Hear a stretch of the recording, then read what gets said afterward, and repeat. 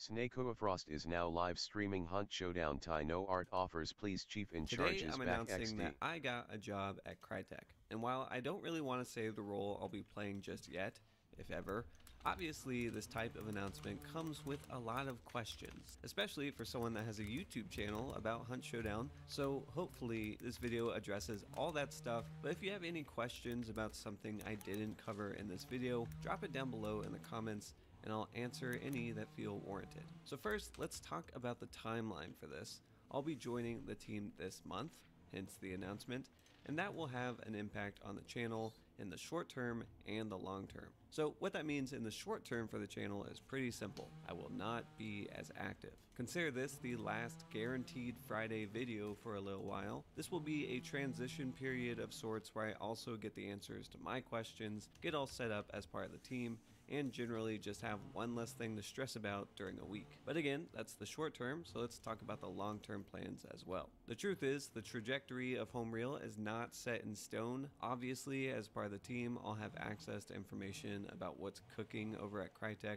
so some of the content that is featured on this channel will have to change. Specifically, I will not be making any speculation videos about future content, and sadly that includes the at-home videos where we talk about possible future weapons and bosses and all that stuff coming to Hunt Showdown. I loved making that series, and I can promise you that every single bad idea I pitched in my answers, I will now be pinging Dennis with daily. Electric ammo, where are we at?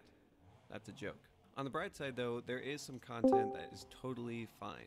I can still make guides, I can still post my impressive and awe-inspiring gameplay, don't lie. I can still talk about the content that is released in public. This channel is still a place for me and my opinions, just videos will be created with respect to Crytek's privacy and future plans. The idea of this channel is evolving, and to me that makes it such an interesting time to subscribe to see what comes out of this new change. See, I'm still doing it. But I also want you to understand my primary focus will be work at Crytek, not trying to be a content creator. If you've been around for a while, you'll know I always viewed this as a hobby, and I'm not dropping the video hobby forever, but my approach to it is being revised, and we'll figure out what that looks like together. Another thing you may be curious about is my partnership status. Will I still be a Crytek partner?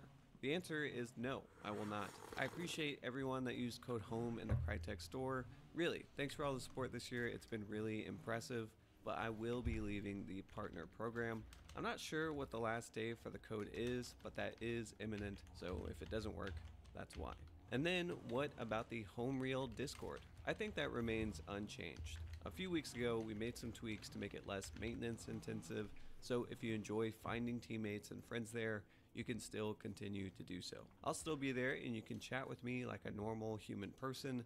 My goal is to make that place pretty chill, and hopefully we can find a good balance. So that's all the announcements as far as the channel is concerned. There will still be Home Reel content in some form, but I really want to take on this new challenge. There's still some questions I have to figure out, and we'll get all that stuff squared away. I want to stress that this isn't goodbye, but it is a change, and personally it's an exciting one. So I'm going to take a hiatus, and then maybe we'll make some videos, and if they feel the same in some regards, great.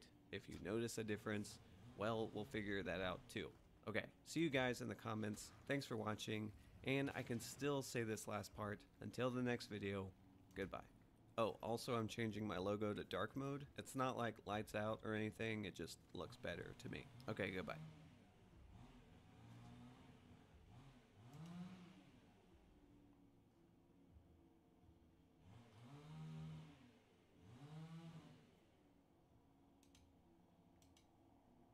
Hi everyone, it's me, Tim, and today I want to do part 2 of game development caution.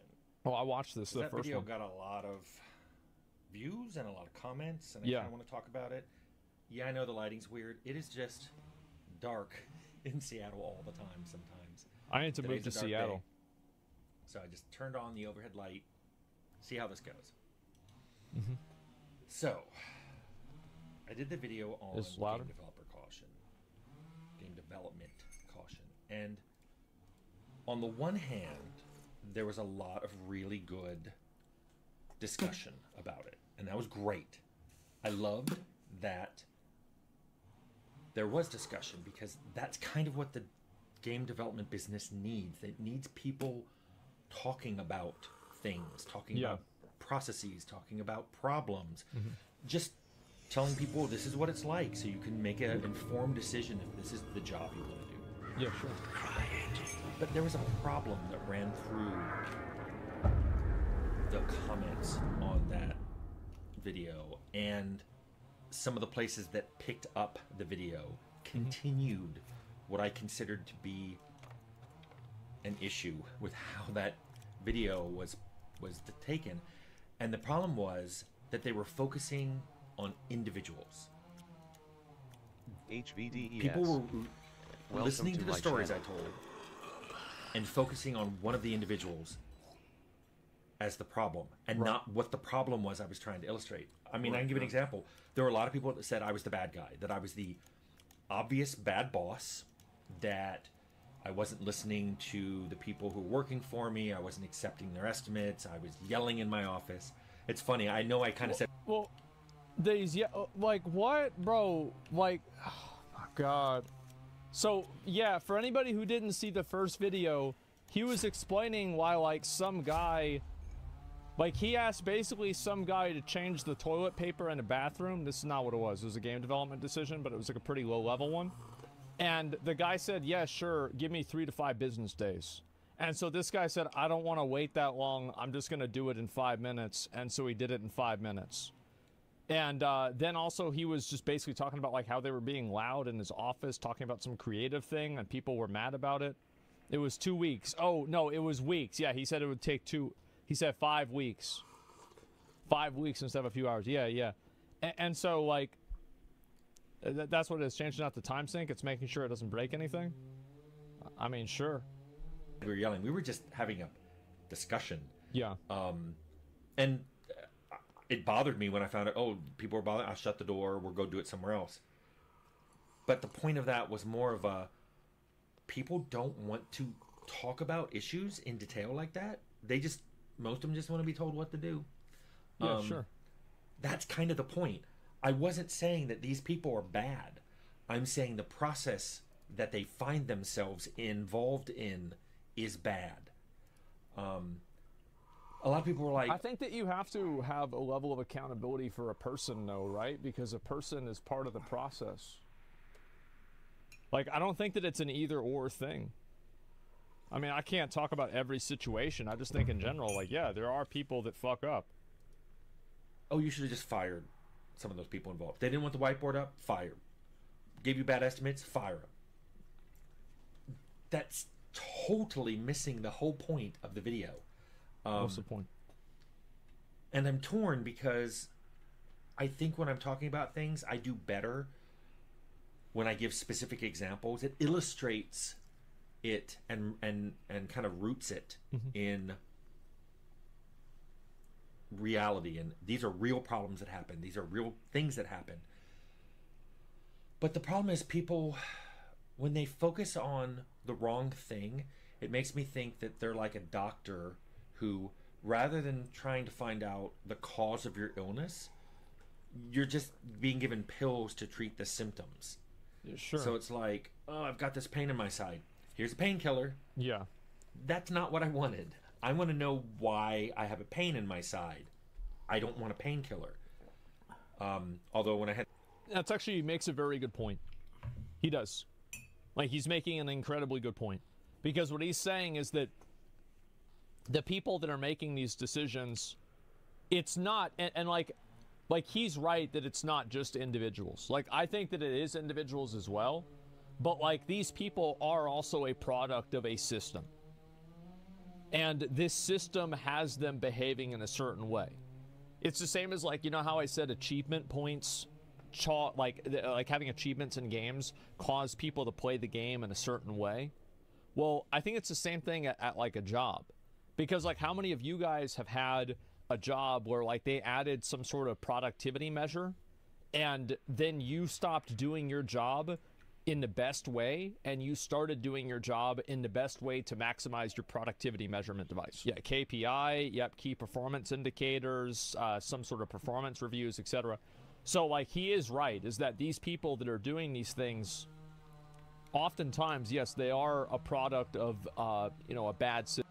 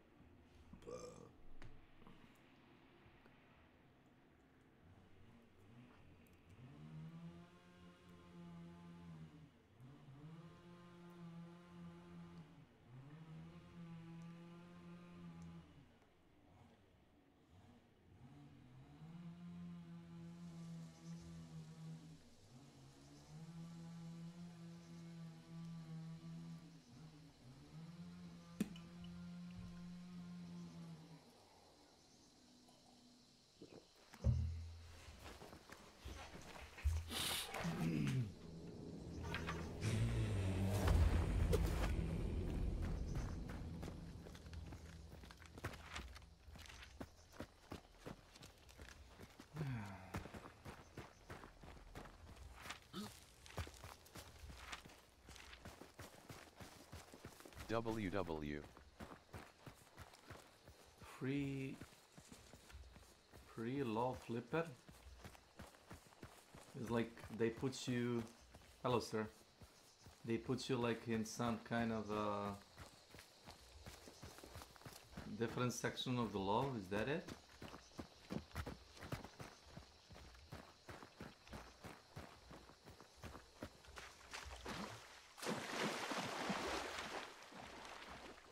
Flipper, like a dolphin flipper, or you know, things for swimming.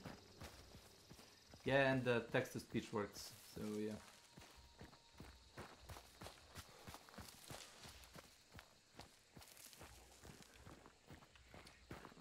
Because Lurking with love. oh, thank you, welcome.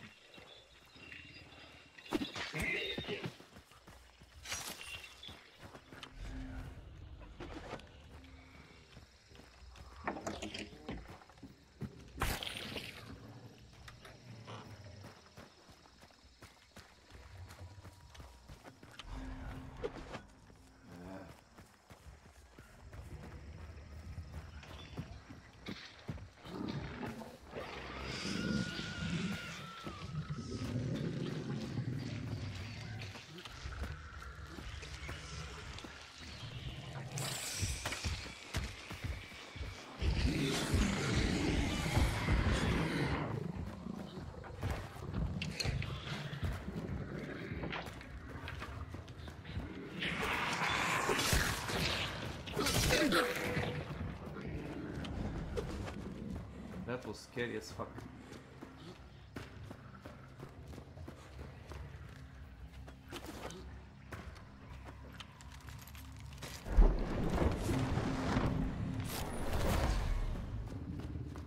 My favorite trait, snake.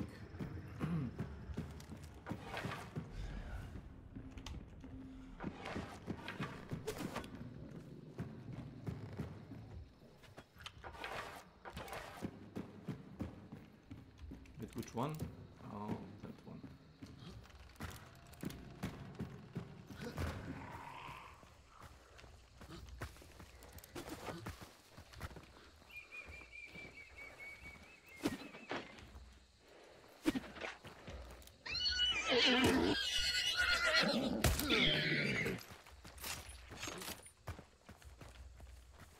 But it didn't make sense.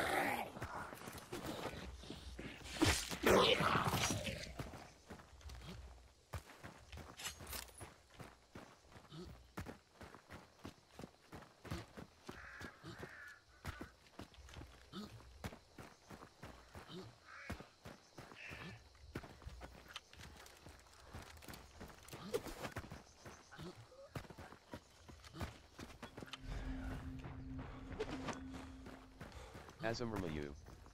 Welcome to my channel.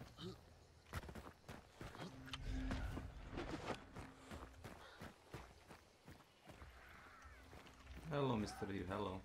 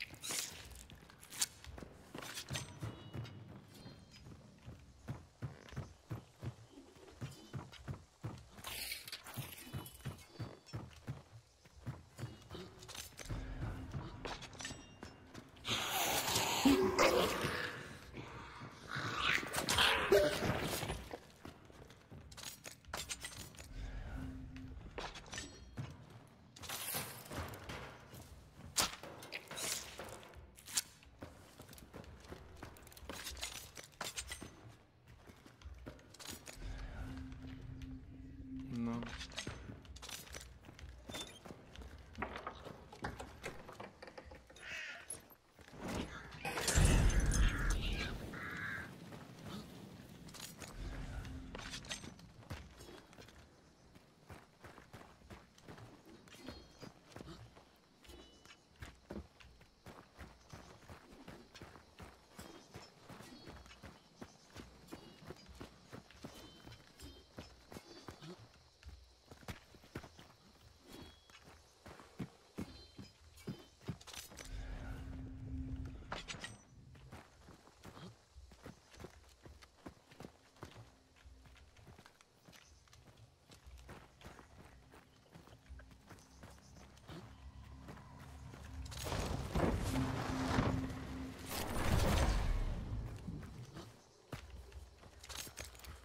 Oh, that's interesting.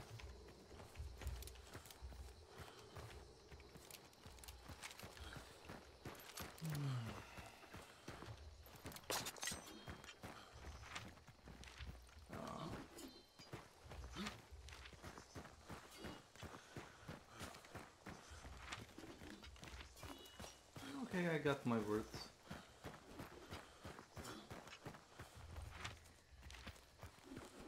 Investigate.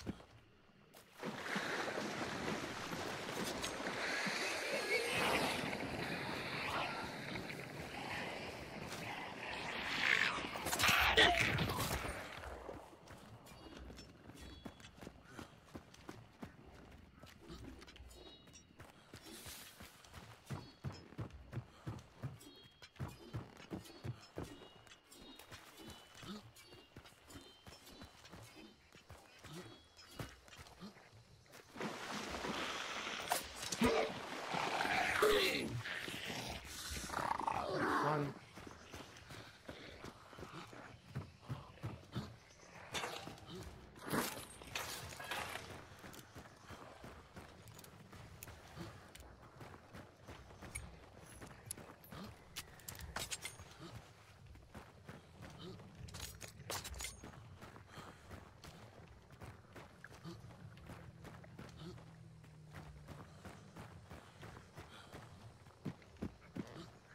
No. My precious.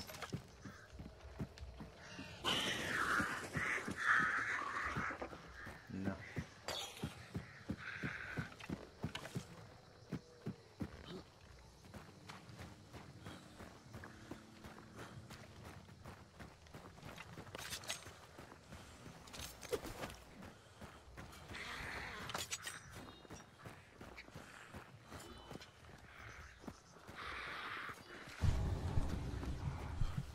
Cares.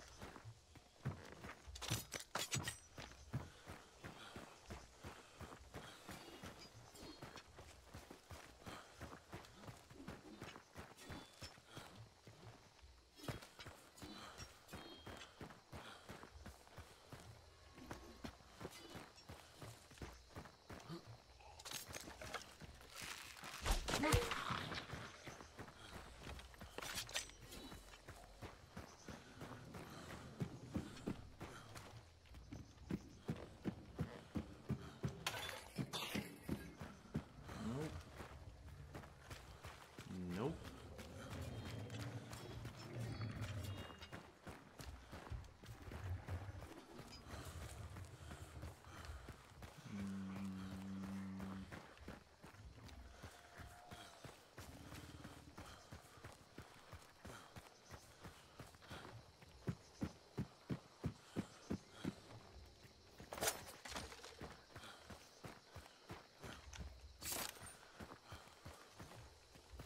No response.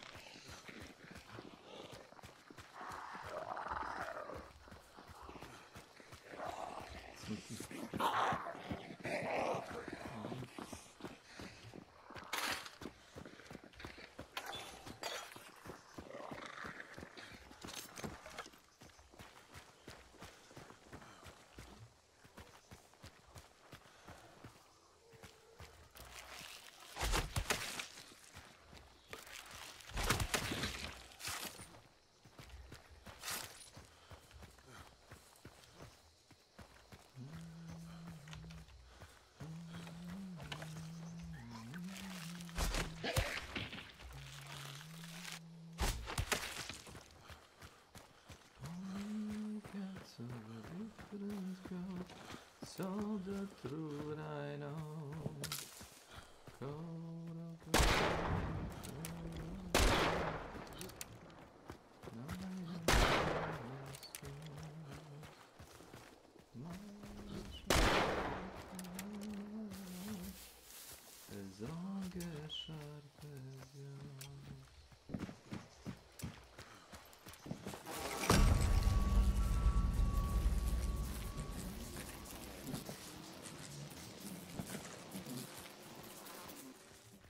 No, can't find it. I can't.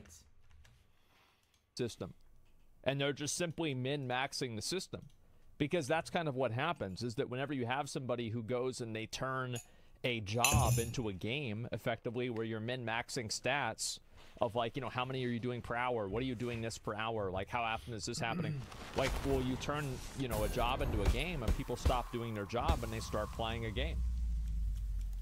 I think it kind of makes sense. The kidney stone, as soon as I found out it was kidney stone, I wanted all the painkillers they could give me. I was like, get science in the room. I need more painkillers. But similarly, saying, well, Tim, you're a horrible boss. No one will ever want to work with you. I agree there's people who don't want to work with me. And probably some people on this channel who wouldn't want to work with me, and I wouldn't want to work with them. A lot of people do. That's missing the point. There was a problem getting people involved in a way that I think is part of their job. That they should be thinking, I'm putting this feature in. Is this gonna connect right? Why do people? Why are we even needed this? Nobody asked me why we needed that AI I suggested. It was needed because designers were blocked on testing combat. The suggestion I added, I thought... Well, I feel like that, in my opinion, is an indicator of somebody who doesn't really give a fuck about their job, though, right? Because, like, if a person doesn't even have enough interest in understanding how they fit into the larger puzzle, like, that's something that's completely internal. Like, they just simply want to do the bare minimum. Yeah. They gave up their job entirely. Yeah. You can't make people care. Or inexperience. Yeah, it could also be inexperience, badly trained, etc. It was reasonable. 45 minutes of code connected in just 2 spots. 2 locations. Yeah. Through events. An event system that already existed. No unit tests. Quitting? No, well, how would this be extended? This code was designed to be thrown out. It served a purpose. Yeah. I could do a whole thing on rapid prototyping, and maybe I will, but rapid prototyping just isn't a thing in the industry anymore. And it was hard to get people to understand. I'm just trying to unblock something here really quickly. You will still be scheduled to do the real AI when it's really going to go in a few more months. We just need the designers and level designers, especially who are making encounters, to be able to get a little better. And this is like kind of what... Because, like, I remember whenever I saw the first video for this and people said, oh, the reason they didn't want to do it is because it would break other stuff in the game. But if it was only done for a testing purpose, then that's not even relevant, right? Because if you're only doing this for the purpose of testing, then it doesn't really matter if it affects other systems in the game because it's just meant as a testing device. But they don't know that because they're not asking questions about it. And I think the reasons why people don't ask questions about it is because it's easier to just say, I can't do it. It's easier to assume that it's complicated and then, you know, oh, I don't know, it's complicated. They don't care, yeah. Feel for how those encounters will go. But anyway. Let's talk about a non-game example. Maybe if I illustrated this with a non-game example, it would make more sense. Okay. Let's say there was an intersection near your house. 2 streets intersected. And there were always accidents there. Cars are always running into each other there. Sounds like they should make a clinic now, there. A reasonable person might go, okay, are there trees or you need a hedges or medical other things clinic blocking at the view intersection. There? Maybe we need stop signs or a stoplight. Yeah. Or maybe we need to replace it with a roundabout. Those are reasonable discussions to the problem. Not roundabouts. Those are socialist. People asking questions about what could be the cause of this, and here are some possible solutions. Instead, how I see people talk about it is, oh my goodness, they should ticket everybody who has an accident there, and if you have more than one accident, you just get your license removed. That'll fix it. Yeah. Or they say, why don't we just reduce the speed on those roads and all the nearby roads to like 10 miles per hour? Yeah. Then there probably won't be accidents because people can stop in time. And even if there are, no one will get hurt. Right. Welcome to my channel. They go, there's accidents there and people are getting hurt a lot. We should build a hospital right on the corner. So then when people get hurt, we can take them right into that hospital. There it is. And it's like... See, I've played enough video games to where I know how some of these people think. Yeah, it's Played a lot of video games. Those it's just the logic. People think they're being reasonable and intelligent, and I'm gonna fix this problem of accidents at this intersection, but they're looking at the wrong thing. They're either punishing the people for having the accidents or making it so that the accidents still happen, but the side effects aren't as bad, either in damage, or the accidents happen just as badly, but you've got something there to fix the people. It breaks my programmer brain that people think those are suggestions, reasonable suggestions to, there's an intersection with a lot of accidents.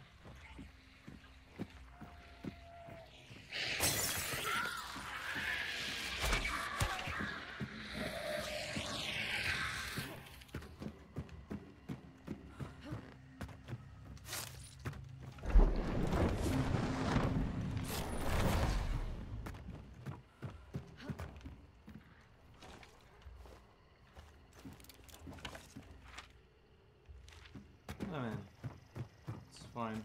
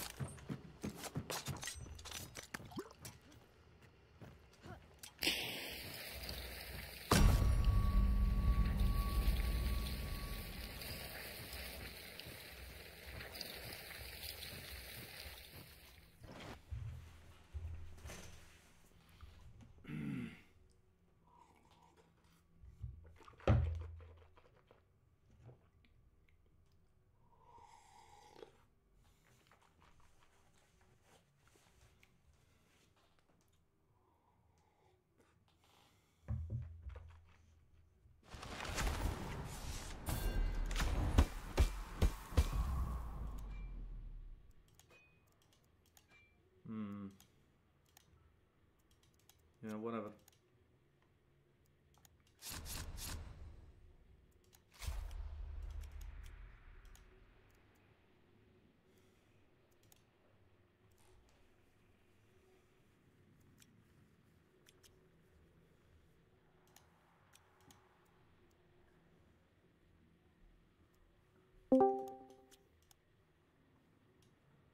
Kako ste, što radite? Alo? Rekao, kako ste, što radite? Nešto me žuli zjebano. Sproba da se manje nerviraš. Ne, Nije nervoza problema. pa, ja vidim da sam nešto posebno nervozniji manje ili više u zadnjih 10 godina. Mhm. Ja za što bi nervozan. Ja odlično prolazim kako sam se služio. Što se tebe lično tiče, ne deluješ kao da si fizički u kurcu, da ne kažem, u lošem stanju. Pa, I jedini razlog koji bi tebi mogao da stvara nervozu je ako imaš i malo empatije, ako je neki tvoji bližnji imaju nekih, da kažem, zdravstvenih problema, jel? problema, bilo koje vrste. I ako rekao kako imaš empatije, onda se saosjećaš s njima, naravno da to utiče prvo psihički na tebe, a ako si to dugo jako potišten, možda utiče fizički na tebe. Naprimjer, želudac. Pa, ne, znaš čemu se radi? Ja za razliku od drugih ljudi, ja sam relativno pobožan čovjek, reći ću za sebe. I ne mogu ja da utičem, na primjer, na neke stvari. Moliš se svevišnjem za intervenciju. Nema što drugo, pa kako ja sad, ako ti imaš... Ja nisam doktor, ja ljude rekao sam 100 puta majci ocu, ja nisam doktor, ne mogu da liječim, možemo otići kod doktora, da se molimo Bogu ili da plačemo. Ja više opcija nema. Tako je. Nema, nisam studirao medicinu, ne znam. A dobro i da jesi, razumiješ, postoji nešto gdje svaki doktor limitira, razumiješ, možda je, ali ti, vidi, doktor, ti imaš pomoć se daj Bože ako slomiš nogu, imaš upalu krajnika, ne znam, operiše ti meniskus na nogu, izvadi ti zub, zašije ti ranu, ne znam, Presadi ti bubreg. dati neke injekcije, nebitno, Okine ti levo jaje, tako. Ako je zagnojilo i prijeti, tako je da umreš, može dosta. Ali postoji neđe kao što se zove zamor materijala, kao kola ti donosiš kod majstora, popravljaš ili kompjuter. I kaže ti majstor, znaš šta druže, Pa nema ovo je 20-30 godina, ja više ne znam šta da kapim. Peti u kec, napravi mi ovo. Može li ovo da radi?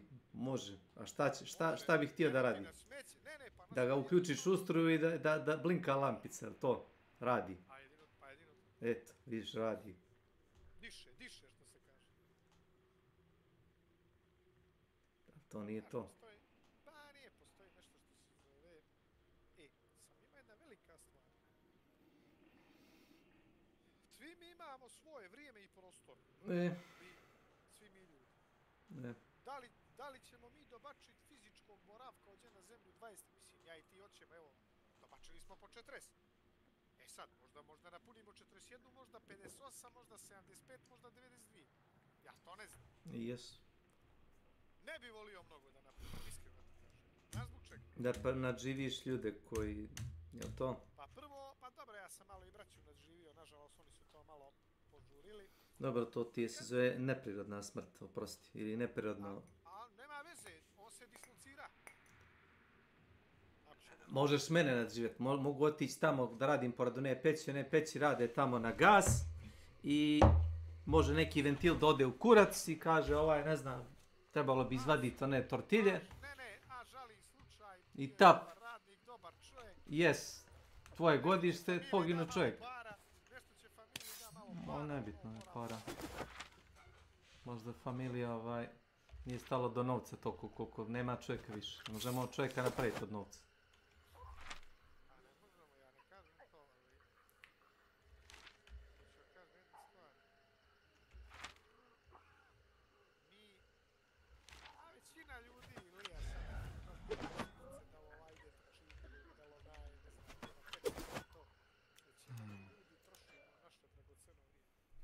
Koji ljudi?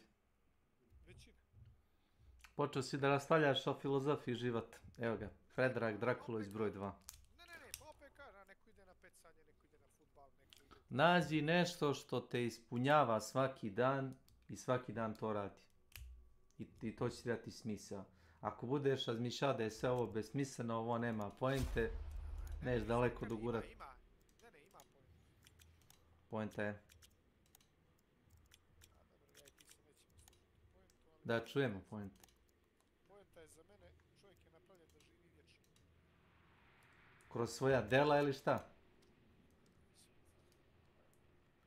Realno da živi vječno. Realno da živi vječno. Ne imaginarno, ne u sjećanju. Jer i to blijedi, razumiješ? Jedna, druga, peta generacija, deseta, nebitno. Spomene se poneko, ali ne, nisi u to smislu. Čovjek je od Boga napravljen da živi vječno.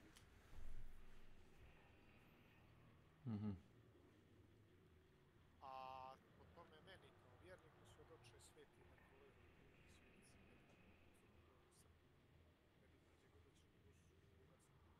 Ameriku.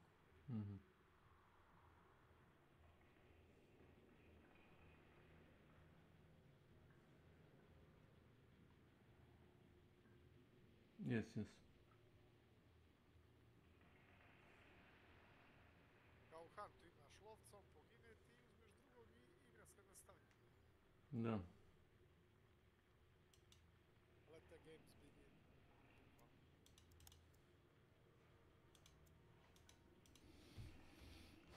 Gledao sam sa Nenadom film, samo pitanje koliko je njega to interesovalo, koliko je bio fokusiran. On radi 5 stvari jednom, a ni jednu skoncentrisano, tako da ne mogu da kažem.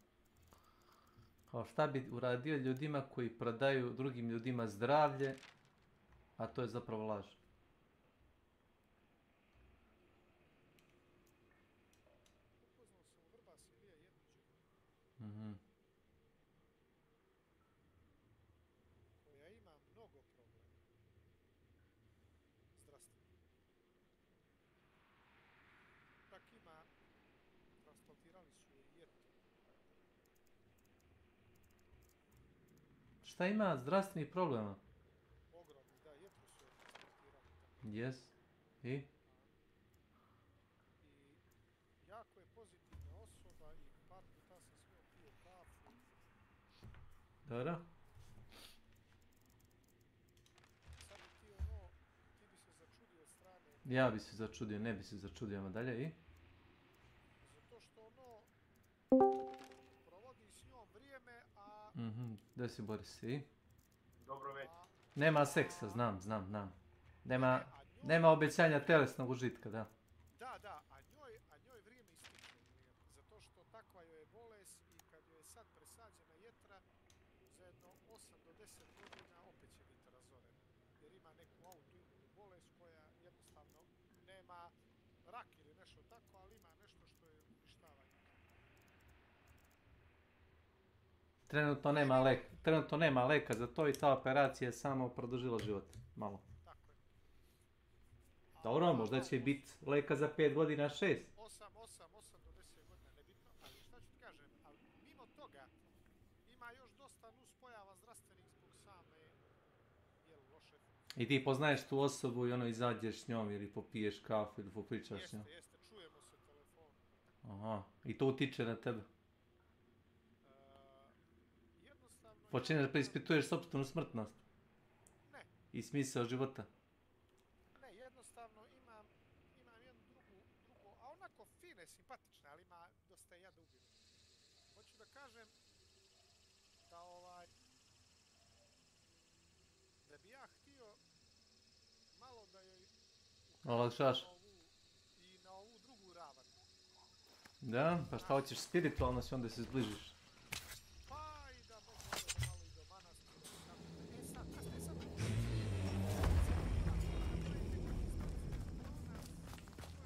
te moje, da kažemo, uviđajnosti, empatije i tako dalje, da je ne povrijedim, da ne misli da možda može nešto u budućnosti imati. Vjerojatno sam ja njoj onako simpatičan i kroz priču i to, ja samo Ti se plašiš da, znam. Pa taj moment došli. Ne plašiš se ti toga, ti se...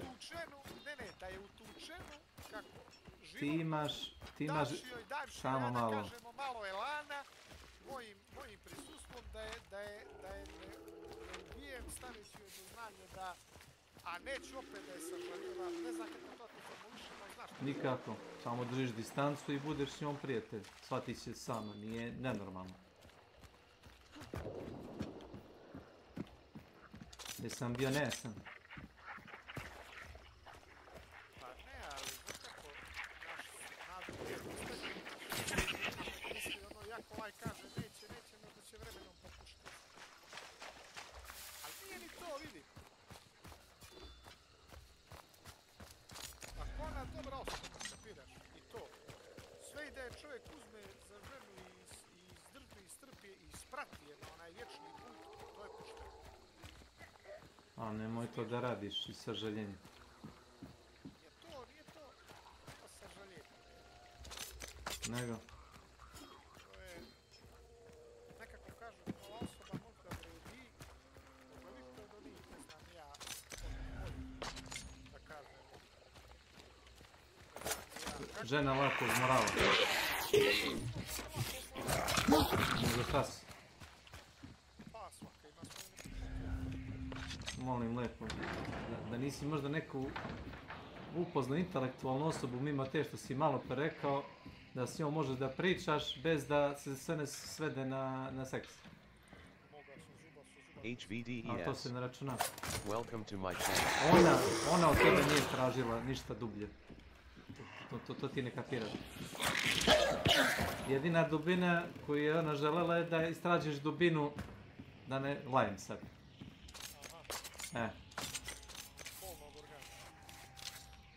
To je ta dubina koju ona htjela. Ali to je njen problem. Što žene vide muškarce kao pastuve i ako ti želiš da pokažeš nešto više, da možeš da vrediš i bolje, nažalost. Nažalost.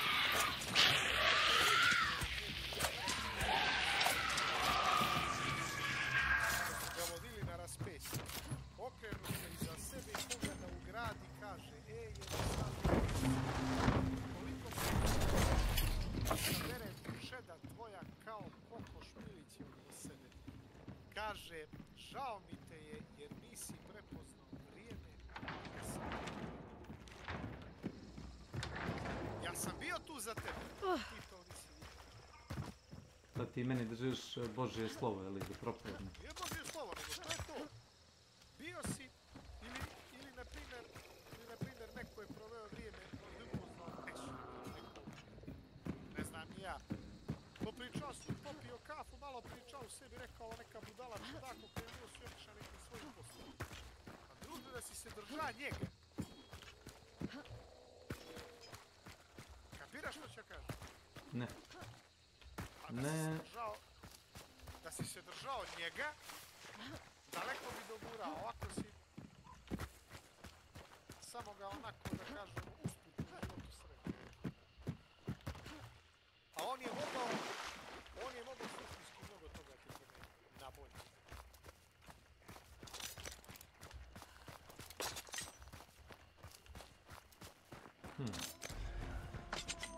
If you say so.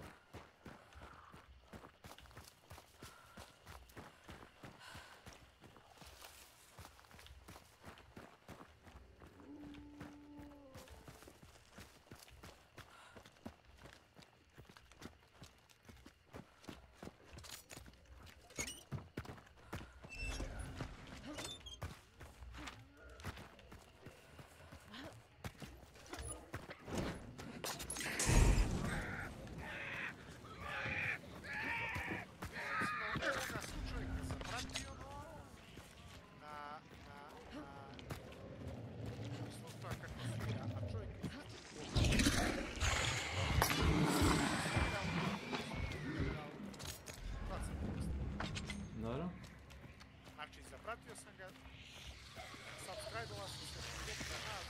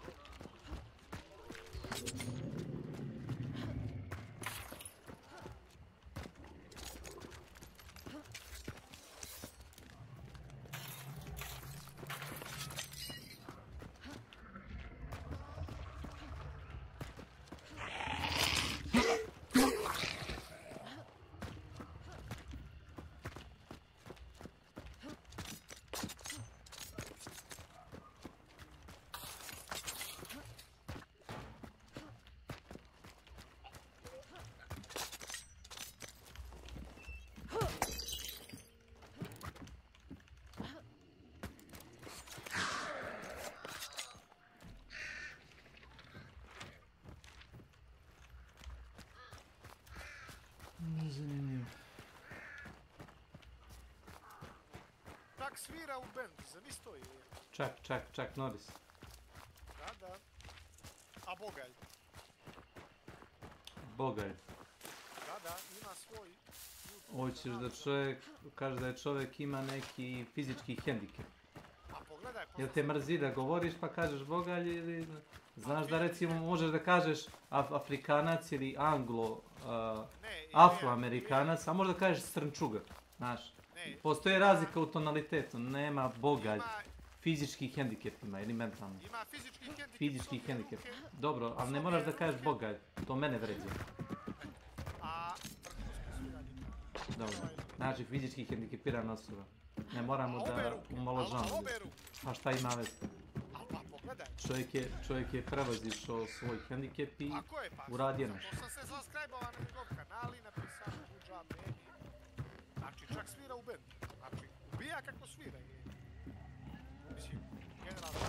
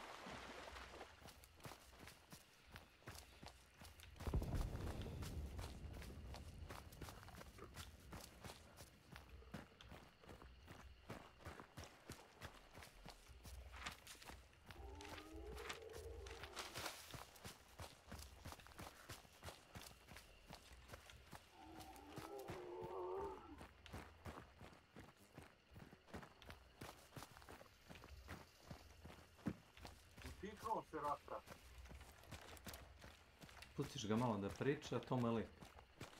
Pustiš ga malo da priča, on se ispuca i onda se ugasi.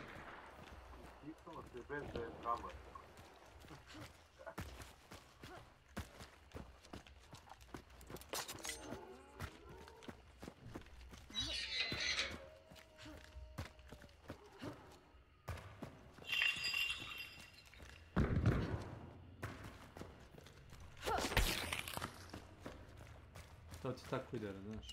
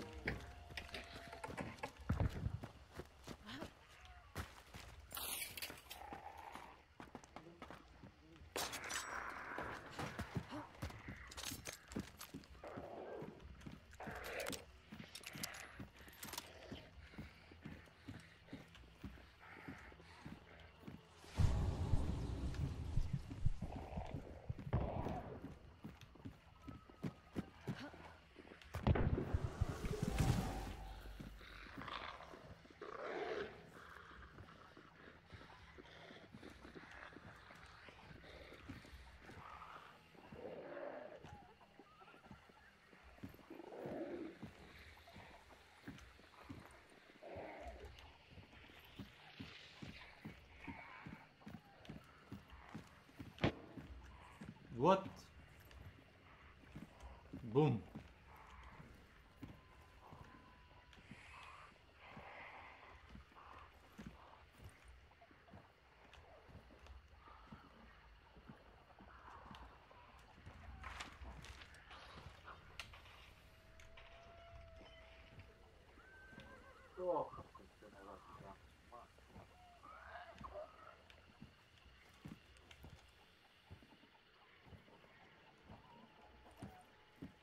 Maistettuna posjeta.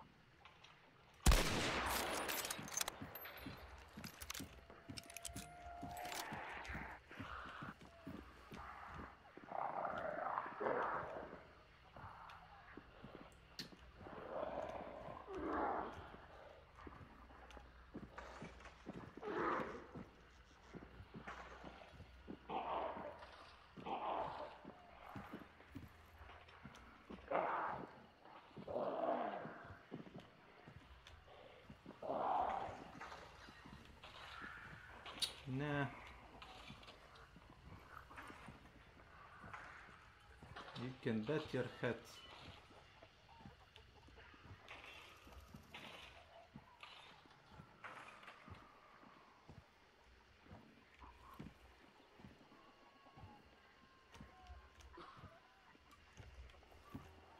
No incentive to go out.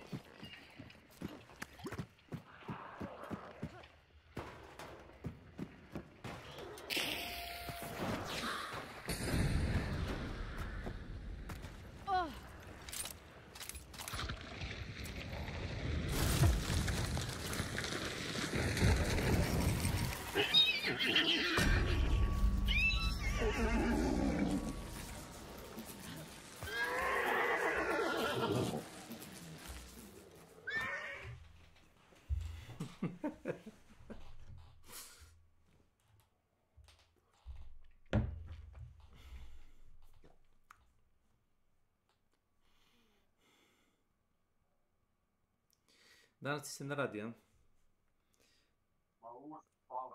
Ima li dana kad si ono baš oran za posao, kako to?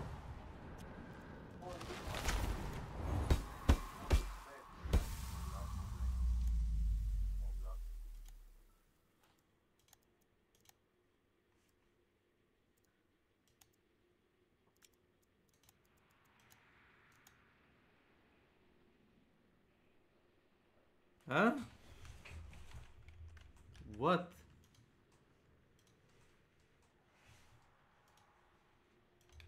Kako more?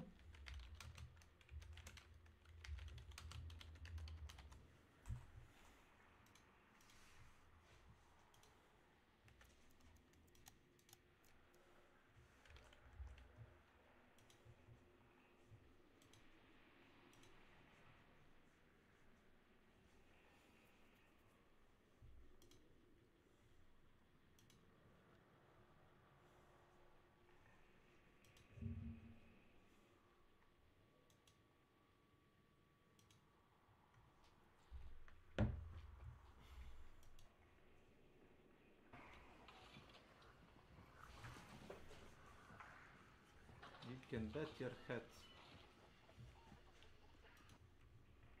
Da?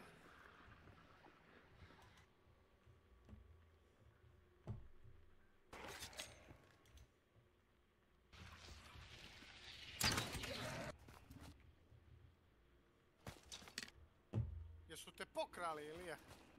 Ne, nisu mene pokrali. Nego mi nije jasno kako Mission Summary kaže da nije bilo nikog u meču osim mene, a lepo piše da je čovjek uzeo onaj...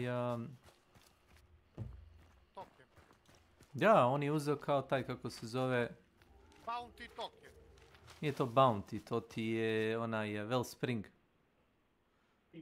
Nema to veze s Bounty. Joj, čovjek. Wellspring. To nam je dobro proleće, jel tako? Da.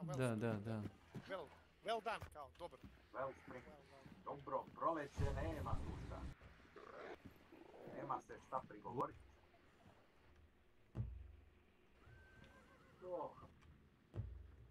Nego Milane, Da. hap s tim.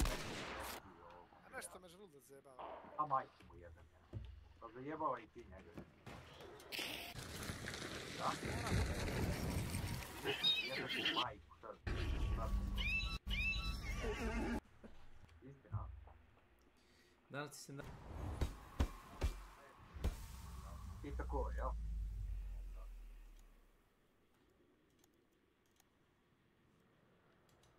O, brate, kako mi se spava,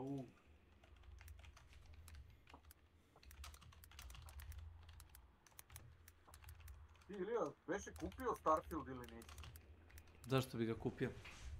Ne znam, pitam. A ne, Pija si kupio, tako? Kako? Lies of P, da. Pijeve laži. Da, kako to ima veze sa Starfieldom? Starfield je kao Skyrim ili Fallout. Pa nešto od ta dva mi se otkrila motovo. To nije ni blizu, ali dobro, nema veze. Sure.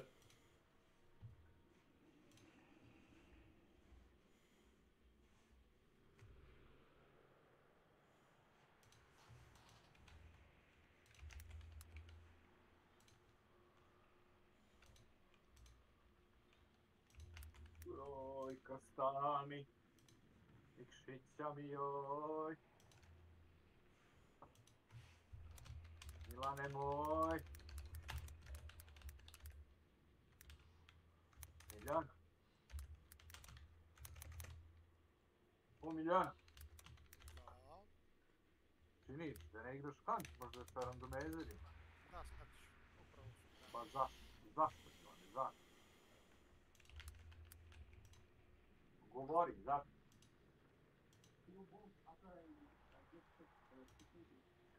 Head doctor. Welcome to my channel.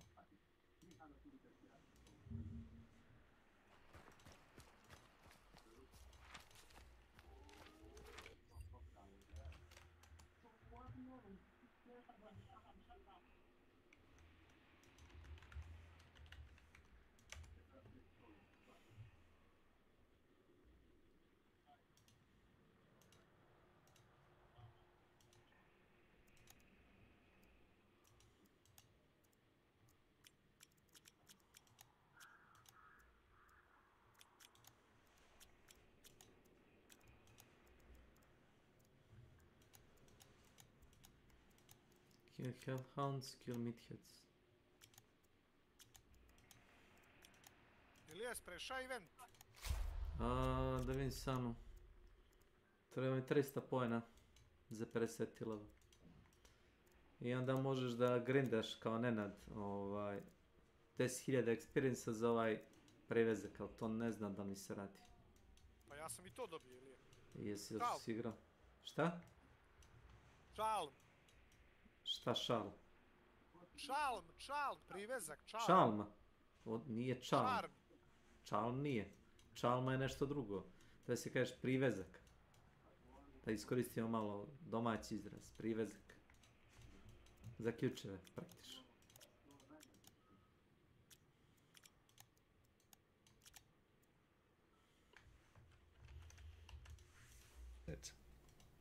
To je Nenad. And that's how I feel like Well, I think there's also a lot of people, like, have you ever had somebody who...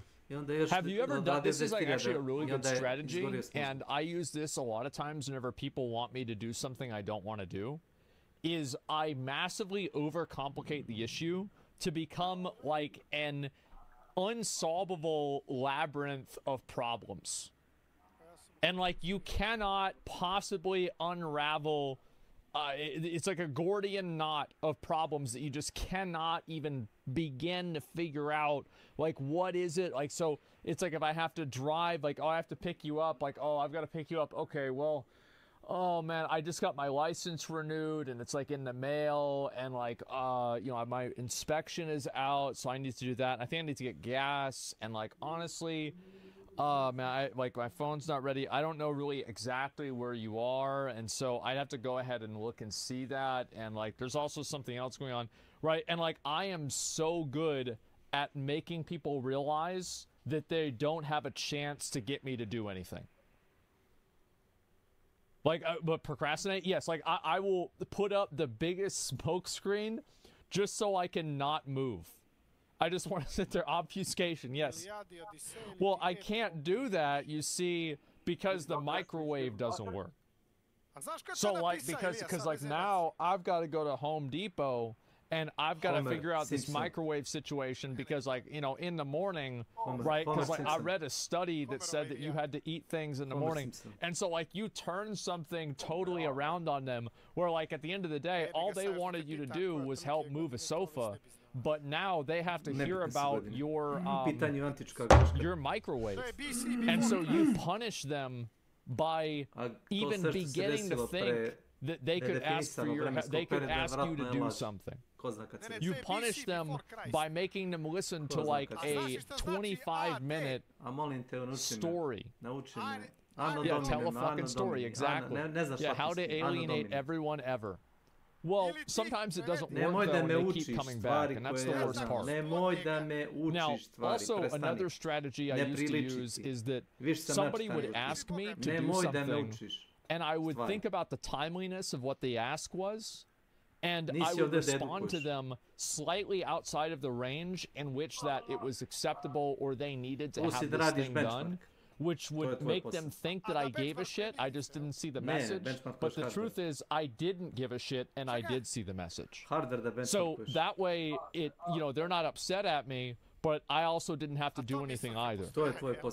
I would especially do this in Warcraft, for example. Like, whenever I would raid, sometimes I wouldn't want to do the beginning bosses, because I already... Šta? To je tvoj život, posao, zvanje, da benchmarkuješ hardware. I da govoriš kako si ti, nema niđe na svijetu ovako kako ja. Ne mogu Borisa opet da skinem kako treba. Nema na svijet. Na svijet nema take grafitske kawaii saj. Kako je reka Gardi? On sigurno u klimu bači u kućište i onda se kurči tu 25 stepeni. Jes. Cijev od klime si baci. A ima tako na fajni da može kuda da kaci na njega. A to jest Gardi, to jest, to su pravi. Najjače na svijet. Kako je reka Gardi, jebote neki moj prijatelj uzeo neku Asus napajanje s nekom pločicom. Jebote bruka dobro, posle 10 dana ja vičem Gardi, on to viče, ova jest. Evo da ne bude da te nisam poslušao na to radi. Moram da me slušaš. Sada bi Sivanovića još Svistera protera. Ili zbegu, šta? Ima zabranu u uložiti.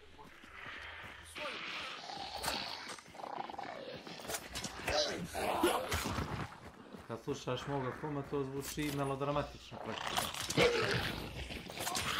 Stvar je tragikomično.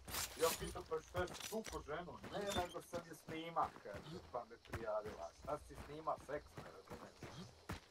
Da, to sam i ja čuo tu izjavu, snimališ. Nisi siguran šta se snima.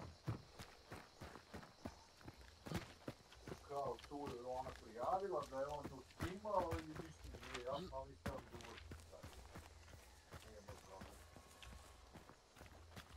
Sam se ga pitao ako si je izlemo pa te prijavila ili kad nisi. Gardi? Aj si ti ikad zaždio žensku?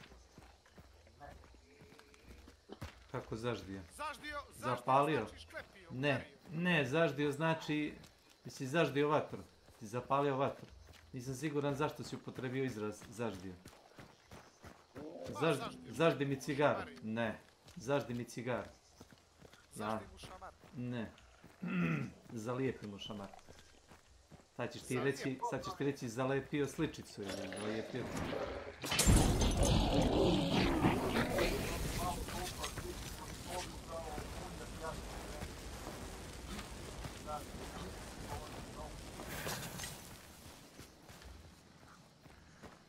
Radi kog mi zagore penea. Ne, ali dobro, ali iznervira žena. Čekaj, jel ti treba da dokazuješ svoju fizičku dominaciju kao muškarca time što ćeš istući jednu ženu? Pozovni njenog brata ili oca i pobij se s njim.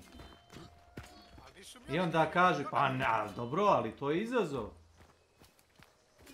Što je izazov? Budi muško.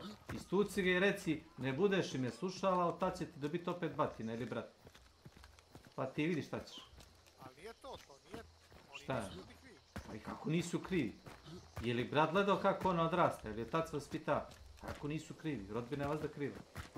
Uvijek krivi rodbina. Što bi ja sad tražim? Treba bi mene da izlučeš zato što sam vas pitao onoga malog onako. Sad jasno. Kada onaj mali počne napravi glupost, treba mene da izlučeš. Jer sam ga ja puštio da se tako ponaša. To su donekle upravo. Šta nisam u pravu? Reka sam donekle. Žene su produkt svoje sredine. I ti ako misliš da treba pokazuješ svoju mušku snagu ili dominaciju, ti uzmi pa istucije brata ili cimera ili kuma, nekog muškog bližnjeg do kojeg je stalo. Istuci ga, izlomi ga kao vola. To ti je to.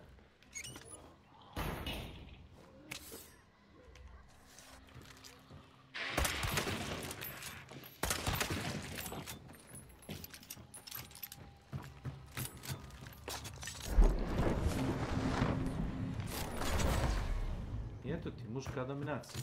Budi mudar.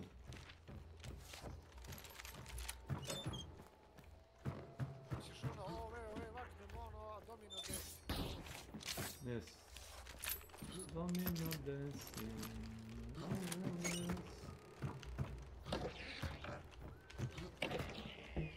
Biće da me lutuje, jebo. Ne stim, druže, ne stim.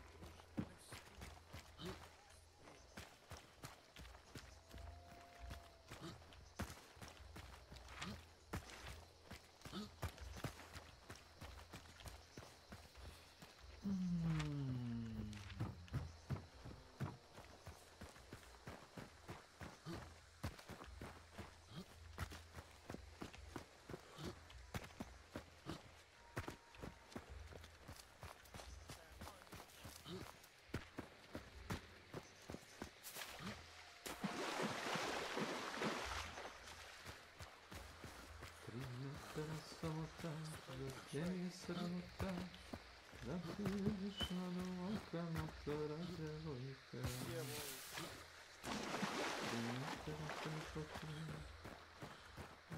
Ja mislim da su... mislim da su svi završili taj event, pošto vidim da su serveri 90% prazni. Ili jedna ekipa od 3 čovjeka igra sa mnom kao solo igračem, ili niko ne igra. Znači, svi su završili event. Završili event.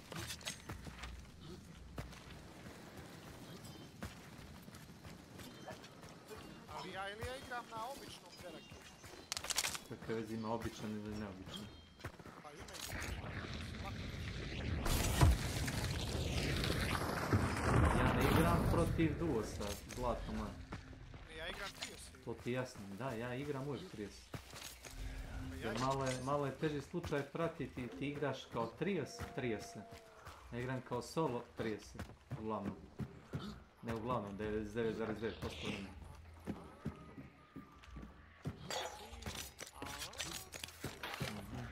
Yes.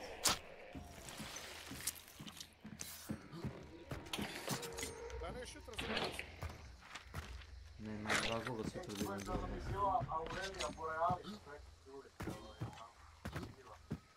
Gdje? Lokalizovana u tvojoj kuhinji, ili? Jesi gledao Simpsone? Kada ovaj viče Aurora Borealis, kaže gdje? U kuhinji. Kaže Aurora Borealis u vašoj kuhinji, lokalizovana, da.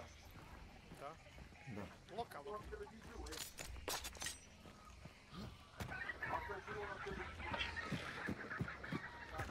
Koliko da? Koliko ima, koliko da. Koliko da.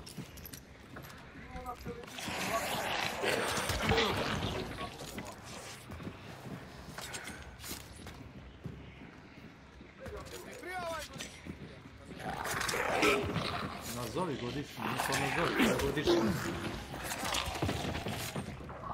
Ja kad sam počeo da radim dana slobodnog nisi imao.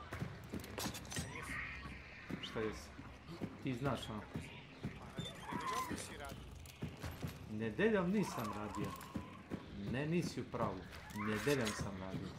Ne, jedan dan nedeljno nisi radio. Koji je to dan? Pa, koji te zapadne. Nekad srijeda, nekad četvrtak, nekad utorak,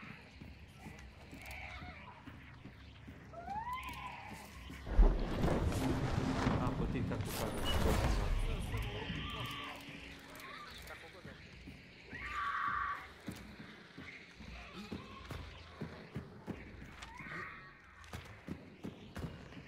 Što su sad poslodavci, subota je kao četvrtak, totalno radan dan, znaš. A, 70%. To je normalno. Nenormalno.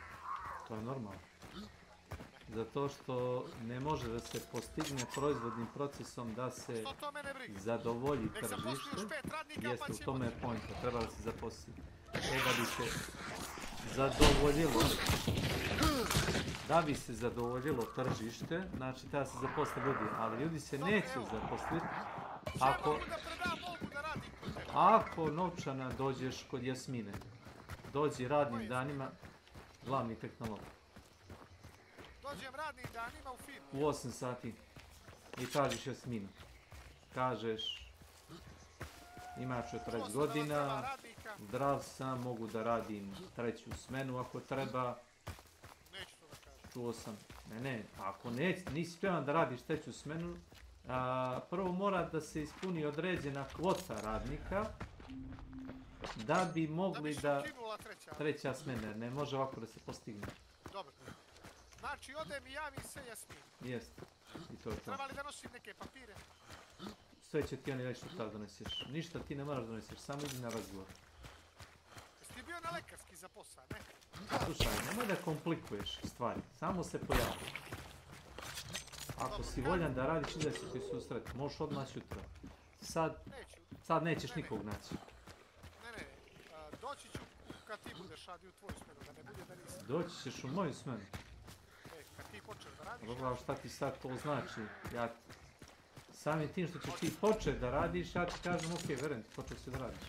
Moraš ti meni da to dokazuješ. A čekaj, hoću li ja tebe vidjeti tako dođem tamo? Ne. A ti želiš da me vidiš samo, da to želiš da dođeš, ne za to što želiš da posliš.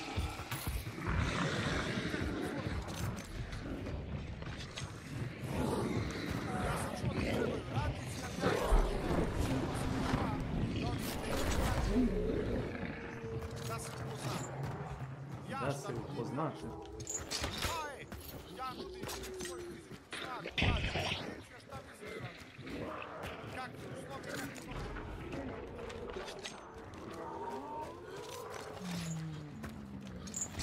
I ovaj ću papiro 144, a da ne verujem da im to sad tako znači.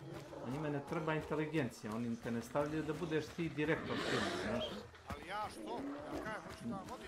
Da bi recimo, ako znaš da upravljaš, mada ne verujem da im treba radno mjesto viškarista, ali... Viljuška je, pa je to znam. Ne verujem. U suštini, i da budu tražili to od tebe, kao što sam ti rekao u firmi od Jimmy Keva radi. Mada dobro je što nisi tamo se zaposlio iz drugih razloga.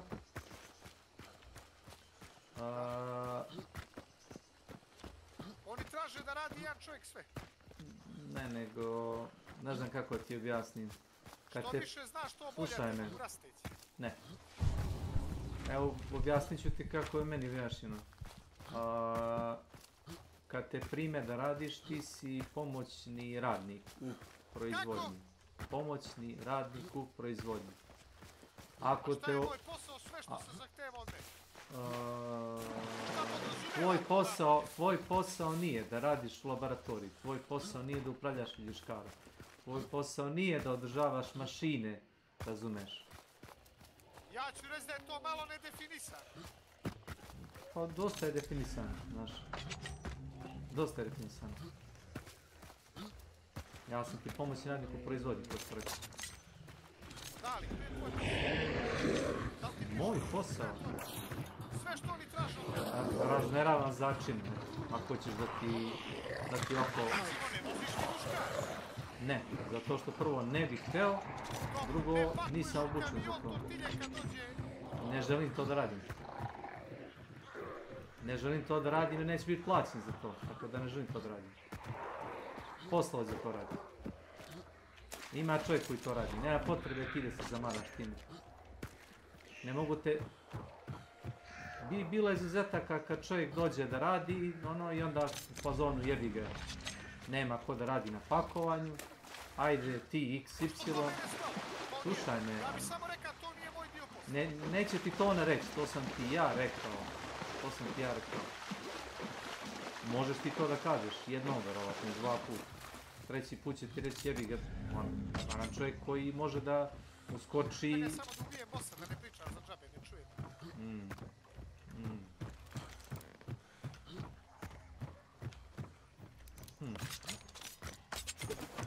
Krasiva, naša si na život moj.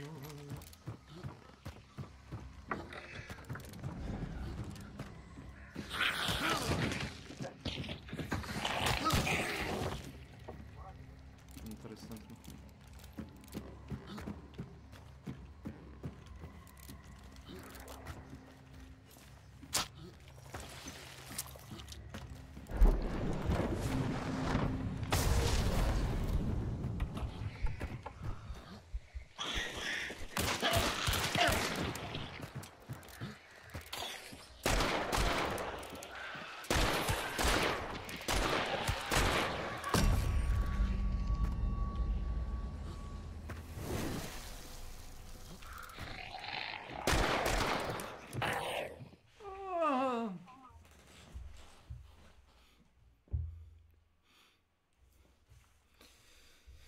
Krasiva, dobrodošla si u život moj, krasiva. Evo pucat ću 3 puta u vazduh.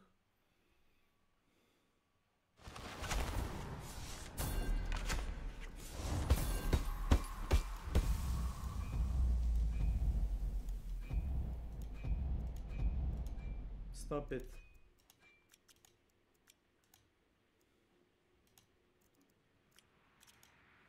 Znači, samo tražim tu ženu, jel? Jasminu, da? Jel ona iz Lovćenca, odakle? Znaš? Mislim da je iz Novog Sada. Iz Lovćenca? Ne bi rekao iz Lovćenca. Pa dobro, ako znam.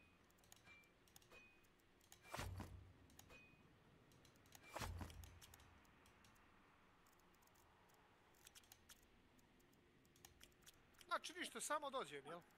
Jes. Ne moram imenovat posebno nikog, samo kažem, čuo sam da vam trebaju radnici, jel? Da.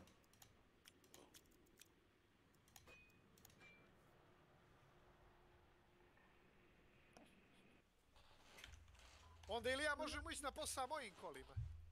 Ne možemo, zato što prvo moraš da počneš da radiš. A ja znam da ti neće početi da radiš. Ja Koliko bi je bio plate, Ilija? 60-70 hiljada. Nek ti pitaj za taču.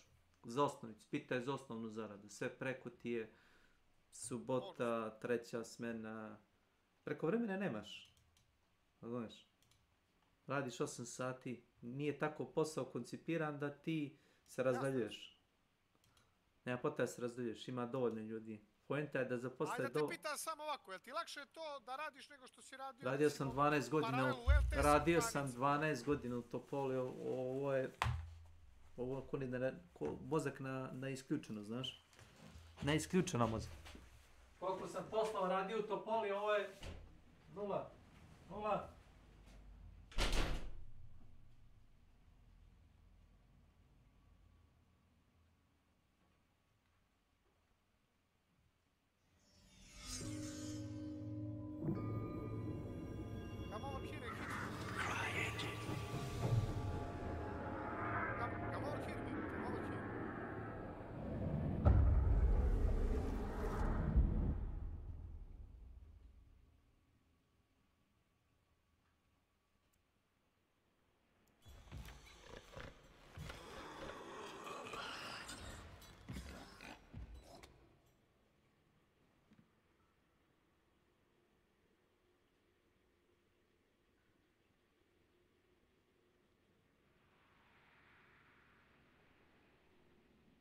Kako me pogodi u glavu, sveli mu jebem da mu jebem majku krvavo. Did you see something? Is it clear, man? Did you say something?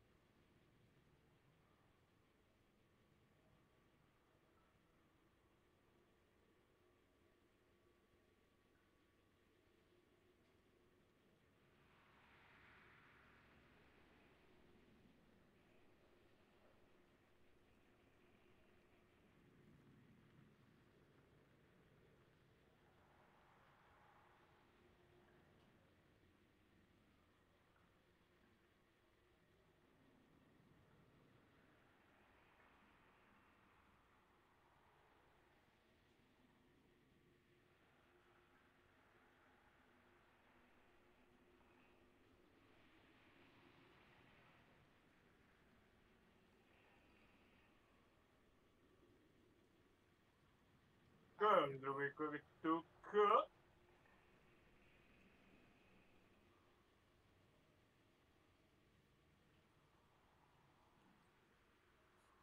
Znači, što se tiče tebe, mogu i šutra, ili je? Ma komu to i preko.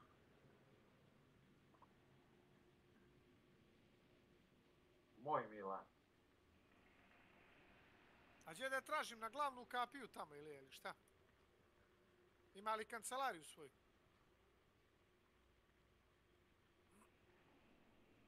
Nije on tu. Ilone, Da? imaš li koga klime da možeš da proda na administrativnu zabranu preko firme? Teško.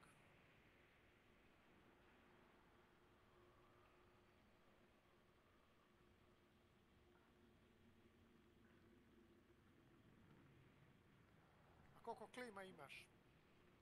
Pa ne treba meni, treba zašto duže, dve.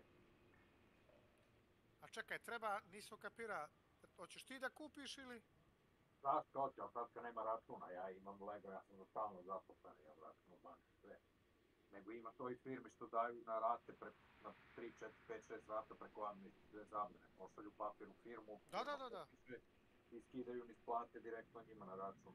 Pa može u Vrbas, ja mislim, u IT. Možeš to ujutro sutra mi provjeriti. Pa nema šta, nađi Vrbas IT, zovni, pitaj ti. Kako Vrbas i ti, kako piše to sve? Ajde, sad ću ti ja dat broj. Samo da ja nađem. VRBAS IT. IT. I ti vanzemaljac. 021. Jebem te u dupe. Brzi ga da mi napiše. A? Brzi ga da mi napiše, aj 021. 706 146. Znači 706 146. Isto Vrbas. Da, IT Vrbas. Baš ITI, tako, slovima sve. I. Da, IT Vrbas. Kao ono, IT samo zajedno. I on, i ti. IT Vrbas, pitaj. Oni imaju Kuli. Kako? Imaju u Kuli. I u Srbobranu. Ne znam da ima u Vrbas. Da, Mišala pita 87 kule. Dobro, odlično, super.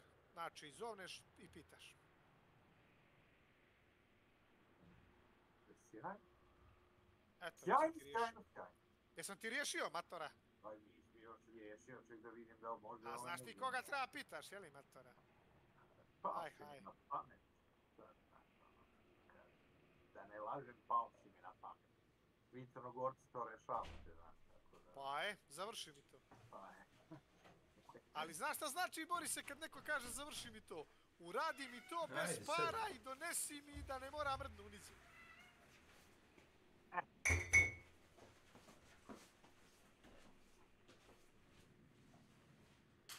Pa Napred. Voli. S nama ti je Srbes poslovač.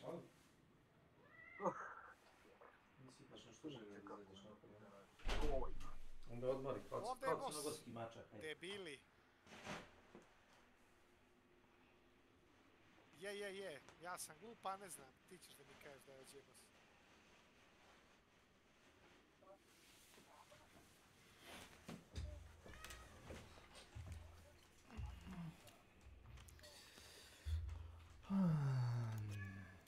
Htio sam nešto da probam. Htio sam da probam da odem desni klik na Hand Showdown, da odem Enable in-game overlay, Disable. Vidim kako igra radi u full screenu.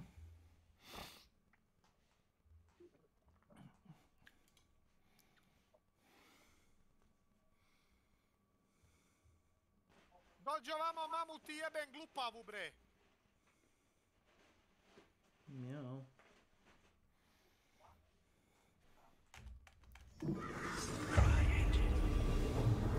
Man, come over here, idiot. Evo ljudi dolaze.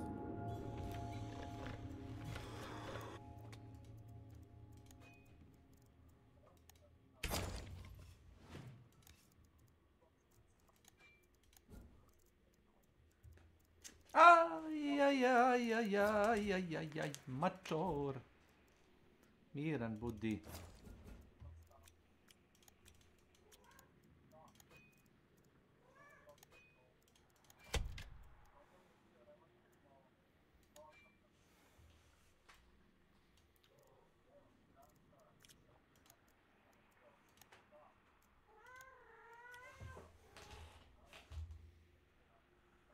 Streamfer. Niči mi ovo krete. Welcome to my channel.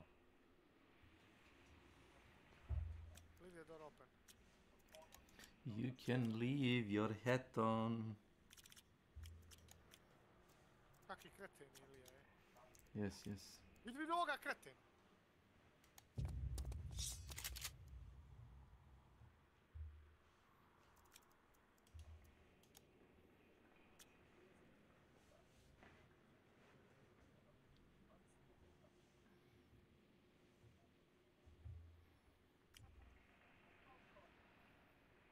Uf, kako je glup ovaj moj saigrač, kako su glupi ljudi, ja ne mogu da vjerujem.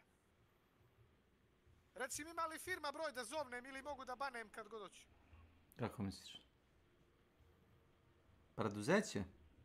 Da. Možda dođeš kad hoćeš.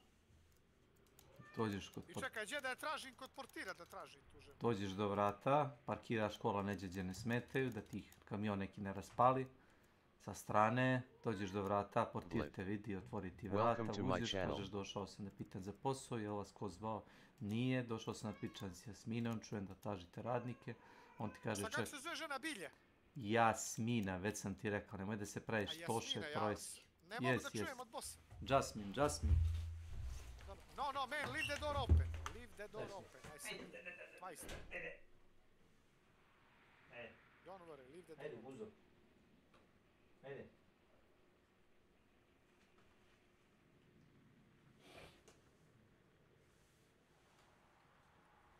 Znači, svakim radnim danom posle...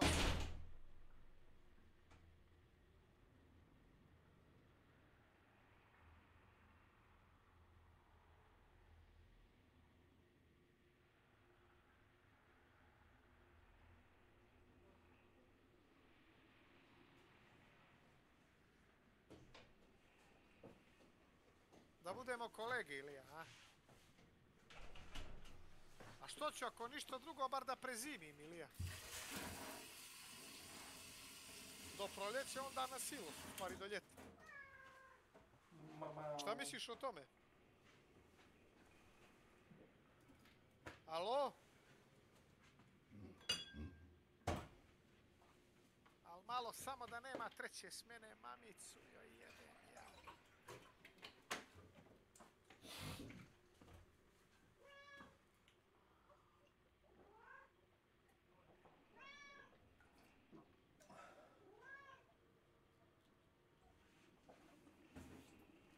Padaju mrtvaci, Ilija. Dosada se, znaš? Lete glave, Ilija. Da.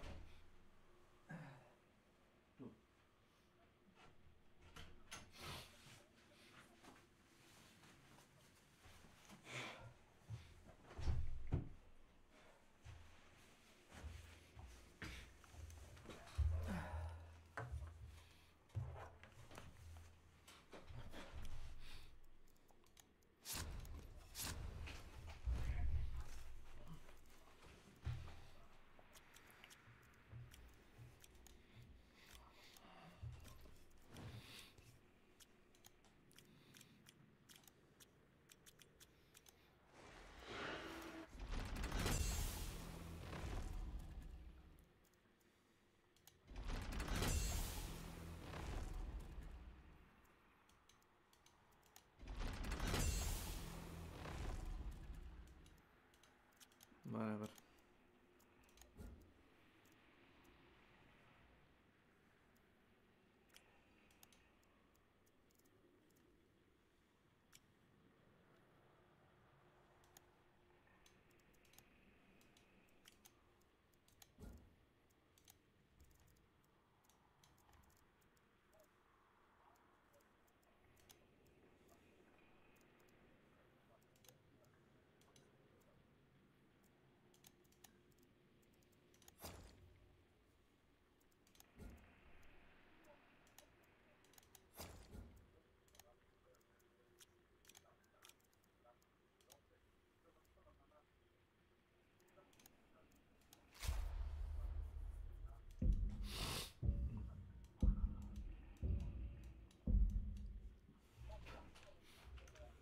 Had all the loot from them.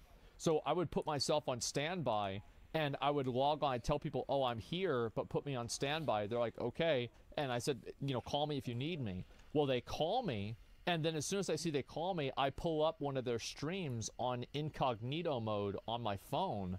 Or sorry, on my computer. Actually, at the time, I didn't have the phone incognito or anything.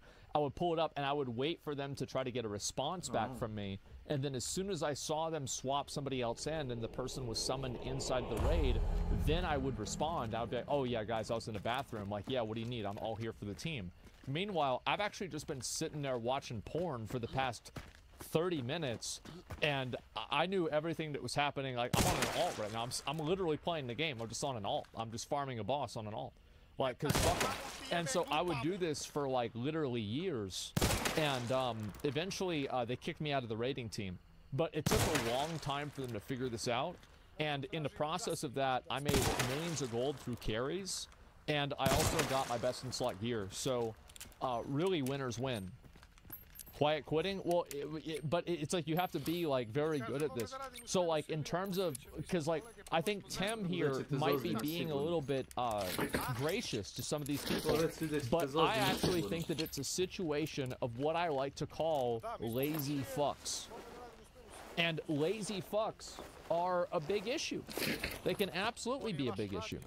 And there are a lot of people with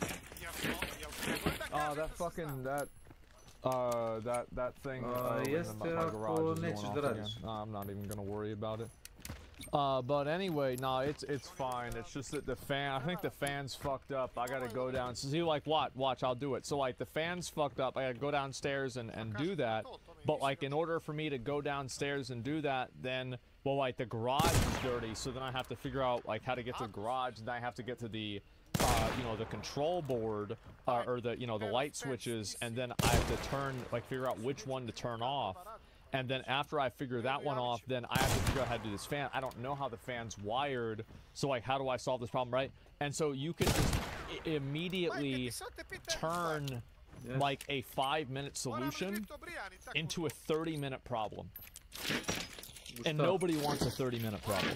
Yeah, nobody wants that. So you are the problem. Lazy, yes, but you make it out to where, like, there's just a situation where it can't happen. It's so silly. It's not silly. Not like, I'm telling you, like, this is how, like, nobody can ever get me to do anything because I can always figure out something else like that. I'll always figure something else out. Oh, I can't do it. That's it. Do you get your shit together? Well, no, not really. Why not just say no? Oh, that's what I do now. I don't do this as much nowadays. Honestly, usually now, like, I kind of got back into the habit because sometimes people would, like, just keep asking. And, like, at, like, a job, you have to kind of, like, play games with them because you say no, they might, like, fire you or something, right? But, like, people like that, I just usually tell them no now. Yeah, doing the exact same thing, we forgot what you're talking about. Yeah, exactly. Like, you forgot even I was watching a video, right? Problem solved. People don't really like whenever you just straight up say no. Yeah, that's what I do from now on. You have no idea how many people can relate to what you're saying because it's just typical ADHD behavior. I don't think this has anything to do with ADHD. I don't think there's a disorder for this. I think I'm just lazy and selfish. Like, yeah, there's not like a grand design. There's not a fucking, you know, psychologically studied thing. I'm just lazy and selfish. That's it. That's the bottom line. Before responding to my stories, they're not thinking about what's causing it. They're looking at the symptoms and going, I can get rid of those symptoms. Exactly. Like, what about the asphalt on the road? And what about the sign? To put it in another non-game development analogy, let me tell you how I think of this channel, this whole channel, every topic, every time I start and talk, this is what I'm thinking. I feel like I'm walking around a dark warehouse, and I've got a flashlight, and I'm pointing at things in the warehouse, and I'm going, oh, look there, that's a, see those boxes? I want people to see them. I want to be aware of what it is that they're seeing. And then, if it's an issue, maybe they can have some ideas of how to fix it. Now, good suggestions would be, hey, I didn't get a good perspective on those boxes. Can you stand in a different place and illuminate? Perfectly reasonable answer. Or, hey, I have some ideas of where you should go in the warehouse. Some places that need the light shown. So we can talk about that. Perfectly reasonable suggestions. Instead, I get comments like, well, I get that, oh, you're stupid. I get that. In worded in many different ways. I don't think this is something, I don't think that that's his fault. Or buy a bigger flashlight, loser. Which I don't get why anybody would say that. Or we'll just turn off the flashlight.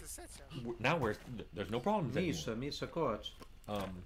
People have basically suggested things of rather than fixing the problem, they're making the problem not visible anymore. Yeah, it's like there was one time I threw up on the floor and I put a magazine over it.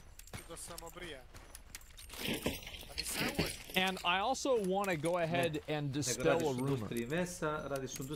There are people who say if you ignore your problems, they won't go away. That's completely not true. Okay? That is totally not true. If you ignore your problems, a lot of them will 100% go away. Like this is one of my best leadership bits of advice, especially for Warcraft guilds, is whenever two members have a problem with each other in the guild, I tell them I'm going to deal with it, and then I don't do anything. And 9 times out of 10, I never hear about this problem ever again.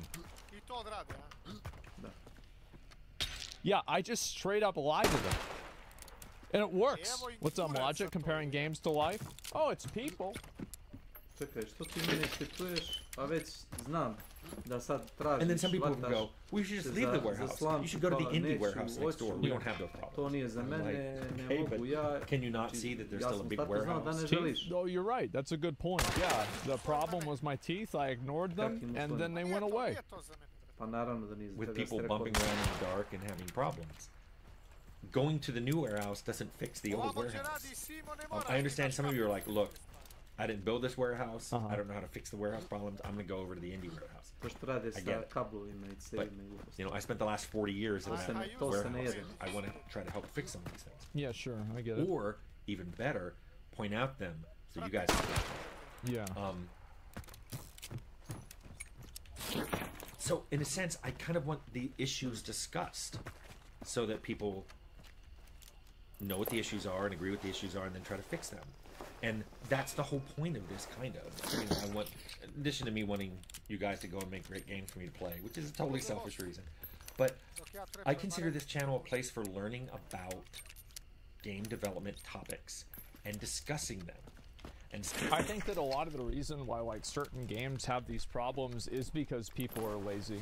And the reason why I think that is because there are things that developers say are impossible, and then the company loses money and they become possible.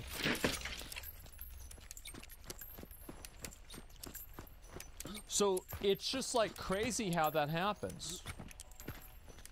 It's like magic. Like how does this, how is it possible that the thing that you said you couldn't do, now you're doing it? What changed? Well, it's because they were lying. That's why. It's up to you. It's possible. It's whether it's financially worth it or not. Well, it's not about whether it's financially worth it in a lot of cases. I just think that for a lot of them, they just don't want to deal with it.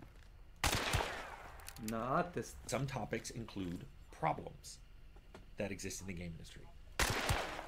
What I'm hoping is that people will focus more on treating the causes of those problems, and a lot less on just ameliorating the symptoms of those problems. Right. And as I said in another video about, hey, we've all got to agree that there is a problem, and what's the cause of the problem, and then the solution to the problem. That's kind of what I'm saying here. I see a lot of discussion about game development caution. I don't see a lot of suggestions on how to get rid of it. I see a lot of people saying, I don't think it's a problem. I think one of the reasons why is because so many games have this like hyper-conservative mindset with making changes and interacting with players. And almost every single game that doesn't have this hyper-conservative mindset, I think is better because of it. Some examples I can use are towards the end of Shadowlands, whenever Blizzard would just do interviews with anyone, including myself. Another example is Chris Wilson with Path of Exile. And I think I can probably come up with a third one. Like Ashes of Creation, the game's not really out yet, not really an amazing example. But even like with New World, the developers are very outspoken and they're always willing to talk about and explain what their perspective on things is. So Yoshi P, yeah, there you go. So I think that one of the big problems that these game development companies have is that they almost act like they're a government and that the players are the citizens, whereas the developers should be the ones that are on the player's side. But oftentimes with a lot of these games, and I think this is especially true with live service games because they're monetized off of getting you to play the game longer, it kind of creates an adversarial relationship that the developers have with the players. And what that causes things to happen, one of the things that causes to happen is that the players don't trust the developers, and on top of the players not trusting the developers are always trying to work in a direction that's not in tandem with the player. They're not trying to get to the same place. The developer has a goal that is secondary to the player.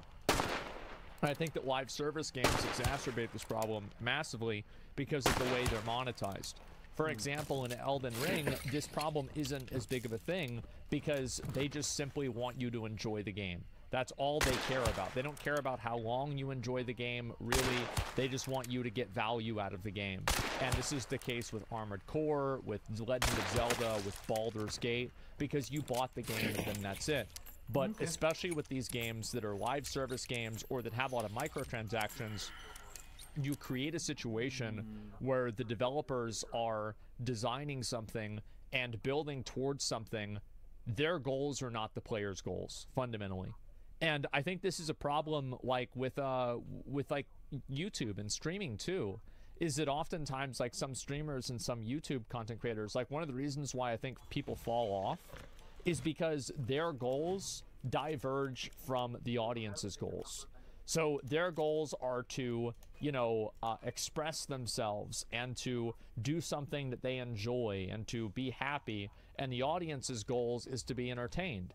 And whenever these two things are misaligned, then that's a huge problem. And that's why you see people like, back in the day, Ice Poseidon and other streamers, especially IRL streamers, that would constantly up the ante for things. And eventually it just burns them out because that level of intensity is, it's stressful, it's dangerous in a lot of cases. And the audience wants to see that.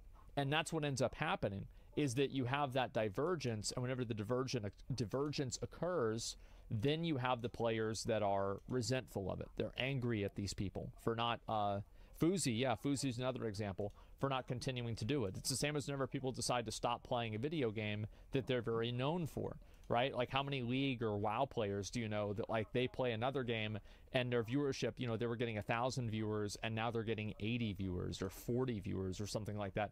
And they lose all of those people. And the reason why that happens is because it is a divergence of what the audience wants and what the streamer wants.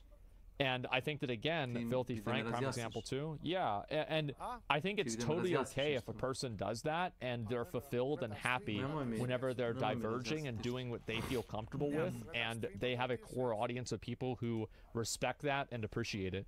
But the problem is that whenever you make that divergence, you can't expect everybody that's on the other side there to actually want to stick with you because they're watching you for something different.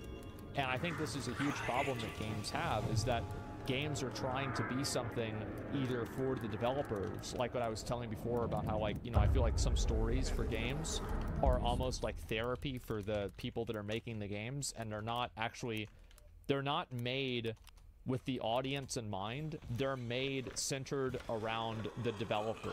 They're self-referential around the developer's experiences and the developer's life story. And I think that that's okay in some cases. Like, you can use Lord of the Rings, for example. Samwise Gamgee is kind of like a character that Tolkien put in because of, like, his experiences in World War I and, like, a person who served under him.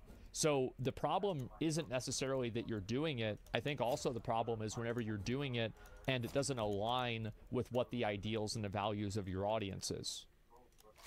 So I understand that, yeah, this is a very long... It's a long-winded tangent, but I think it's very true, is that, yeah, the developers and the players have different goals. That's what it comes down to. Oh. They're being this way because of fear of their job or fear of speaking out. Okay. Yeah. If that's the root cause of this, how do we fix that? And I don't think we fix that by firing people. Because once you start going down that road, you end up... Well, then you have a chilling...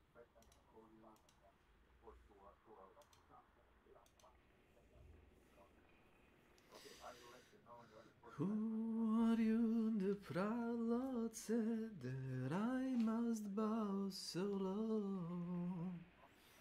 Only a cat, different coat, that's all I truly know. A coat of gold, a coat of red, lion still as claws. Mine are sharp and long, my lord. As long as sharp as yours.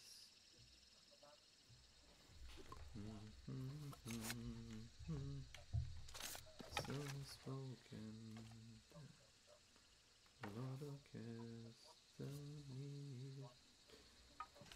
another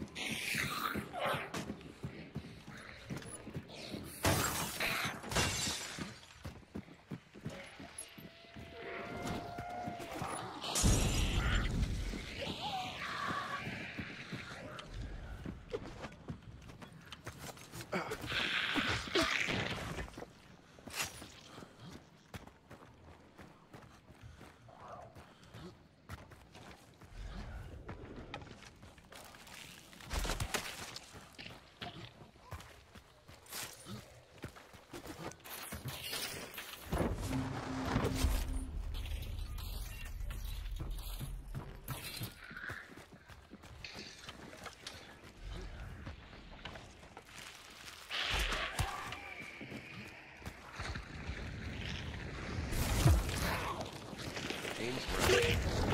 Welcome to my channel.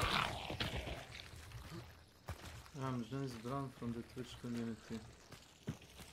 Wow. And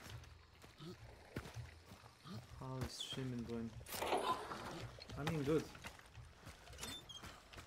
Like for 5 years, good, I think.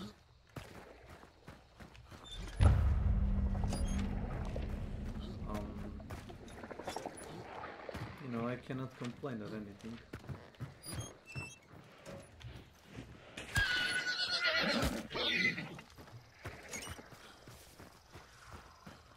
So which community part are you, if I may ask, sir?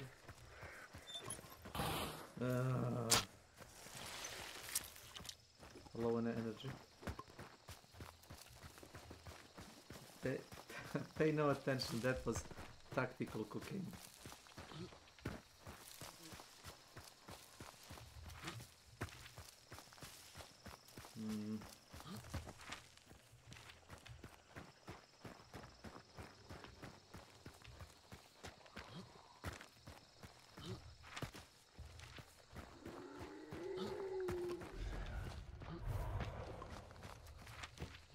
Well.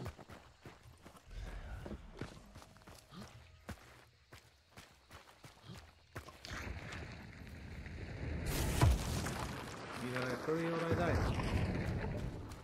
I mean, it's not the intention was not to make money of this. The intention was to make something, you know, I can do while I stream, like, you know, talk with friends or random people, or, you know, make like a fun clip out of the gameplay, or be like salty, make a salty clip and send it to developers, or caught some like obvious hacker, yeah, on stream, and you know, stuff like that. Nothing big.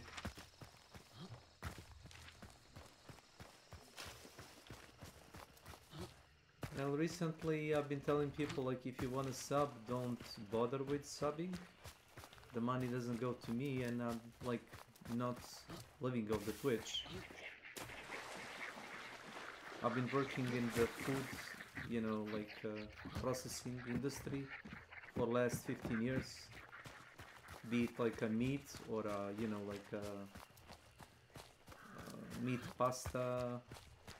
Recently I've been working in the baking industry, you know, baking tortillas.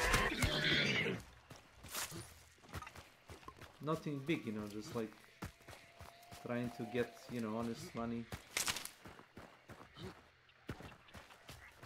I'm not intending to go professional. I don't care about the banners or the layouts or the avatars. If you're a digital artist, I have, you know, bad, you know, news for you. I'm not a target audience. Never will be. Boom.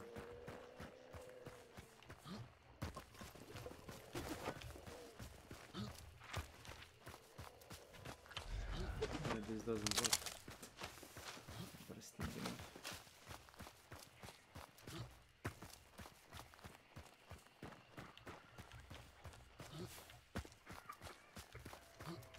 If they wanted to be dicks, they could have come the exit, but you know, glad they didn't.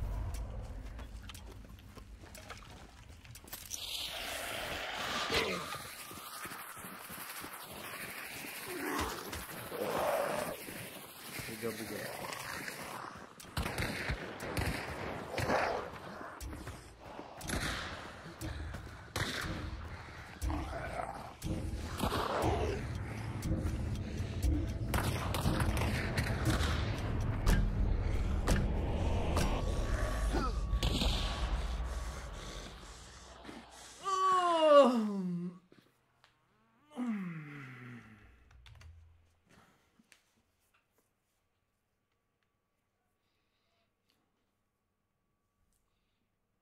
That was very consistent load.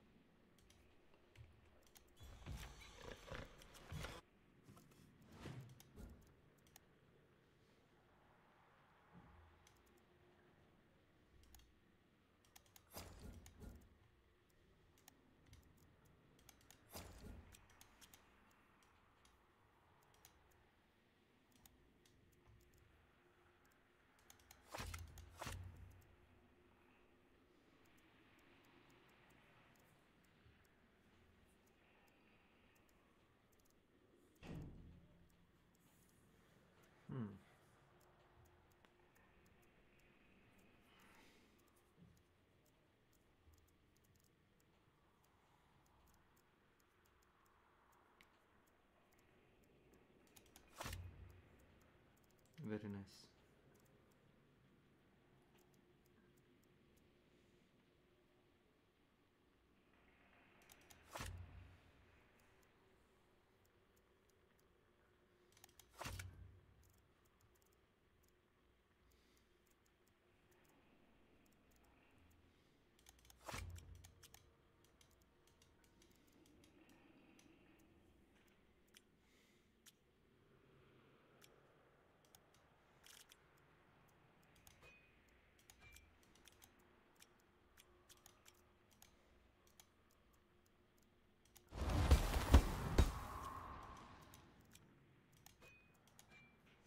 It's funny.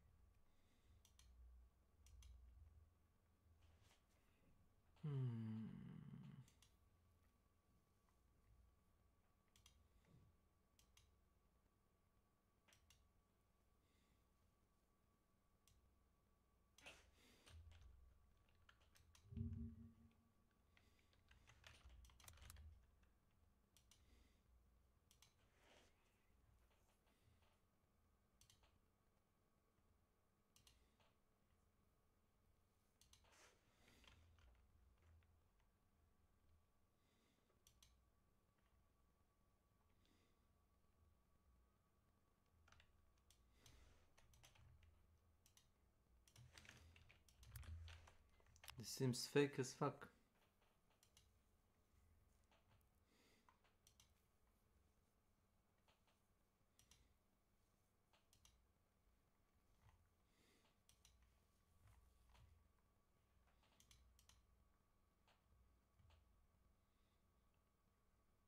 He's offline.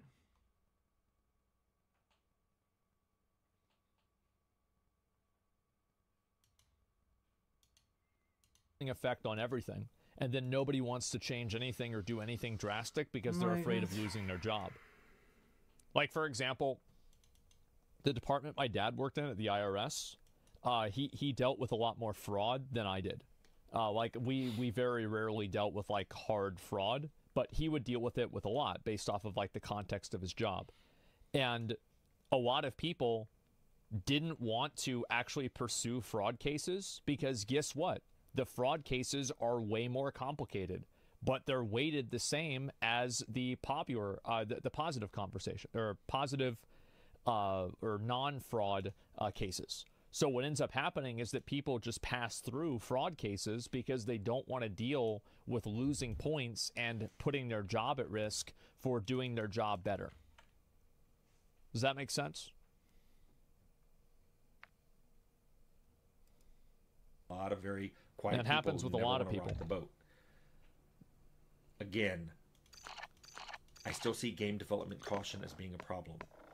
I don't see it risk, being solved with some of the solutions people are saying. In fact, most of those ignore the cause and are just going after symptoms. I think in the future, let's look more at causes.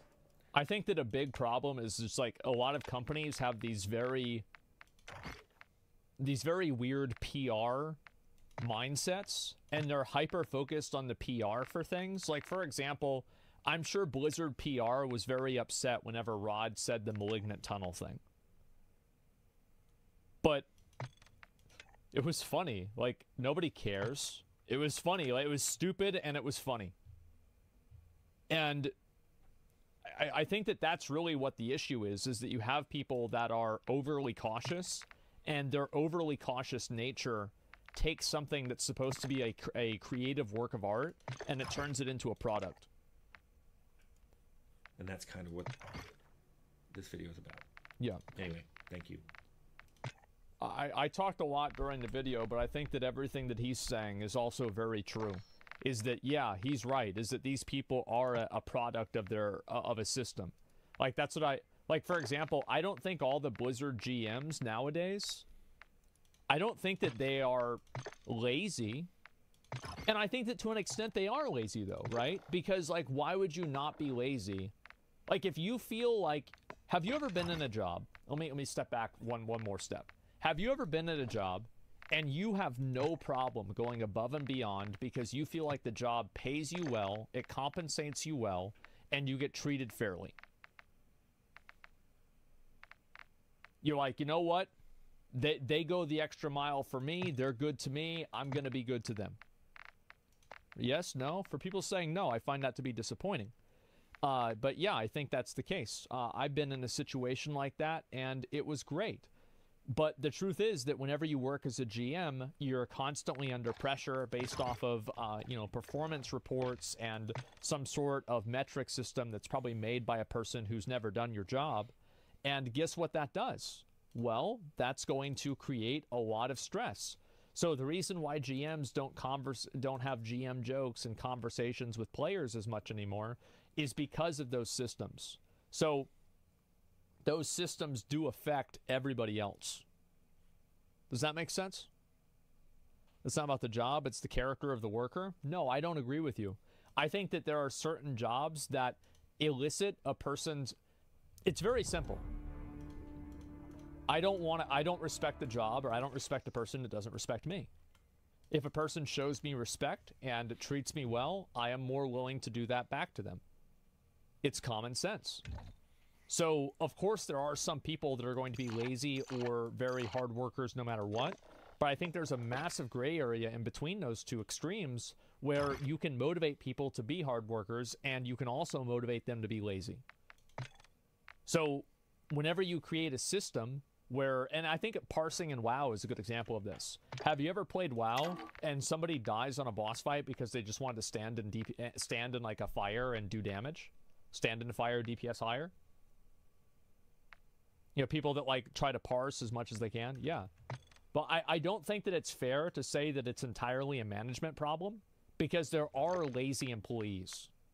There are employees that are lazy. They don't do their work. They put in a minimum effort. Now, why are they lazy? Maybe some of that is the company's fault, but sometimes it's not. Sometimes it is their responsibility to, you know, fucking do what they need to do. Good YouTube short in the context of Blizzard manager incompetence and laziness. What's this? So when I worked at Blizzard, I had to do a social engineering task where I had to hit customer support, and I had to get 50 questions answered. And let me tell you, I got my questions answered. I shouldn't have. That was the problem. They're not supposed to answer those. And one of the things that I found that was really interesting is people that had been there for 1 year were really, really hard to trick. But people that had been there for 5 years were really easy to trick. What have we learned? We've learned that training is the issue. Everybody that actually worked at the company got training in their first year, and then they never got training again. So they became complacent, exactly. The director of CS came, and he said, I want the names. And I said, I'm not giving you the names. You're just going to fire those people. And he goes, I'm going to go to your boss. I was like, do it. My boss is like, you got the names? I was like, yeah. And he goes, you going to give them to him? I was like, no. And he goes, he's not going to give you the names, bud. And then I sat down and I was like, look, I'm not giving you the names. My man. Because if I did, you'd fire all of these people that are your best employees, the ones that have been here the longest. And in 4 years, you will have the exact same problem with the people that are newbies right now. The issue is not the employees, it's your training regimen. I sat down with him, we created a new 6-month training regimen. And guess what? I went back about a year later, did the same thing. All those people passed with flying colors. Not a single one of them answered my questions. So when I worked at Blizzard, I had to do... There it is. Holy shit. Yeah, I think that's probably the best example of what this guy was saying. Yeah, that's a perfect fucking example. Absolutely. Let me go ahead and link you guys the video. We watched his first part 1 of this, and it was very good.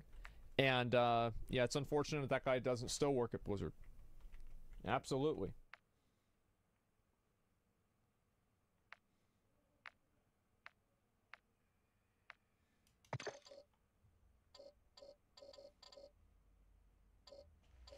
And this one.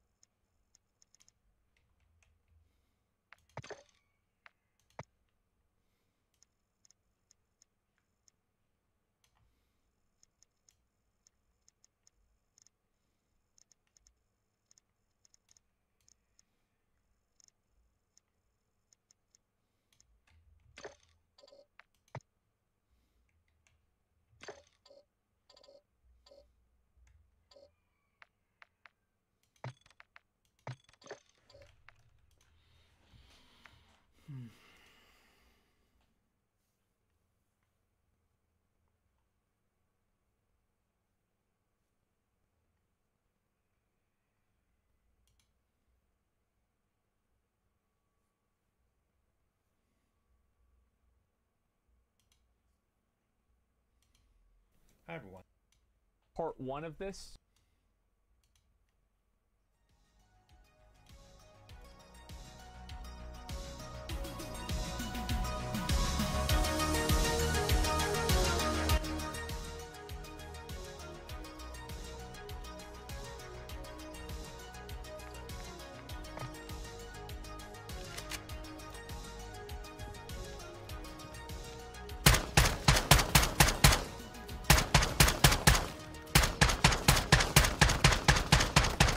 Hello everybody, happy Halloween.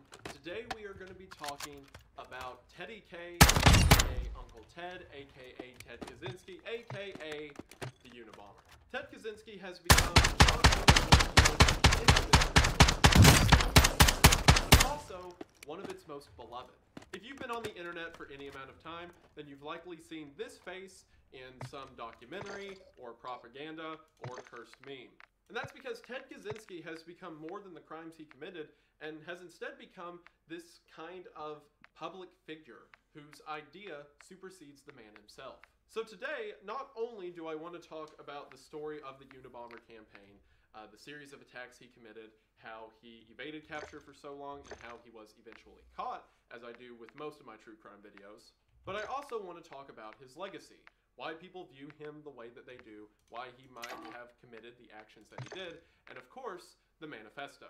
This is also the point where I should clarify to any YouTube moderators or federal agents watching this, despite the fact that I'm holding a manifesto and that it is contained on my computer under a file named peanut butter recipe with highlighted portions, I in no way support the Unabomber or his actions. This video exists for educational and entertainment purposes. I in no way condone any of the things that I say here or throughout the rest of the video. This is simply a form of edutainment, so to speak. So please do not demonetize this video or show up at my house.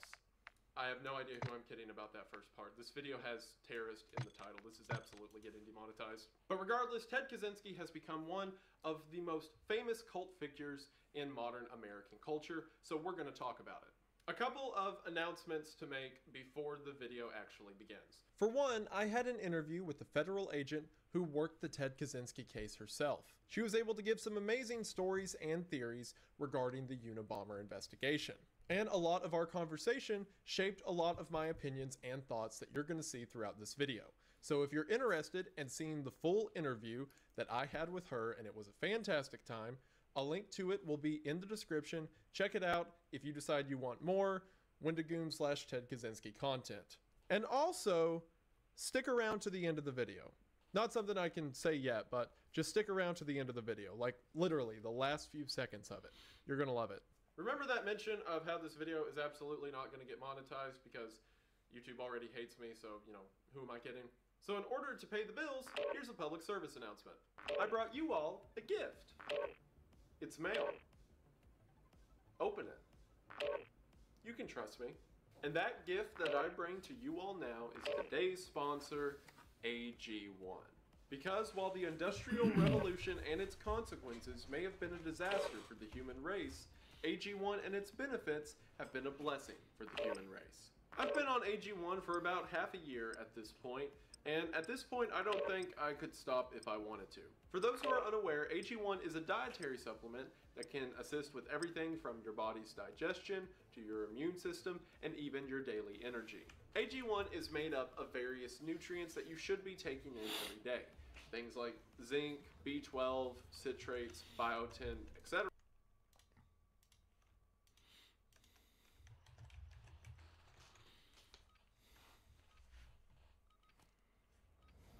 Welcome to Al Mazrah. Exploring, looting, and securing intel will open access to missions and targets. Expect resistance from local forces, and watch for other operators in the AO.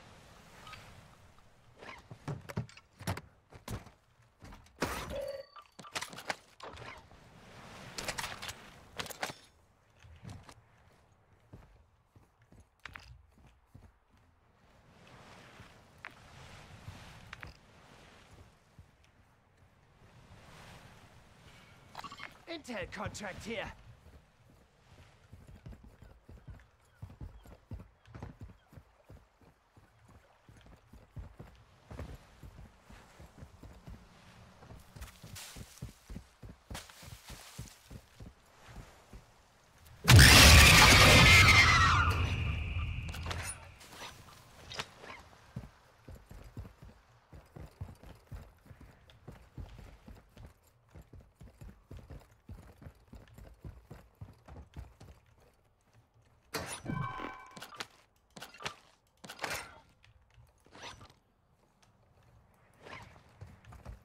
Da?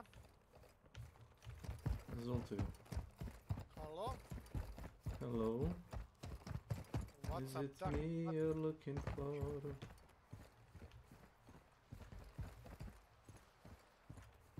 Send me to sender ili ti pošaljem.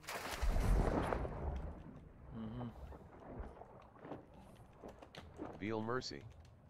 Welcome to my channel. Retail Fahsai.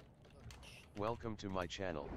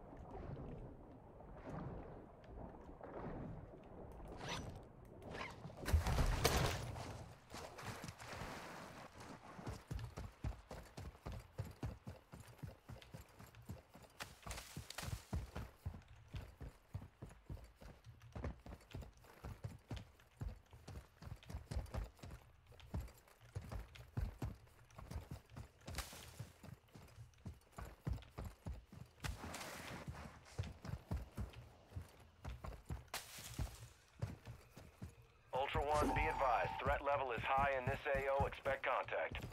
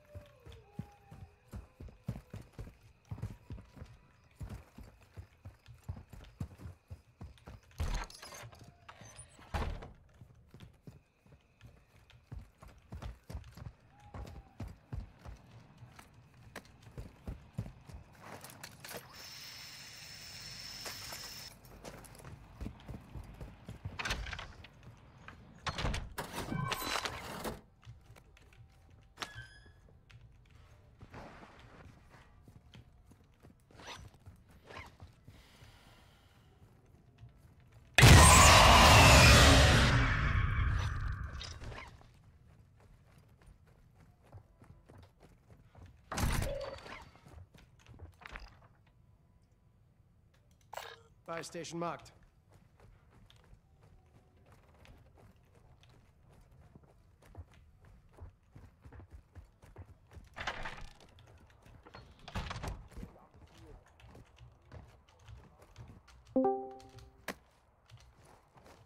Случилось? Da se treba prilas. Počasi kanena pokojni.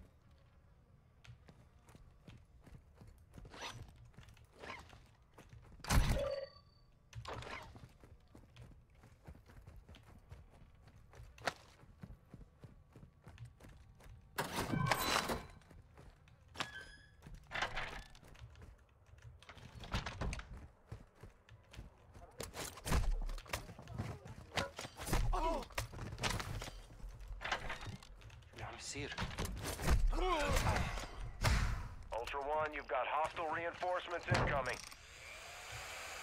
Ultra One, be advised that safe is bringing heat your way. Be ready for a gunfight.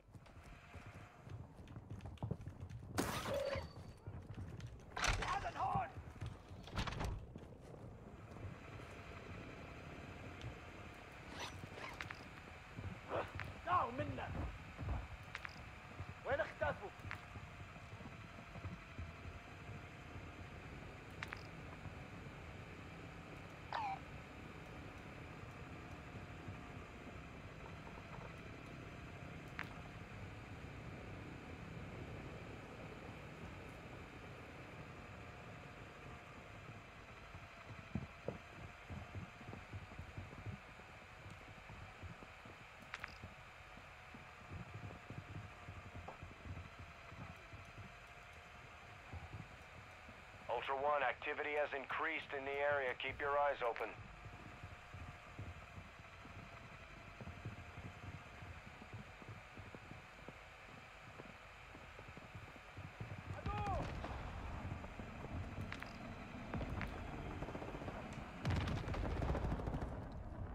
Ultra One, the safe is open. Secure all contents.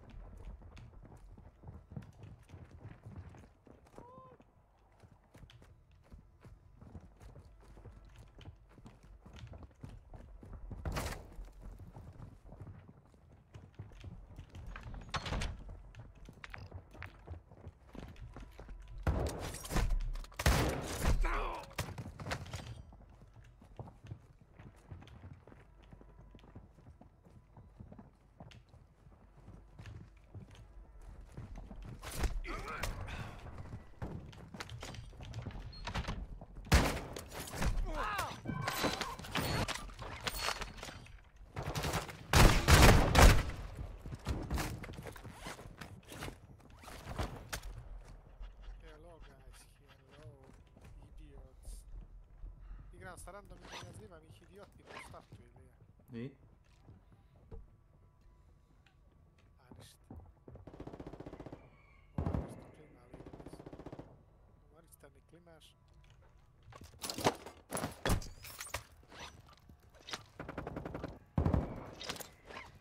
Ajmo, Pacers. Let's go, Crowbars. Ovaj ne kapira što mu kažem ili?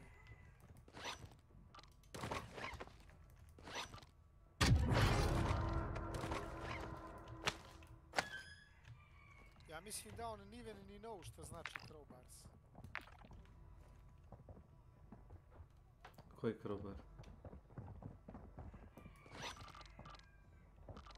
Pa Crowbar je Pacer. Misliš?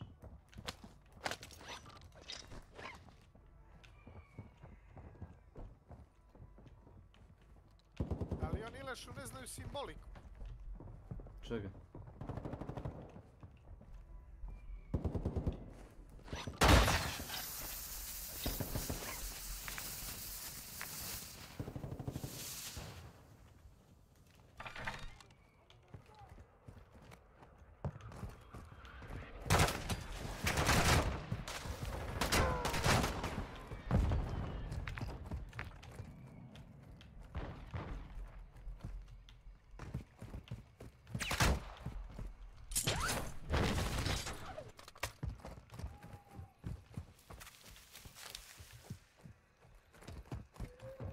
Symbols of what?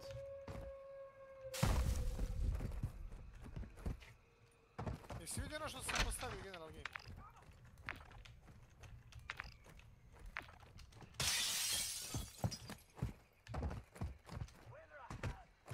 Šta si postavio? Kako si ubio petoricu? Sabljom. Gledam Discord vam svake prestupne kad radim, da kažemo, pauzu.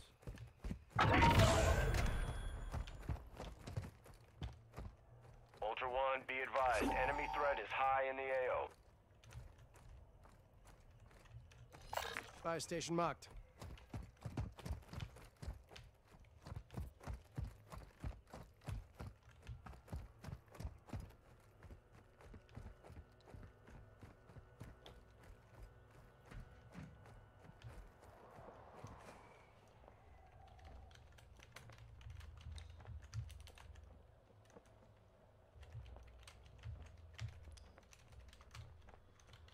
Ultra One, an enemy squad is after your loot cache. They're tracking your location. Expect contact.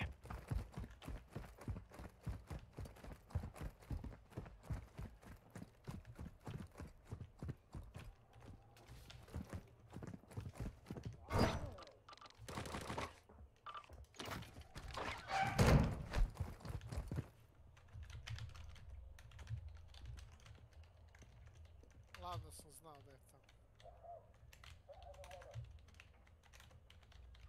Hostiles rolled in an airstrike.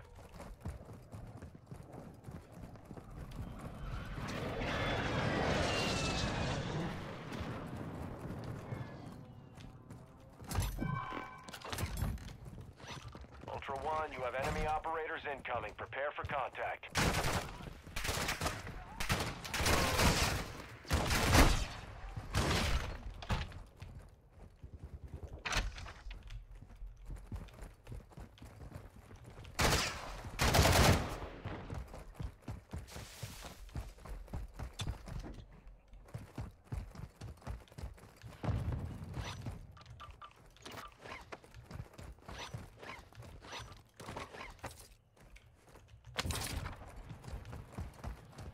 Ilija, što znači Lamborghini?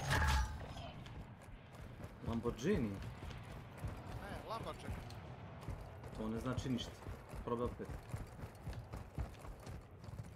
Pa nešto sam vidio sa nekim bradatim čovjekom koji ima šekiru kao nešto, Lamborghini.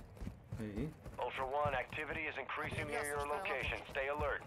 Lamborghini ništa. Šekira, način kidanja drva, seljačina, Lamborghini ne topa sa znači gola ništa. bradata sa šekirom. Ne znam, Lamborghini ne znači ništa, rekao sam.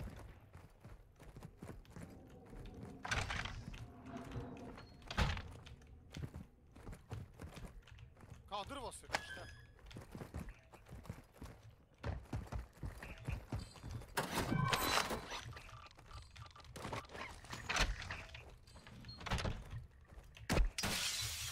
Dođi, pauke.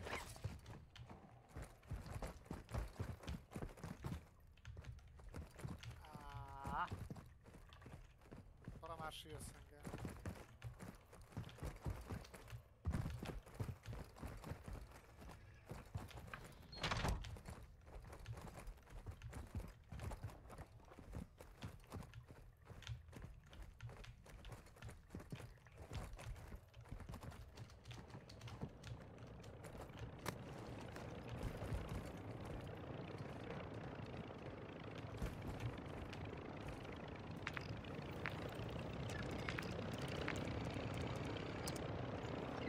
Ultra One, actual. UAV is on station.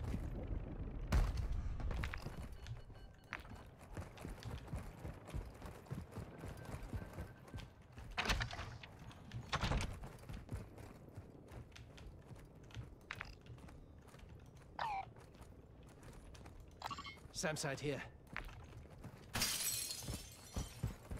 No, leave the door open. مين هو؟ العمى. شو اللي عم يصير؟ Ultra One, actual. Set security around the site. We're acquiring the signal now.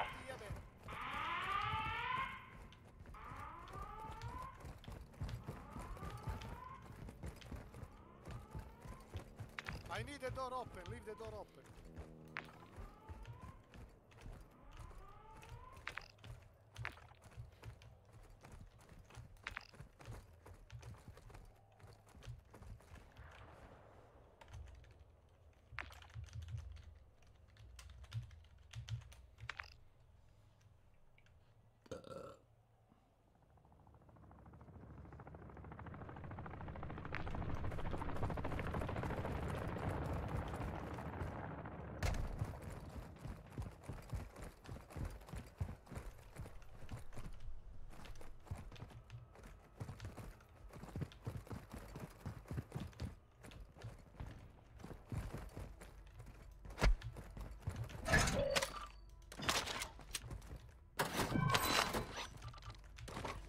Hostile UAV in this sector.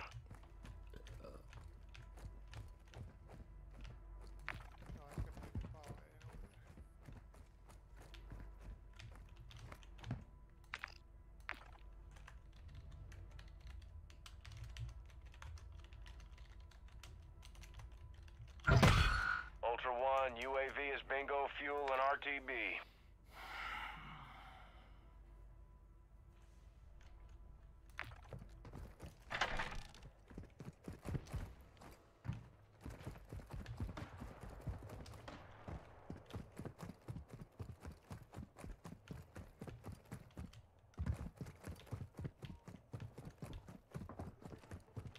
Be advised, UAV is exiting the AO.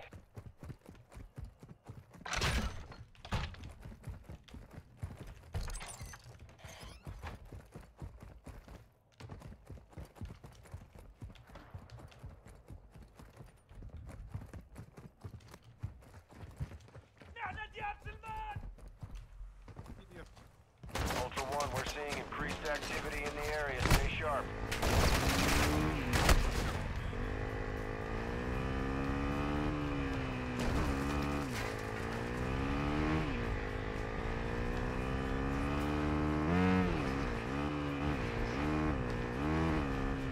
Ultra 1, enemy threat is moderate near your location.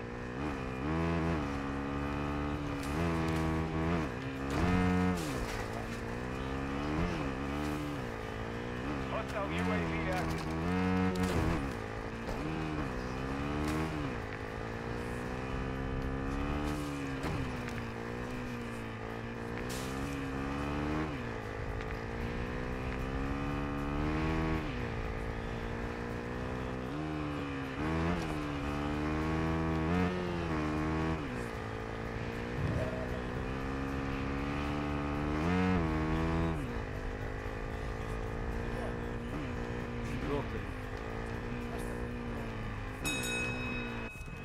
Šta kažeš?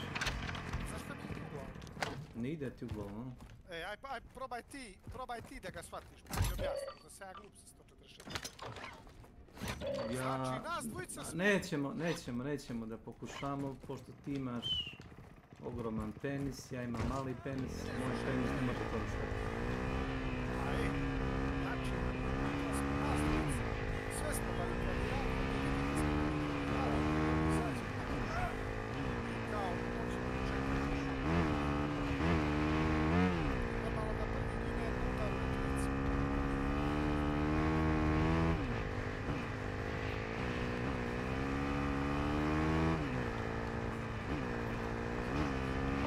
Multiple operators have gone MIA in your area. Their last known locations are marked on your TAC map.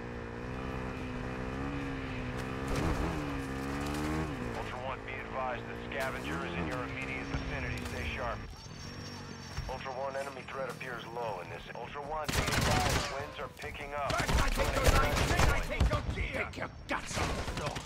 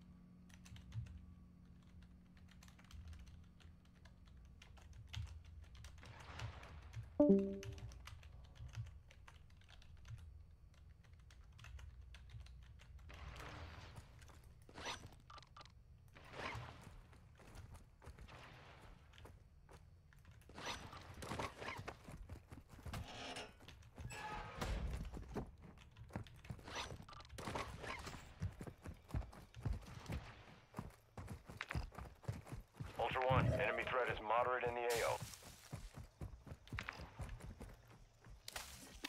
Car marked!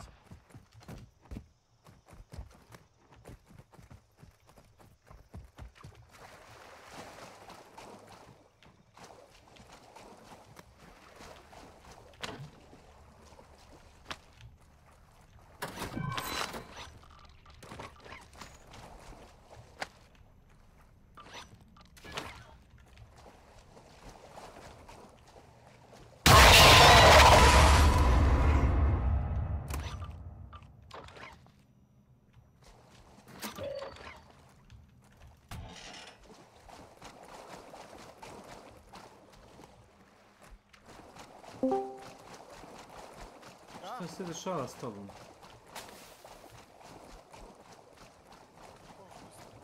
Ispadaš i upadaš iz Discorda, šta nije u redu? A Linus teknu.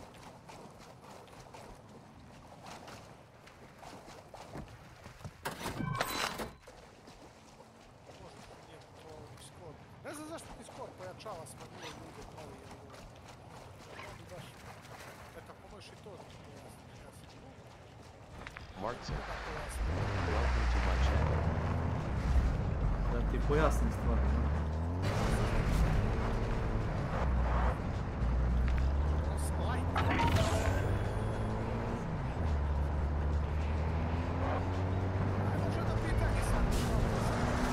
Da čujem. Ultra One, actual. Winds are pushing radiation through the area. Advise moving to extraction when able. Ne možeš. Hoćeš ti da budeš po najpametniji od svih, no? Ultra One, enemy threat is low in the area.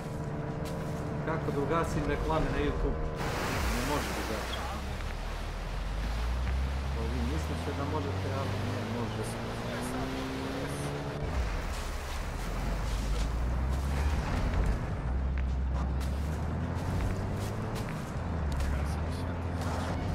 Nije da, nemoj sad ti kao u fazonu čvrsto i našto, sad ću ja to tebi završim. Ne želim da znam. Ne možeš. Jednostavno ne možeš. Kako će... Ti hoćeš da zajebeš sistem. Zato oni tebi lično ne bacaju reklame jer ti ne želiš da se čuješ ništa. Ne možeš da zajebeš sistem, to što je sistem napravljen da uzme par. Možeš ti da kažeš ne želim da... Kako ti kažeš? Ne pristajem. Neću pristati za predaju, za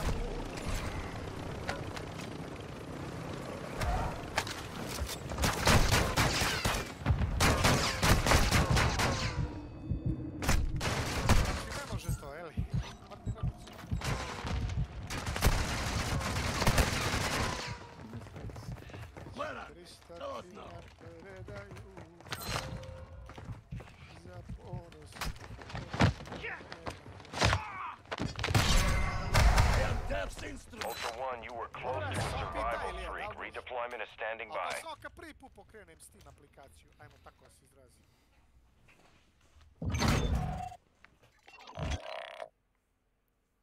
Da.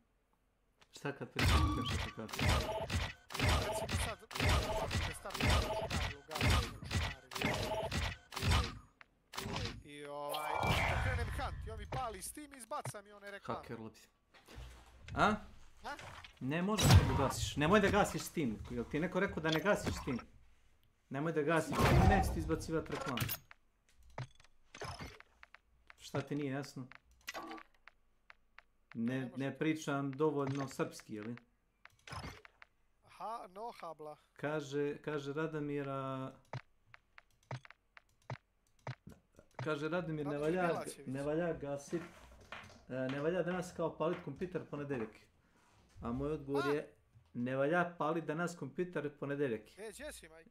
Moj odgovor je, ja ga ni ne gasim. Kad stigla? Uživam.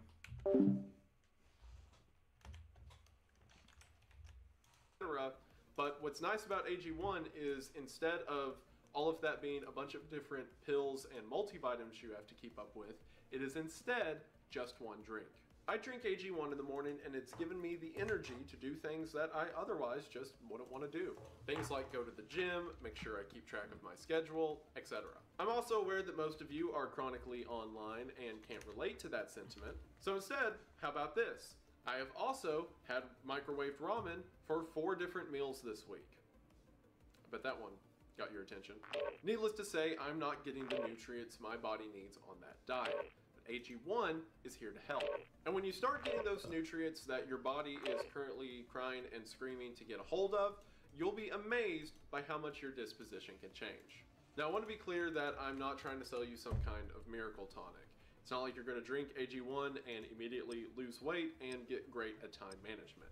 But what I am saying is AG1 can help give you the energy to do those things. And also, improve from your body's current vitamin intake, which is 0. And one of the nicest things about AG1 is how easy it is to make and keep track of. Your AG1 will come in a bag like this, or you can do what I did and put it in this very aesthetic thermos to help with storage and refrigeration. So all that you have to do for AG1 is get 8 to 12 ounces of cold water, and from there just take a scoop of your AG1. Welcome to Al Mazrah. Explore, secure intel, and loot to gain access to new missions. Enemy threat is high, so expect contact.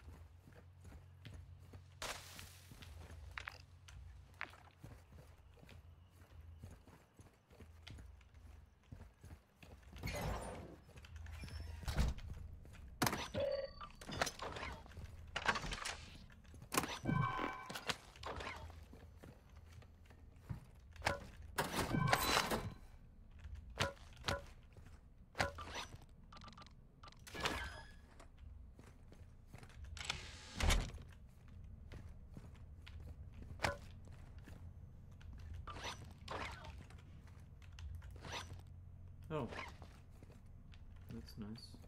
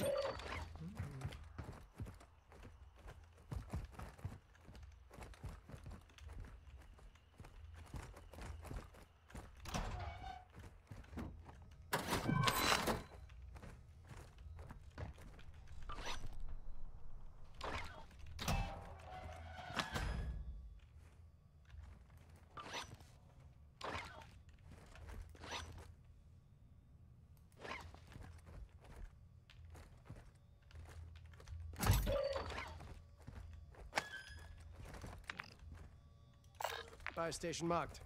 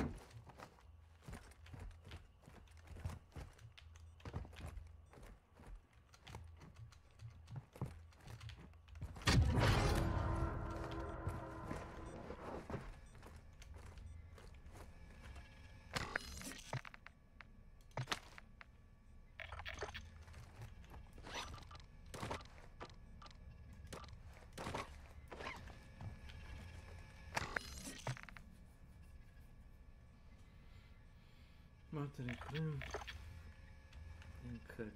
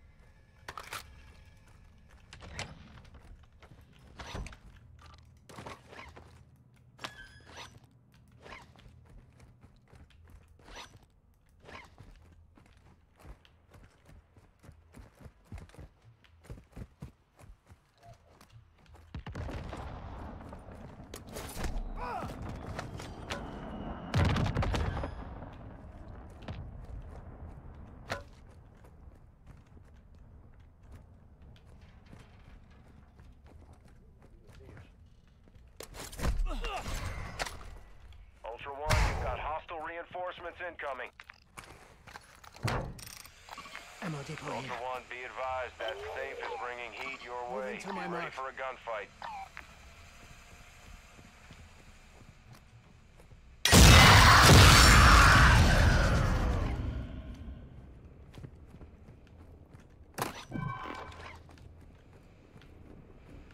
Be advised, enemy operators secured a weapons case. Locations are marked on your TAC map.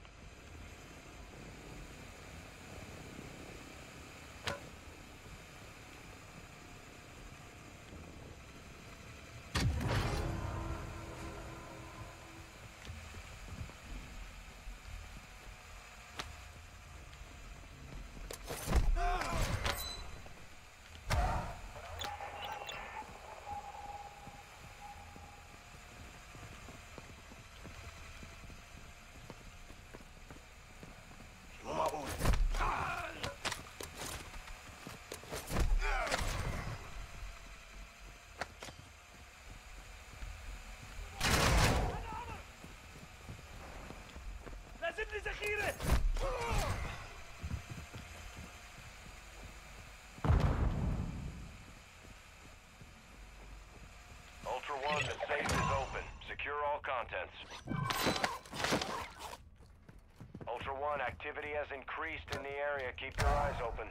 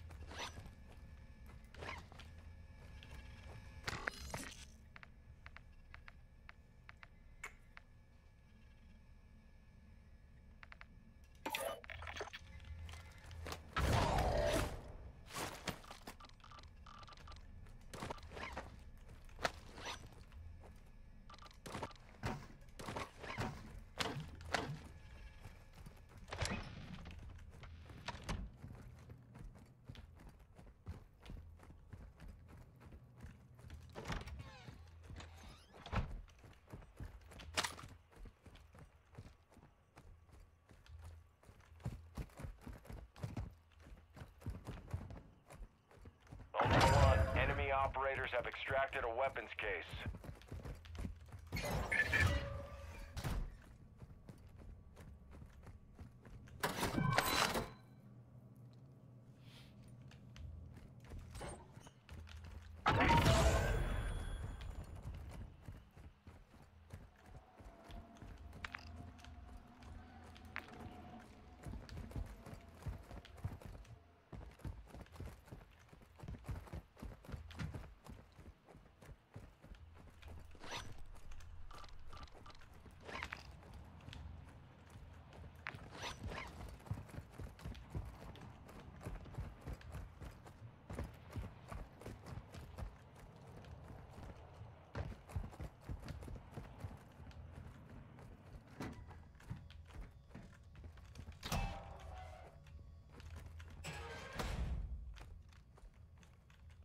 Ultra One, deliver cash at a dead drop to improve weapon recovery time.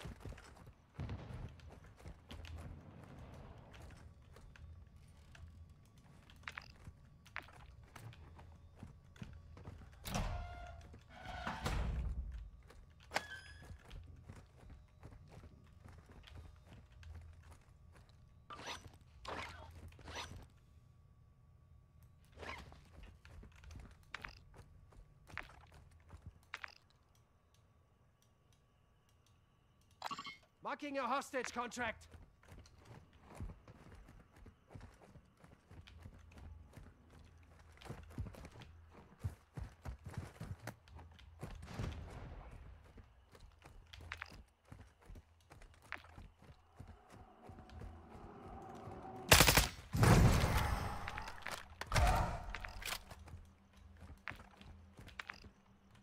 Moving here.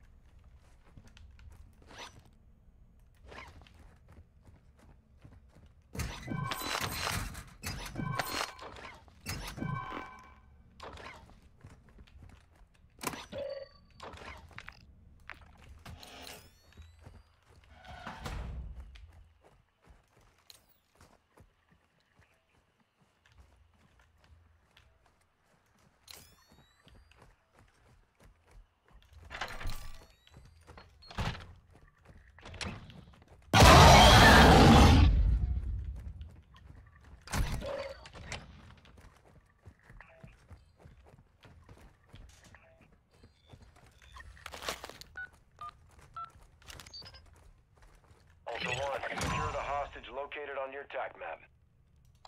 Eyes on the hostage.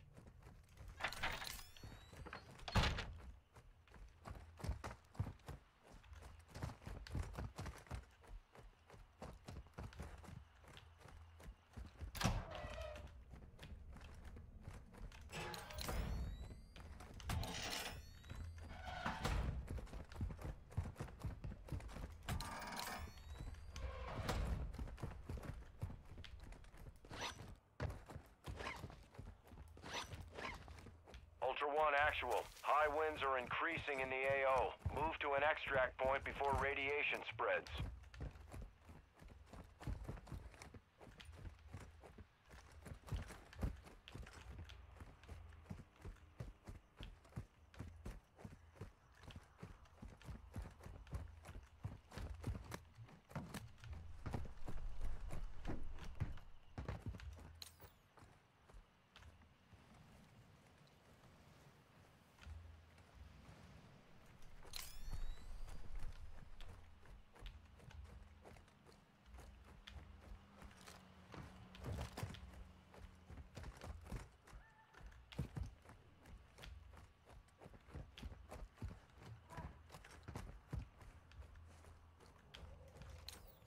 Ultra One, you're approaching the target now. Locate and secure the hostage. All other personnel are considered hostile.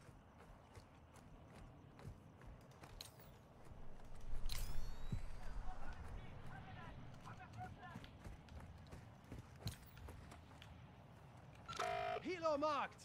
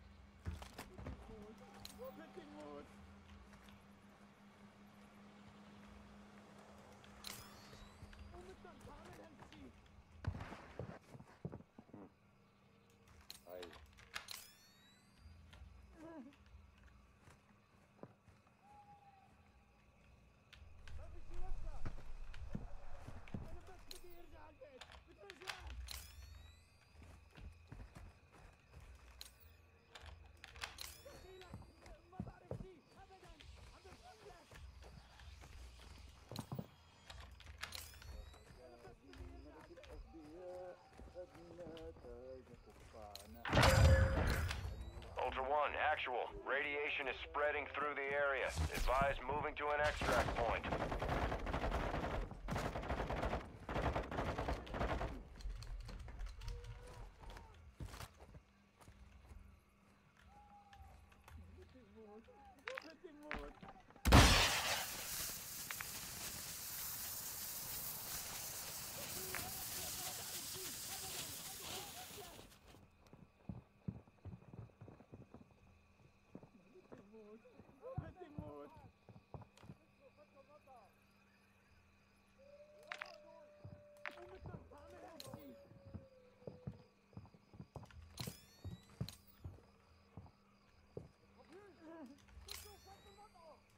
Ultra One, the hostage is wearing an explosive vest. Defuse it to emergency.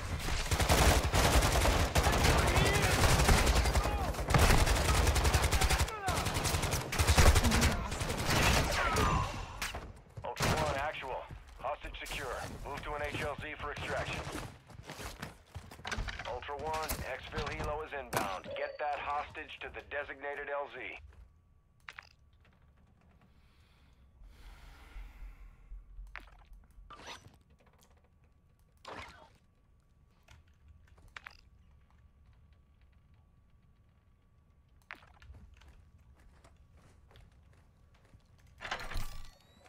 ايه عم بسمعك.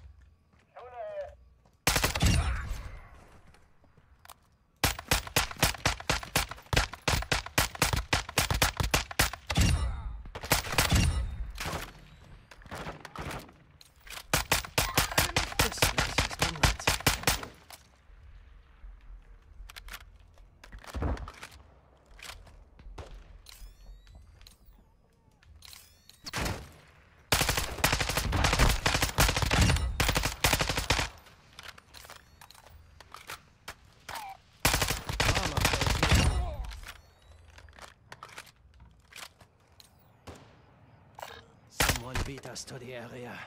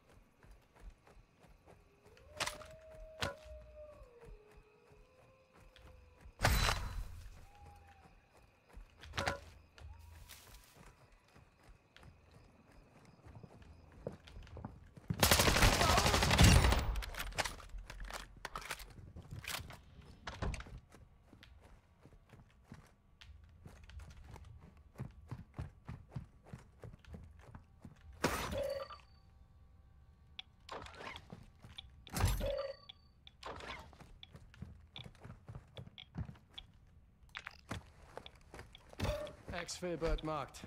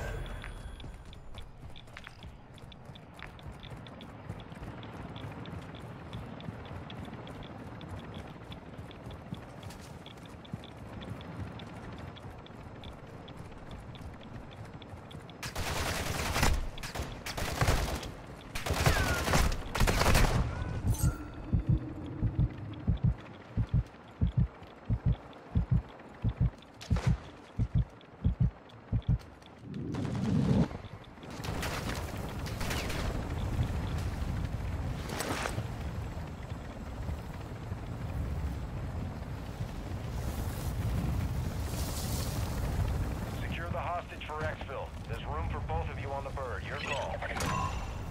Ultra One, exfil is RTB with the hostage. Processing payment now.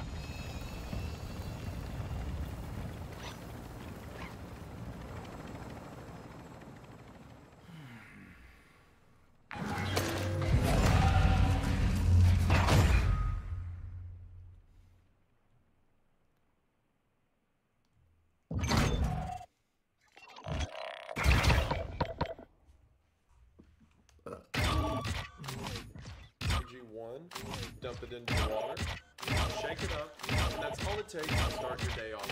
And another nice thing about AG1, because you're probably looking at this green container and assuming that it tastes like the front lawn, that AG1 tastes just fine. The primary ingredient in here is water, and nothing is flavored that strongly, but what flavor it does have is just kind of a natural sweet taste. So take out the guesswork and let AG1 take care of your body the way that you deserve. And right now, there's never been a better time to get in on this offer. That is because right now, if you go to the link in the description at drinkag1.com/Wendigoon, you will receive with your order of AG1 2 free gifts. One is 5 extra servings of AG1 in their handy travel packs that you can take with you on the go if you have a crippling addiction to this stuff like I do. And the other is a year's supply of vitamin D3 and K2. All that you got to do is put a drop of this stuff in your morning coffee or even your AG1, and from there you can take care of even more of your body's dietary needs in one easy step. Taking care of your body shouldn't be a hassle, and now thanks to AG1, it doesn't have to be.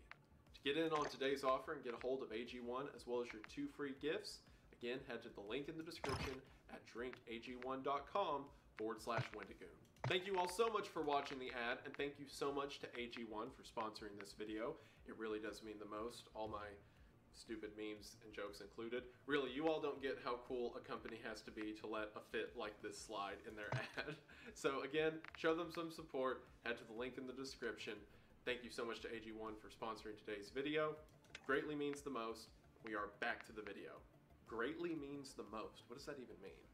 So without further ado, let's go ahead and talk about the story, legacy, and mythology of Ted Kaczynski. But to do all of that, we have to first establish who this guy was and what his story was. So let's begin by talking about the life of the Unabomber. Now before we analyze the motives, psychology, and politics of Ted Kaczynski and the impact that he's had on culture as a whole, let's make sure we're all on the same page by talking about the actual story of the Unabomber himself. A story that is quite interesting given Ted's upbringing, as well as a nearly 2-decade evasion of the FBI, and the story of the man that needs to be understood before we can dissect the legend. Most stories that dig into the story of the Unabomber tend to focus on the mystery of the manhunt itself, because again, this guy maintained a bombing campaign for 17 years, and the FBI was none the wiser as to his identity had it not been for one tip they got at the end of the investigation. So rather than focusing on the mystery of unmasking Ted Kaczynski, which, spoilers, the Unabomber was Ted Kaczynski, sorry to ruin it for you, I want to look at the story of Ted Kaczynski's life and what he was doing and what he was thinking during the Unabomber campaign. So with that in mind, let's talk about Ted. Theodore John Kaczynski was born to his parents, Wanda and Theodore Richard Kaczynski, on May the 22nd of 1942. 7 years after Ted was born in 1949, his parents would have another child, Ted's brother, David Kaczynski. Both Ted and David were born in Chicago, Illinois, but 3 years after David's birth in 1952, the family relocated to Evergreen Park, also in Illinois. To everyone who knew them, and by all accounts we can find, the Kaczynskis were a very happy and healthy family. The parents were very active in the community, David and Ted got along great, and to any outsider looking in, it seemed that the family lived the ideal nuclear lifestyle. However, to those within and close to the family, it wasn't hard to tell that something about Ted was just different. David Kaczynski would later recount going to his mother at a young age and asking why Ted doesn't have as many friends as David does, or why Ted doesn't seem to be as outgoing or interested in meeting people as the rest of the family. David recounts a story that his mother told him in which, when Ted was only a few weeks old, he became very ill. During this illness, Ted's parents brought him to the hospital, and the nurses kept him on sick watch and in intensive care for a few weeks. While his parents were close by and they assured that nothing bad happened to Ted while he was at the hospital, Ted was separated from his parents and especially his mother during this crucial developmental point in his life. David said that his mother recalled after this event, Ted never seemed to cry as much or need the comfort of his mother that he had before, even at such a young age. And it's because of this that Ted's parents often feared that Ted had abandonment issues due to this stay in the hospital. Now, that's not to say that Ted was outright hateful or despising of his parents or David at any point during this time, but perhaps his family attributed some of his social misgivings to this developmental delay. From a young age, David was told by his mother that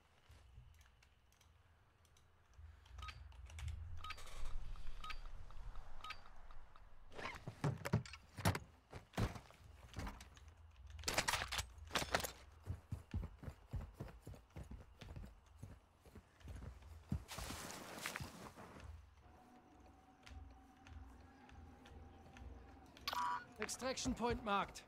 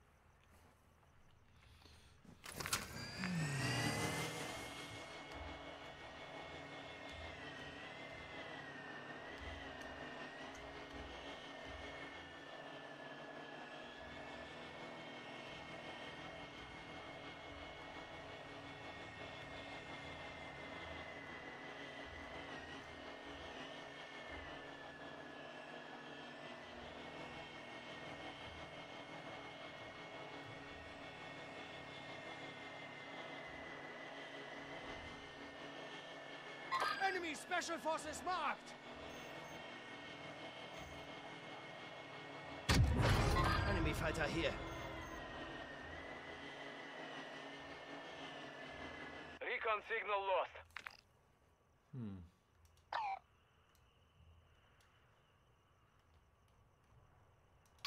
Extraction point marked.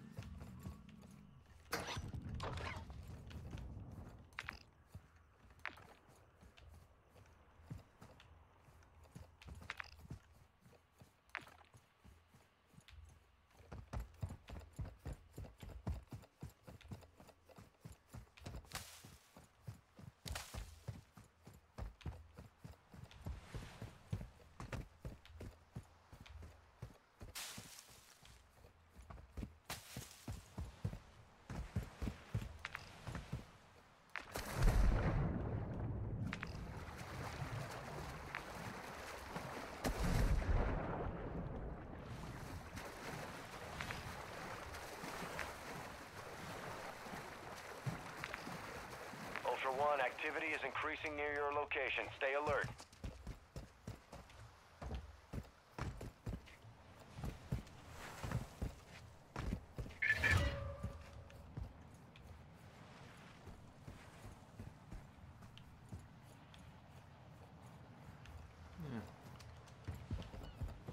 Here we go.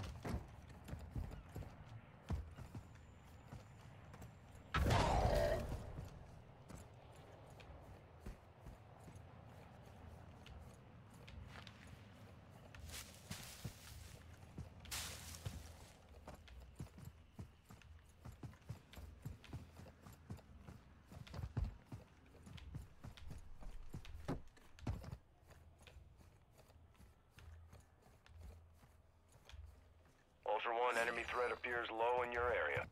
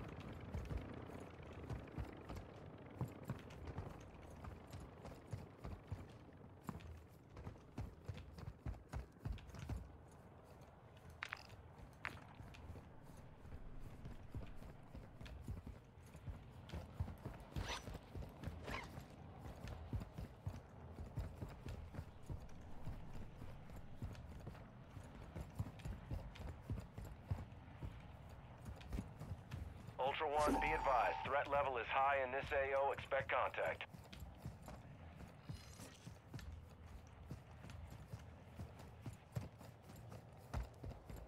Ultra One, extraction is inbound at this time.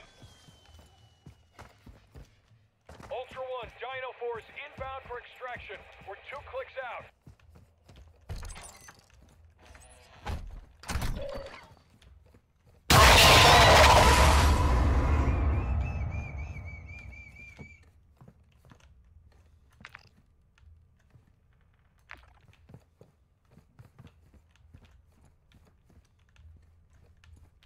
Ultra One, Dino 4. We're approaching the LZ. Get it secure.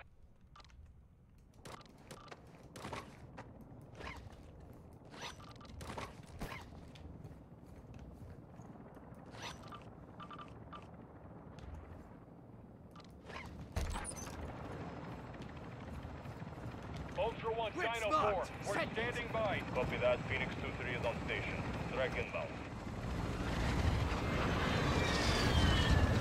This is Dino 4. All Ultras secure. All Ultras Oscar. Dino 4 is our... Impact, no choice.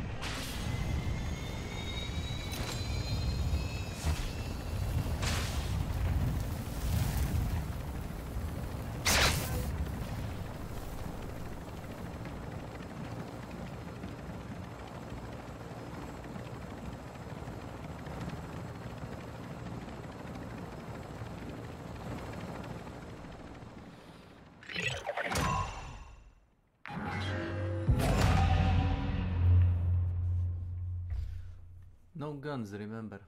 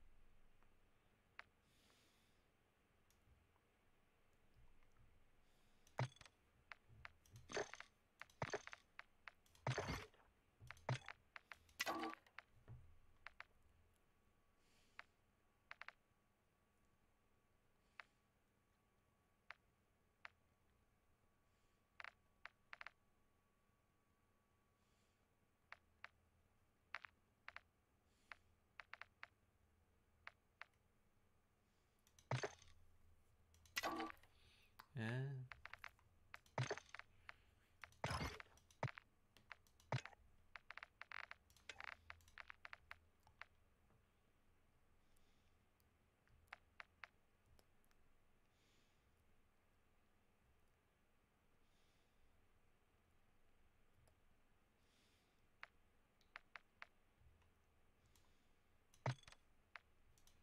Oh, brother.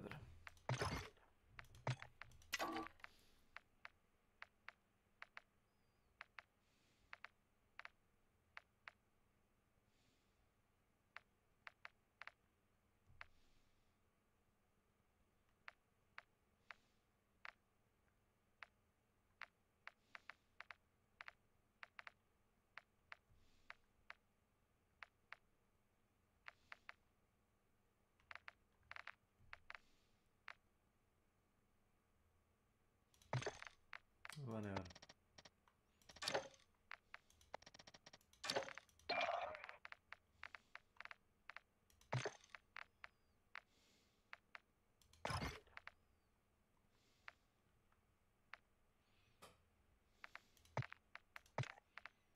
Motherfucker.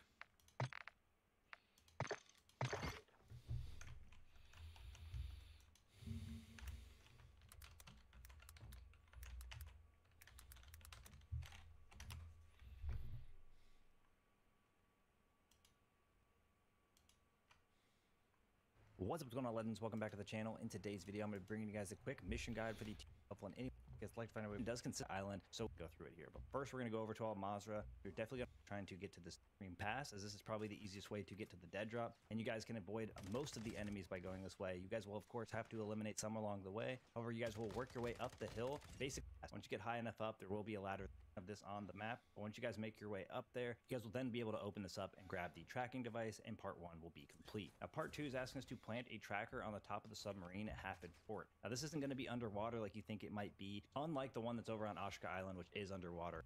side of Port. Usually there's that stronghold location there. It might not be there in the run that you have. However, there are the large blue warehouses. The one to the right is going to be the proper one. It is fairly large. You guys will know you're in the right one because you guys will basically go into it and you guys will see the giant submarine inside this building. Now this one isn't underwater again like the island. So basically you're just going to find your way over to this warehouse. You're going to go inside. You're going to clear a few enemies possibly inside it. And then you guys are going to want to climb up on top of the submarine. And then you guys should see a little bit towards the front a queue to then place this tracker. You guys will then place the tracker down and part 2 will be complete. Now we're going to go back to part 1 as it's asking us again to take one of the tracking devices from the town center dead drop. So this time we're going over to Ashka Island. We're going to go over near the town center, and of course there is that gas station there, and in between the gas station and the science center will actually be the location of the dead drop. So you guys will go over to this area. Of course, again, I will show you guys on the map where this is located. You guys will open this dead drop and the tracking device will be available. You guys will grab this and part 1 of this will be complete. Now the third and final part of this mission is asking us to plant a tracker on the top of the submarine in Ashka Island waterways. All right, so you guys have probably been to the submarine location before. If you guys haven't, you're going to need to go through one of the 3 main areas of the waterways. Basically work your way through it, eliminating the enemies. Of course, there are other ways you guys can go down below, but I just definitely recommend one of the main areas to go through, as it will make clearing out the enemies a little bit easier. You guys won't find yourself stuck in between them. But basically, you're going to have to go all the way through till you get to the centralized area where that submarine is going to be. You guys might want to be careful though, just like on the El Shireen Pass one. You guys are going to want to set yourself up for success with tons of plates, tons of ammo. You could run into multiple juggernauts while going for this. But anyways, you guys are going to clear your way all the way till you get to the central area where that submarine is located. Once you've cleared the area out, you guys will then be able to jump on top of the submarine. And similar to the second part where you guys jumped on top of the submarine over in Port, you guys will jump on top and you guys should see the queue to place this tracker down. You guys are going to place this tracking device on the submarine in the waterways, and the last and final part of this mission will be complete. Now that's going to wrap things up for today's quick mission guide. Thank you guys for all the support in today's video, all the support on the channel. I look forward to seeing y'all in the next one. Peace.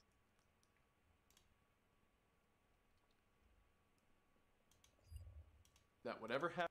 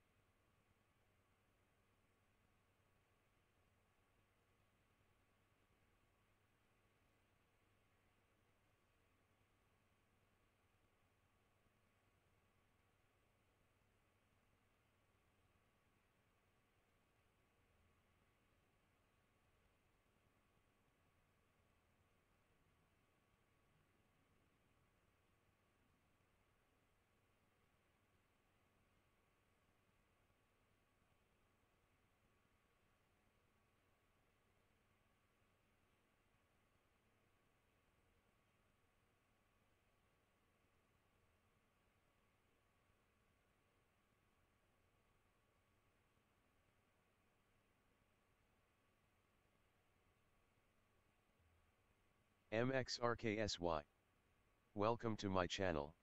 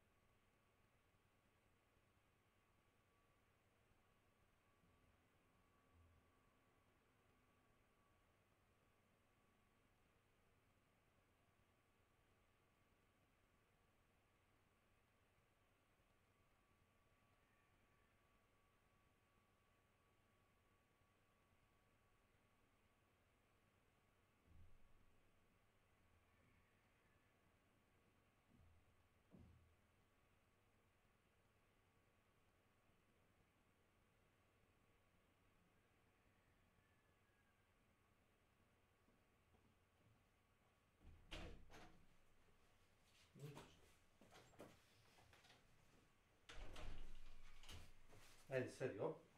Ajde. Sedi.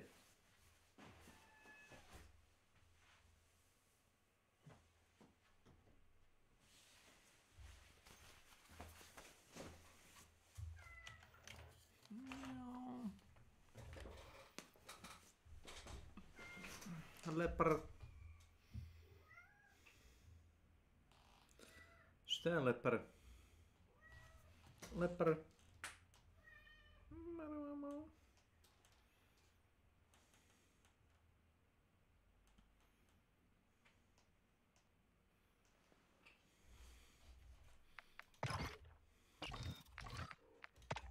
Lepar. Lepar.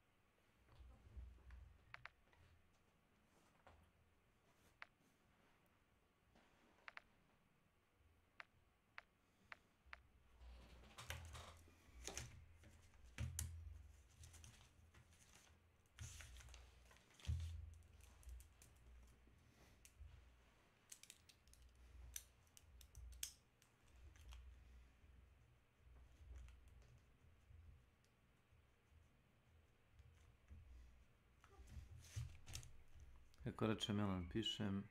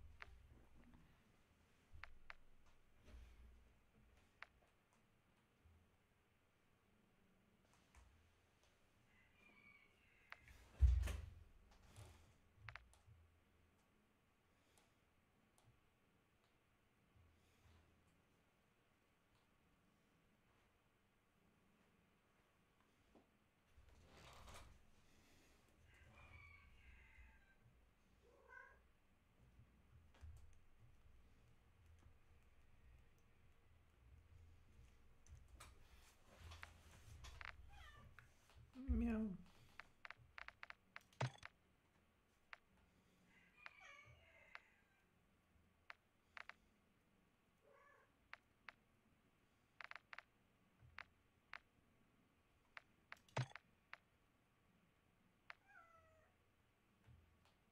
Ideš napolje? A? Hoćeš li?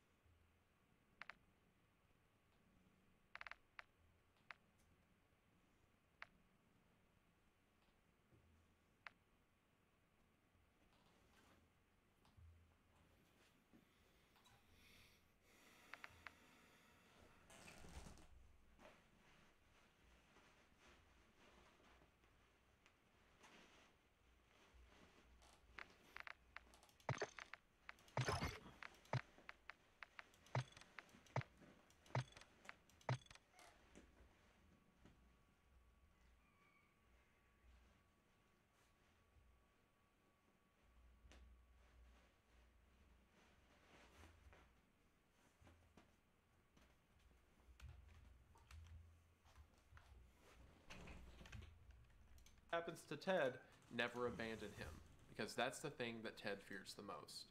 And these are words that would echo in David's mind in several years to come. However, Ted's social issues weren't the only things that were very apparent about the young boy. From a young age, Ted was remarkable at any school subject or curriculum that came his way. It was apparent to his parents as well as teachers that he was running circles around everyone else in his grade. So, in the 5th grade, Ted Kaczynski was administered an IQ test. An IQ test, or an intelligence quotient test, as many of you are aware, is a test that determines one's ability to problem solve or pattern recognition or what have you. An IQ of 100 is the standard, or the perfectly middle line of intelligence on the test grading scale. While different grading charts have different criteria, it's typically considered that an IQ of 80 or below is low intelligence, and an IQ of 120 or higher is high or genius intelligence. When Ted Kaczynski was tested in the 5th grade, he scored 167. Welcome to Al Mazrah. Exploring, looting, and securing intel will open access to missions and targets. Expect resistance from local forces and watch for other operators in the AO.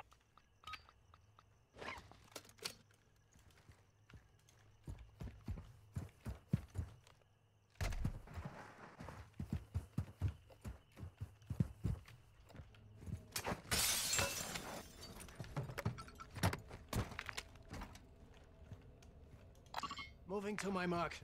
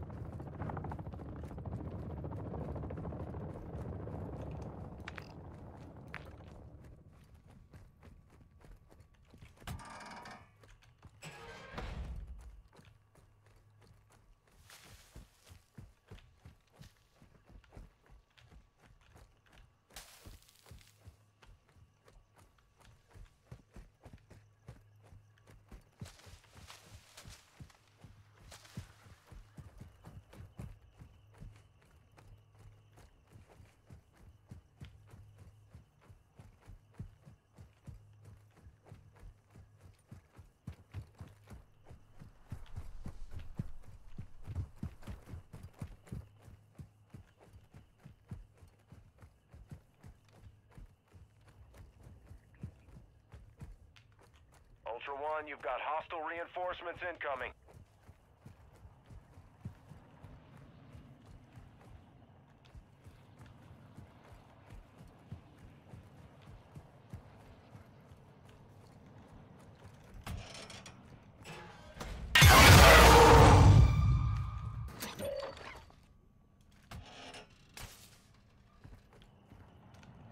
Enemy operators secured a weapons case, tracking their location on your TAC map.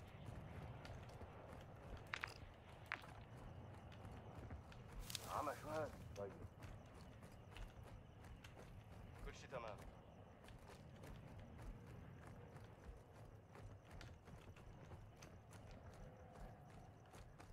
شو هاد؟ شو عم يصير؟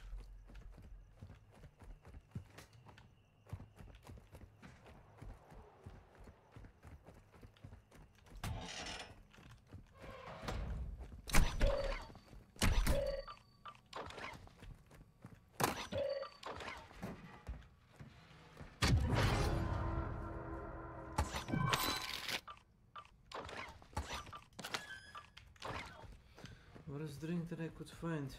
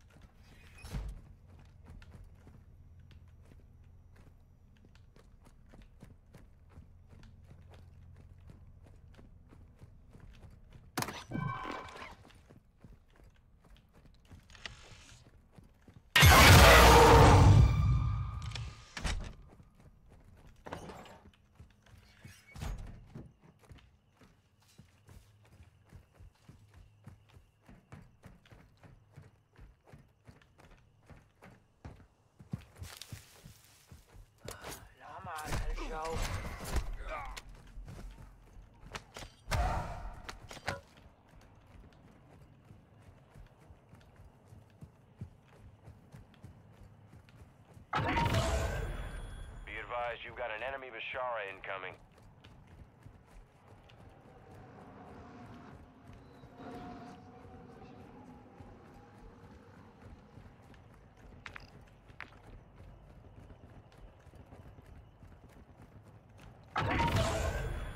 Actual to Ultra One.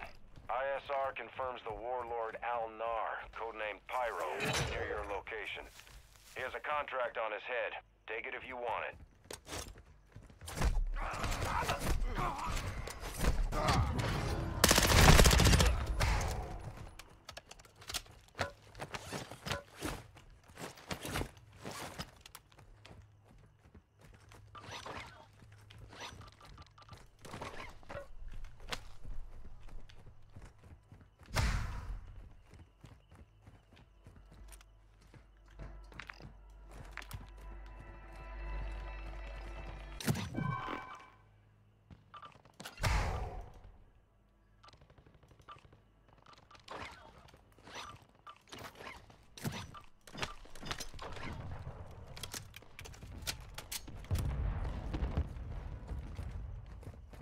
Ultra One, we're seeing increased activity in the area. Stay sharp.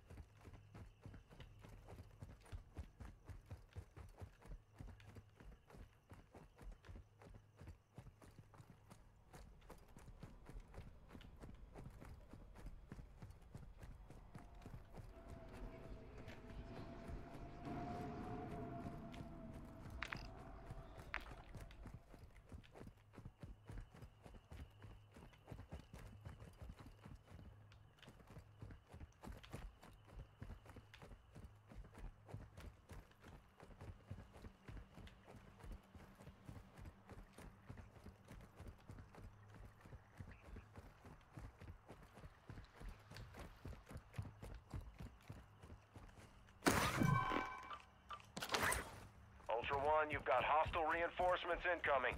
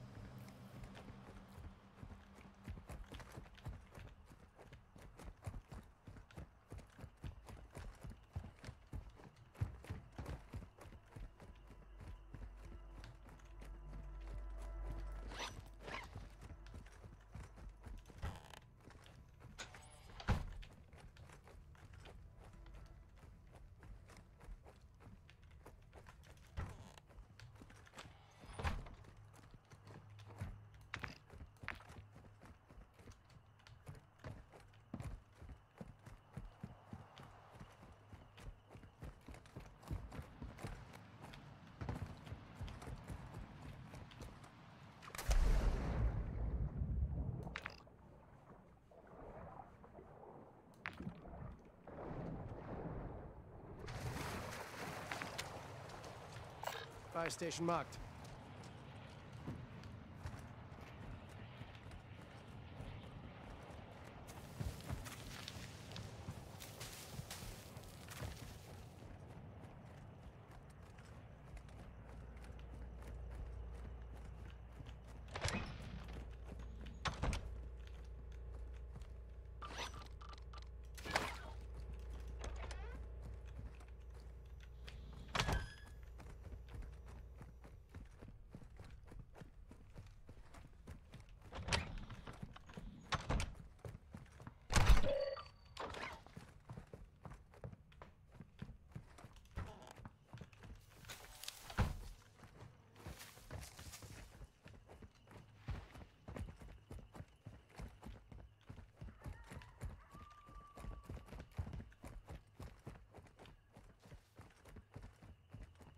Ultra One, activity is increasing near your location. Stay alert.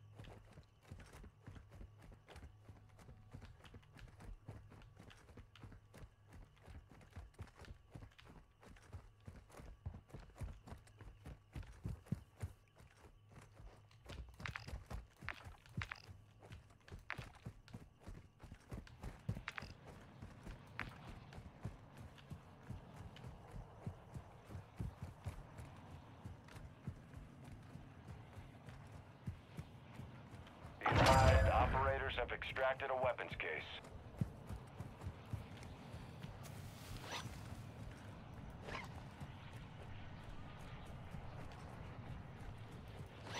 Ultra One, enemy threat is low in the area.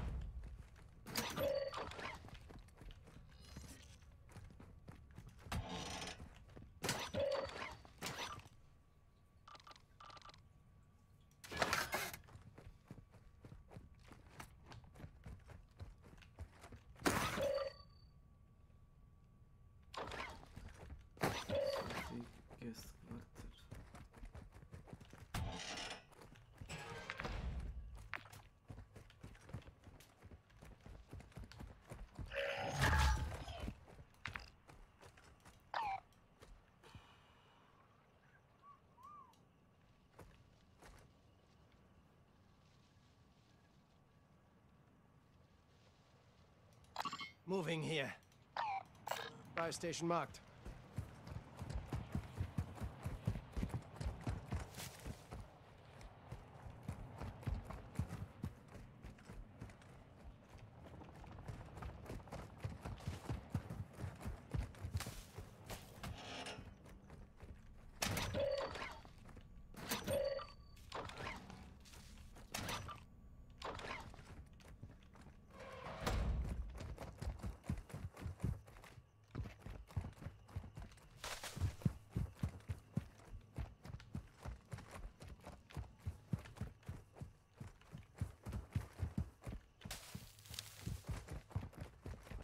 Ultra One, enemy threat is moderate near your location.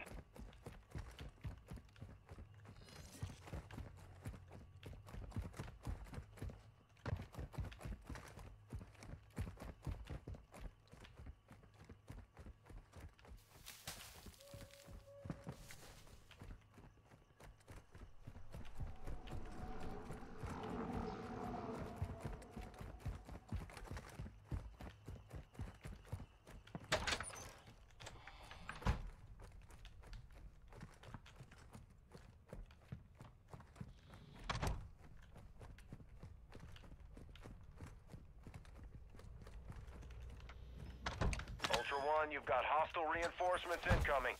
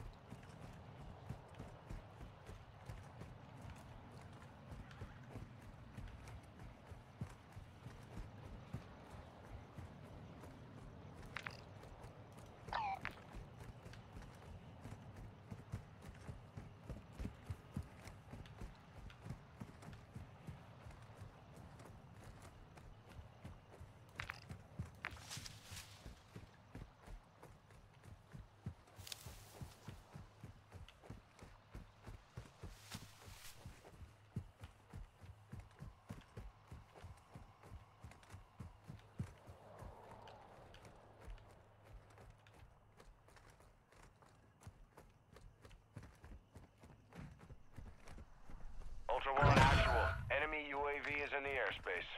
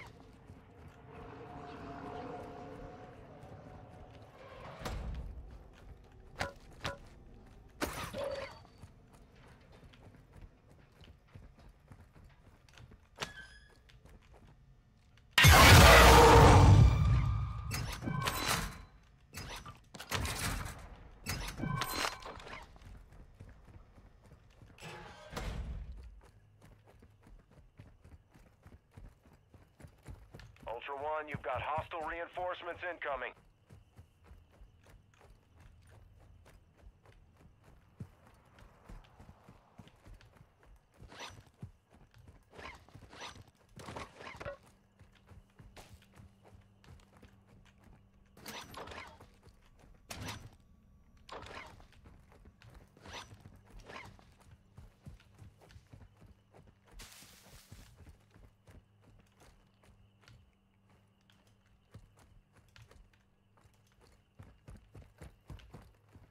Actual to Ultra One, winds are picking up in the AO.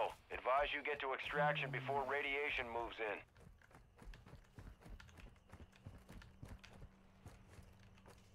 Ultra One, activity has increased in the area. Keep your eyes open.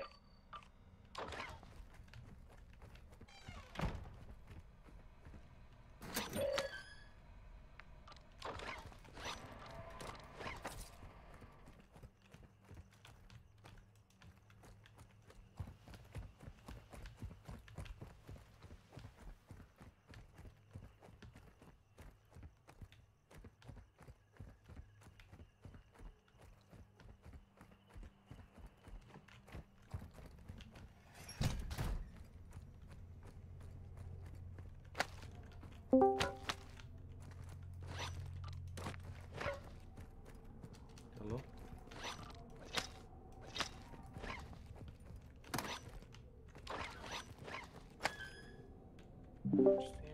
Koga će to Milanče danas da čet? Kad je to rekao opet. Da šet. Milanče je motivacija, gdje si? Gdje si pa, dragi? Šta ima? Nešto, ono... Da Kupio chillam. sam Red Dead Redemption 2. Opet? Kampanju.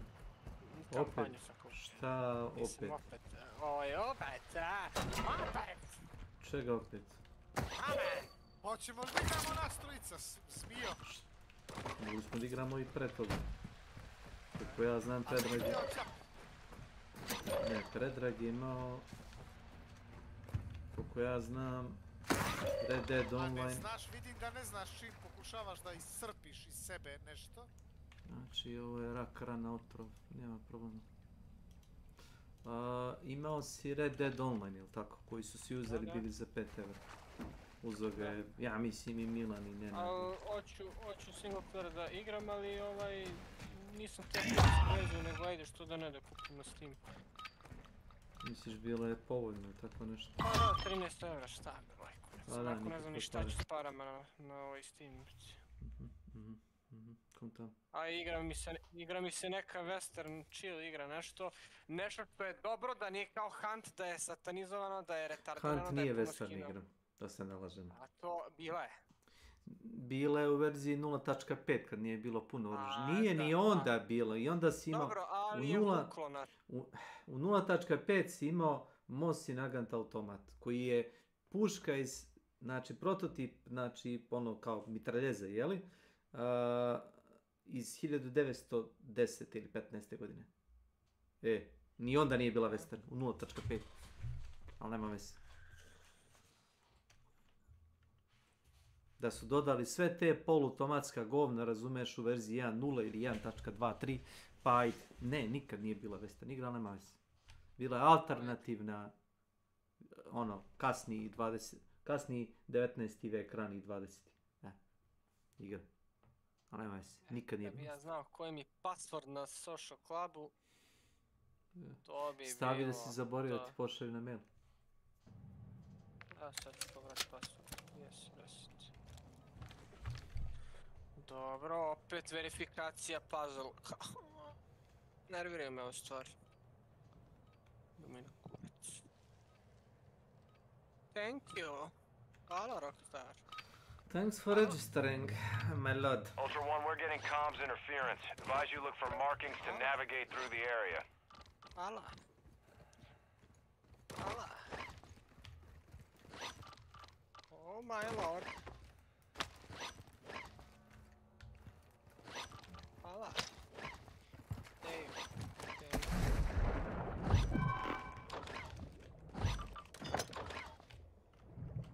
A mogu više ove PvP igre, tenzija i to. To li mi Red Dead, jašem konja, boli me samo... kurac. Dođi, Marko, dođi, ajde.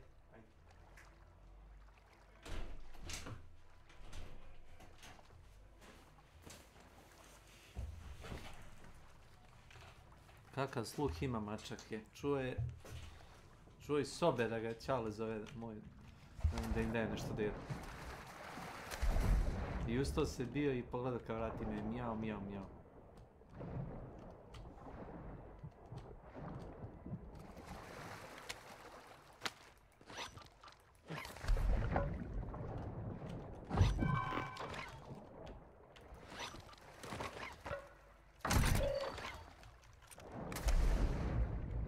Evo zove me, lik igra Red M na neki naš server, kažu ima naš ime. Čuš? Rpam.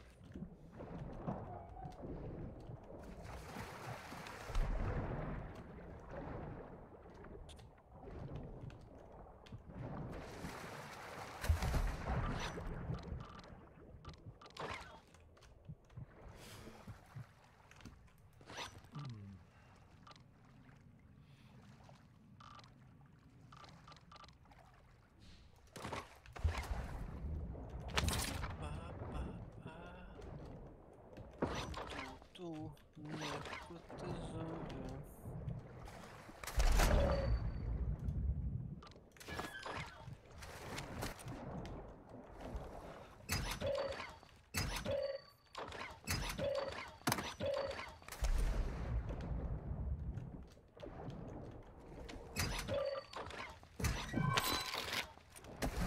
Neko te ima noćas, neko te voli.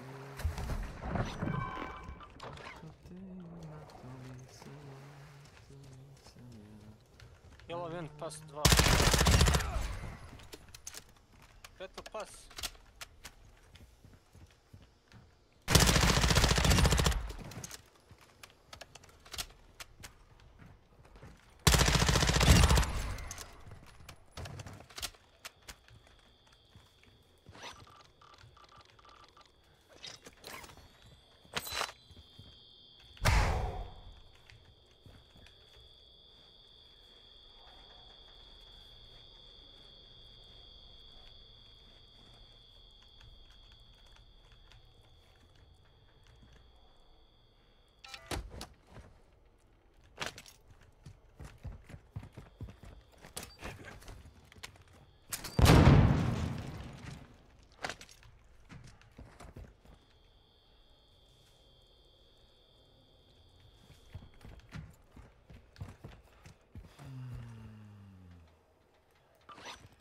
Beta pas, no.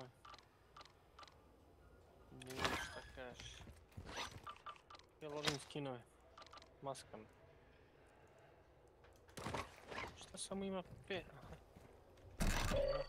Ne, moguće, možda imaš nešto. 15 strana. Jebote, kakav skin za, brate, lampu, kosturska glava. Preporučio bi ti da skineš ili? Ja sam već, ako je to ona koja mislim da jeste, znaš.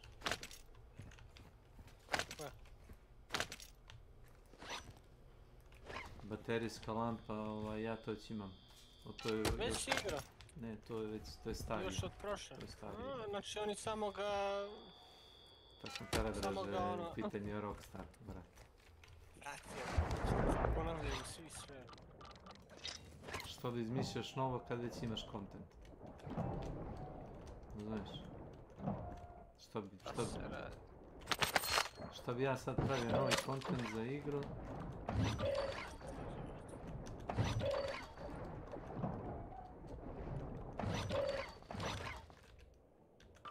Da ostavim grafiku kako mi samo stavim, znači na max. Pa ne znam, uključen ti motion blur tu, tako da ne verujem. Dobro, nije strašno. Nije strašno, onda dobro. Ponekad je strašno, možda je to vama strašno, ali ne.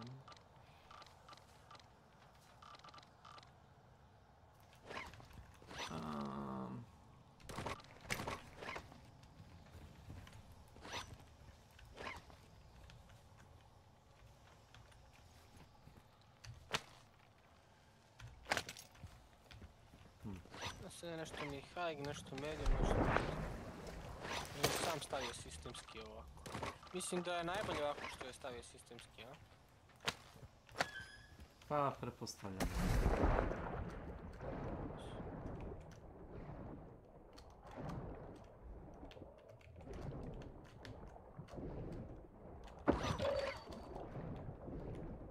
Sorry. Resum story. Ja sam igrao kampanja, ono... solidan deo. Jako dugačak taj, da kažem, uvod sa Arturom, znaš. Da. Onako Dobro, da... to je kao film.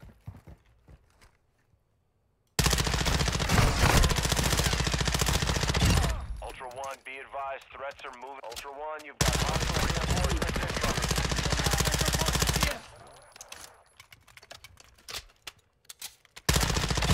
Najbolji je Red Dead Redemption 2 od Kesa.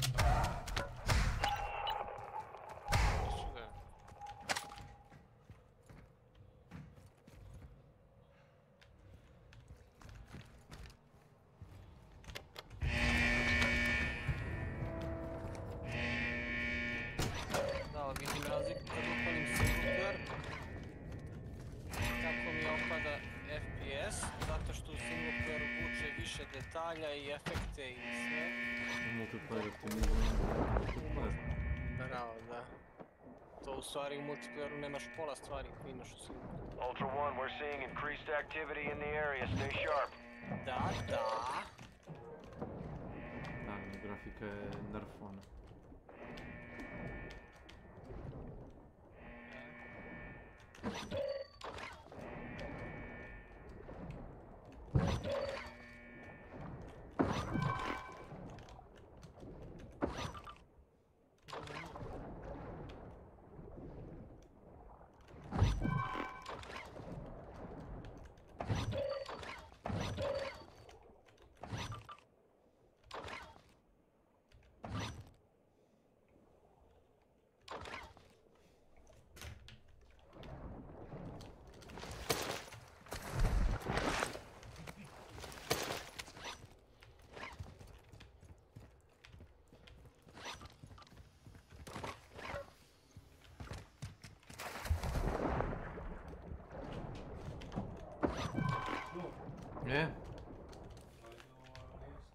Evo ću. Koji je sivi? Ne, mič njega. Ne može. Ne može.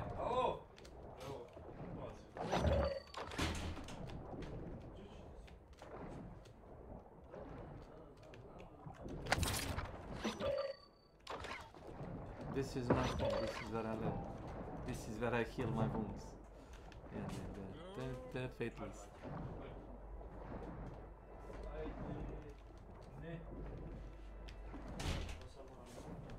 Koji je sad? Sivi?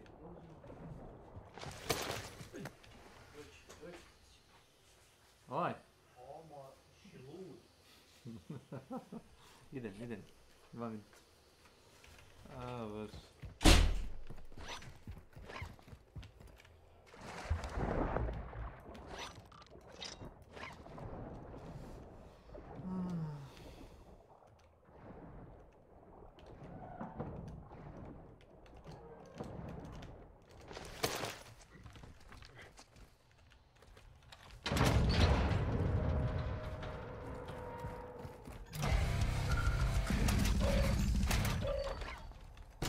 There's increased enemy activity in the area. Expect contact.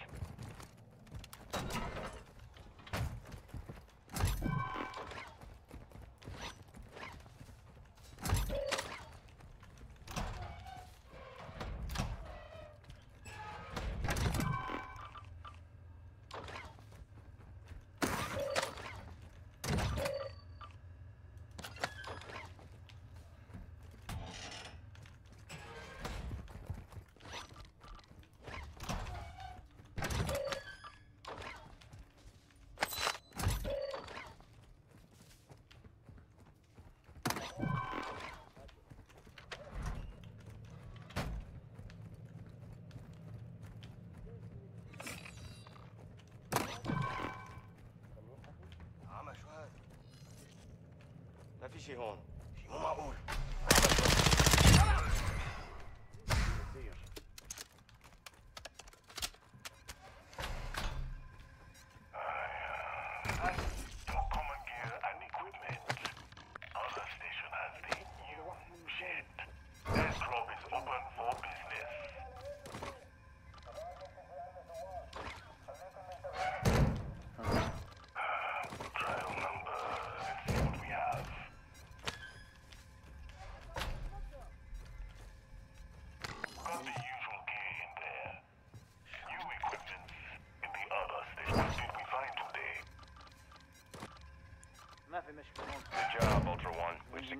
items at the dead drop. منيح اخي. شو اللي عم يصير؟ ما في شيء لسه.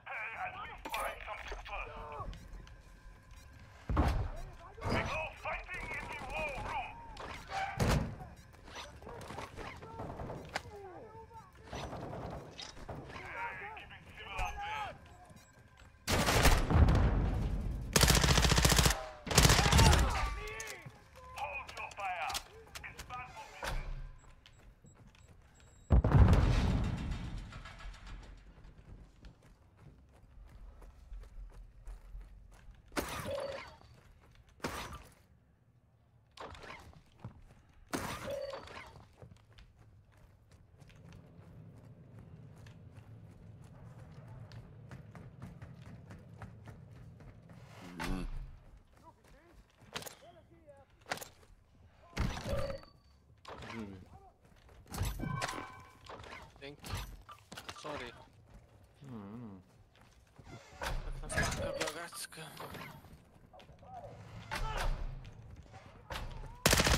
Ultra One, activity is increasing near your location. Stay alert. Sniper marked.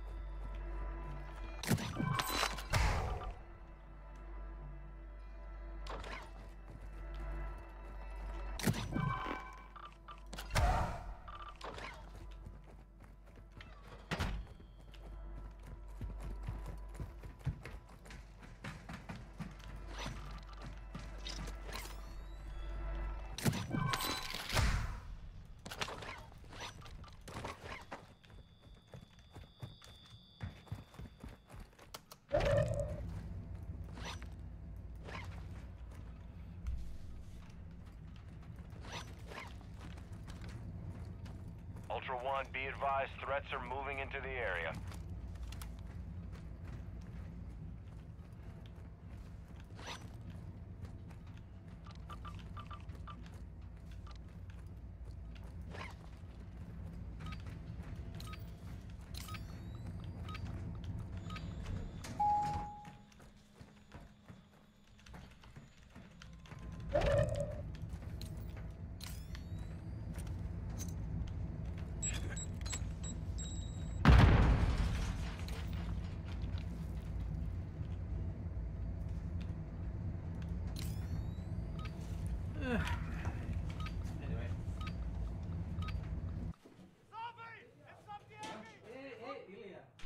All Ultra, communications resecured. Work down there.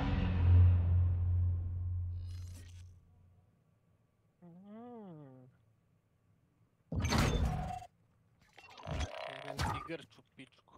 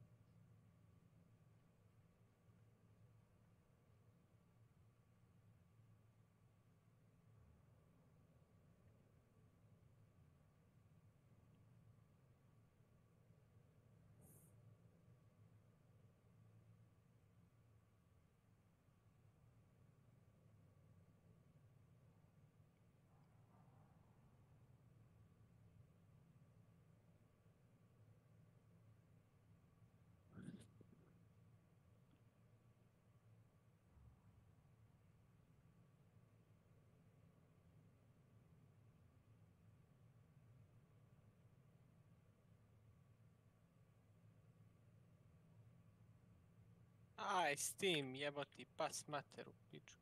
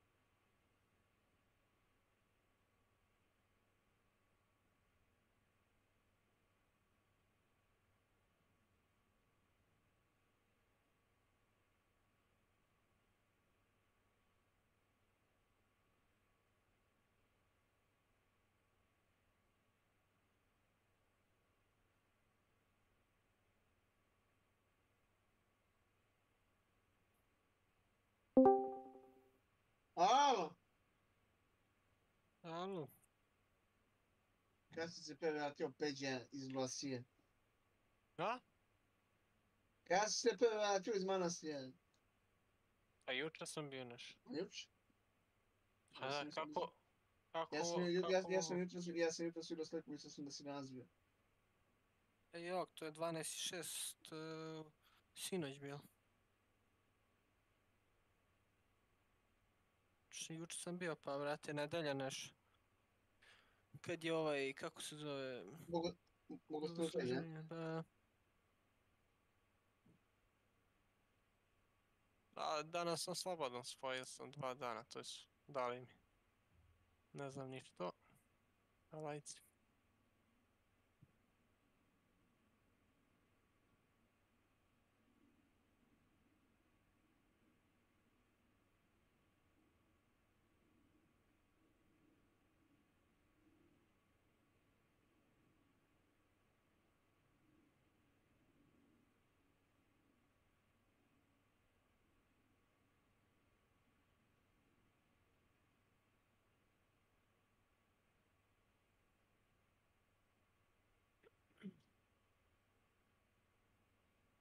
Ja kupio Red Dead Redemption 2 nešto.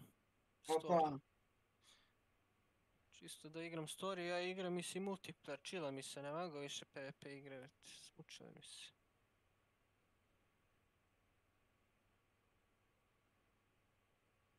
Kupi faktoriju.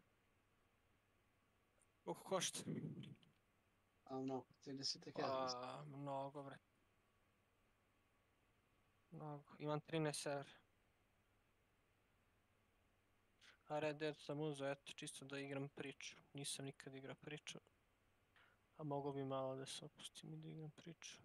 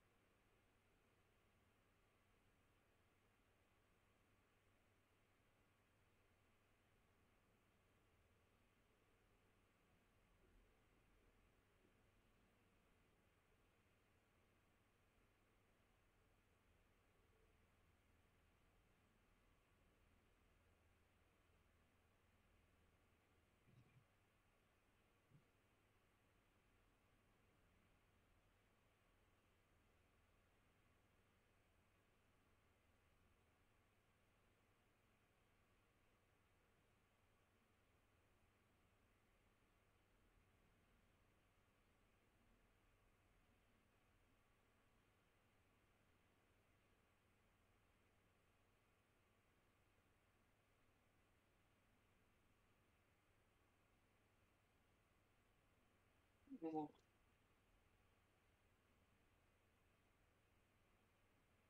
Ne mogu se da se zajebam se.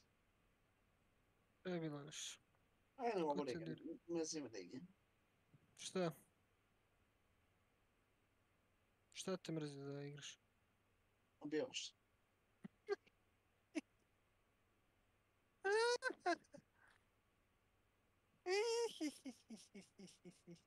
Šironim da spavam. Šta je ti u neku depru upao? Ne znam ni sam šta da radim. Posle kažete ja lud, bre. Pogledajte, nisam rekao da si lud. A.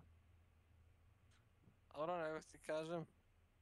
Veruj mi, to je već kod mene mesecima problem taj.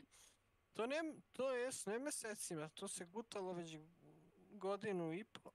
I onda kao, znaš, šta igram da mi prođe samo vreme i ništa drugo. Nema tu ni volje, ni sreće, ni zabave.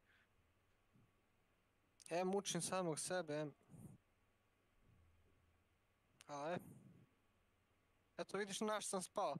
Da pobrišem sve multiplayer igre i sve što ima veze sa igračima, sa ljudima i da sad počnem da igram story igre. Znači vraćam se, klopku prebacujem, hoću sad da igram single player igre. Eto, da igram sam za sebe.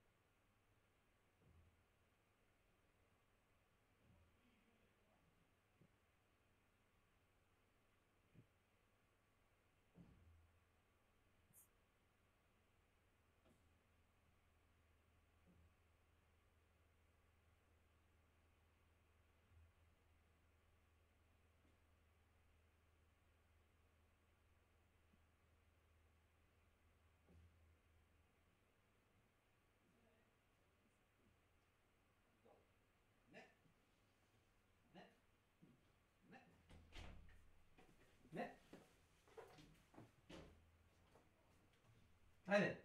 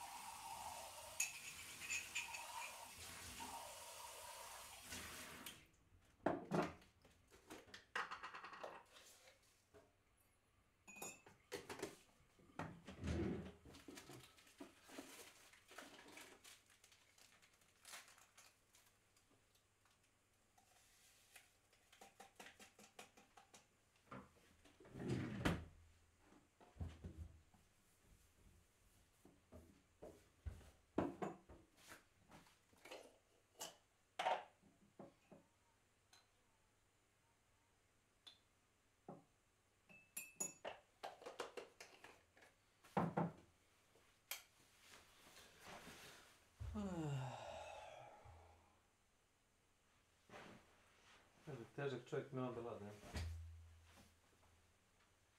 To.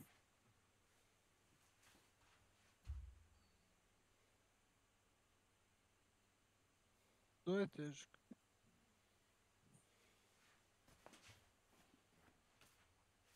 Zašto je težak?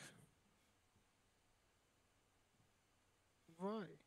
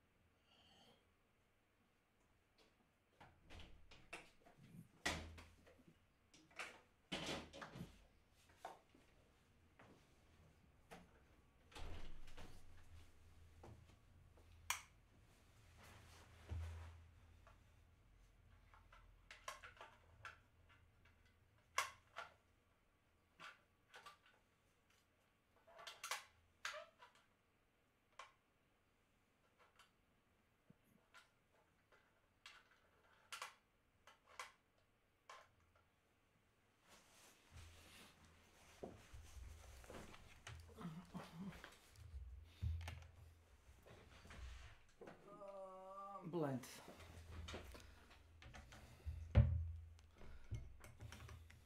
Legally blind.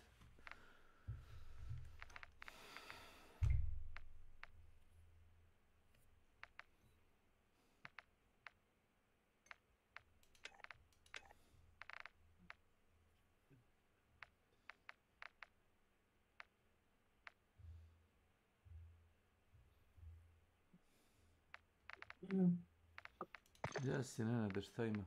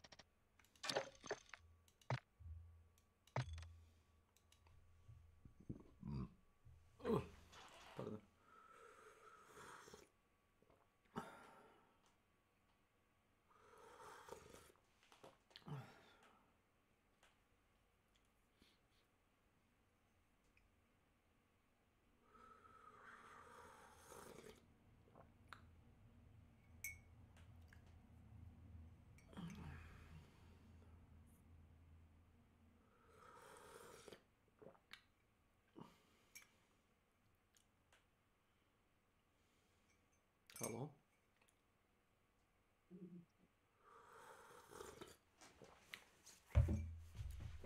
Lights out.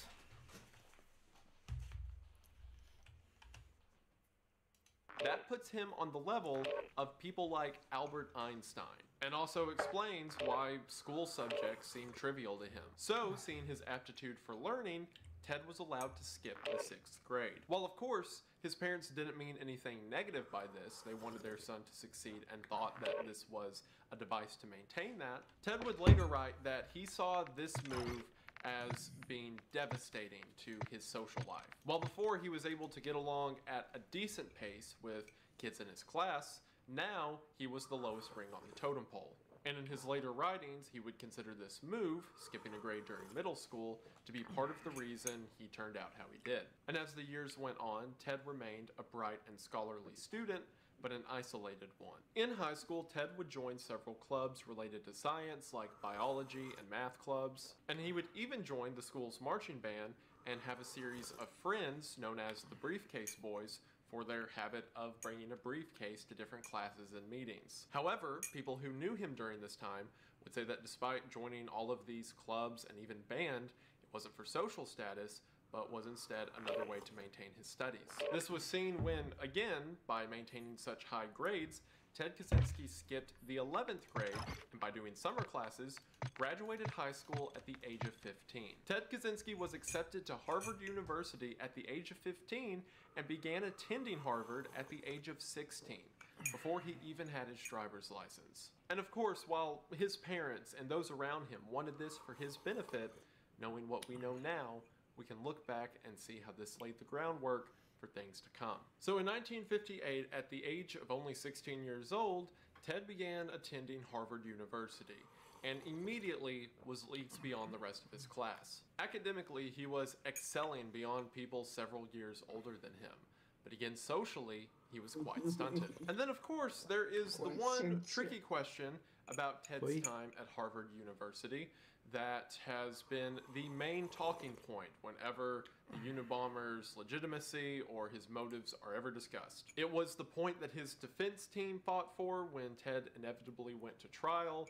It is a point that has been brought up in the news for decades since. And that is the question, was Ted Kaczynski a part of the MK Ultra experiments? And the answer to that is yes, kinda. For those of you who watch the Wendigoon channel, I'm sure you know what MK Ultra is, but for those who may be uninitiated, MK Ultra was a series of alleged CIA experiments that took place during the Cold War that had the ultimate goal of mind control or torture methods or population control, depending on who you ask. Basically, the US government controlling US citizens against their will. So how does Ted Kaczynski tie into all of that?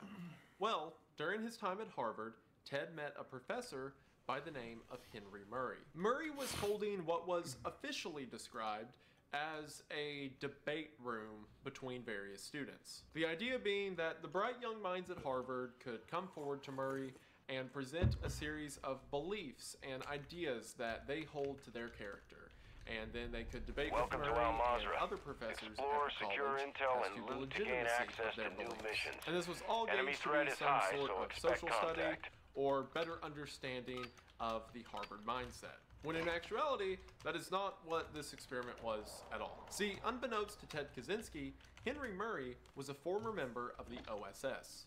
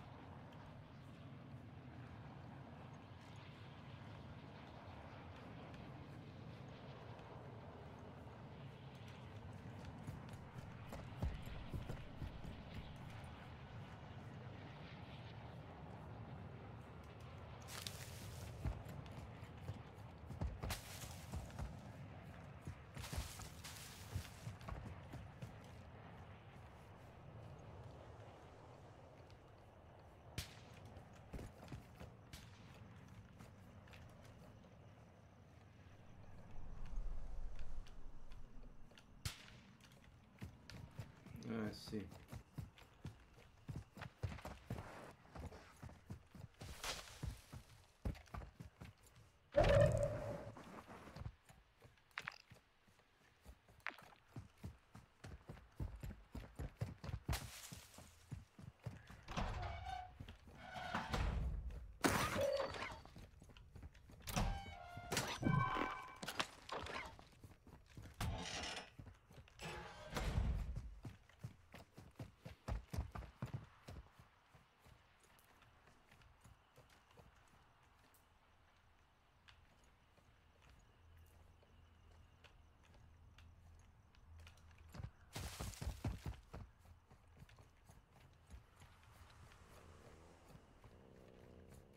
Vidimo kasnije. Pozdravljam te.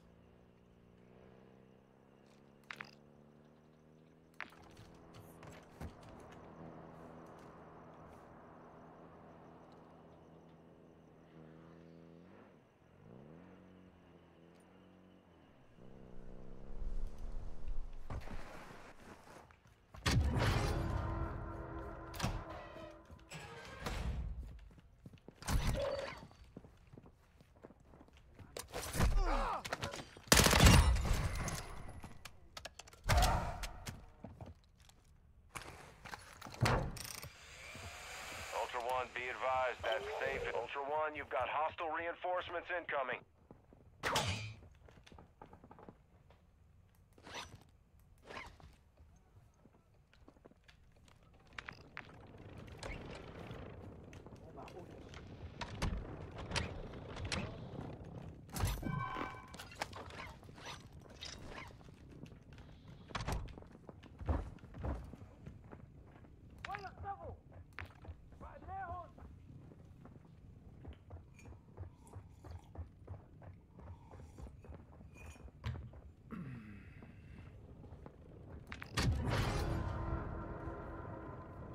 Ultra One, we're seeing increased activity in the area. Stay sharp.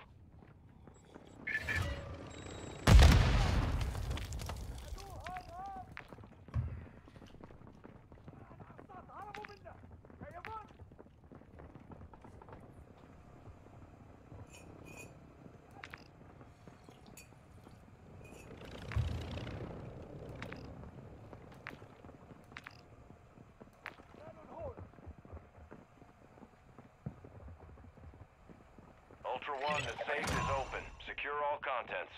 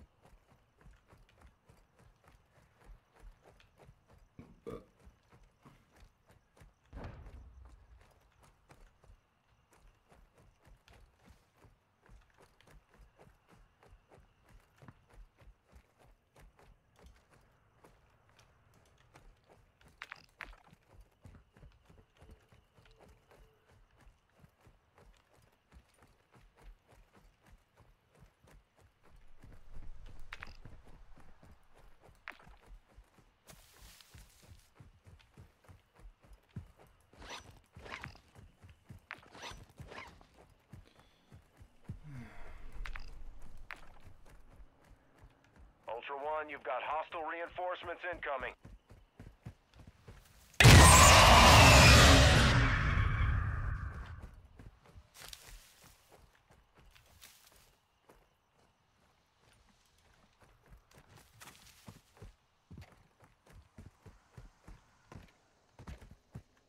Ultra One, enemy threat appears low in your area.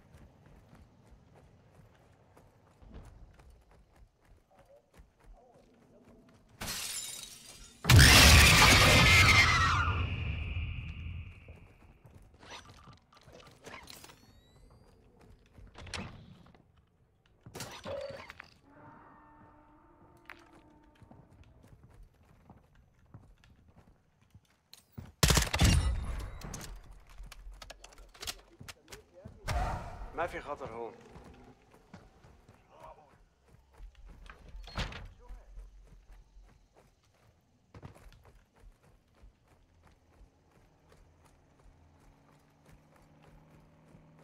مصطفى كهزي مالك الأغبياء أخذ نتاجك وأطال حنجرتك.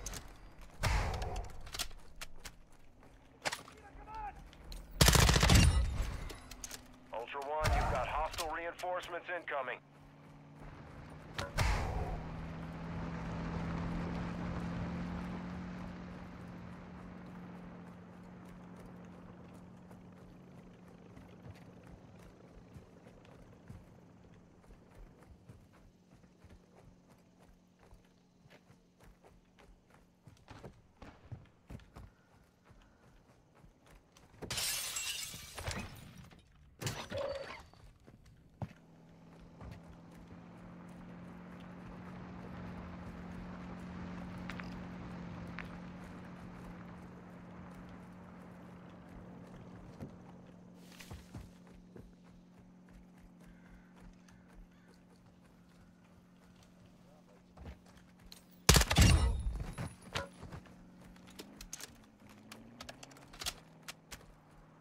حربنا مو مشان دين.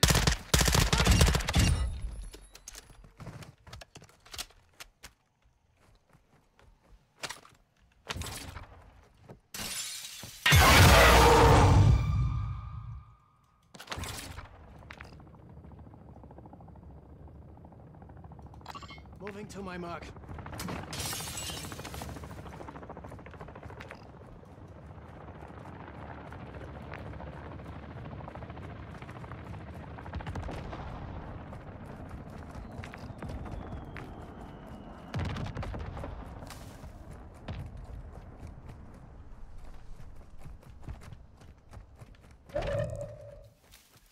Ultra One, enemy threat is moderate in the AO.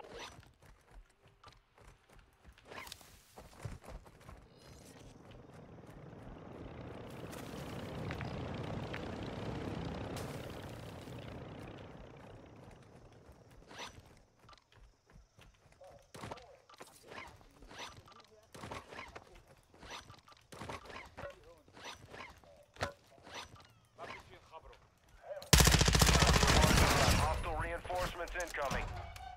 Ultra One, intel believes that could be El Toreador of the Las Almas cartel.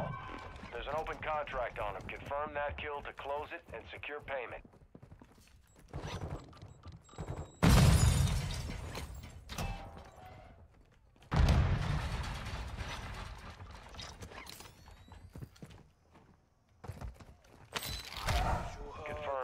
That's El Toreador. Bounty payment is authorized. العمى شوية.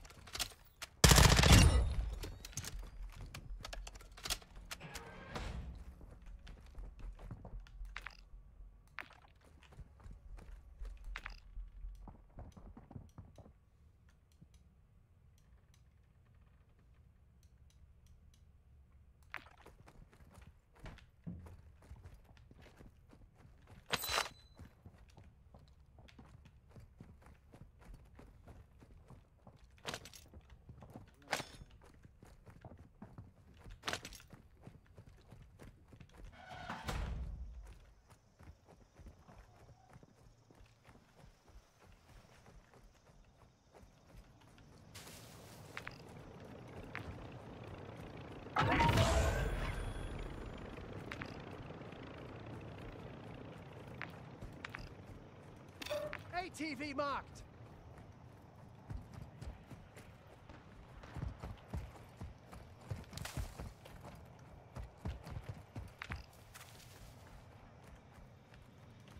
Ammo depot here. Fire station marked.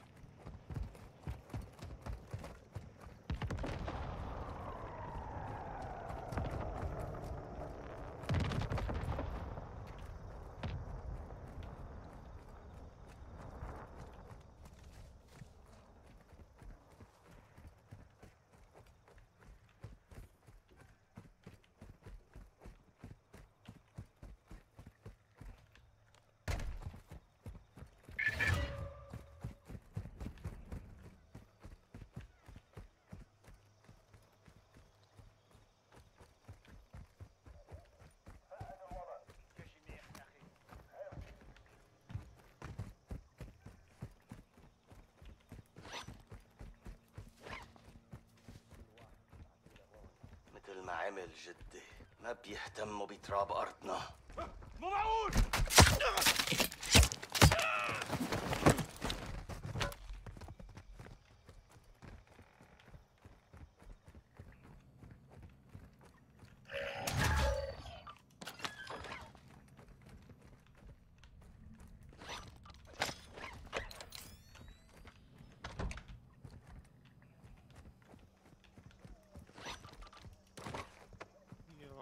To igra jebać.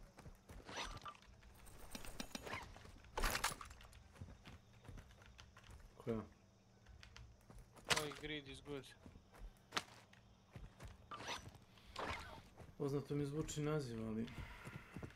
Pa to je ona Dark and Darker, ali ovi su...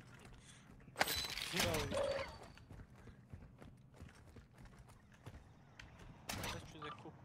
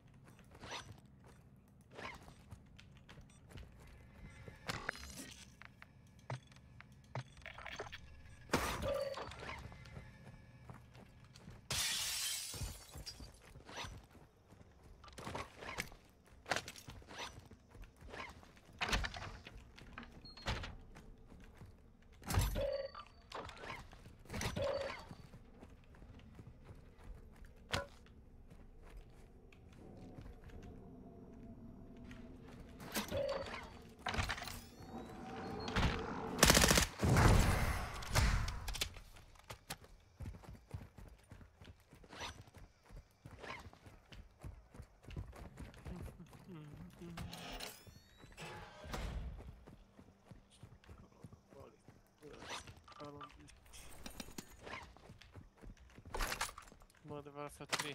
Šta, Neurotik neće da ga kupuje, a? 3,5 sata kampanje Drakula. Jebate, oni... Pa znaš. Vidim ja, ljudi će da kupuju one starije, brate. ATV marked!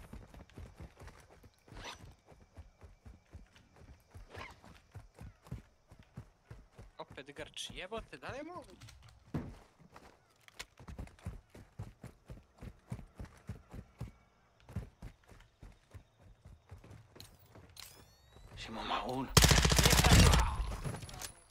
Ultra One, you've got hostile reinforcements incoming.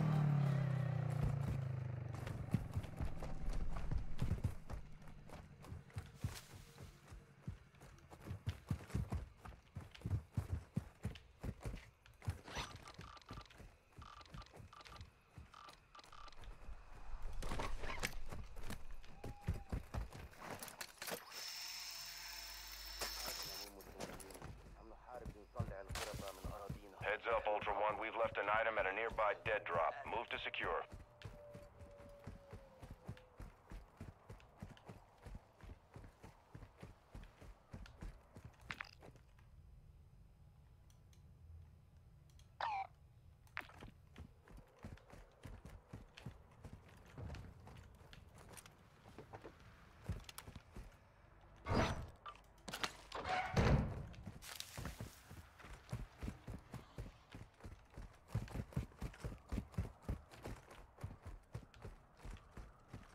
Draculazra.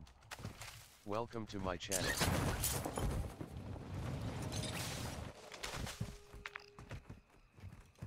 ATV marked! Jeste predrage. Ja sam prošao igrač.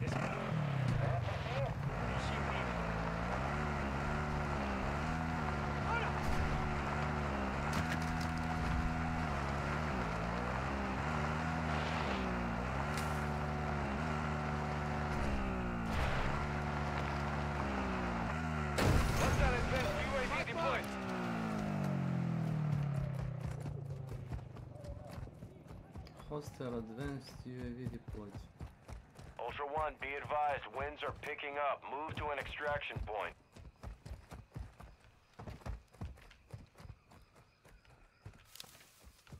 Ma.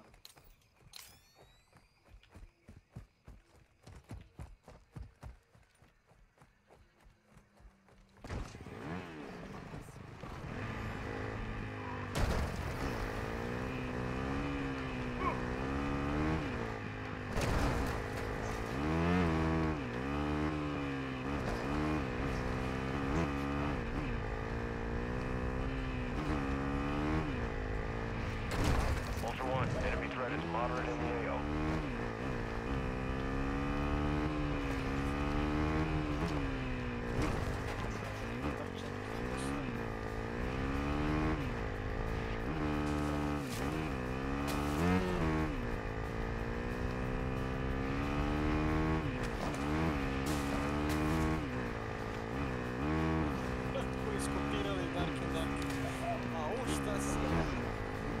slušaj sad, nisi ti upućen u to. Imaš 2 studija i imaš developere koji su radili, čini mi se, na oba ta projekta, znaš. I sad se sude ko je ukrao od koga, razumiješ, ono dizajn. Evo, pa vidim ja povratim komentarima koji ste igrali. Dobro, znaš šta je pojenta, znaš što? Koji otvorili betu i kao, sačekajte da napravite to, ovi već ukrali ide i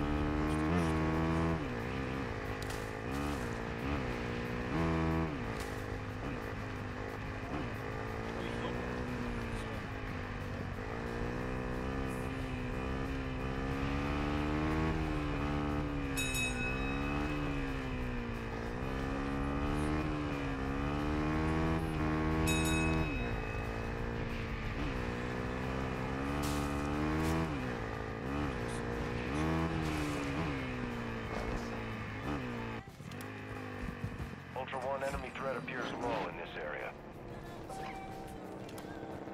HBDES. Welcome to my channel.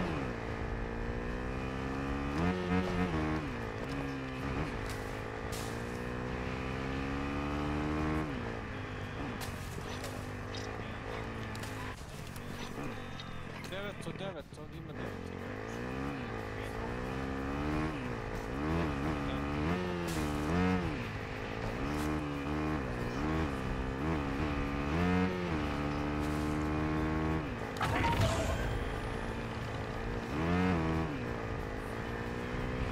I šta misliš ko će sad tu imati? To znam.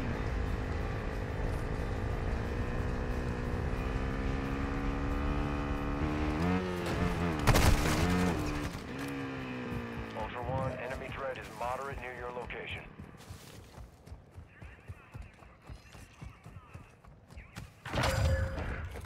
Ultra One, be advised, radiation is pushing into the area. Recommend you move to an extract point. Dobro izgleda igralište. Taman ne mora da kupujem na njihovo one patrone.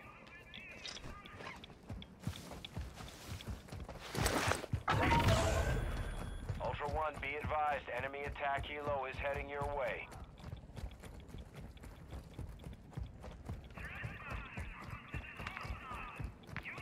Ultra One, be advised, threat level is high in this AO, expect contact.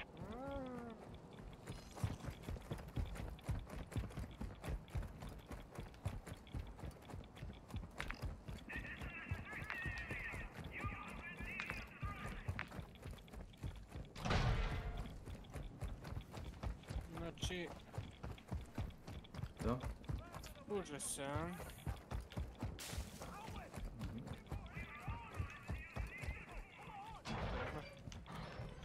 Koji jebe? Pa neko je došao prvi na tu ideju, neko je ukrao dizajn i tako.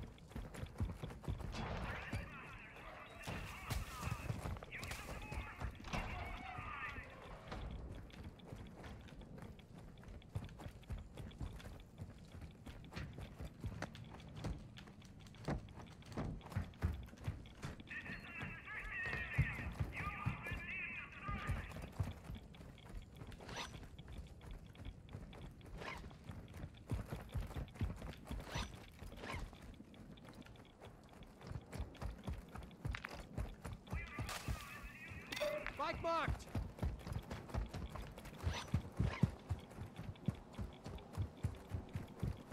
Sve radi, sve kopija. Kopija. Dobro, radio je i Hunt s onim CSGO. Interaktivno oružje. Inspect. To si imao u CSGO.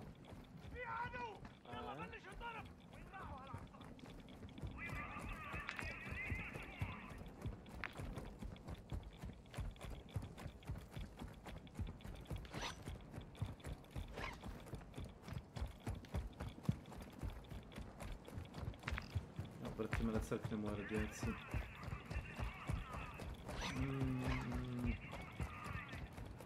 Ohoho.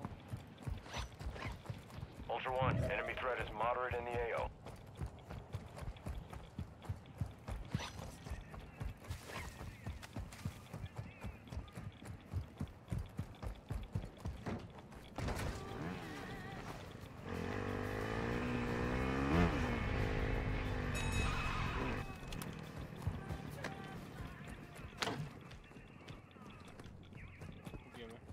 Jedan mi ti imamo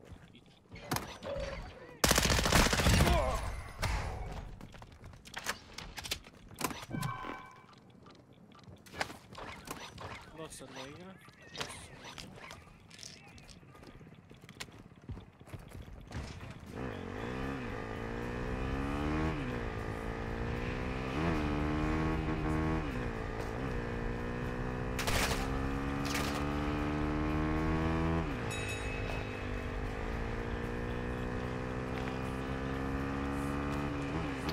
Extraction point marked.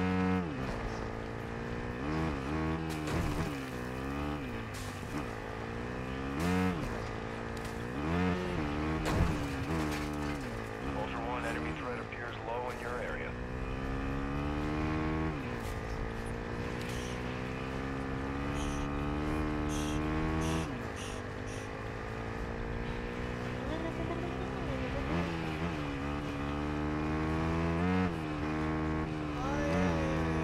Ultra One, enemy threat is moderate near your location.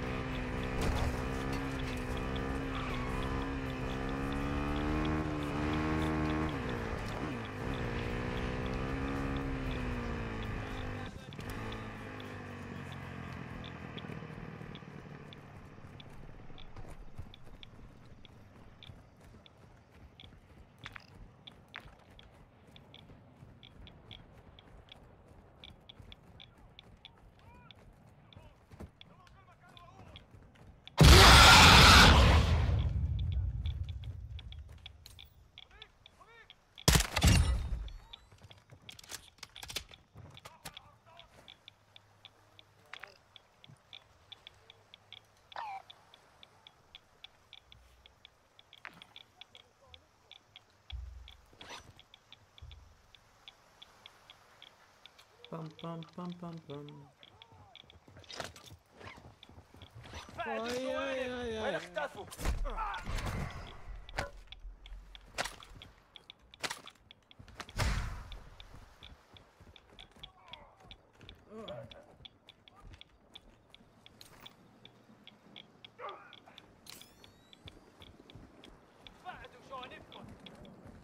Ultra One, extraction is inbound at this time. Ultra One, Dino 4 is inbound for extraction. We're racing radiation. It's going to be close. Ultra One, Feel be mercy. advised. Ultra One, Welcome to my extraction channel. is inbound at this time.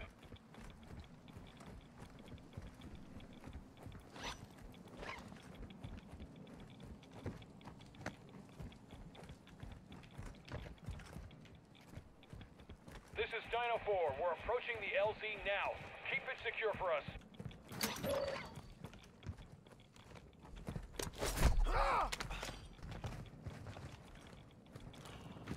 Ultra One, Dino 4. We're approaching the LZ. Get it secure. Dino 4 is holding at the extraction point. Advise you get here fast.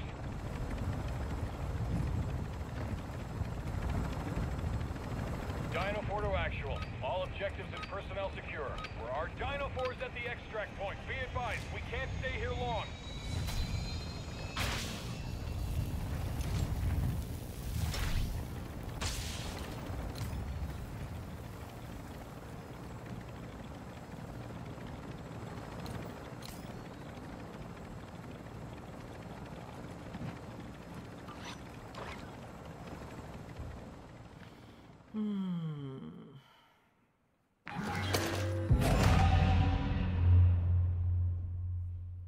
Chic Island. Interesting.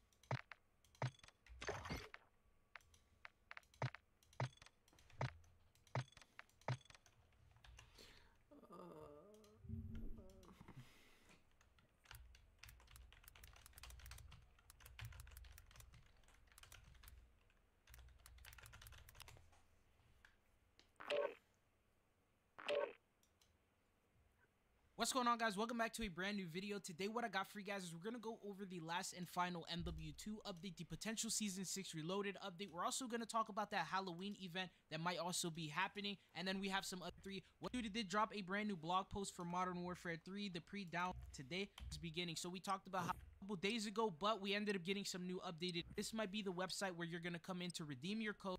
Oh, the website is not yet live. It says gaming gear 11 sweeps has been confirmed to only be enabled in the UK to be able to cash that in, get something like double XP. The amounts they have to upload a to your have gone MW have a mouse collab update the content maps. We'll jump into the Season 6 update, dropping in 3 brand new weapons, a new battle pass, all that good stuff. And then the haunting event came around a month later, and that brought in even more content. It brought in the whole Halloween event. It brought in like the updated maps. We also ended up seeing the soul capture event, which is going on right now. Explore, secure intel, and loot to gain access to new missions. Enemy threat is high, so expect contact. Jesi probao tu igru? Kažeš, si uzao? Nisi? Jesam, uzao sam i probao sam, odigrao sam jedan meč i izašao, toliko me držao. Ali neću da je refundam, boli me. Moving here. Dosadno mi sam, da imaš ti ili neko. Ja sam probao Jesi probao igru? Probao sam, pomozi mi kako zove ta zebancija. Dark and Arctic. Da. Kako se čini? A nije loša, nije to za... Poor man Tarkov. Mislim, interesantna je, ali ima delova koji nisu baš dobro urađeni.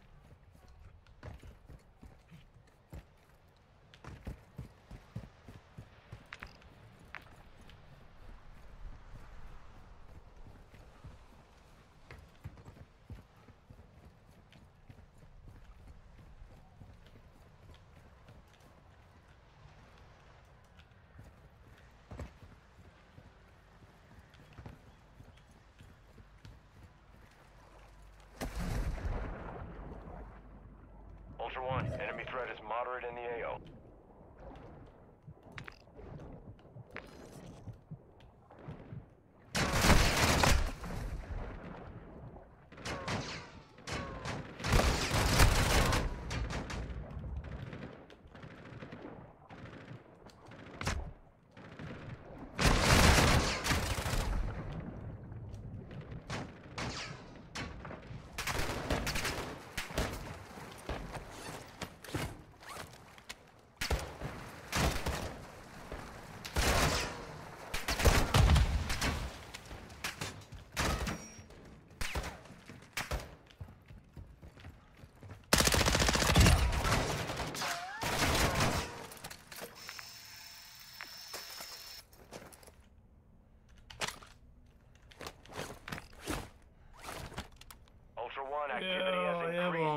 pas mater. I town centru. Retardirani. Intel contract here. Moving to my mark.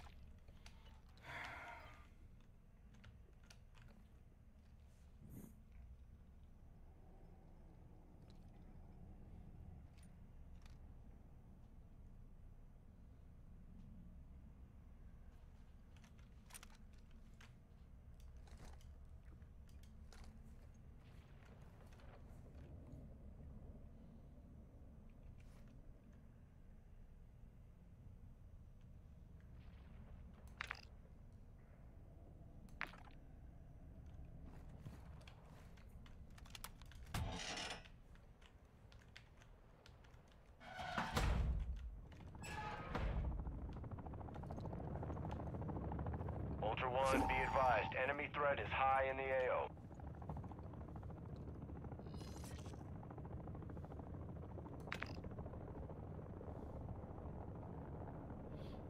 Ultra One, be advised, an operator in your area needs medical.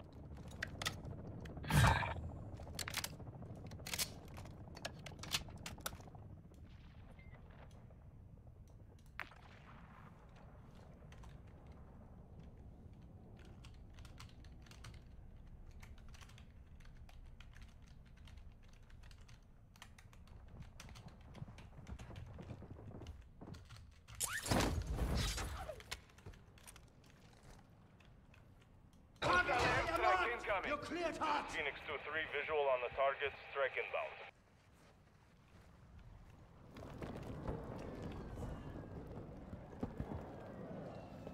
Splash, good kill.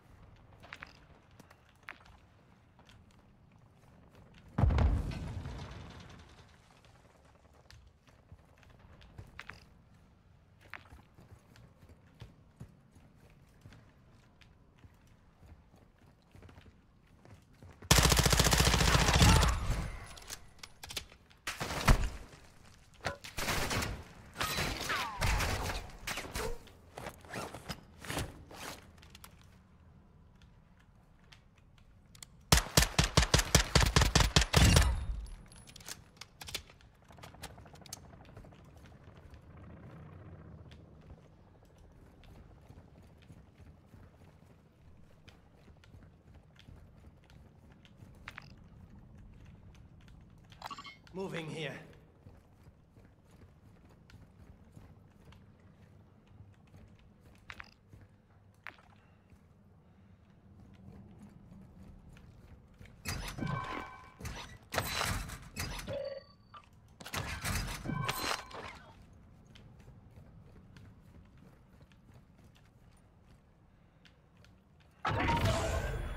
Ultra One, the enemy attack helo is moving in your direction. Moving to my mark.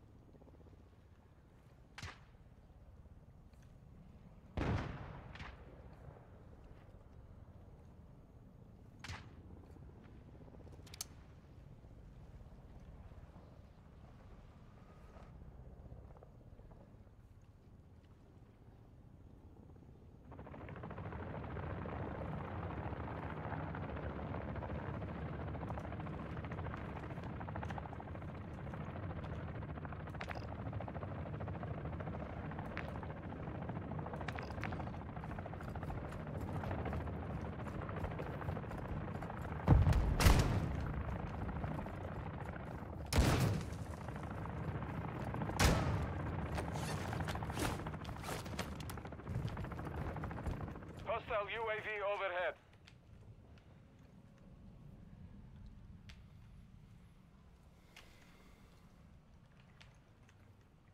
Ultra One, enemy operators have secured a weapons case. Targets are marked on your TAC map.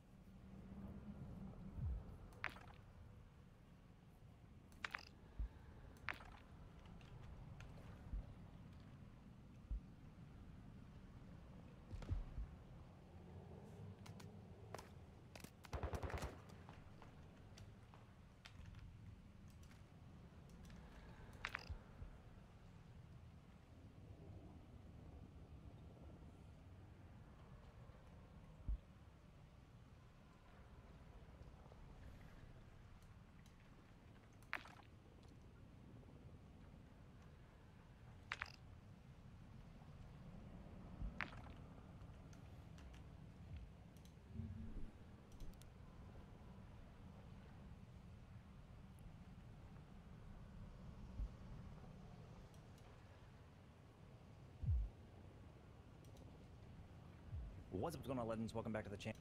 This will be complete. Now, the third and final part of this mission is asking us to plant a tracker on the tower. If you get eliminating the crew to go all smoke, you can on top. It's on the submarine in the waterway. There is that gas station there, and in between the gas station and the science, go over near the tracking devices from the town center dead drop. So this time we're going over to Ashka Island. We're gonna go over.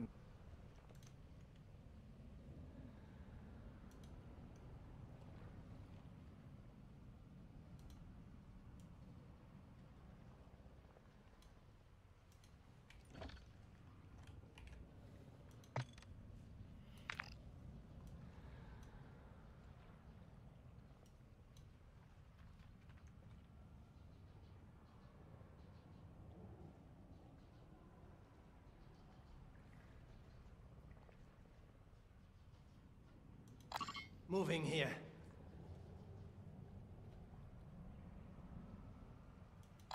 Moving to my mark.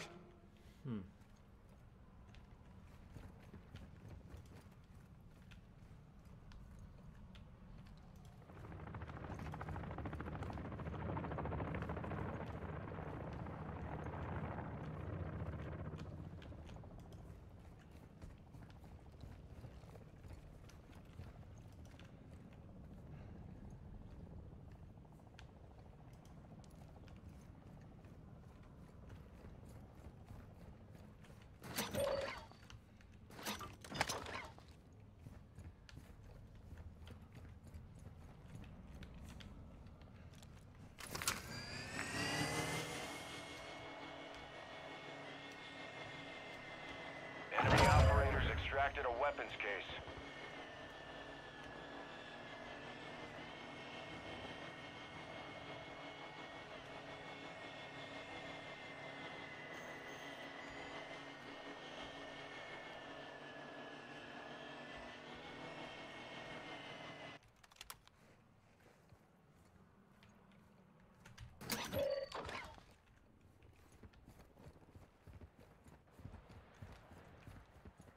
Ultra One, enemy threat is moderate near your location.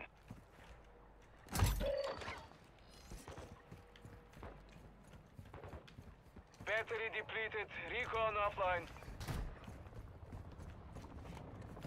Ultra One, we've delivered an item to a nearby dead drop. Secure it.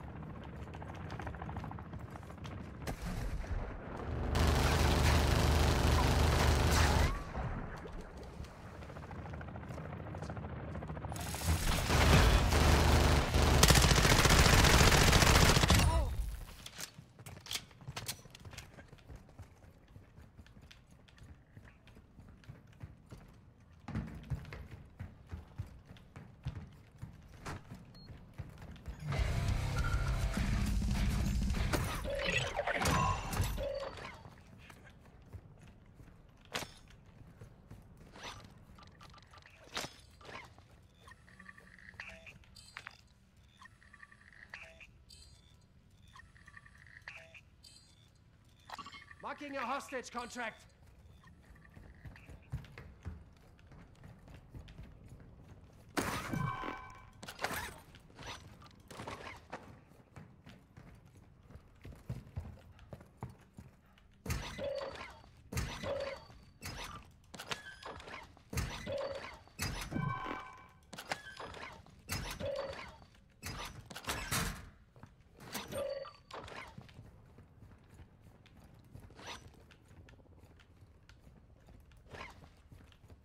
Huh. Let's see. That's how it is.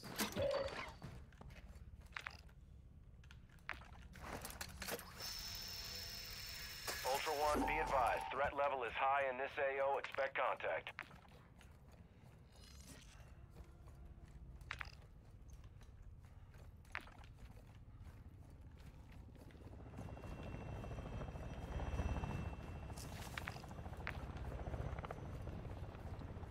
Ultra One, enemy threat appears low in this area. Ultra One, actual. High winds are increasing in the AO. Move to an extract point before radiation spreads.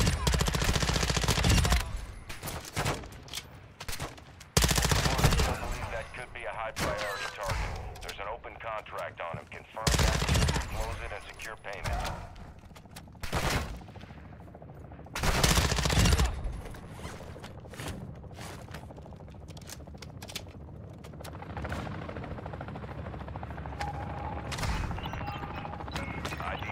That's the enemy informant. Payment is approved.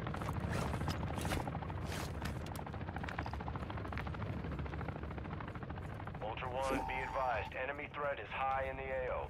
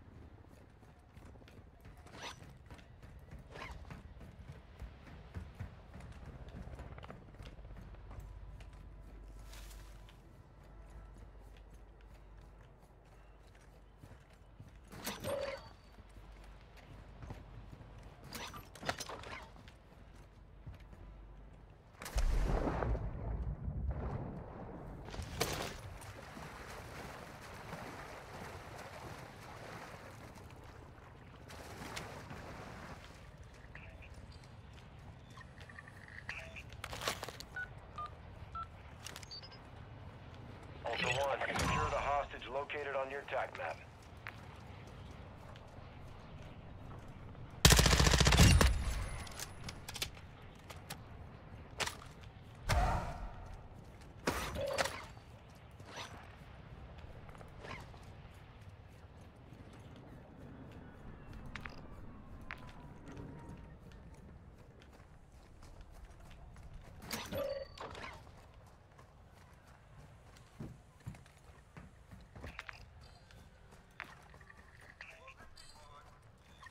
Ultra One, be advised, you are approaching the hostage location now. Expect contact.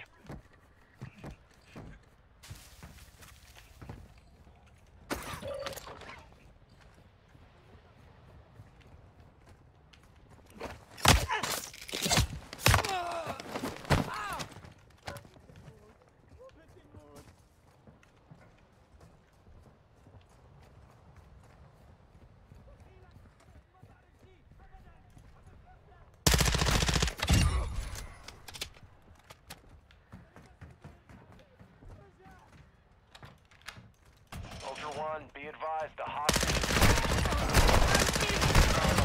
is Ultra One, actual. High winds are pushing in radiation. Start moving to an extract. Ultra One, hostage is secure. Advise you move to an HLZ for extraction. Ultra One, exfil is inbound now. Move the hostage to the HLZ on your TAC map.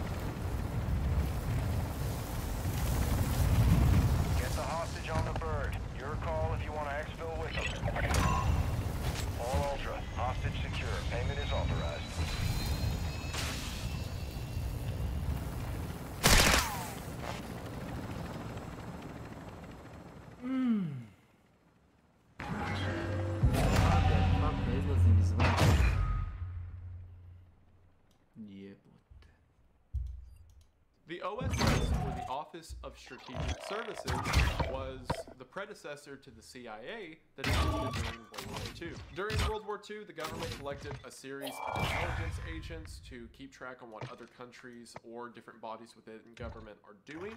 And after World War II was over, they didn't want to just throw those guys away. So the Office of Strategic Services became the Central Intelligence Agency, or the CIA. And it seems that Murray was holding a sort of experiment for CIA records. This experiment, in actuality, was to have students at Harvard bring forward papers or speeches prepared discussing their personal ideas and convictions, and to then verbally berate them regarding those convictions. Some audio records still exist of Ted Kaczynski's conversations with Murray during these experiments. It seems that the purpose of this experiment was to understand how much beratement or belittling it took to make someone give up on their ideas. And you could say this would be used for interrogation or population control or media control or what have you. We don't know what the purpose of these trials was for sure, because for some reason the records regarding these trials are still under lock and key, meaning that it was almost for certain part of some CIA experiment. Ted Kaczynski was a part of these trials for 3 years that he was at Harvard. Now, a lot of the details around these Harvard experiments get overblown. Things like that awful Manhunt miniseries say that Ted was like strapped down to a chair and electrocuted and like had rows of people laugh and mock him, when no, And because of that, some details of the Harvard experiment may seem underwhelming by comparison, but this was a guy who was already socially inept, who now had a superior, a professor at the college, yell at him once a week on a schedule about how stupid his ideas were. Ted would later write about how he considered Murray to be a jerk, or just some guy he didn't like. But even in spite of how smart Ted was, I don't think he realized how much this might have had an effect on him. Because you take a guy who despises social settings and is already beginning to despise some fabric of society as a whole, and then you yell at him about it for 3 years? Again, it's another piece in the puzzle of what Ted would eventually become. Despite this, Ted would graduate from Harvard in 1962 with a bachelor's degree in mathematics. He also graduated with a GPA of 3.12, and if you're like, oh, I thought he would get a perfect 4.0, he really didn't care about the other required classes he had to take that weren't science, which he just liked me for real. After graduating from Harvard, Kaczynski would pursue a doctorate, and he would do so at the University of Michigan. He took the position at Michigan despite being also accepted to universities like Berkeley or Chicago, because Michigan offered him a teaching position. His colleagues and professors at the University of Michigan said that Kaczynski operated on a level most of them could hardly understand. He was entirely dedicated to his work and was so knowledgeable about things like geometric functions that sometimes it seemed he was speaking another language. Some of his teachers even going on to say that he is the best student they have ever seen. Now, there is something else that happened to Ted Kaczynski in 1966 during his stay at Michigan.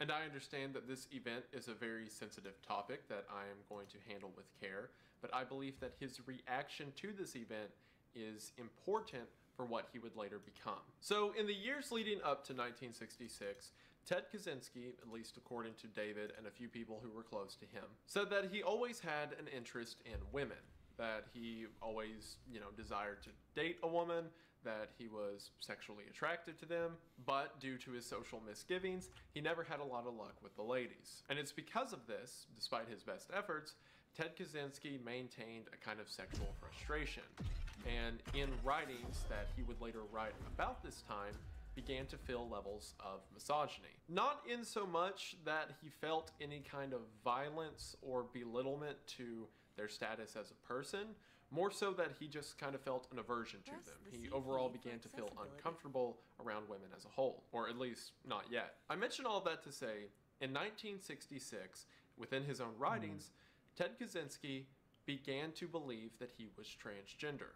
For several weeks in 1966, Ted would write about his feelings regarding being transgender and these thoughts that he was having regarding it, and even set up an appointment with a psychiatrist to discuss gender reassignment. Ted went as far to go to the appointment to meet with this psychiatrist, but while he was in the psychiatrist waiting room, he immediately felt that all of this was a mistake, and he got up and left the room. And then immediately after this, Ted writes for pages and pages about how he wanted to kill the psychiatrist. Ted would write about how he would go about it, how he would ensure that there was no evidence left behind, and it's the first time in Ted's writings that we see a tinge of murderous fantasy.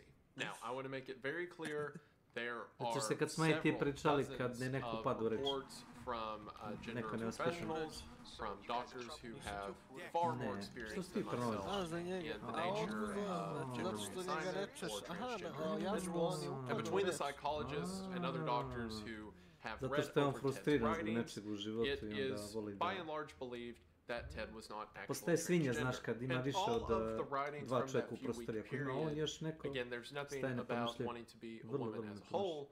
All of the things he describes are explicitly sexual, or fantasies, or other things that I don't want to discuss in detail, because I try to maintain some aspects of a family-friendly channel. But aside from these sexual fantasies, Ted never gave any indication that he was transgender during this period of time, and even given the sexual fantasies, never mentioned it anywhere in his writings outside of this few-week period. And the majority of psychiatrists who have looked at this case believe it to be an outlet of Ted's sexual frustration. But the important part here is that after leaving that psychiatrist's office, Ted starts to think that murdering people is a solution to his problems. Of course, we all understand that it's not the psychiatrist's fault that Ted just so happened to make an appointment with, that Ted was dealing with this experience, but nevertheless, Ted felt that murdering that person might make it better. In his writings reflecting on this revelation, that murdering the psychiatrist might make his problems go away,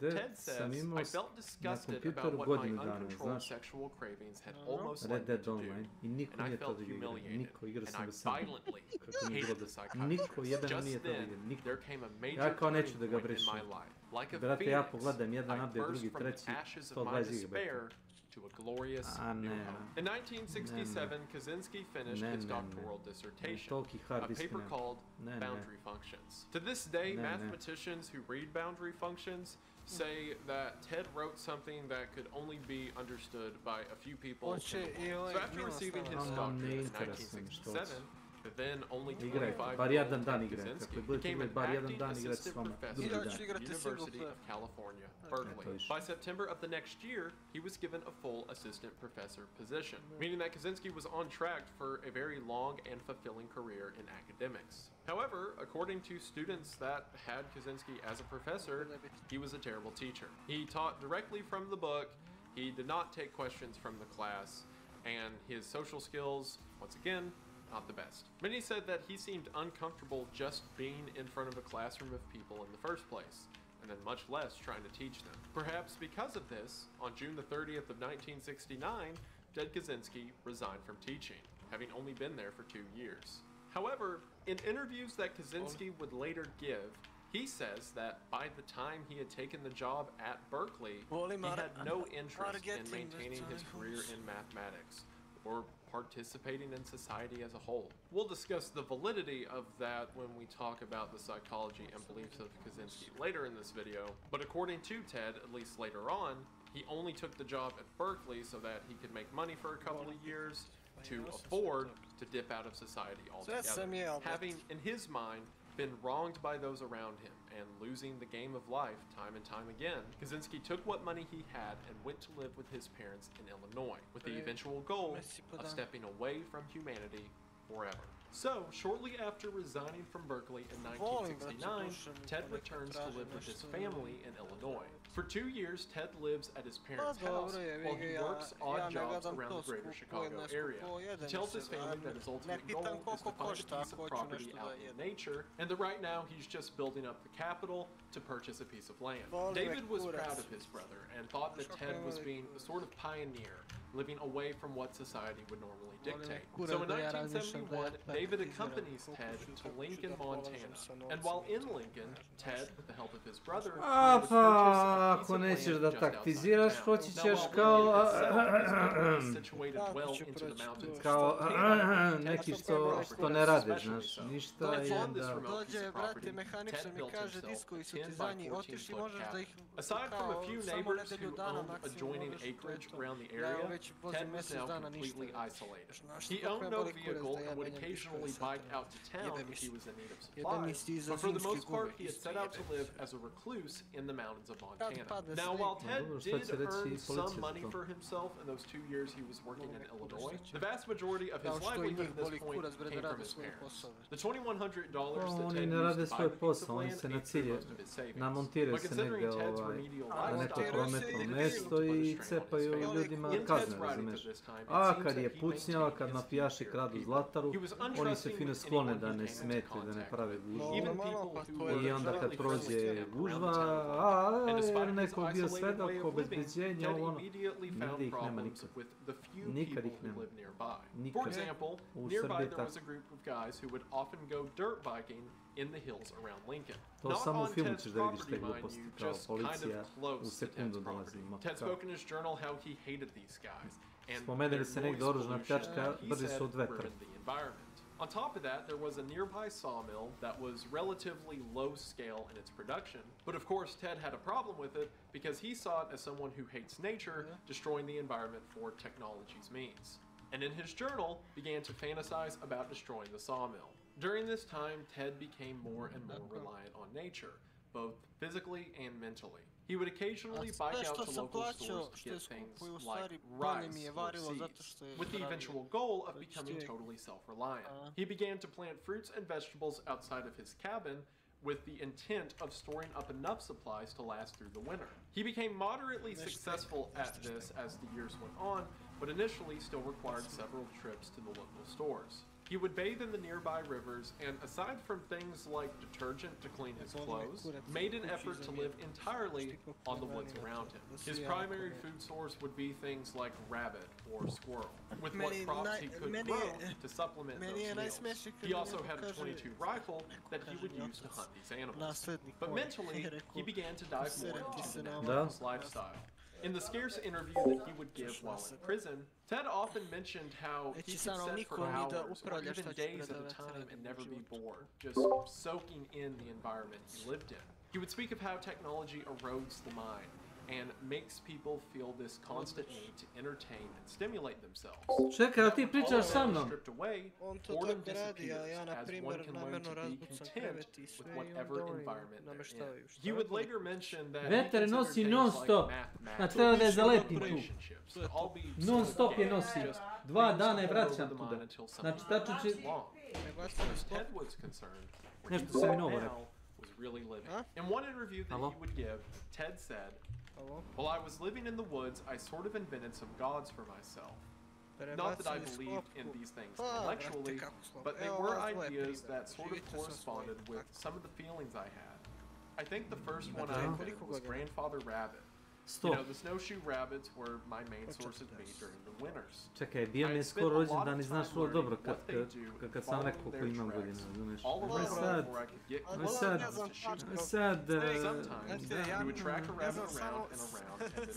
Mislim, nije teško zapamtiti, znaš, 4, 0, znaš. I invented a myth for myself that this was the grandfather rabbit. The grandfather who was responsible for the existence of all other rabbits. He was able to disappear. That is why you couldn't catch him and why you would never see him. Every time I shot a snowshoe rabbit, I would always say, "Thank you, Grandfather Rabbit." After a while, I acquired an urge to draw snowshoe rabbits. I sort of got involved with them to the extent that they would occupy a great deal of my thought. I actually did have a wooden object that, among other things, I carved the snowshoe rabbit in. Ja mogu da sam upalim veš mašinu, sipam deterđent. But I never did get it done. There was another one that I sometimes called the will-o-wisp, or the wings of the morning. That's when you go out in the hills in the morning and you just feel drawn to go on and on and on and on, then you are following the winds. That was another god that I invented for myself. Ne, ja uzmem sam da si sam lijepo, samo što mene mrzi da si sam non stop.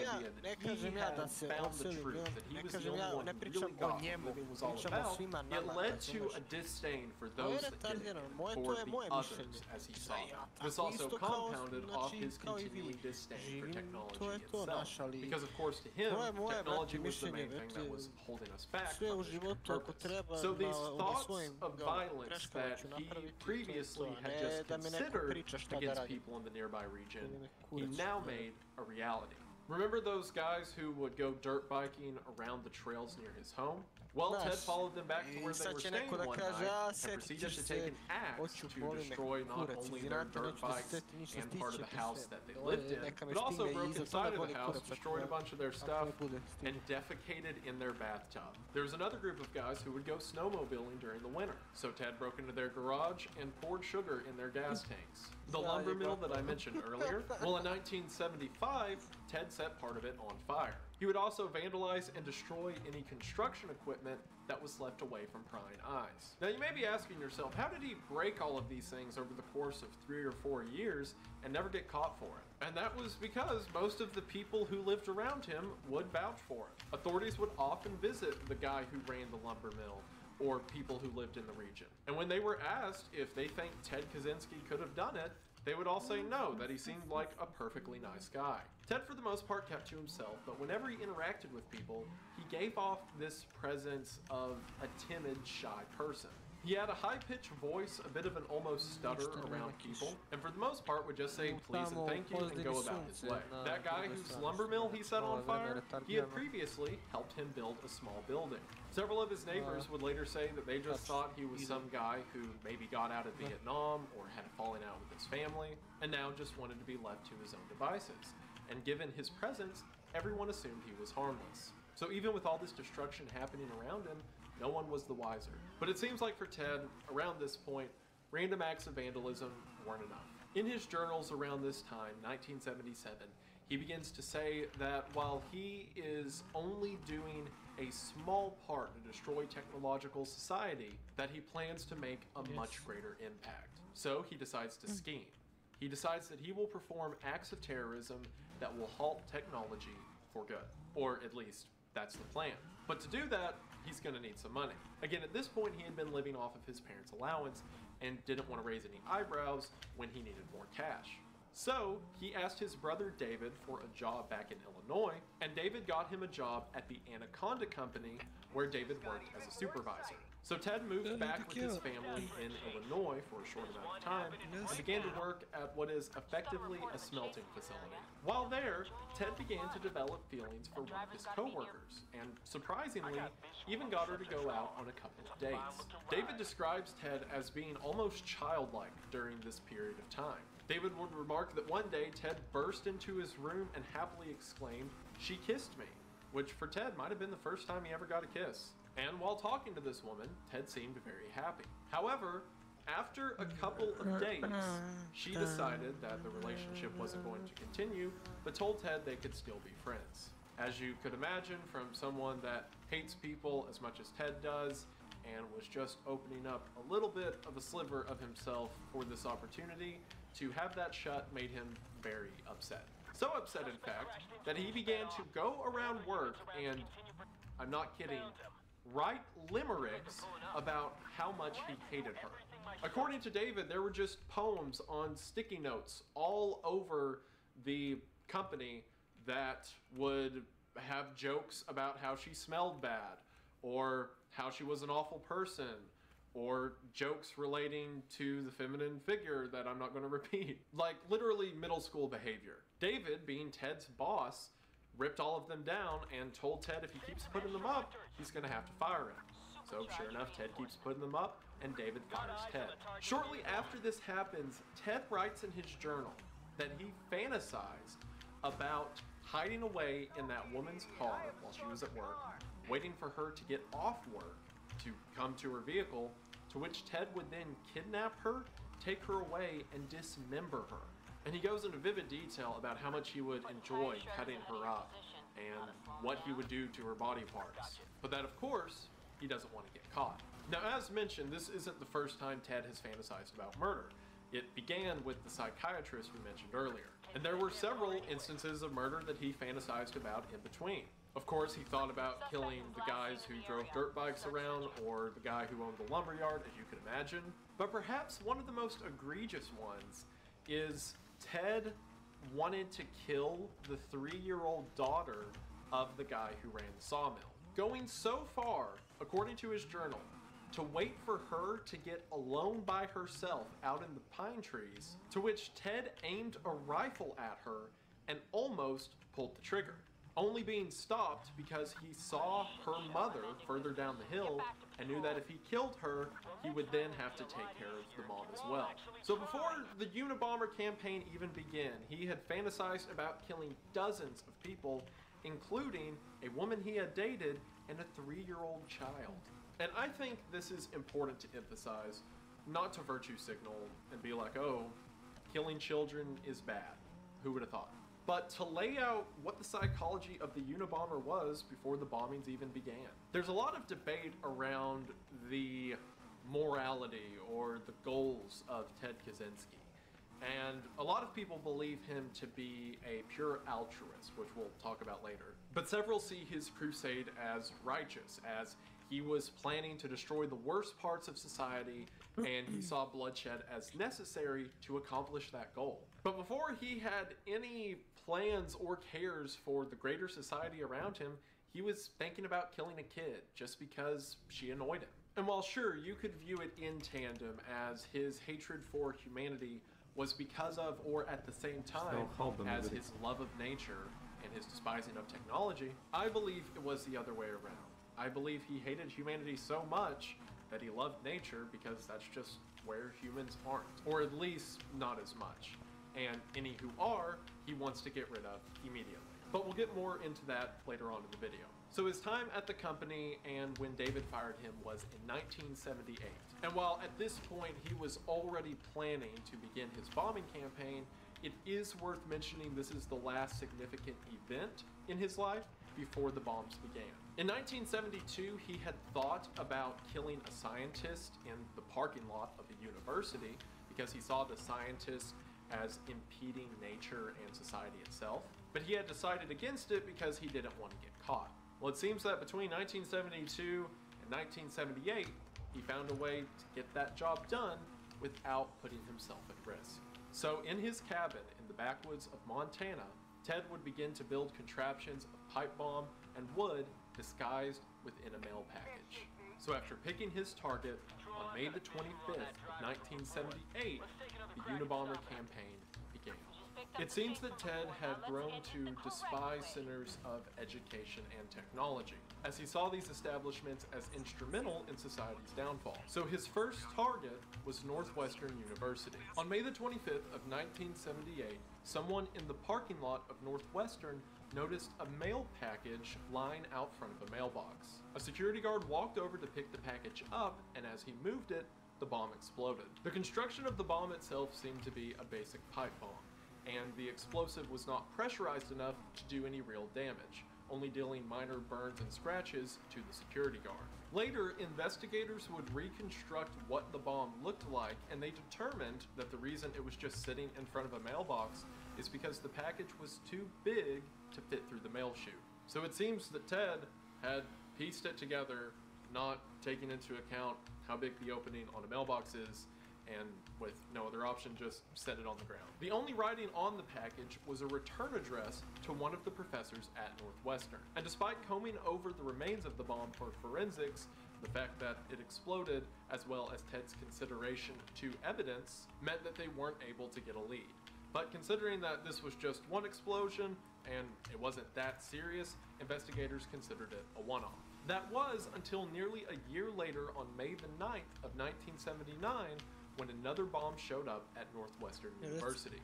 A graduate student thought that the bomb was strange, walked over to pick it up, and as he did, the bomb exploded. Similar to the last explosive, it wasn't powerful enough to cause a lot of damage, and thankfully, the student only received minor cuts and burns. However, this is now 2 bomb attacks on Northwestern University. So the investigators launch into an investigation looking for anyone who may be looking to destroy Northwestern.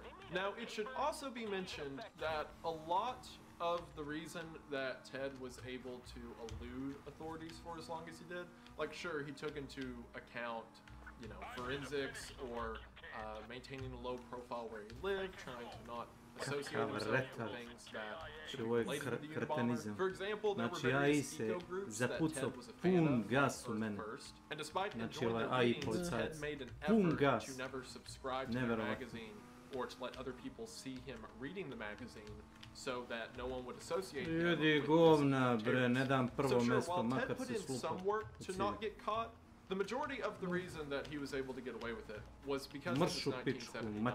That bomb that was lying on the table of Northwestern, he just walked out of college and set it down on the table and walked out. And in a society that didn't have the surveillance or security as our society today, it was possible to get away with something like that. While in most modern colleges, Ted wouldn't have been able to get through the front door. Just keep the time period in mind as we talk about some of the difficulties these investigators faced. But in 1979, they were looking for someone who was trying to target Northwestern. However, all of that would change in November of that year. On November the 15th of 1979, American Airlines Flight 444 would be the next victim of Ted's bombing campaign. Similar to the first explosive, this bomb was put through the mail system. Ted, knowing that the package would be transferred through a passenger jet, something that Gay service pohod do anymore, za rigged this explosive to go off using an altimeter. The previous explosives were designed that after a certain amount of time, if anyone violently shook the package or opened it, it would blow. But an altimeter is a measurement of something's altitude. So the bomb was designed that after the timer goes off, once the altimeter reaches a certain altitude, the bomb will explode. Meaning that Ted's plan was to blow up an entire passenger jet while it was in the air. Thankfully, for all of those involved, the bomb malfunctioned. The bomb's timer went off, which ignited the detonator, but not the explosive charge. Meaning that it caused the package to produce a lot of smoke and spark off, but thankfully, not explode. The plane was evacuated and 12 people sought medical attention for smoke inhalation. But other than that, everyone was fine. Now, to those familiar with the Unabomber case, obviously this story isn't surprising. You've heard it before. But for those of you who are just familiar with the reputation of Ted Kaczynski, this probably sounds out of character. What was a guy who was so concerned with destroying technological society? Or welcome those to my channel. super corporation leaders who are harming nature. What is that guy doing trying to blow up a passenger jet? Sure, jets are an effect of technological society, but the people on the plane don't have Mentalno anything bolo to do čovjek. with Zamisli that. da igraš CS 5 godina. Zamisli sad ovo, AVP Desert. Da li bi prolupao? Normalno, pa ja sam, brate, prolupao jump through the window. Actually, you know what? On second thought, it's kind of pretty. Yeah, we're gonna run with it. Furthermore, think about the second explosive at Northwestern. Sure, the first one was supposed to wind up in a professor's office. Za meni je, so you could argue that explosive was directional. But for that second one, he just left it on a table. A janitor, anyone could have opened that. And the person who did was just what does killing a random graduate student do? Again, to benefit society, to benefit nature. In Ted's journals during this time, there is no level of remorse or even dissatisfaction with the fact that he's killing random people. There's only frustration that he hasn't actually killed anyone. All he says is that he needs to get better at making bombs, that he can't believe the altimeter didn't go off, and he really wanted to blow up a jet full of people. Ted Kaczynski is often considered not as bad as other terrorists, at least in United States history, because of his relatively low body count. But the only reason his body count was relatively low is because he wasn't able to do everything that he tried to do. Because if those bombs were as effective as he wanted them to be, there would have been a lot more bloodshed. While part of the bomb was destroyed because, again, the igniter went off, more of it was intact than the other examples. This allowed investigators to take a closer look at the device and eventually connect it. Moraš naći nešto što te ispunjava i to razumeš da upražnjavaš svaki dan. Nebitno je, razumeš koliko vremena. There were a few details that gave away the connection. For one, all three explosives had an unusually large amount of wood. The casings of the explosives themselves were made out of wood. Initially, investigators thought that maybe the wood was some kind of potential shrapnel device, which it was, da masturbiram, ne, the mechanics of the explosives themselves were especially cheap. Like the wires and timers would be salvaged from old car parts, and several of the brackets and braces within the explosive were hand-fashioned out of wood. This is weird for what the authorities assume is a guy who lives near Chicago and is making explosives in his garage. But of course it makes more sense with the hindsight that we have now that Ted Kaczynski was cutting wood and, I mean, he had nothing else better to do, hand-fashioning pieces to fit into these packages, as well as going to nearby salvage and scrap yards and just stealing stuff from random junk cars. Investigators would later wonder during the case why there were such long periods of time between bombings. Like, there was a year between the first and second bomb, and like 5 months between the second and third. And again, with the hindsight we have now, it's because the dude had to individually piece these bombs together, literally piece by piece. But at this point, the FBI dedicated full attention to this case. Previously, it was someone trying to attack Northwestern with these non-lethal explosives. But now, it was someone trying to take down an entire passenger jet out of the Chicago airport. So the FBI made it into a huge case and assigned a lot of manpower to track this guy down. And because his current targets were universities and airlines, the FBI gave him the designation of the University and Airline Bomber, or as it was abbreviated, the Unabomber. As the FBI are trying to build a profile on who this bomber may be and track down any leads they can, on June the 10th of 1980, Ted sends out his fourth bomb. This package was sent to Lake Forest, Čalm, čo ti bre, otkud ti znaš šta je to?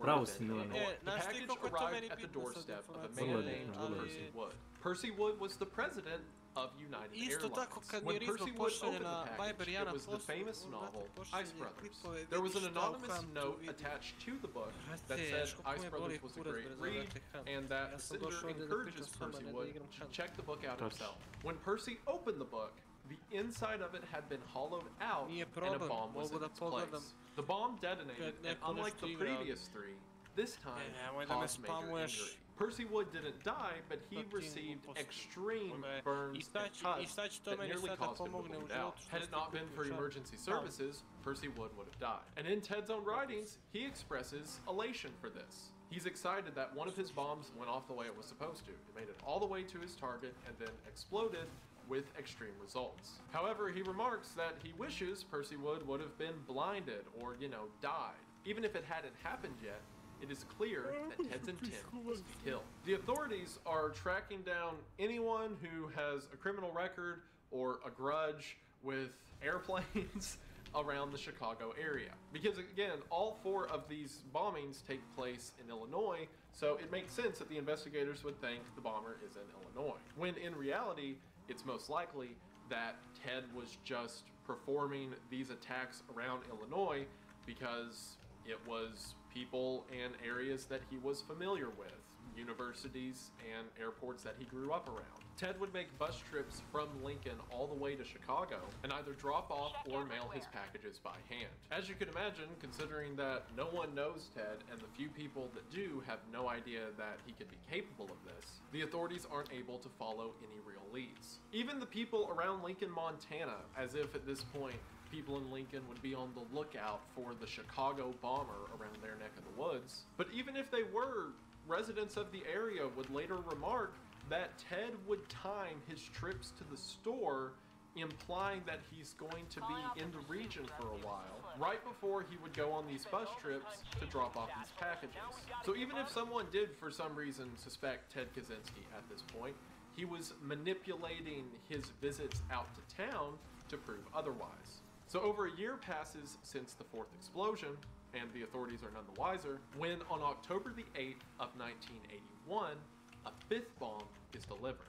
However, this one doesn't go off, and it's also not in Illinois. This bomb is found at the University of Utah. And considering universities are kind of on edge from the whole Unabomb thing, someone at the university reports a suspicious package, the police show up and defuse it. You can tell a lot more about an explosive if you get the explosive before it explodes. So now the investigators had their first unused explosive and were able to use that to better grab information about this Unabomber. For one, it's from this unused explosive that they were able to determine things I mentioned earlier, like it was old car parts used for the actual wiring of the device, or wooden pieces where typically metal ones would be used, which proved things that were previously just suspicions about the previous explosives. The other way they were able to tell that this Utah bomb was connected to the Illinois bomb, other than the construction of the bomb itself, like the wood and old parts, was the presence of a small engraving on the metal of the explosive itself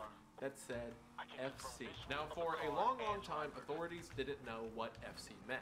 But in hindsight, we know that FC stood for the Freedom Club. The Freedom Club would be a focus for authorities for decades, trying to determine what this FC meant. However, what we know now is that the FC was a red herring. Ted was trying to make it appear that a group of people were responsible for this series of bombings instead of just himself, again to further avoid suspicion. He would strategically place these engravings on parts of the explosive he knew weren't going to blow up, like the end caps to the pipe bomb itself. There would be more misdirection Ted would add with his later explosives, but FC was the first one to really stump authorities. But despite having a now intact bomb, still, there wasn't a lot the police could do with it. There was no forensic evidence that pointed to anyone, let alone a guy who lives in the middle of the Montana wilderness. The one thing that it did show is that while they previously thought just targets in Illinois were in danger, now that a bomb's arrived at a university in Utah, everyone's in danger. Or at least anyone who's ever been to a college or been on a plane. There's a lot of pressure on the FBI to solve this case because in the news, it was clear that people were afraid to travel at this point. And given these long periods of time between bombings, it created this sense of paranoia that no one knew when he was going to strike next. However, those fears would become a reality when on May the 5th of 1982, his next bomb was sent to the University of Vanderbilt in Nashville, Tennessee. This package, similar to previous ones, was intended for a professor at Vanderbilt. However, it was not the professor who was in range of the blast, but instead his young secretary. The secretary at the desk in front of the professor's office received the package, and upon moving it, the bomb exploded. Similar to the bomb at Lake Forest, it caused extreme injury. A young Janet Smith was horribly mutilated by burns and deep cuts she received from the bomb. So now Ted's had an effective bomb that didn't hit his intended target. Ted's reaction to this in his journal was frustration, not that it got the wrong person, but that the bomb still wasn't lethal. And of course, a package at Tennessee further expands the possible targets the Unabomber could be aiming at. As authorities continue to scramble to try to find something to lead them to who may be responsible, only 2 months later, on July the 2nd of 1982, Ted sends out another explosive. This bomb was sent to the University of California at Berkeley. Now this target does make some sense to us because, as we know, Berkeley is where Ted worked as a professor. But to investigators, this seems to be just a random college. This bomb went to an engineering professor named Diogenes Angelakos, and he was hit by the explosive. However, similar to the previous two victims, he wasn't fatally injured, just significantly physically injured. I should also mention that at this point, it seems to be an act of divine intervention that these people are surviving. These bombs are certainly powerful enough and have the required amount of shrapnel in the packaging of the device itself to kill someone who's close enough to be holding it. And there's receiving injuries that, if at the right places in the body, would prove fatal. But thankfully, no one's died yet.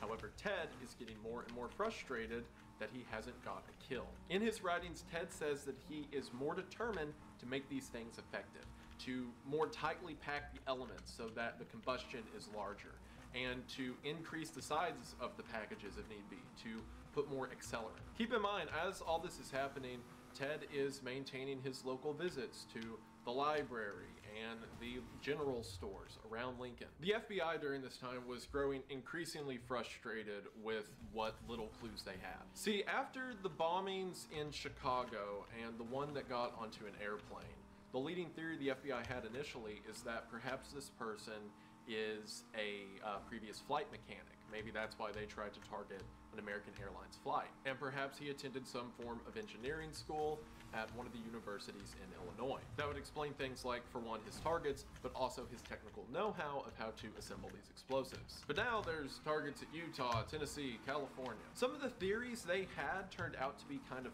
close, even if incidental. Like, for one, the presence of wood in an explosive is rare, so maybe they thought there was some kind of nature or forest element to the crimes. The president of United Airlines was named Percy Wood, so wood, maybe that has something to do with it. And while it's most likely Ted was using wood partially as a statement about trees itself, but also because that's just what he had available, they were correct in the assumption that these crimes were related to nature. But they couldn't establish a solid MO as to why he's picking the targets that he is. Because even if his goal is to save nature or to commit these crimes in the name of nature, he's not attacking people who are leading deforestation efforts or who are, tearing up terrain to build new factories or what have you. He was doing that stuff locally and people were none the wiser, like, he was vandalizing equipment around Lincoln. But of course, the feds don't know about that, so they just see someone who's really got a problem with colleges and planes, for some reason. Also, remember how Ted would leave initials like FC on the sides of pieces of the explosive he knew would be intact? Well, at this point, he had added a few more red herrings to the equation. On one bomb, he had written in a piece that was not destroyed in the blast the phrase, "Woo, it works," implying that in building the bomb, he was speaking, or whoever was writing this, was speaking to a companion named Woo to inform Woo that the explosive is working correctly. Again, further propagating the idea that this is some large group rather than just Ted himself. So while the authorities are chasing their tails on that, Ted takes 3 years before he releases another explosive. In hindsight, we know that this 3-year gap was for him to amass a lot of material because in 1985, Ted would send out 4 bombs. It seems that Ted was fed up with not getting lethal results, so he was going to do everything in his power to change that. On May 15th of 1985, he sent his first of this batch of 5 explosives, again, to Berkeley. Again, these bombs were designed with a sort of timer that after the timer went off, the bomb would be armed, and then significant motion or opening the package would cause it to blow. This is how the bombs are able to do things like pass through the mail system and not blow up until they hit their target. However, the first person to make contact with this bomb at Berkeley was not a professor, but instead a graduate student, now Air Force captain, named John Hauser. Because, while John didn't die, he did lose 4 fingers, lost vision in his left eye, and severed an artery in his arm. Had it not been for John's know-how of how to stop the bleed and nearby emergency services, he would have bled out. Authorities now see that 2 explosives have been sent to Berkeley. This hadn't happened since the 2 to Northwestern at the beginning of the bombing campaign. So they began to look for connections of people who had problems with Berkeley, and while they were onto something with that, there was never any tangible evidence or even colloquial evidence between people at Berkeley that Ted Kaczynski would have a problem with them. I mean, sure, he quit his job, but just because someone quits their job doesn't mean they're going to try to blow up the school. 1 month later, on June the 13th, another bomb would be sent, this one to the Boeing Company office in Auburn, Washington. However, thankfully, this bomb was successfully defused. Anyone who worked at an airline or college was paranoid of packages around this time, so someone reported a suspicious package and the authorities were able to defuse it. And from what they found from this intact bomb, it had seen that Ted was getting more precise with his experiments. Previously unsealed sides of the package itself were coated with a sort of epoxy. Instead of individual timers or detonators, there were now fail-safe systems built in to ensure that the package would explode. His pipe bombs were larger and with a more solid construction, meaning that in combination with the sealed chamber that the bomb would have detonated in would cause larger blasts. The FBI also began to find forensic evidence in the explosives, but similar to the writings like FC and Woo, these would also turn out to be a dead end. And the reason they were a dead end is because, for one, Ted was very meticulous to not leave any hairs or any residue on the devices themselves as to not get caught, but now he was adding purposefully false DNA.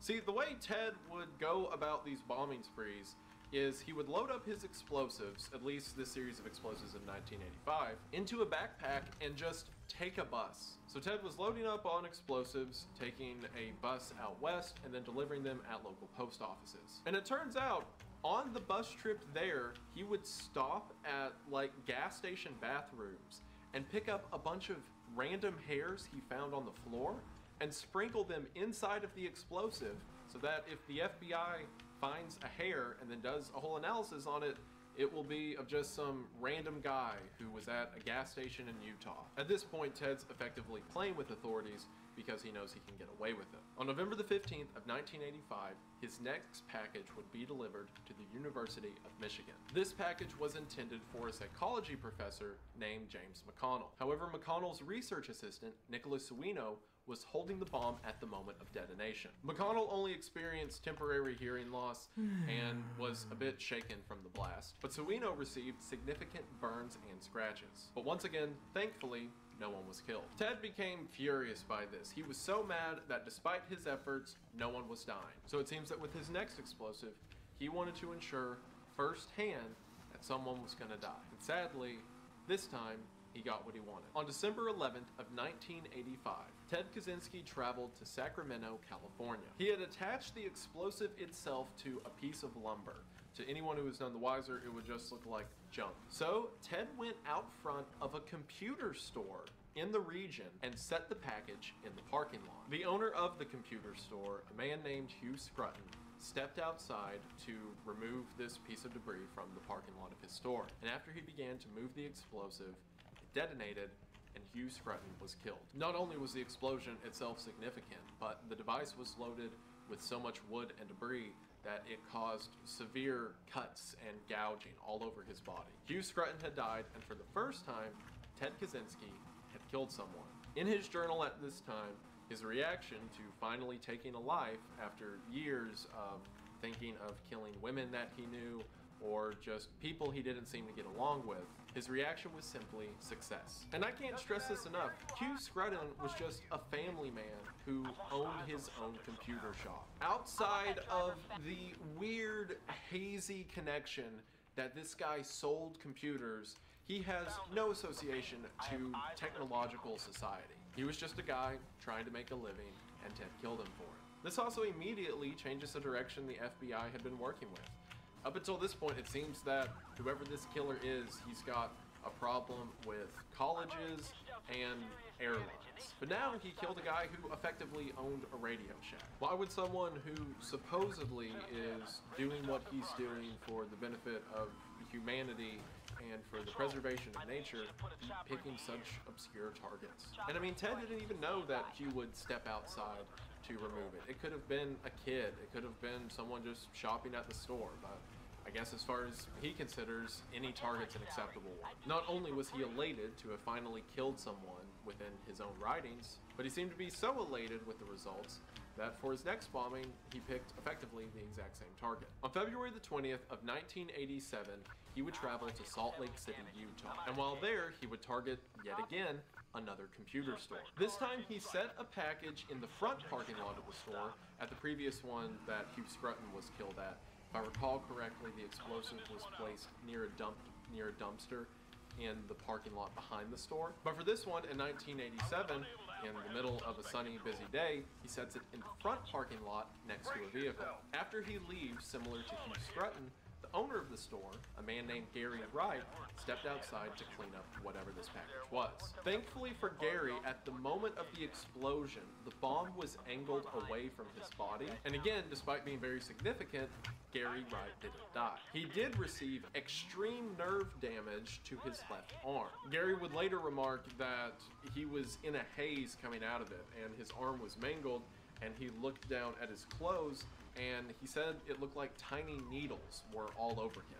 Turns out these needles was shrapnel from the explosive itself. However, this bombing marks a very significant moment in the case because for the first time as Ted was doing all of this, somebody saw him. A lady who worked at the computer store looked out into the parking lot and saw Ted set the package down next to a vehicle. She had even remarked to her boss that some guy just came and set that down in the parking lot. Boss went out to check, and then that's when it blew up. This means for the first time, someone actually had eyes on Kaczynski while he was in the act. And from her description that she gave to the police, we get the now iconic sketch of Kaczynski wearing a hoodie and aviators. While this didn't give authorities a lot to go on, it certainly gave them something to go on, because now they know that he's a white guy. They know his relative height and build. Famously, one of the details that it turns out the lady at the computer store got wrong was the color of Kaczynski's hair. Ted Kaczynski's hair is kind of a brownish black, but she remarked to the police that it seemed to be a kind of reddish blonde. And they, in all the descriptions they gave out to the public, they said be on the lookout for someone with reddish blonde hair. She could only see a sort of tuft of hair of his that was coming out from underneath the hoodie. And there's a lot of debate as to why she got this wrong, but I don't think it's that hard to explain. I mean, it was a sunny day.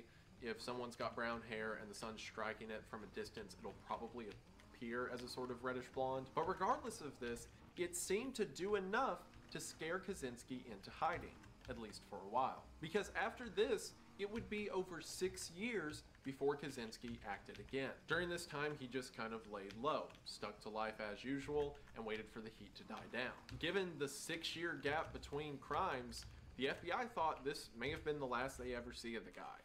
and maybe gotten away for good. And if Ted had never acted again, he probably would have gotten away with it. At this point, he had sent out 12 explosives, injured over a dozen people, and killed Hugh Scruton. But this wasn't good enough for Ted. Ted had something to prove. As he said, he despised industrial society and all those who had managed to build it up, even if to him that's someone as remedial as a computer store owner. But he wasn't going to go away in silence. He was going to bide his time, and when he could, act again. And during this time, Ted would continue life as usual.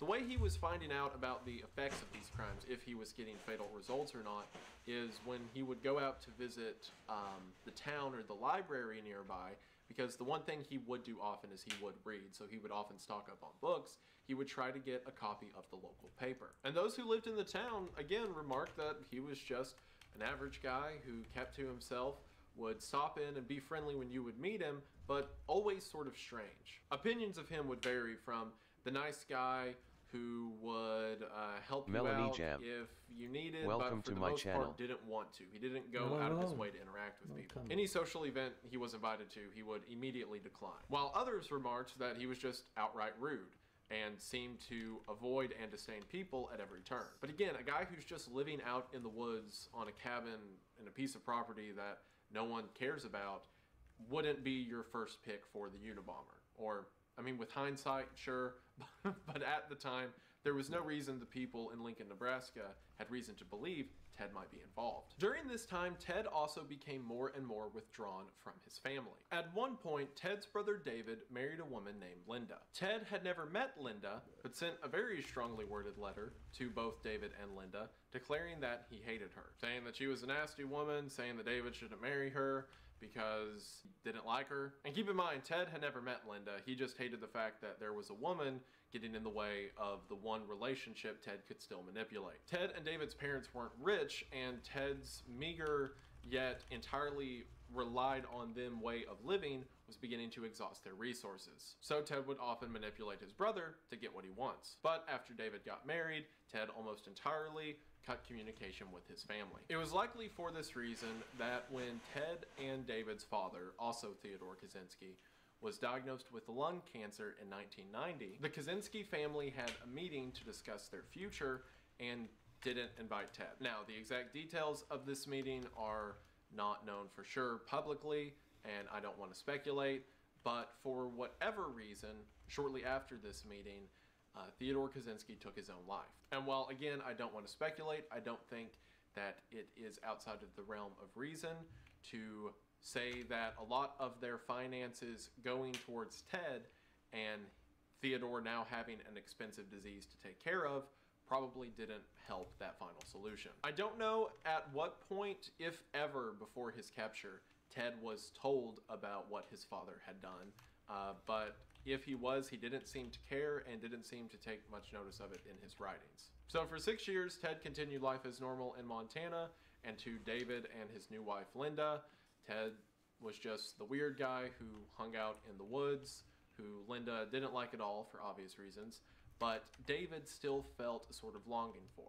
After all, that was his big brother. But after 6 years, the heat had died down, so Ted decided to start bombing again. On June the 22nd of 1993, Ted mailed an explosive to the home of Charles Epstein, a geneticist who lived in California. Before the authorities even had time to analyze this, 2 days later, another bomb showed up on June the 24th at the office of David Galerner, a computer science professor at Yale University. Galerner received a lot of burns and cuts and lost the use of his right hand, but thankfully once again didn't die. This immediately complicates things because you have one bombing in California and the other in Connecticut, opposite ends of the country. So whoever this Unabomber is, there's perhaps several of them, or it was sent out from an unrelated mailing location. And it seems that now the bombings had gone from computer stores back to colleges and professors. For one, the public thought that maybe the Unabomber was gone forever, and now he's back, and the FBI are still none the wiser. There was also this little thing going on around the same time. You may have heard of it. It was this thing called the Waco siege, just a little footnote. And it made the FBI's reputation absolutely abysmal.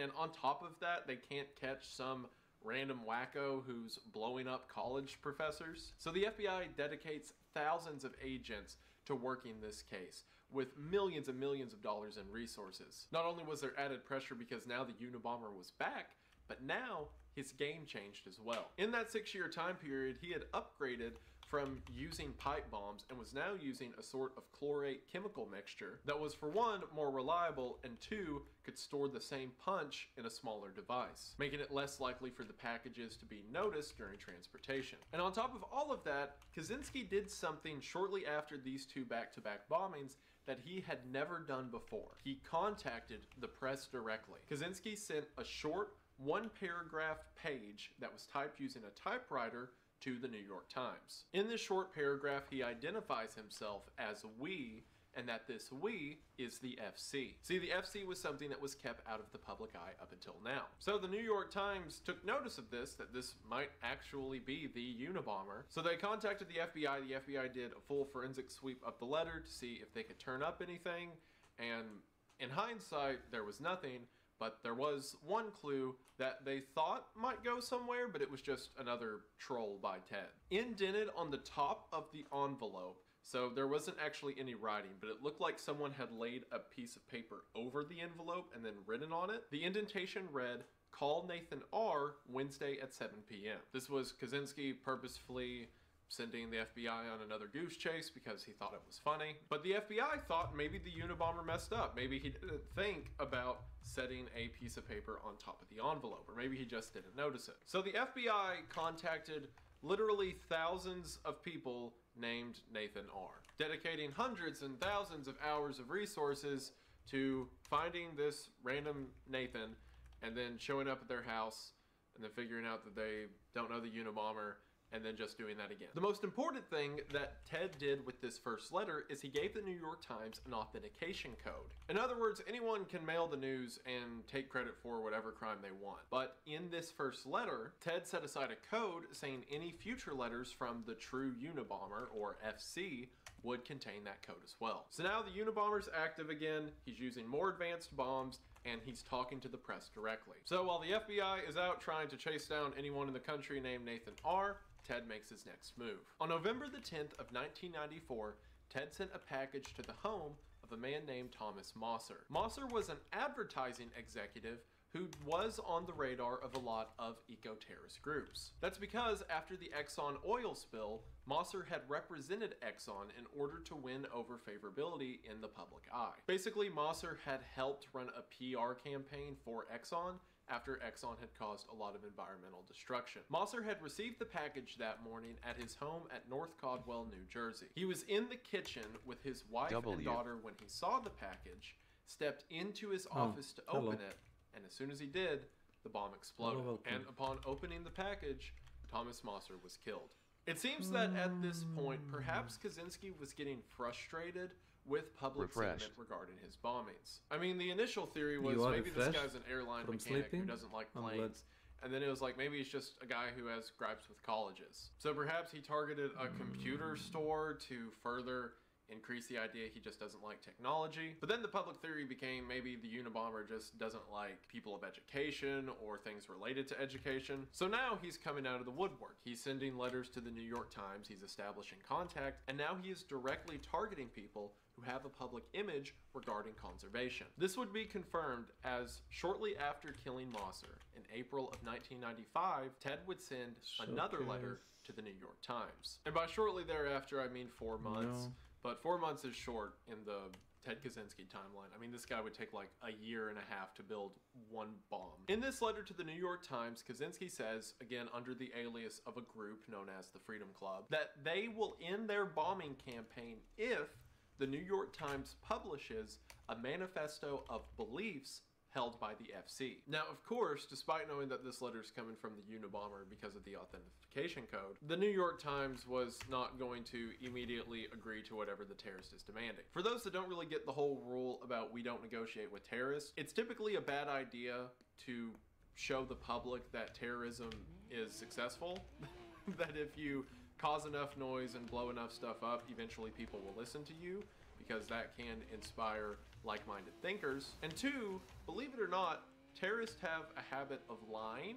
So just because the Unabomber says that they'll quit blowing stuff up if the New York Times publishes a manifesto, that doesn't mean that they're actually going to stop blowing stuff up. While the FBI is combing over this letter for forensic clues, shortly thereafter, on April the 24th, Ted Kaczynski would send out his 16th and final bomb. This bomb was addressed to the former president of the California Forestry Association. The California Forestry Association is effectively a timber industry lobbying group, so they speak on the behalf of companies that want to come in and begin harvesting timber and wood from local land. Kaczynski had addressed the package to the former president, most likely not knowing that the president had recently retired. Nevertheless, the package wound up at the Forestry Association's office and was opened by a lobbyist who was working there at that time named Gilbert Murray. Upon opening the package, a massive explosion occurred and Gilbert Murray was killed. The explosion went off in the office building in downtown Sacramento, California, and not only terrified everyone in the building itself, but people from the surrounding streets who could hear the blast. The Unabomber was getting a lot scary.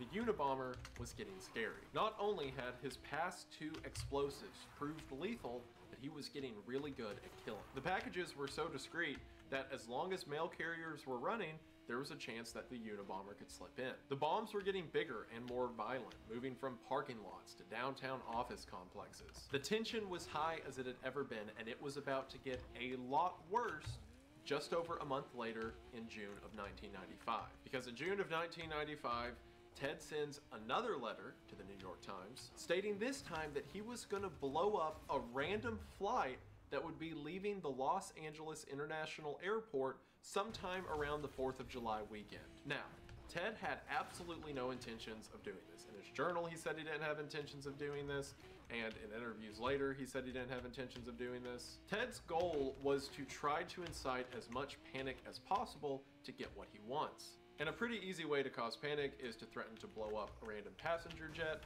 during a holiday weekend. And keep in mind, this guy had put a bomb on a plane before. It's not out of his MO to do this. To give you an idea of how scared people were during this time, during negotiations between the FBI, New York Times, and the LA International Airport as to what to do, the United States Post Office Service suggested, what if we just stop mailing packages? Or at least stop mailing packages by air? Like, could you imagine that now? Like, if the post office just decided it was too risky to send packages by plane. The FBI and local law enforcement combed over everything in the LAX airport for a couple of weeks, watching every package that came through, watching every individual. But sure enough, the 4th of July weekend came and went, and no one blew up. But it represented the amount of control that Kaczynski had on the general public. He could just say that he was going to do something in an offhanded letter to the news, and it's like time stopped for a couple weeks. It had been apparent before, but it was especially apparent now that the Unabomber was one of the greatest threats plaguing the mind of the general American public. You can't travel and you can't even open your mail without fear of what this madman might do. So after this airport scare, when this manifesto arrives at the New York Times doorstep, the answer isn't as clear as they previously thought it was. Kaczynski had typed out 5 versions of this manifesto and mailed them out to different news agencies. Again, maintaining his claim that if he was to be published, he would stop the bombing campaign. Now, I'm going to talk in a different segment later about the specifics of what's in the manifesto itself. But all you need to know for now is that a lot of it was rather inflammatory. Like, there was a lot of sort of call to action, a lot of sort of negotiating with the public as to why violence is needed and why you should be violent right now. So on top of the typical fear of, you know, letting a terrorist get his way, there's now the compounded fear that this may spur new people to act. The story was also all over the news at this point. The public knew that this Freedom Club, or Unabomber as the press were calling him, Secretary Janet Reno told the FBI to come to an internal decision and then report back to her with what they thought was best. You basically have to throw the promise that the bombings will stop out the window, because you can't take the word of a terrorist at face value. But the one thing that might happen is if you take this manifesto, which everyone at the department had read it at this point, everyone, you know, high-ranking enough to make a decision at least. If you take the specific phrasing and wording and conviction that is used in a lot of the speech, and you show that at the front of every newspaper and news station in America, surely someone will recognize it. Because there's not that many people out there in the world who would be willing to commit these acts and also writes and sounds like this. After a lot of deliberation and a lot of back and forth, the FBI eventually decided that on the chance that someone may read this and it will lead to the capture of the Unabomber, it's worth it. I should also mention during this time period of deliberation where the New York Times didn't know if they wanted to, publish the manifesto or not, Hustler had mentioned that they will publish it if it will keep the Unabomber from causing any future bombings. A weird sort of martyr perspective of, oh, I'll be the controversial one, release the Unabomber's manifesto. As if that's the issue, as if the New York Times doesn't want to publish it because it may be taboo or tacky. The reason they're not publishing it is because the FBI is gonna give them their word on if they think it's the right move or not. But anyway, Hustler volunteered to publish it, and Kaczynski responded that if Hustler, again, this is all through letter, anonymous, if Hustler publishes it, Freedom Club reserves the right to place one more bomb. Like, as if the cost of Hustler, because it's not as reputable, is one more death. One more explosive. It's not funny, like we're talking about human lives and stuff like that, but you gotta laugh at something. So in late 1995, the New York Times publishes the Unabomber's Manifesto. The manifesto, Industrial Society and Its Future, is a total of 33 pages that goes over everything from the reason technology is bad to the problems with current modern day politics and particularly leftism. There's like 10 pages dedicated to Kaczynski's despisal of leftists, as well as how technology saps away society's understanding of self and it takes our self-actualization from us. Again, we'll talk about it more later, but when you hear people in the modern age talk about, oh, well, it's crazy how much of a forethinker he was or how smart this guy was, mostly what they're referring to is Kaczynski's ideas that technology will eventually take away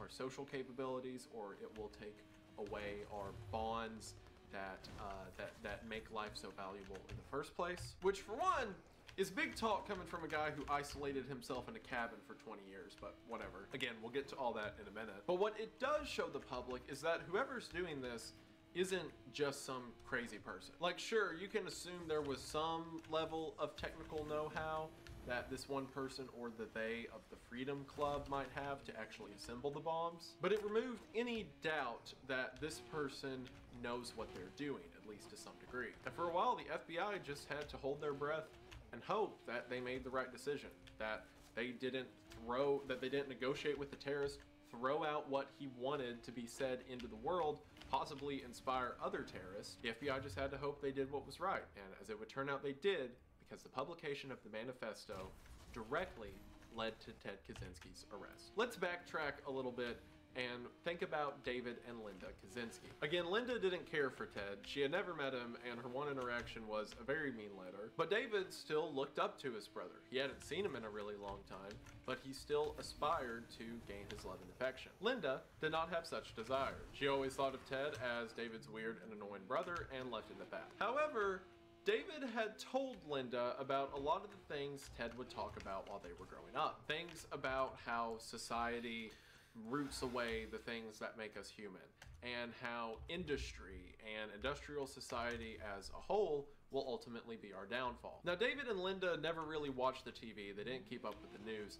Neither of them had ever even heard the word Unabomber until Ted Kaczynski reappeared back in like 93, and only then because it was on the front page of the paper they would read. So they didn't really care for it, just kind of kept it in the back of their mind until Ted sent that first letter to the New York Times. In it, the Freedom Club identified theirself as a group who was invested in preserving nature and, again, hated technological society. In that second letter, Ted had further expanded on his ideas, or the Freedom Club's ideas, of why society needs to suffer and why this level of action is necessary. And Linda heard these things and started to think about it and began to put 2 and 2 together. David has a brother who is harshly violent to anyone he doesn't know, and the only thing I do know about him is that he hates technology and he hates society. And now there is this person sending bombs in the mail that no one can identify who hates technology and hates society. So initially,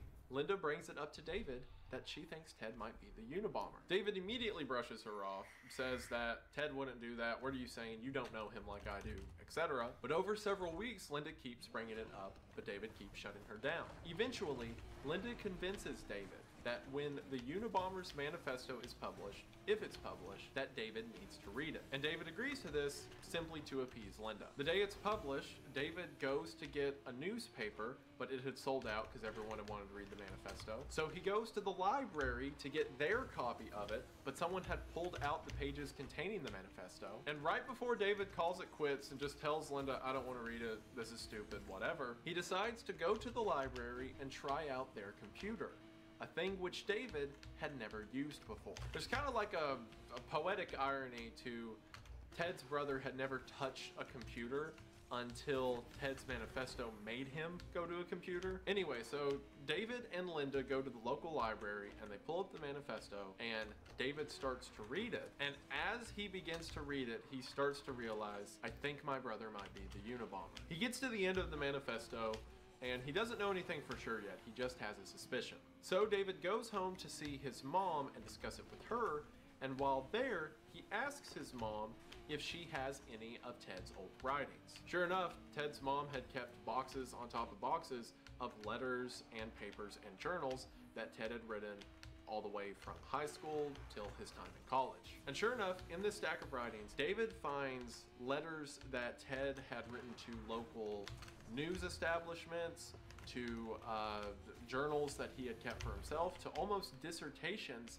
about why Ted despises technological society. And some of those were almost word for word the manifesto now in the New York Times. And I don't think enough people who talk about this whole story emphasize this point, which I mean, it's a lot of people take the story of the Unabomber and just kind of portray it as a series of events, right? That's what a lot of true crime stuff is. It's just like, this happened here, this did that, and I've done that for most of this video.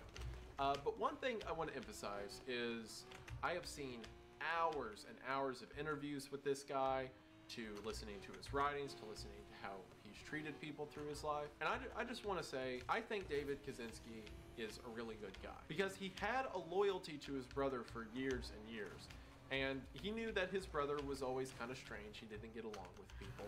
He didn't know the extent of it. Like he knew Ted was mean to women and he fired him for it. But he didn't know that Ted was thinking about murdering that woman, for example. But he always maintained a respect for his brother. He always stood up for his brother because he felt like his brother couldn't do it himself. He always talked about how smart Ted was, how much he wanted to be like Ted. But that never stood in the way of David doing the right thing. Again, like back when Ted worked for him at the job, he told him that he's his brother, he loves him, but he can't talk to women that way, and he fired him. And here, David's now confronted with the reality that his brother, the guy he's looked up to for years and years, is responsible for the murders of 3 people and the attempted murder of a whole lot more. So David goes to Linda and says, I love my brother, but I think he's the Unabomber, and we have to stop him before he hurts anyone else. So David hired a private investigator named Susan Swanson to check up on Ted's activities to further confirm his suspicions, and they also got an attorney to deliver a message to the FBI on their behalf. At this point, by the way, there was a hotline that you were to call if you suspected you may know someone related to the Unabomber, specifically after the manifesto went out, because again, the FBI's hope was someone could identify the Unabomber based on that manifesto. And there was also a $1 million reward. So there were thousands and tens of thousands of people calling every day to say, hey, I think my ex-husband might be the Unabomber, probably check that out. Hey, I met this guy in 2nd grade who broke a laptop once. I think that's a solid lead. And David and Linda knew that it would be hard to get the FBI's attention, but they're pretty sure that Ted's the Unabomber. So they had the attorney do it to make it seem more official. To give you an idea, there were over 2,400 formal, legitimate suspects on the FBI's docket to work through before they added Ted Kaczynski to that list. To get a second opinion, they had a former FBI analyst analyze the manifesto along with the letters that David had found. And this former FBI agent said that these things were a near identical match and he needs to go to the FBI immediately, which again further upped Ted on the level of suspects. Eventually, an FBI profiler working the case named James Fitzgerald took a look at the writing side by side and said they were almost certainly made by the same person. Another reason that David wanted to go through an attorney is he was afraid this would turn into a Waco or Ruby Ridge situation where the FBI show up and just shoot Ted, which given their track record, I mean, makes sense. Initially, David wanted to remain anonymous. He wanted to pass it off, give the information, and stay as far back from the case as he could, but then his name leaks somewhere within the FBI, so the FBI shows up to his house, asks more questions, gets more information, and David agrees as long as the FBI keeps the tip. So in other words, if this leads to an arrest, don't let the news know that David was the one who gave the tip. So as the FBI are trying to gather more information to get a search warrant, again, everyone at the department's pretty sure this Ted Kaczynski is likely their Unabomber given the writings.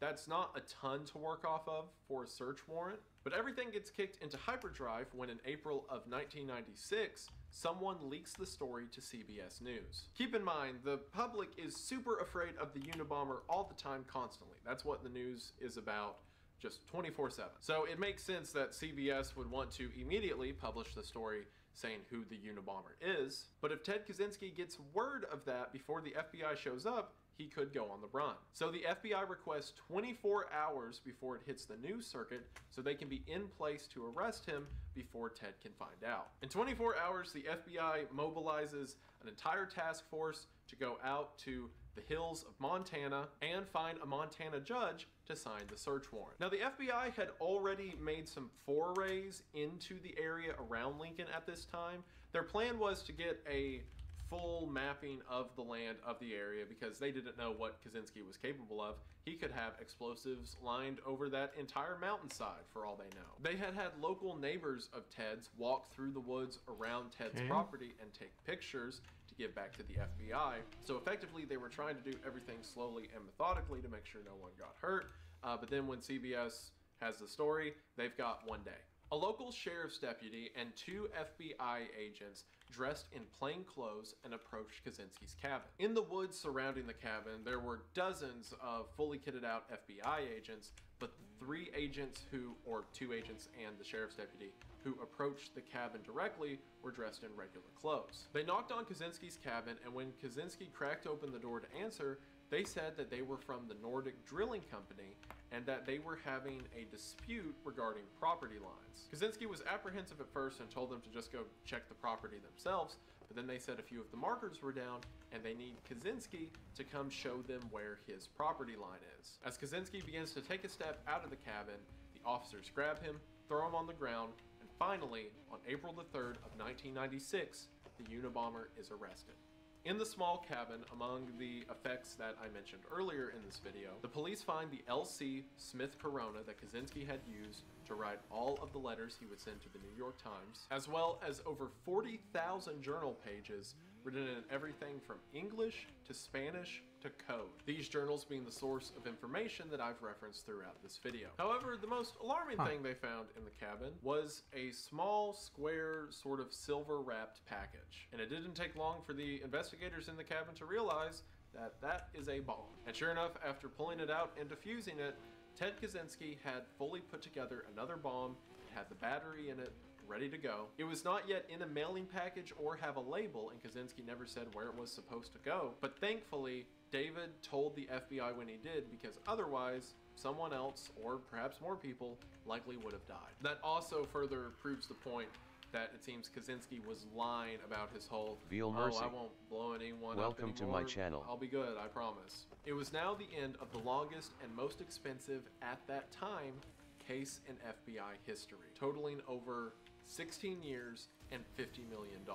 So CBS ran the story, and as soon as it broke the news, immediately Ted Kaczynski was known, the public could rest easy, Unabomber had been captured, but the detail that David was the one who ratted him out also got leaked. So that day, dozens of reporters and just onlookers showed up at David's house, all wanting the story on how he ratted out his brother, which to David, who was already dealing with a lot of emotions considering the fact he turned his brother in, has never set right with him. And from all the interviews I've seen, he is still troubled about to this day. Not that he feels he may have not made the right decision, just that he hates he had to make that decision in the first place. The first thing David put to mind as soon as Ted got arrested was he immediately decided Ted could not get the death penalty. For whatever he could help, he was going to keep his brother alive. Ted wanted absolutely nothing to do with his brother. He was already distant from David, regarding his marriage and all that, from years prior, but shortly after getting arrested, Ted asked his attorney, how they found me, and the attorney said that his brother turned him in, to which Ted replied, no, that couldn't be, David loves me. And while David hears that as a point of sorrow, of like, oh, you betrayed your brother, or Ted thinks, oh, you betrayed me, I see that as a point of manipulation. Like, oh, David loves me, so even if he knew I did it, the question wasn't, oh, David found out. It's, no, David wouldn't do that because he knows better. It's always felt more bitter to me than I think David or a lot of people ascribe it. Ted was initially indicted on 10 counts of illegally mailing, transporting, and using bombs. Of course, they added the murders and whatnot later on. Ted's initial lawyers wanted to use the insanity defense, but Ted immediately shut it down. Ted's plan was to use legal loopholes to say, oh, well, how are you going to connect those random pieces of wood and whatnot to me? All you have is circumstantial evidence. Even if the world knew that Ted was the Unabomber, he was going to use legal loopholes to get out of a conviction. His legal team thought that this would not work, and against his wishes, began to chase the insanity plea behind his back. See, Ted didn't want the insanity plea because, for one, that would wind up with a sentence in an institution, or, even if the institution's not a prison, it is still somewhere away from nature, which is not what Ted wants. So to him, institution or prison doesn't really make any difference. And two, even if the world knows he's the Unabomber, which either way, Ted knows there's no getting out of that. He will forever be associated as the Unabomber. Ted does not want those ideas to be discredited because he's crazy or because he's insane. He wants to maintain that he was proven a point. Upon hearing that his legal defense was still trying to chase an insanity plea, Ted asked if he could just represent himself and fire them. The judge turned this idea down. This was also after Ted had tried to get another attorney who said that he would represent Ted based on his anti-technology beliefs, and the judge also turned that down. So for one, feeling that he'll never be in nature again, which is, unlikely at this point, and fearing that everything he had worked so hard for would be discredited in court, that night, after having his appeal denied, Ted tried to hang himself. He was stopped by the prison guards, and for a while, his defense team tried to have him declared incompetent to stand trial. They brought up things like the Harvard experiment that I mentioned earlier, as well as his intense antisocial personality. But eventually, again, after everyone read the manifesto and saw that this guy is clearly not crazy, he was declared competent to stand trial, and the prosecution was looking for the death penalty. So on January the 22nd of 1998, Ted Kaczynski pled guilty to all charges, being sentenced to life in prison without the possibility of parole. He was sent to the ADX Florence Supermax prison. During his time in prison, he ran into all sorts of 90s serial bombers and serial killers, like Ramzi Youssef or Timothy McVeigh. Initially, he was apprehensive about giving interviews to anybody. That was until people that he politically aligned with began to ask for his words or his advice. One of the first interviews he gave was to Earth First, the publication I mentioned earlier that he found himself aligning with. And from there, through several of the stories and accounts that he would give while in prison, is how a lot of the clues or pieces of the story or of his childhood became known. And most of the information I've presented to you in this video, at least about his life, of things that wasn't explicitly written down, and most of the information I've given you throughout this video was either from his journal or those interviews. so take them for what they're worth, as his interpretation of events. In 2006, most of the items from his cabin were sold at auction, and the earnings were given as restitution to the victims' families. David Kaczynski began various programs to give financial compensation to the victims and victims' families, and through this, David became very close friends with Gary Wright, one of Ted's victims. And to this day, the two seem to be very close and remain in touch. During his time in prison, Ted would write hundreds and hundreds of letters. He didn't like to talk to a lot of investigators or news reporters who wanted to speak to him. He would often remark that he was busy, funny enough. But the one thing he would do is he would write to people like him. This has gone a long way in portraying the Uncle Ted mindset that he now holds as his legacy. As several people see him as a guy who just wanted to save the earth and write to everyone who wanted to hear from him, when only one of those things is really true. One interviewer, when asking Kaczynski about his time in prison, said, "I asked if he was afraid of losing his mind, if the circumstances he found himself in now would break his spirit. He answered, 'No, what worries me is that I might, in a sense, adapt to this environment and come to be comfortable here and not resent it anymore. And I'm afraid that as the years go by, I may begin to lose my memories of the mountains and the woods, and that's what really worries me. And I might lose those memories, lose that sense of contact with wild nature in general. And I'm not afraid they are going to break my spirit.'" He would end the interview by saying anyone who shares his mindset should continue the good fight, never lose hope, because one day it might win. Ted Kaczynski would live for decades and decades within his prison cell. It seems he was just transferred from one 10 by 14 foot room to another. A few years ago, he was diagnosed with a form of bowel cancer and refused treatment. I mean, as you can imagine, it's not like the guy had a lot to live for. And then finally, in June of this year, Ted Kaczynski died. Funny enough, as I began research on this video, I got the notification that he was now dead. Reports say that his death was self-inflicted, but the reports also say that at the end of his life, he was in a ton of pain, and it was pretty much just a matter of time of when the cancer would take him. So it's likely that he put himself out of his own misery. So on June the 10th, 2023, Ted Kaczynski died at the age of 81 years old. And the legacy of the Unabomber has now become a pretty fickle thing. For one, it can be hard with stories of killers or terrorists to understand exactly what they were thinking. Lucky for us, we got 33 pages of it. And we'll get to that in a minute, but the thing I want to emphasize for now is Ted Kaczynski, as the title of this video implies, is held very differently in the cultural eye than most, terrorists. There's an altruism, ne znam koliko u Srbiji uopšte legalno da možeš to da uradiš. Ascribed to him that isn't afforded to most people who, kill other people for some political or religious agenda. He is uniquely favored and looked upon in a way that most serial killers are. Again, outside ne da staviš originalni motor, nego jači, na primjer. This description of an Uncle Ted, a guy who just wanted to take care of the trees and had to kill a few people to do it, seems in stark contrast to the man we just talked about. Dobro. Išao da daje auto na tehničkom su mu rekli, znaš šta, kao, tvoj motor nema šanse da se vidi pičke materine i to. Dobro. I on otišao, brate, kao, pa šta ću ja da radim sada? Pa šta sad, kao sad, ajde. Kao, trebaš da ukucaš nov broj. Koliko je nov broj? 200 evra. Dobro.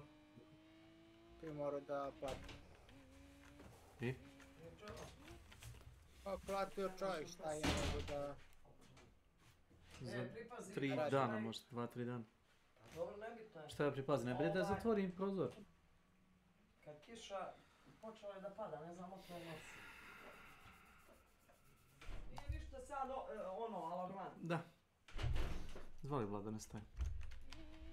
Pa ništa, to je u... Nisam čuo posle toga da je imao stari motor i da je treba da ukuca na motor novi broj. Jest. I? Posle toga si rekao... Platio je 200 evra to sam i čuo to je to. A da li imaš... Čuo si za ono, to su mi pričali da si mogao da staviš motor od Juga 45 u Fiću beše li u Peglicu, zaboravio sam. Moglo je. Tako nešto. Znam za to. Pa može i to... Mislim, nije karoserija predviđena za to, niti je on dovoljno težak. Tako da u suštini jesi napravio ono, brži auto, ali da li želiš da nešto što je tako lagano ide toliko brzo?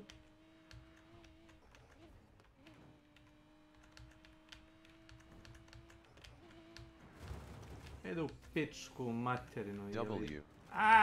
Fuck! Yeah, what the fuck?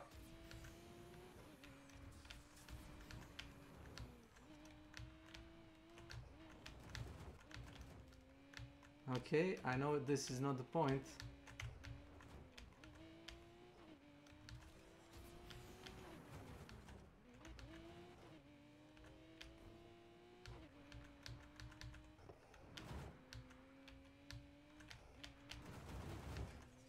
Jesus Christ.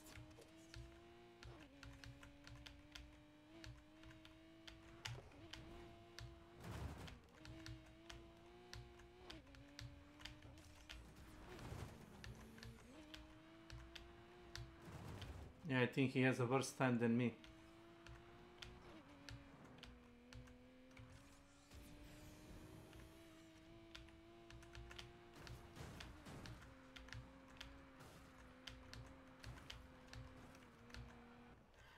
Brother, what the fuck is this?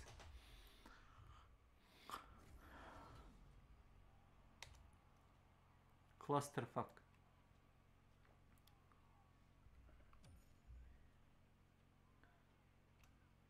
Crew bonus.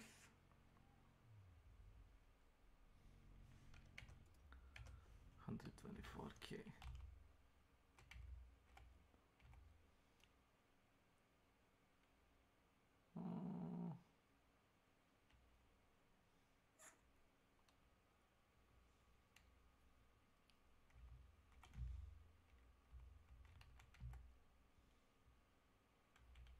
That's kind of bad.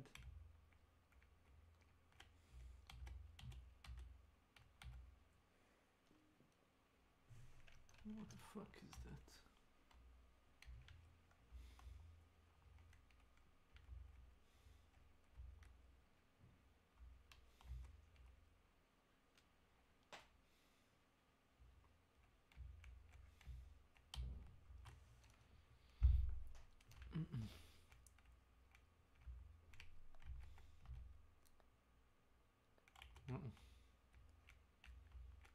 No, no, no, no. We are. You are the nation. We are. We are the nation. No.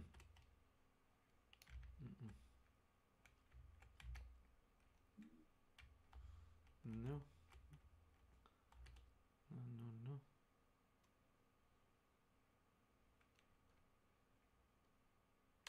Seems good.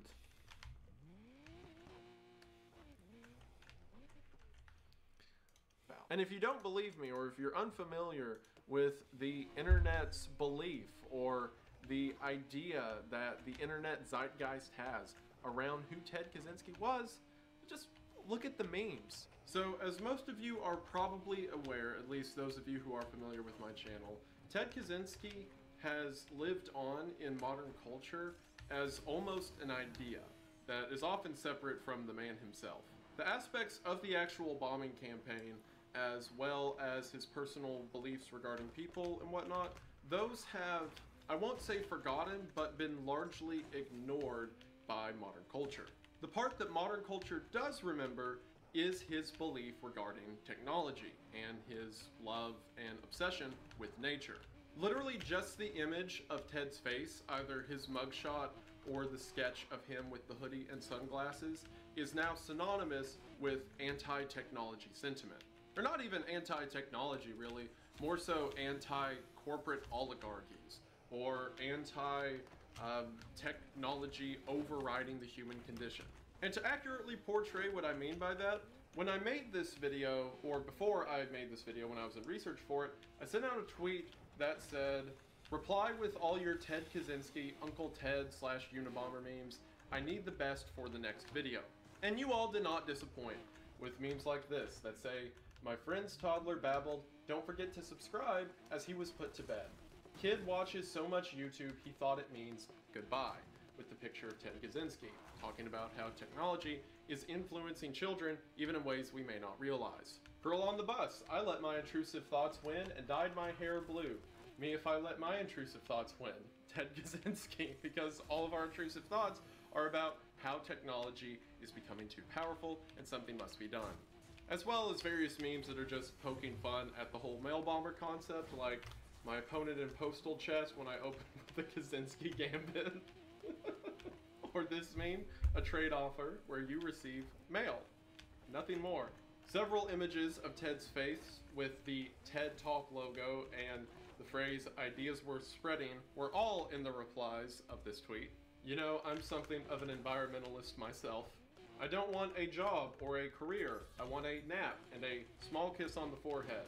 Again, because Ted disagreed with the current structure of society, saying that we should reason to ourselves in small community. Someone said that their wife did a watercolor of Ted's cabin and I should put it in the video, so here that is. It's very nice. Also, to all of you who are upset because I'm not including your names on this public video where you sent me funny jokes regarding a terrorist, you're welcome. Check your mail, Santa denier. This one of Ted out front of the cabin with the My Little Pony. Okay, this unsuspecting postal worker. There were so many things like this that I can't. There is so much cultural trauma to this image that I'm just gonna, I can't even start to explain it. Just, there it is. I am beginning to feel extremely hateful towards the world I live in. That's not even a meme. That's just a threat. Ted Kaczynski at Home Depot. I wonder what he'll make. Hey, you have just won a contest to get a free iPhone 11. Go check your mail right now. Do it. Of course, we have our lovely Valentine's Day cards. Memes of Soulja Boy being radicalized. Again, a lot to unpack here. Wow, this is your room? It's so cool. This is an actual picture from inside the cabin, by the way. A t-shirt that says White Boy Summer. Vote by mail. Fitting. For those who are wondering why I'm laughing at this, if you're not familiar with like the lore of Kaczynski, it may seem insensitive to laugh at things related to, you know, someone who took people's lives. And you're probably correct, but I am laughing at the absurdity of it, that this is what culture has made this figure into. Because again, people don't really focus on Ted Kaczynski, the person, they focused on Ted Kaczynski, the zeitgeist. Ted Kaczynski, the idea or the image of anti-technological belief. It's not the terrorists that they're proliferating, it's the idea that society isn't working the way it's supposed to, or perhaps that society is working too much in the way that it's supposed to. When the restaurant has a QR code for the menu. There's so many times that people replace Ted with Garfield. Again, this is too deep. This is its own lore video. Just go watch the Super Eye Patch Wolf video about it. Swallowable robotic pills will dispense antidepressants according to wirelessly broadcast schedules, helping workers receive medicine when they are under the most stress. It's also, if you haven't figured out, common to just have an image of Ted Kaczynski when society is doing something that is morally or just in general questionable, because just the image of Ted Kaczynski invokes the feeling that society has gone too far, that there is some kind of stoppage that needs to occur to prevent this from continuing. During a 1994 blackout, LA residents called 911 when they saw the Milky Way for the first time. Self-explanatory. HVDES. A tweet from Shoe on Head that says, Welcome to my channel. Have to download an app to control the thermostat in our apartment. Wooden vlogger playset so that kids can pretend to be an influencer. Again, just Copy paste, 50% opacity, Ted Kaczynski. Japanese men marry anime characters in a VR wedding. New advertising concept would turn the night sky into ads. People would see brands instead of seeing stars when they look up. Roll the clip of me saying the thing. If I look up into the sky at night and see like a McDonald's ad, I'm becoming a terrorist. So I have done the exact same thing. When one time I tweeted, our HP printer hasn't been working for a month, and every manner of troubleshooting, resets, changing ink cartridges didn't seem to work. After calling HP, they said the debit card on file had expired, so they manually disabled our printer. In unrelated news, I'm now radicalized, and of course, I capped it off with a picture of Uncle Ted. Because people don't focus on the murders or the violence of Ted Kaczynski, they focus on the idea, or at least the idea we framed him within, that he was just someone who hated technology. And to that regard, who could blame him? Obviously, I don't consider all of technology illegal. I'm talking to you on a camera in the internet in front of a PC setup that I use for everything from entertainment to work, if we could call it that, and I enjoy it. I don't disregard that part of technology or consider it to be evil, but Ted Kaczynski did. So where is my alignment with this idea of what Ted was? Well, it's no question that society is getting more and more reclusive and more invested or religiously tied almost to technology each and every day. There are children who cannot go to school or cannot function normally unless they're holding an iPad. There are people whose entire understanding of social interaction is through online chats, and they consider that more important than the world that's actually around us. They're completely engrossed within the technological sphere. Science seems constantly concerned with degenerating the human condition to a triviality. I saw a tweet a while back about this new technology that was being made in prosthetics, that it hooks a neurochip effectively to your brain, and as your brain thinks something, it causes another piece of technology to move, kind of like a wireless remote control that could be used to operate a computer by simply looking at it and thinking what you want the computer to do. And the reason this was being invented was for the use of prosthetics. Imagine how amazing it would be if someone who lost a leg could have a robotic leg attached that their brain could control the movement of. It is as close to a completely augmented recreation of a leg that we could probably think of.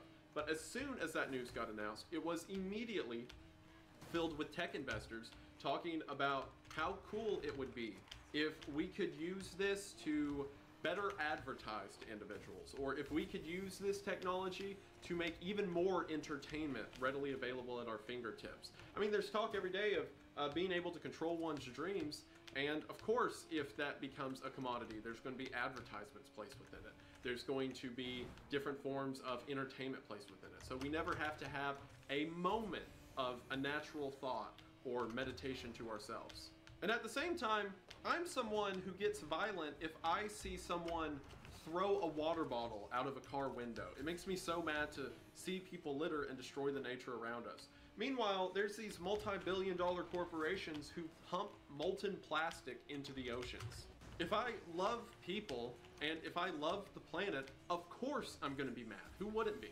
And in a time period of people being mad, of people being so upset with what the technological world is doing around us, and there is a fear. Like, I believe in God, I believe in, that there's a greater promise of eternity and things like that, but I still believe that man's evils and consequences can be felt by other people. It's natural to be afraid of what some of these nut jobs in power are going to do. And at a time when that is such a common fear, when so many people feel powerless to stop the encroachment of humanity in favor for technology, this guy shows up and claims to be fighting for exactly what they're saying. So because of that, people kind of shed the ideas of what he actually did, or even the ideas of what he said. And instead, they just focus on the idea of someone who's just as mad as they are. So then the question persists. Is that what Ted Kaczynski was? Was he a person who despised technology in all its aspects because he wanted what was best for the human race?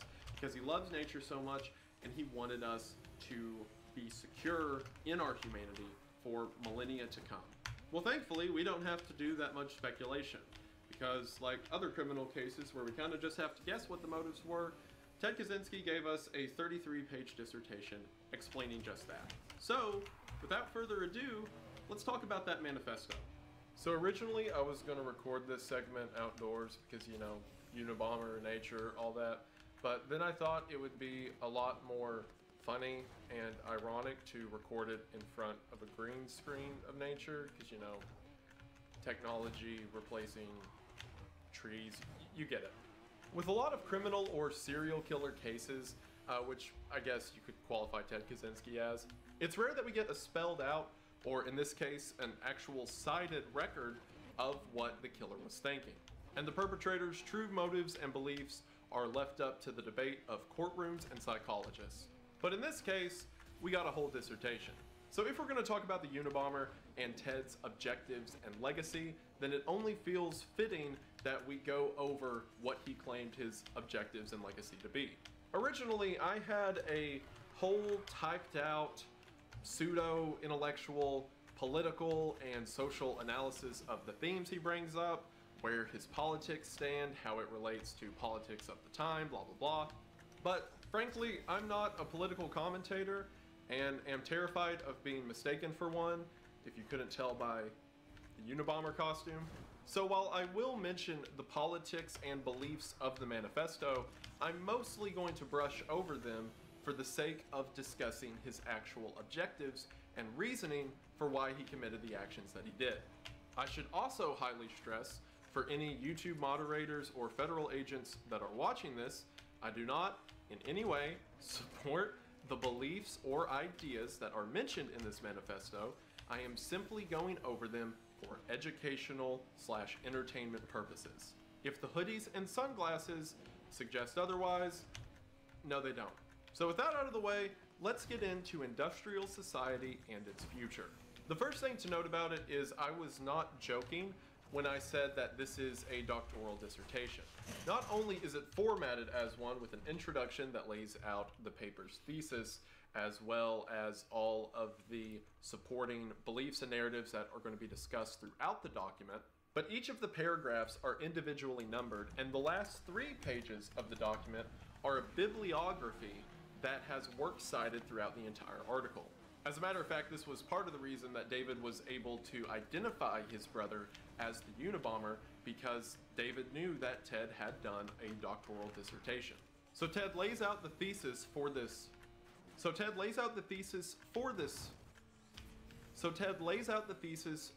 manifesto in the opening paragraph, which is also undoubtedly the most famous part of the entire work. The Industrial Revolution and its consequences have been a disaster for the human race. They have greatly increased the life expectancy of those of us who live in advanced countries. They have destabilized society, have made life unfulfilling, have subjected human beings to indignities, have led to widespread psychological suffering, in the third world to physical suffering as well, and have inflicted severe damage on the natural world. The continued development of technology will worsen the situation. It will certainly subject human beings to greater indignities and inflict greater damage on the natural world.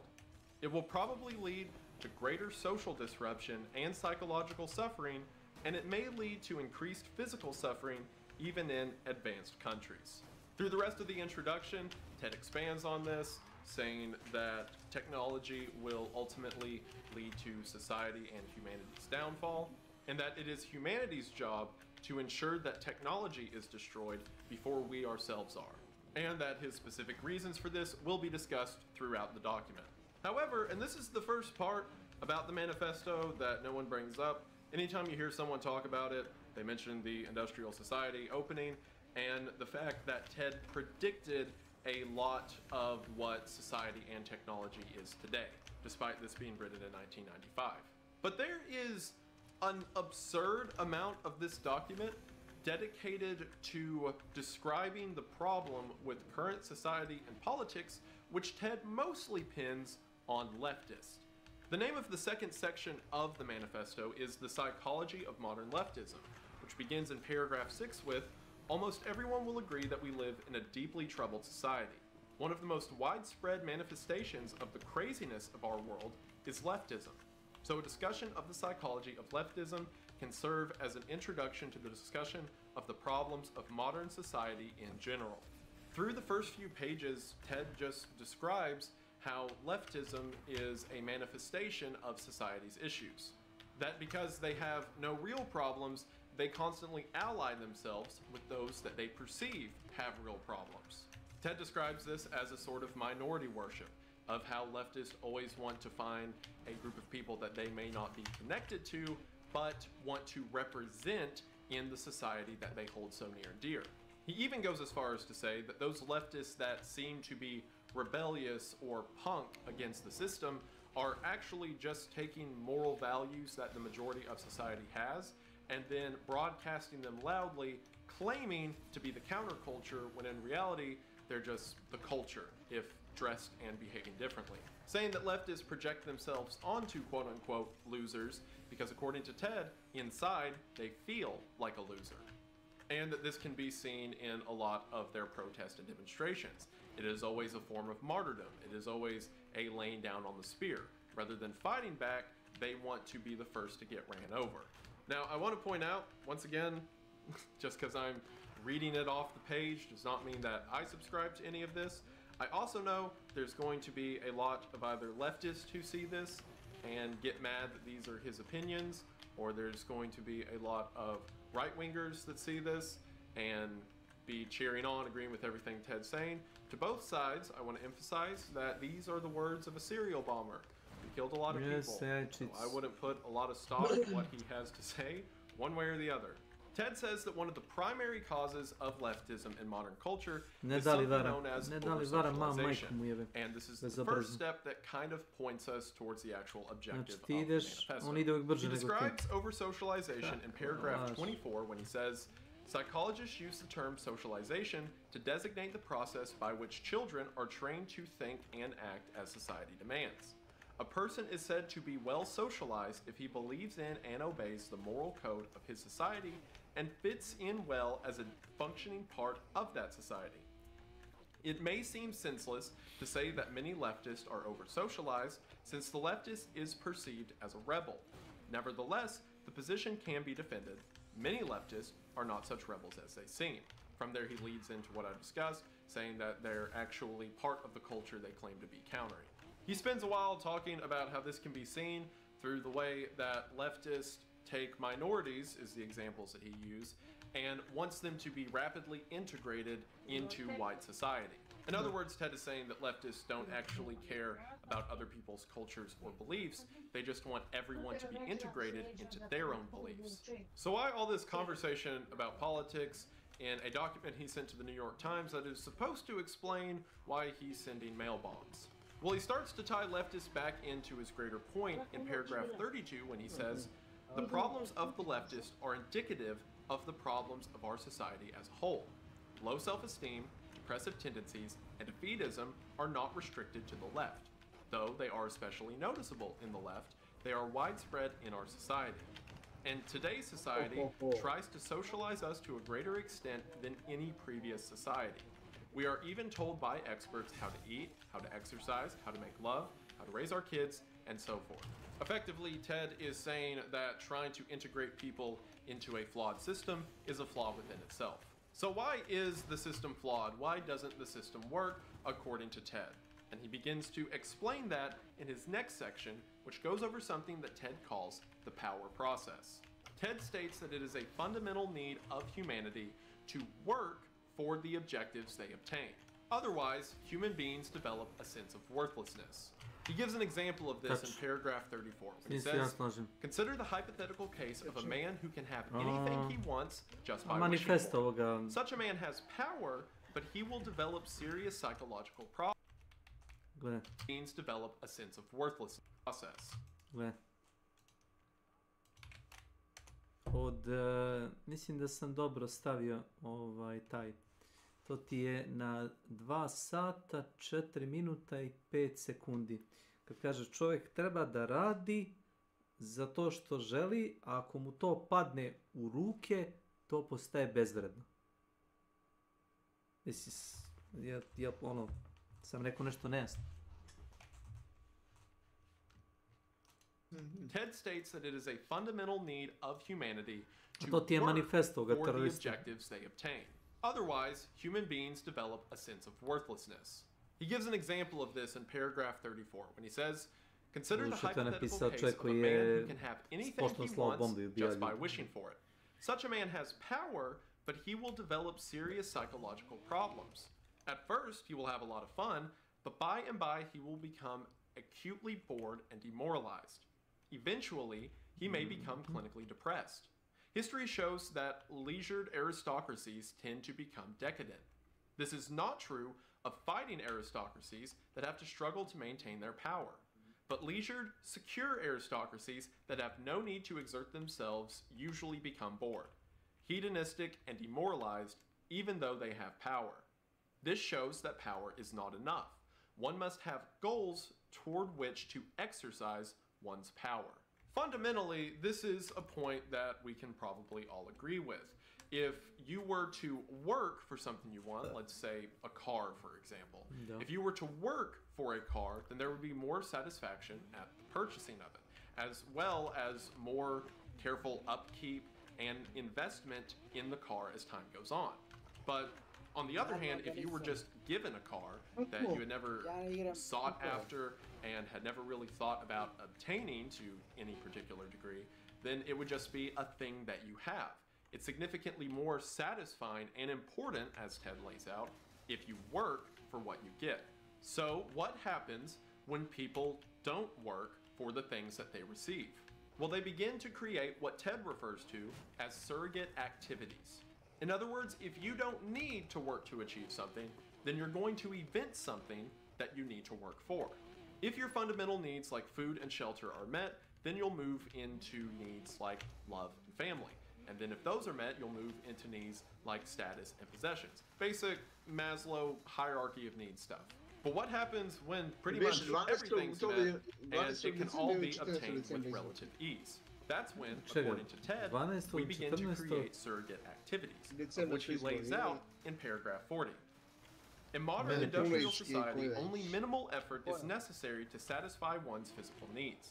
It is enough to go through a training program to acquire some petty technical skill, then come to work on time and exert the very modest effort needed to hold the job. The only requirements are a moderate amount of intelligence and, most of all, simple obedience. If one has those, society takes care of one from cradle to grave. Yes, there is an underclass that cannot take the physical necessities for granted, but we are speaking here of mainstream society. Thus, it is not surprising that modern society is full of surrogate activities.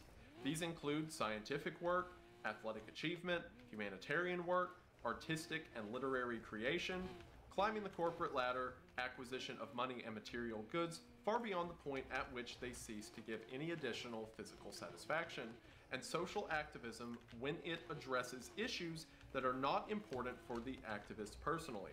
He ends the section by saying, many people who pursue surrogate activities will say that they get far more fulfillment from these activities than they do from the mundane business of satisfying their biological needs.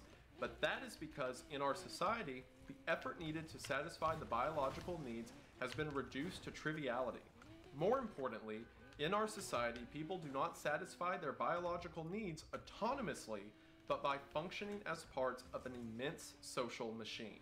In contrast, people generally have a great deal of autonomy in pursuing their surrogate activities. Effectively, because we don't take up a great deal of concern, or it doesn't take up a lot of our time, at least 90% of the population, where our food comes from, where our housing comes from, and these are things we sort of take for granted, the things that we actually do work and strive for are things that would otherwise be meaningless, like fulfillment of the arts, playing an instrument, or betting on a sports team, or politics. Things that we ourselves invest importance in, but intrinsically have no value. I also want to make something clear right now. So, a lot of people will get this far in the manifesto, or they'll read this much, and it begins to cultivate this idea that Ted is some kind of great philosopher, or some kind of great voice when it comes to morality and society and what have you. And As someone, I'm not saying this to sound cool or smarter than you or whatever, but just objectively, if you've read other political works, what Ted's doing here is nothing special. There hasn't been a point yet where he describes any solutions or any abstractions that he has made from how society works. He's simply pointing at things out on a board. People get bored, so they invest time into things that don't matter to their biological well-being. Duh. There's nothing wrong with this in essence. He's establishing groundwork for points that he will later make, but just because he's using big words and talking about society as if he is some arbiter of it doesn't mean he's actually saying anything that impressive. Right now, he's just laying out bullet points. From there, he describes autonomy and how some people need to have more autonomy in their environment than others. Some people are comfortable just going with the flow and existing as society or those around them intend, and others need to be in control of every possible aspect of their lives. And that kind of exists on a spectrum, with most people falling somewhere in the middle. The first inference that Ted makes is that the reason society exists this way, that a lot of people follow meaningless activities that, as Ted sees, have no real satisfaction, is of course because of industrial society. He highlights this at the beginning of paragraph 45 when he says, "Any of the foregoing symptoms can occur in any society, but in a modern industrial society, they are present on a massive scale. We aren't the first to mention that the world today seems to be going crazy. This sort of thing is not normal for human societies. There is good reason to believe that primitive man suffered from less stress and frustration and was better satisfied with his way of life than modern man is." In the next paragraph, he adds, "We attribute..." Oh, also, I should mention, Ted is writing this as if he is Freedom Club, again, the group of radicals, so there's no I's in here. He's referring to we, as in FC, just to let you know, in case you get confused by the we. "We attribute the social and psychological problems of modern society to the fact that society requires people to live under conditions radically different from those under which the human race evolved, and to behave in ways that conflict with the patterns of behavior that the human race developed while living under the earlier conditions." So the reason that these problems, as Ted has identified them as, persist in modern society is because technology has paved the way for it. Effectively, our core values are eroded away because we don't need them as much when so much is provided for us. And of course, as Ted sees it, this is a detriment. Also in paragraph 50, he mentions conservatives for one of the only, I believe, 2 times in the entire manifesto, when he simply states, "The conservatives are fools. They whine about the decay of traditional values, yet they enthusiastically support technological process and economic growth. Apparently, it never occurs to them that you can't make rapid, drastic changes in the technology and the economy of a society without causing rapid changes in all other aspects of the society as well, and that such rapid changes inevitably break down traditional values." Basically saying that the right is stupid for caring about traditional values and then implementing technologies that do away with them. While he harps on the left a whole lot more in this piece than he does the right, here he clarifies that his own politics do not lie in the right at all. Instead, he sees all sides as the issue because they all build up technological society, which is the real villain. In paragraph 51, he says that technology ruins every small community that would otherwise exist out of necessity. Beyond that, a technological society has to weaken family ties and local communities if it is to function efficiently. In modern society, an individual's loyalty must be first to the system and only secondarily to a small-scale community. Because if the internal loyalties of small-scale communities were stronger than loyalty to the system, such communities would pursue their own advantage at the expense of the system. So in other words, if your personal group or community, religion, what have you, does not align with the overarching goals of technological society, then it can't be allowed to exist. Because loyalty to the system is paramount if the system is to succeed. He goes on to speak about how this power process has been eroded through the years, how the life and values of someone from, say, the frontiers age is drastically different than they are today. Because fundamentally, the pioneers knew that what they were doing had some end. It was a satisfaction of their need to work to obtain something.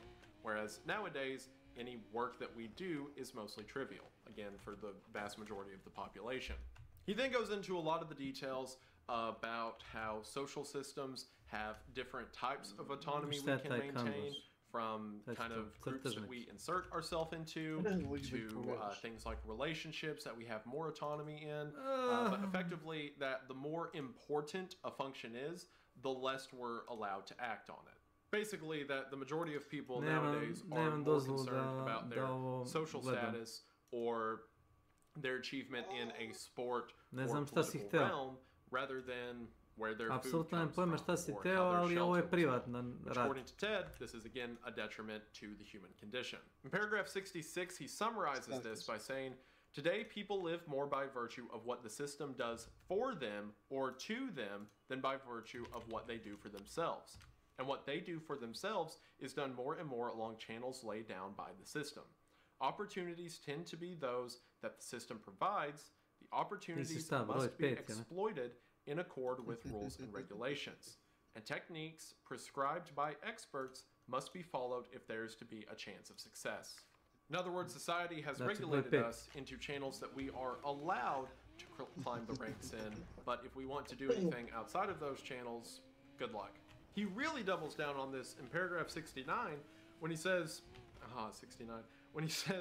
"It is true that primitive man is powerless against some of the things that threaten him, disease for example, but he can accept the risk of disease stoically. It is part of the nature of things. It is no one's fault unless it is the fault of some imaginary, impersonal demon. But threats to the modern individual tend to be man-made. They are not the result of chance, but are imposed on him by other persons whose decisions he, as an individual, is unable to influence. Consequently, he feels frustrated, humiliated, and angry." For one, I think it's wild that he's like, yeah, you know what? Before technology, people died of diseases, but that's on them. He argues this is better than the alternative when most of the issues we face are done by people that we otherwise have no control over. The examples he uses are things like war, or nuclear annihilation, or losing one's job at a corporation that the bosses are so big that you never communicate with them, of economy collapsing, etc. Ted argues it would be better for us to suffer through everything else than to deal with problems created by men that we will never contact. So far in the manifesto, Ted has mostly said things that aren't really opinions, so to speak. Like, sure, the way he labels things is an opinion. Like, for example, right there when he implies that primitive man could face death stoically. Like, that's of course an opinion, but the overall framework of that statement can't be argued with. In the modern age, we don't worry about disease, but we do worry about things that other people create. And it is true that before technology, they didn't really have to worry about that, but they did have to worry about like diseases and animals attacking a lot more than we do in the modern age. And with the other statements he's made so far, that, you know, obviously in today's age, we don't care that much or don't put as much effort into where food comes from. We're not cultivating the ground or scavenging every day. Instead, most of that is through channels that are relatively easy to work our way through. Society has set itself up in such a way that we can obtain these things. Now, while myself and most people would argue this is a good thing because it means that society is catered towards a higher survival rate and whatnot, Ted is saying the opposite, that because these things are so easy to obtain, we take them for granted and ultimately lose a part of ourselves. While that construction of the narrative you can certainly disagree with, you can't disagree with the assertion that it is easier to get things nowadays than it was several hundred years ago. Or that generally in the modern age, we concern ourselves with more surrogate activities than a peasant farmer would have in the Middle Ages. All of these are objective truths that Ted is just framing into a certain narrative. However, in paragraph 72, we get his first real inference that, in my opinion, differentiates with the beliefs of a lot of common day people. But Ted is construing it to be an objective truth along with the other things he has mentioned. In 72, he says, "Modern society is in certain respects extremely permissive. In matters that are irrelevant to the functioning of the system, we can generally do what we please. We can believe in any religion as long as it does not encourage behavior that is dangerous to the system. We can go to bed with anyone we like as long as we practice safe sex. We can do anything we like as long as it is unimportant. But in all important matters, the system tends increasingly to regulate our behavior. And again, this is framed like everything up until this point has. That, oh, well, society just cares about the things that matter, and, you know, the elite or what have you are the ones who are controlling our daily lives, and we can only concern ourselves with the unimportant things, like religion, or as he phrases it, who you go to bed with. And this is the first matter that I can wholesale deny. I am infinitely more concerned with my God and my wife than I am about what bureaucrat is currently sitting in office, or if red team or blue team is winning whatever debate or election it is this year.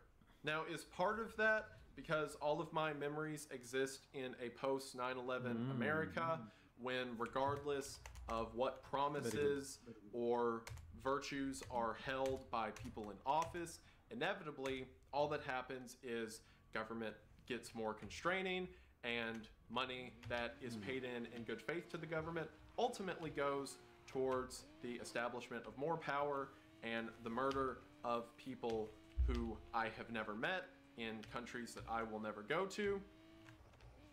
Perhaps.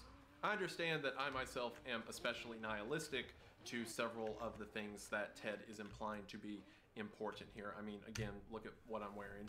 And yes, his definition of important here is in reference to what is important to the system. Obviously, the system, the governments, the powers that be or whatever, don't care about, you know, what I believe in or who I marry, but I certainly do.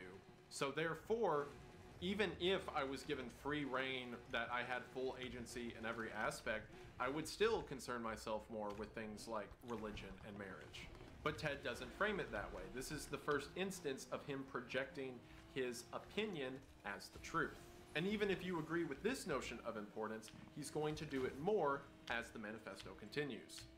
He goes on to describe how life is a succession of stages, how we are supposed to go from a time of learning to a time of strength, of a time of building, to a time of family, and eventually a time of overlook, or a time of being a mentor before our life ends. But that in the modern age, people, because they are not satisfied with the lives that they have lived, because they have not fulfilled that power process, everyone is obsessed with staying in the phase of their life that they're currently in. This is what things like midlife crises develop from.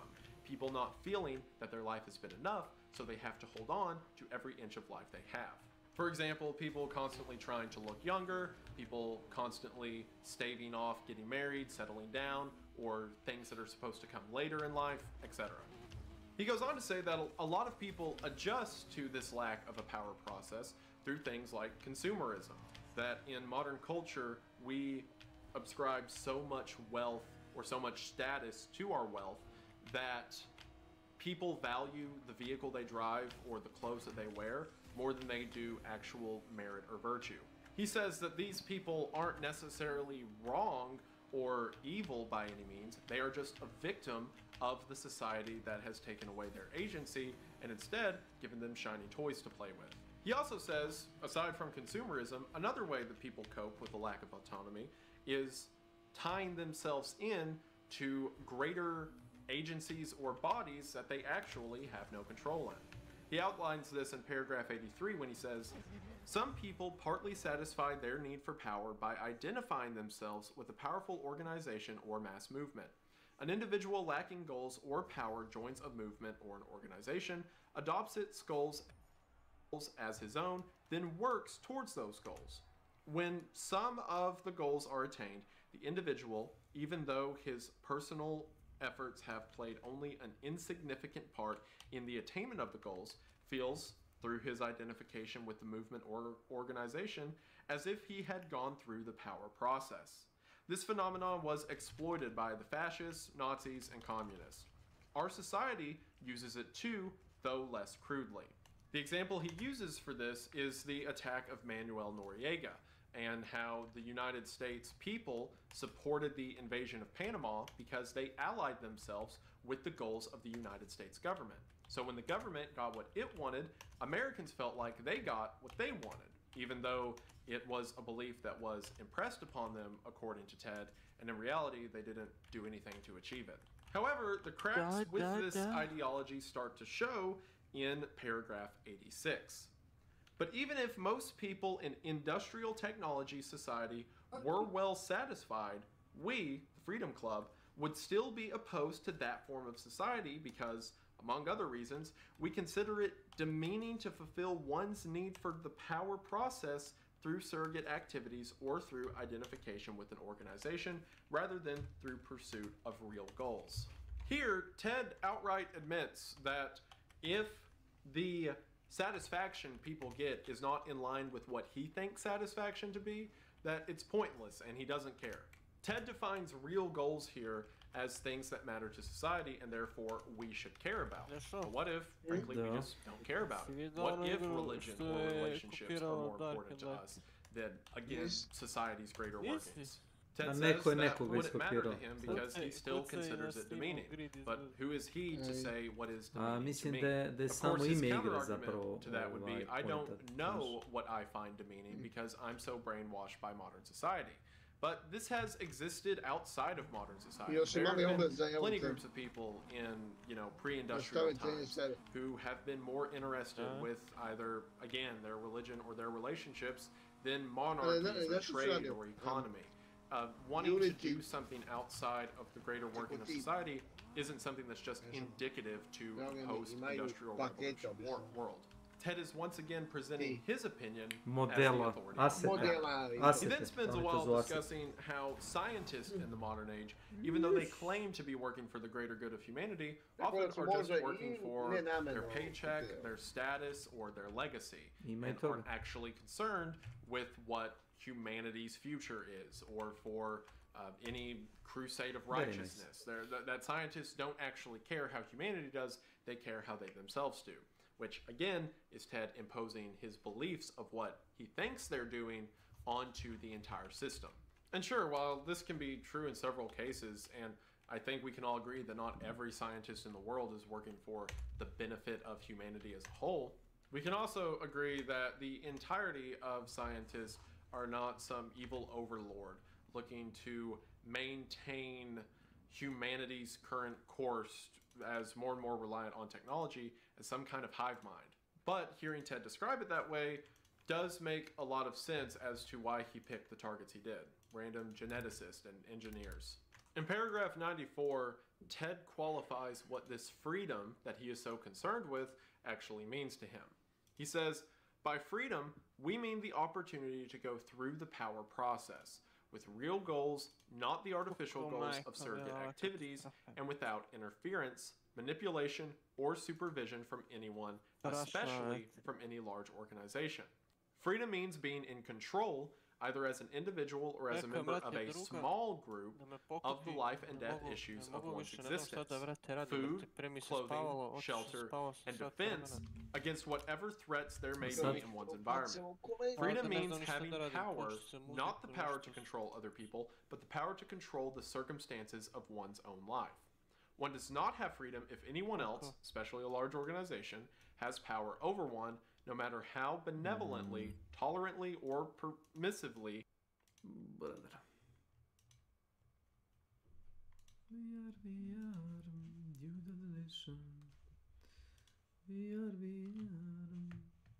Jesi da Nenad u kampanju za predsjednik? A što ne napraviš screenshot toga umjesto da ljudi klikću? Pola njih neće to pogledati što moraju da odu na taj sajt i da se uloguju. Moram da napravim to lepše. Pa napravi screenshot normalan, čovječ. Jepeg napravi. Zato što je animirano. Nisam vidio da je... Pa napravi gift. GIF. Halo? Halo? GIF.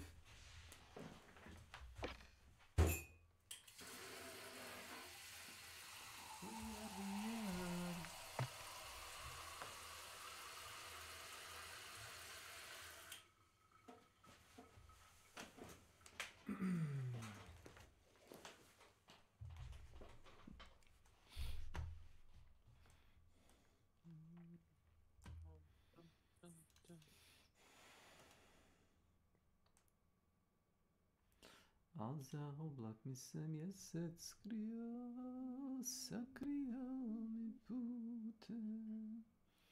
U zelenim trci reči, a za drugog su dvije žute. Jesi već jako konje? A, predragi. Nisam, samo sam testirao grafiku. Možeš čovjeku da ukradeš konje da ga prodaš ako te to radi. A možeš i da uloviš divlje konje. Ako ne radi me da kradem, treba i da počnem u roda da kradem. Ti kupi konje. Ne, nisam krao, ja sam išao u divljinu. Odeš u divljinu sa lasom, ima fora kako da domaći životinje pripitomiš, to znaš. Da. Hey little sister, who's you? Hello? Hey little sister, who's your Superman? Hey little sister, who's you? Sister Shotgun. It's a nice day to start again. Nice day for vibing. It's a nice day to start again. Hey little sister, what have you done? Little sister.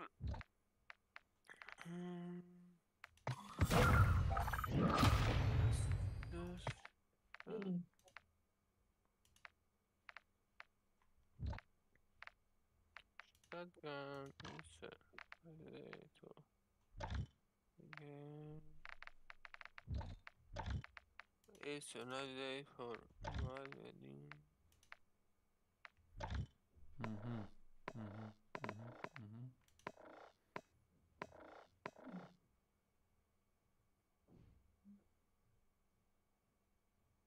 Dun, dun, dun, dun, dun, dun.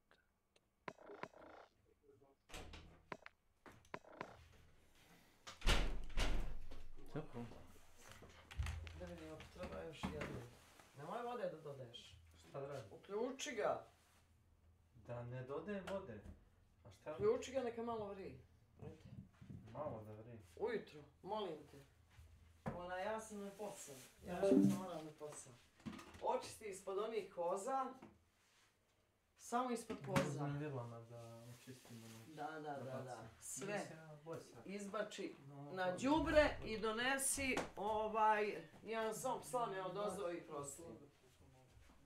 Da tvorimo kolice. Možda ako će neko od kolice dobiti. Vidi, samo im ti očisti, mene ne interesuje. Uopšte me ne interesuje, šta ćeš i kako ćeš. Ne interesuje. Sad s njim. Čekaj.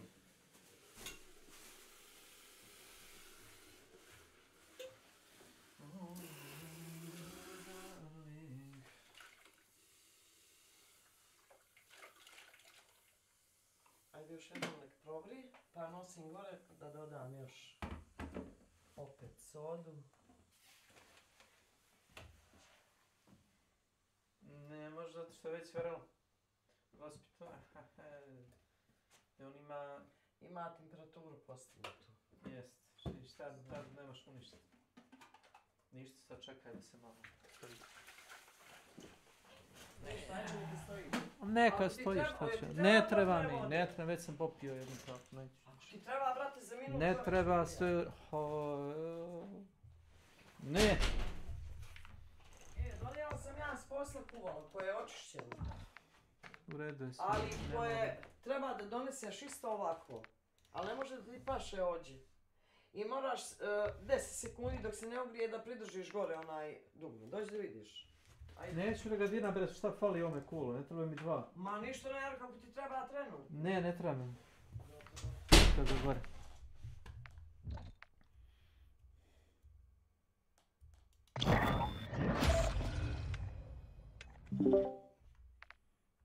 Wow.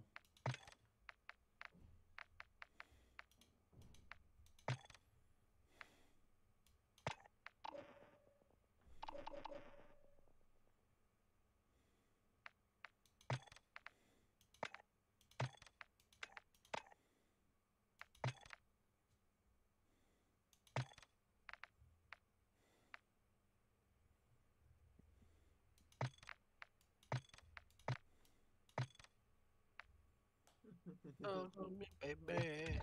Talk to me, baby. Talk to me, baby. Hello? Papi, mami.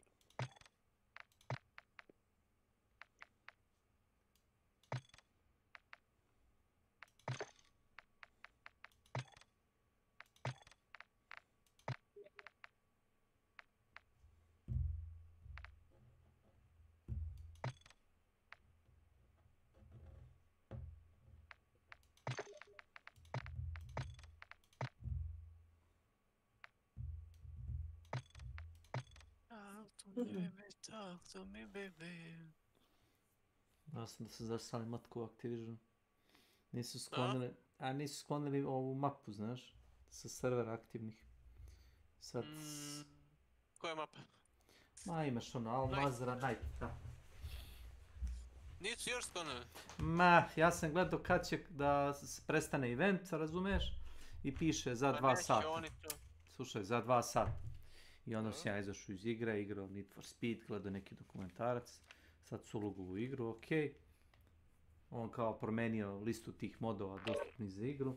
Nekako našao opet DMZ, naravno, negde skroz na kraju. Prvo ti gura Battle Royale, kod ne boli kurac Battle Royale. I ja opet izaberem DMZ, startam. I sad ja stavim ono Al-Mazra i vidim piše Night. A ne bi trebalo. Ja kliknem play, ono neće. Pa naravno da neće kad nema, razumeš? Nema servera za to. Kaži ti meni šta ti to zapisuješ na tom. Evo ovako, piše Nenad. Peći na tihoj vatri. Piše Drakula, voda. Hladna voda. Piše Milan. Milan piše jaja. Te zanima šta pišem? Kako sam ti šta pišem? Kakav voda? Daj pokaži Bruna. A ne. No. Lažeš, čuš. Lažeš. Šta? Čekaj. Welcome to the DMZ. Explore secure intel and look to gain access to new missions. Enemy threat is high, so expect contact. Kako si mi to knjigu poslao? Jebote. Ti si prešao igru, majke mi, brate. Tebe treba uzeti za neku bija, brate. Službu tamo, nešto. Šta si napisao, majke ti, ajde ti reci iskreno. Drakula veliki nos, to piše. Pišeš DMZ misije. Piše 4 cefaleksina, 3 acetona i 4 hidrogen peroksida, to piše. Ti stvarno hoćeš da ja pamtim, bukvalno to piše. Jel hoćeš da pamtim, razumeš, nazive boca sa hemikalijama? Kad vidim da pokupim, razumeš? Sam pokupim. Ponekad me stvarno fasciniraš. Yes, I know. Ti me fasciniraš. Ultra One, intel's tracking the position of a high priority target. You have execute authority. Ej. Hoću ja tako da uzem i da zapisujem stvari dok igram igre. Mogu ja to? Pa piše. Nemaš potrebe zato što većina igara ima neki kao... Ima neki meni, razumeš? Ček, stani, ima još jedno sad, brate, šta si rekao, Blago, šta ti? Pišem, brate, igre i pišem Ultra One, actual target was engaged by an enemy team. Needs positive ID on the body to confirm the kill. Ja kada dobijem platu, ja stavim koliko sam dobio i šta mogu da odradim od te plate. Your active contract was canceled. Payment revoked. Ovdje sve prsi već. Pa nije... Ja ne mogu ni da stanjem moje plate potrošeno napred. A šta je, čim je rekao da potroši napred, ima najviše. Dao ti Bog. Dao ti Bog da imaš ko ja. Med 2000 da dam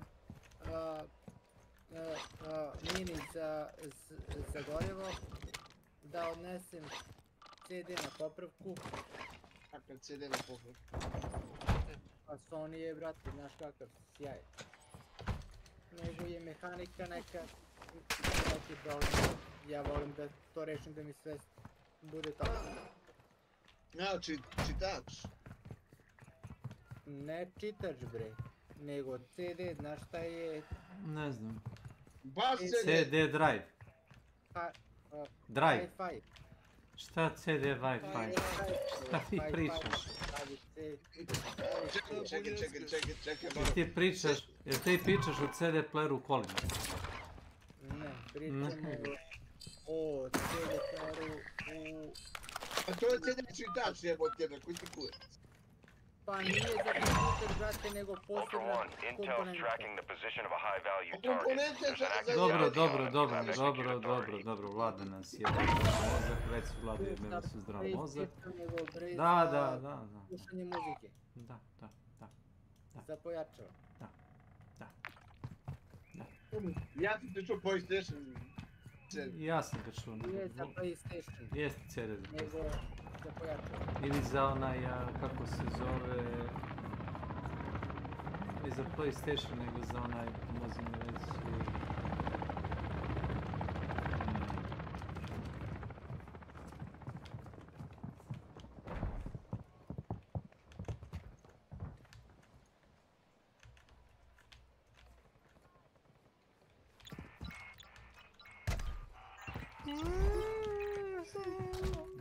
Ja imam nedoko 100 CD-a i volite vremena na vreme da slušam neki od njih.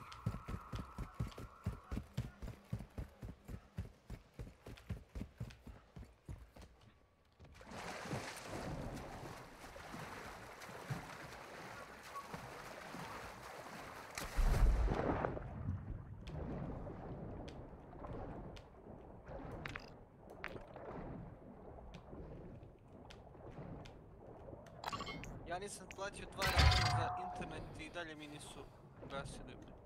Ja, eto platim ono što ne stignu. Ja ti platim ono što ne stignu. Pa ja ne, evo, dva računa dugujem za internet i telefon dugujem, nisam ih ni uplatio, neću ni da ih uplatim. Boli me kurac. Pa kako ćemo da se družimo poslije?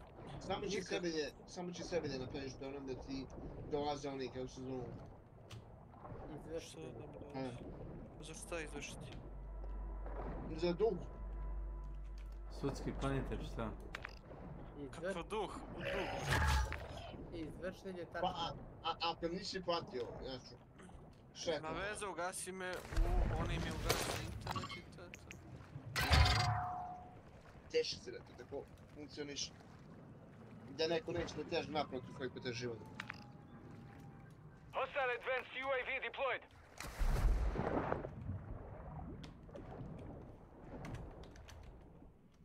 Evo, meni slično bio ovamo.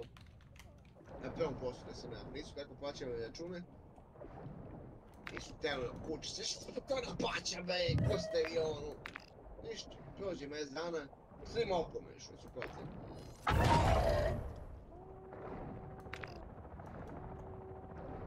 Nek se pokrše da platim. Poslije se pokrše da se platim. Ću donese sutra.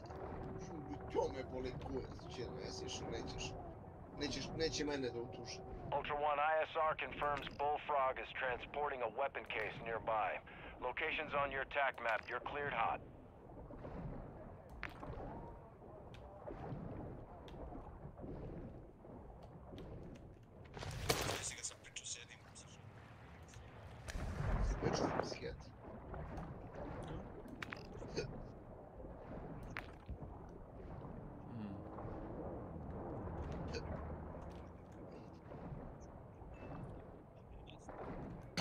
Extraction is inbound at this time. All Ultra, Dino 4's inbound for extraction. Be with you soon.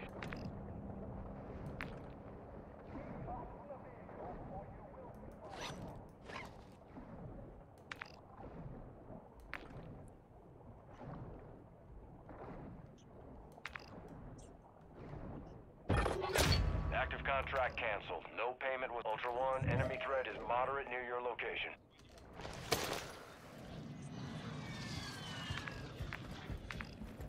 Nisi trebao da begaš pre. Ko ja?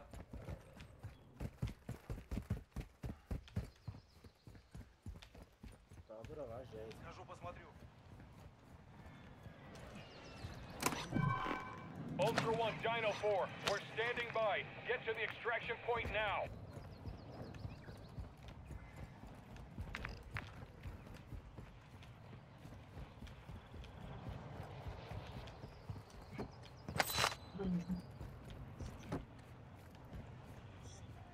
Противник здесь!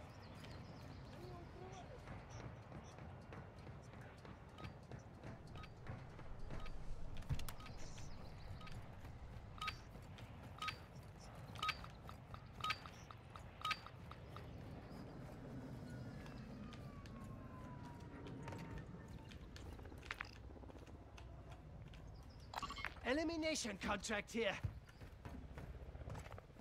Ultra One, the enemy attack helo is moving in your direction.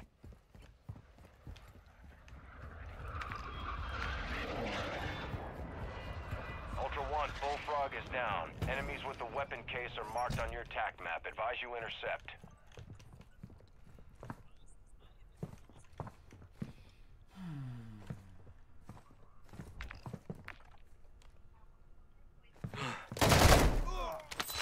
Ultra One, hostile reinforcements incoming.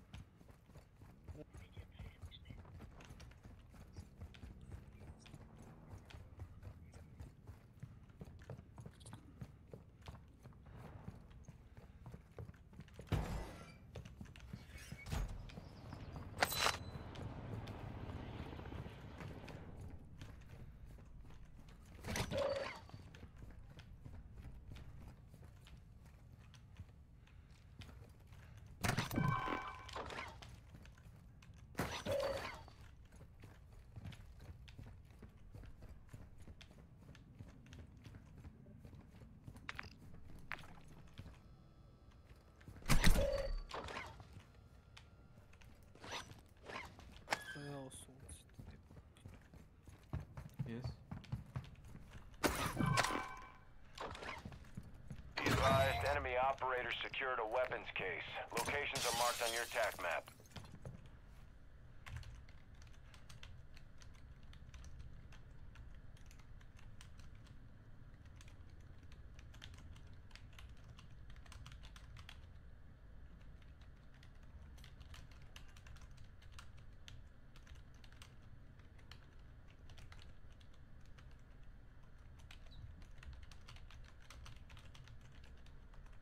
Ultra One, an enemy squad is tracking your location. They're targeting your loot cache.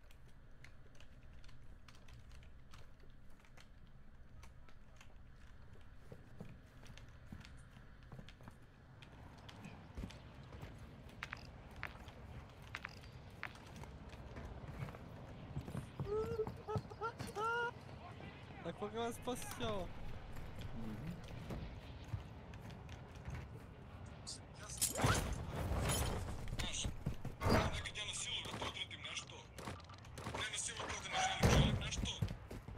Ultra One, you have enemy operators incoming. Prepare for contact.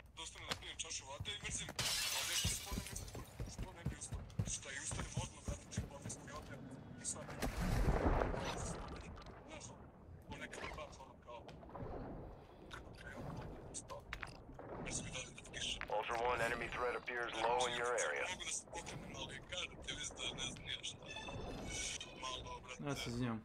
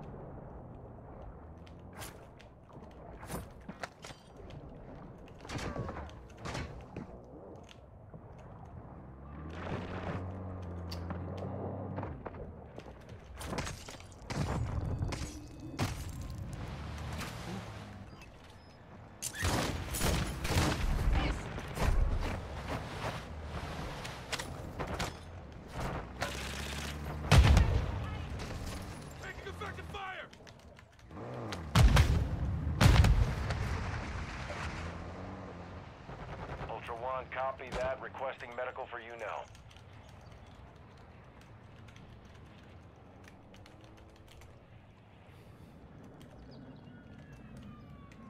Kakav govna.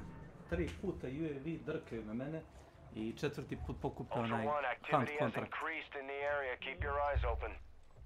Ja fino odem u kontejner i bacim sve pare unutra i sve što vredi i čemu. Mogu da mi duje kurac.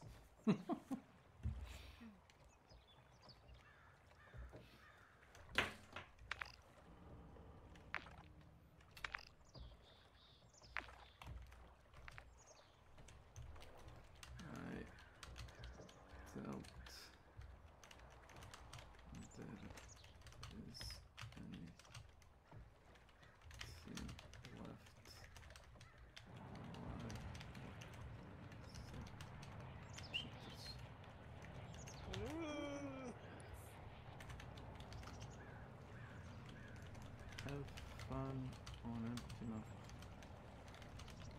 With bots.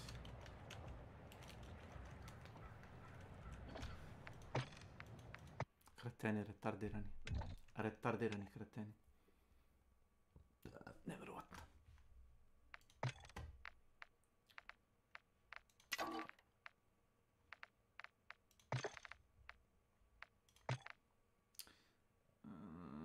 Commander. Sam site. Vidio. Pa promenite rotaciju mape. Magarčine.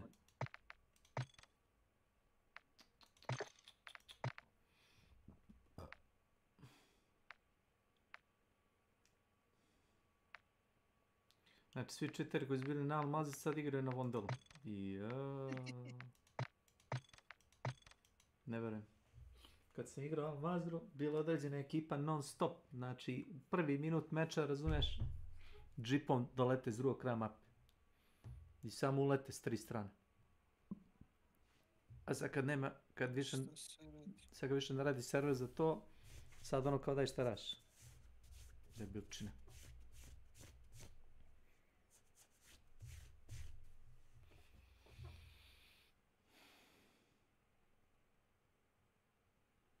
Nema šta da se ukrada od mene.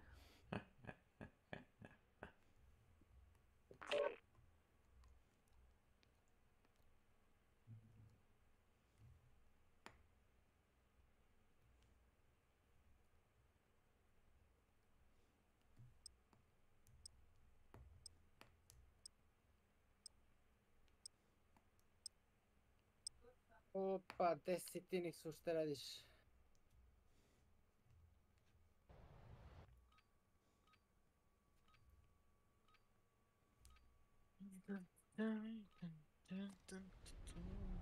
Welcome to the DMZ. Exploring, looting, and securing intel will open access to missions and targets. Expect resistance from local forces and watch for other operators in the AO.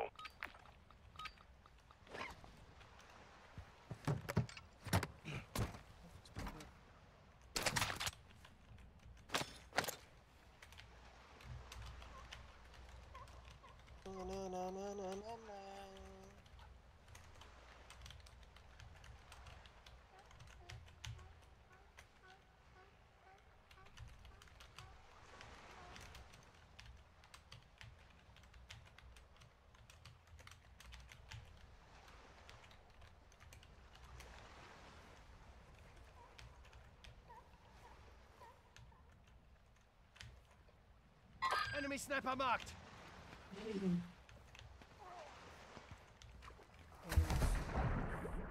So enemy sniper.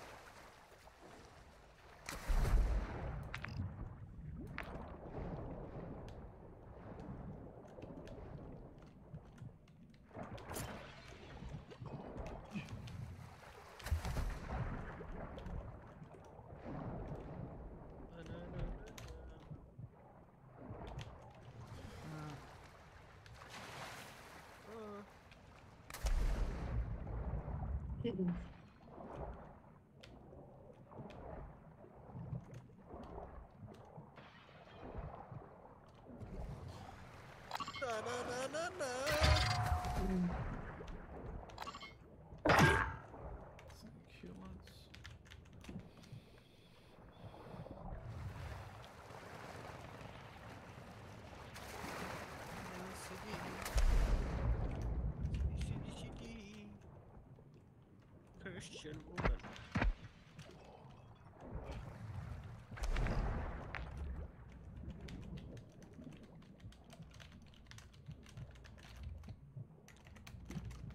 Devet ljuti gusara.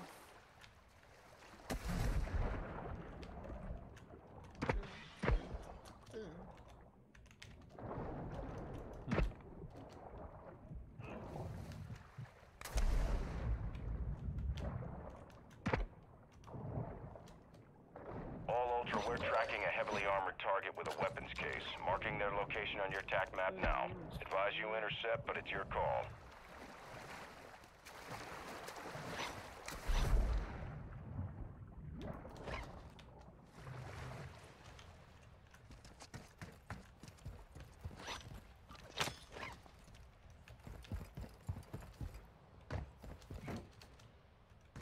Found a self-revive!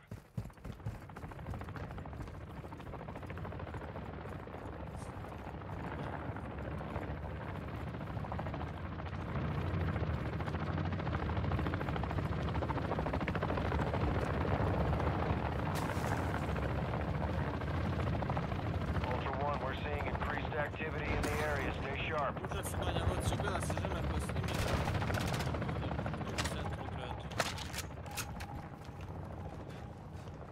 Žena DM koja je dostavila javnosti nakon što je objavila nužno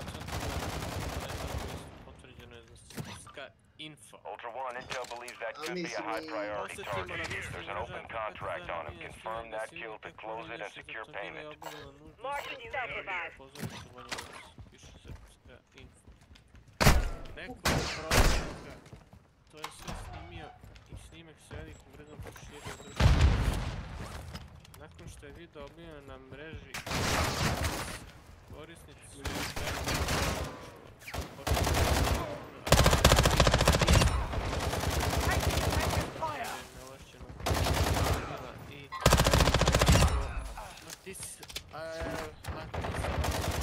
društvenim mrežama. Također porodica želi da se sazna i ko je nesrećen ženi slao Ultra One, you've got hostile reinforcements incoming. telefon za pomoć osobama koje razmišljaju samoubistvo.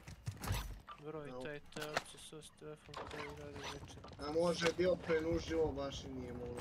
Ali stručnici za sprečavanje samoubistva, lekari, klinici za psihijatrijske bolesti Ladova za reći. Psihijatrije prima pacijente broj 4 sata bez zakazivanja knjižica, bez plaćanja.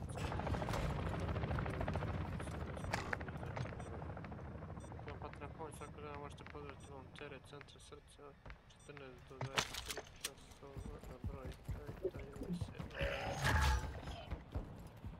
kao i preko čega na sajtu da još neke dokumentari.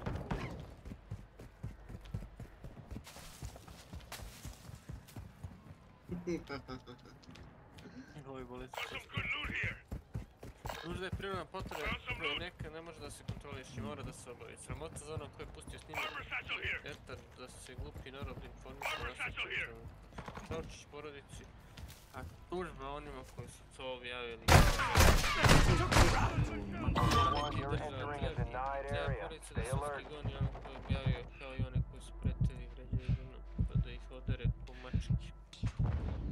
Tako su bi one jadniče što traže posao. Ultra One, squad mate is down. You are taking effective fire. Crna zemlja, snimati ne znam, može... Friendly UAV on scene. Mislim, to je ništa novo nije. Sistem je zakazao skroz, brate. To je normalno, ljudi će više i više da se ubijaju, pošto nam je lepa država i lep sistem funkcioniše. Sve radi kako treba, misliš? Sve radi kako treba, sve tako je. Ti hoće kažeš da nas predsjednik Vučić ne radi se... Svim silama na tebi bude bolje? Kaki, ovdje je zakazalo sve, otišlo u kurac. Tamo je bitno da čovjek, da se što više sprda i da što više jebe majke drugima. Samo je bitno da imaš pamet, sve ostalo je... To je sve što i... Što bih htio da to je. Evo, kažu da poslije nije bitno da imaš cash. Evo, gledaj, moj jajde sam primao neke injekcije. Evo, brat.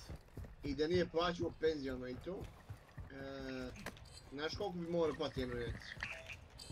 100.000 dinara, sine.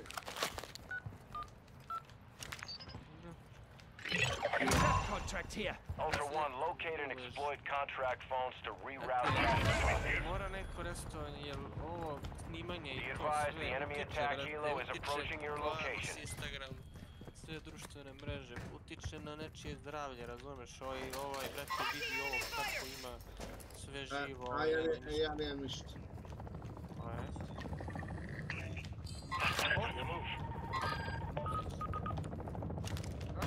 Hacks activated. Locate additional contract phones.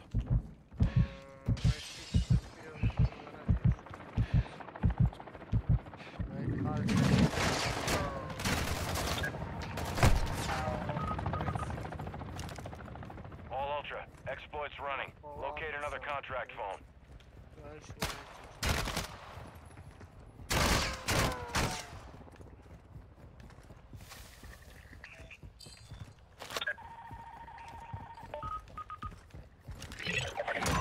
Ultra One, all available contracts hacked. Initiating cash transfers.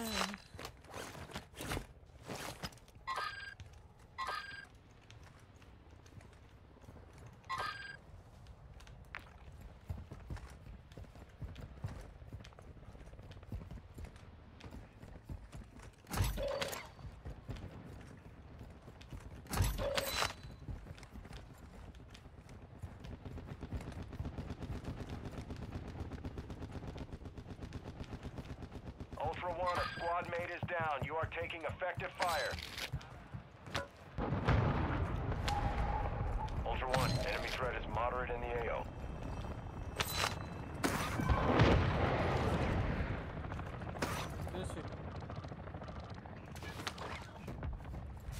Ništa, rekao, izlazim ja sa Viktorom, pa ćemo reći do Emirjevo, rekao, hoćeš s nama. Opušteno, ma nije ništa. Neću.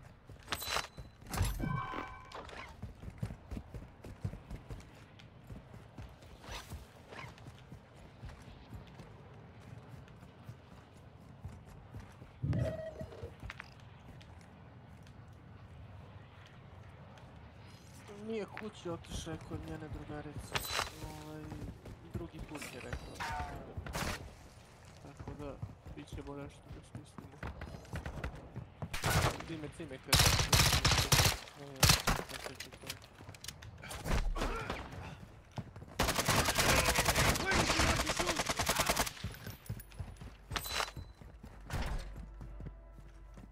Čekaj da vidim taj snimak.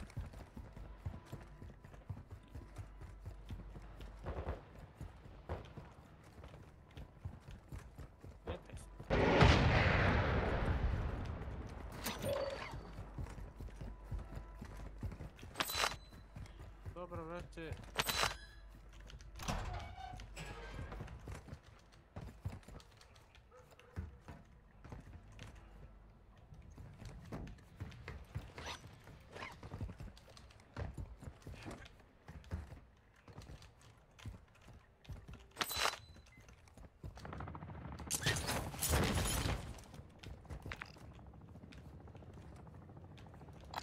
Got a scavenger contract here. Copy. Let's go for supplies.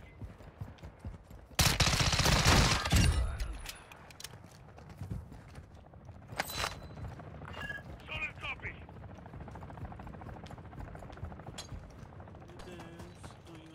Found the sniper.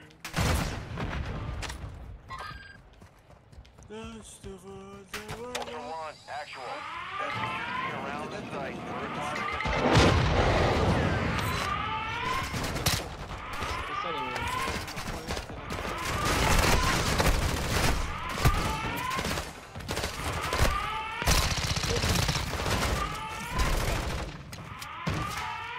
Enemy territory. Enemy. Sniper here.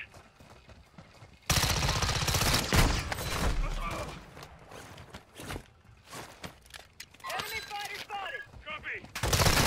Suck. Welcome to my channel. Approaching this area.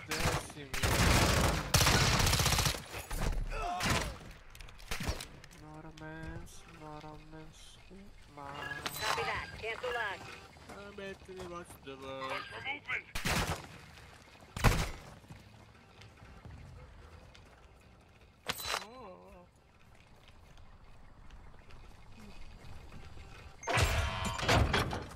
Ultra One, SAM site secure. Airspace locked down. Ultra One, a squad mate is down. You are taking effective fire.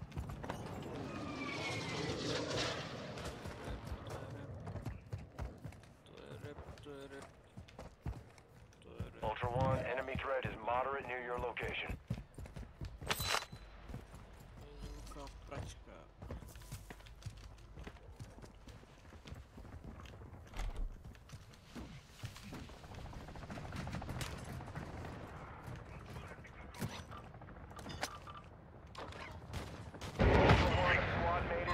You are taking effective fire.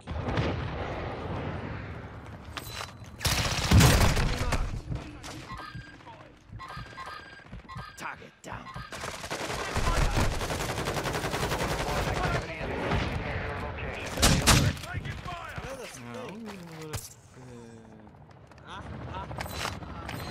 Kino destroyed.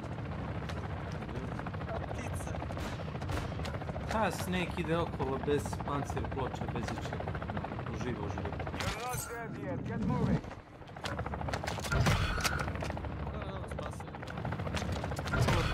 Spasili me jesu.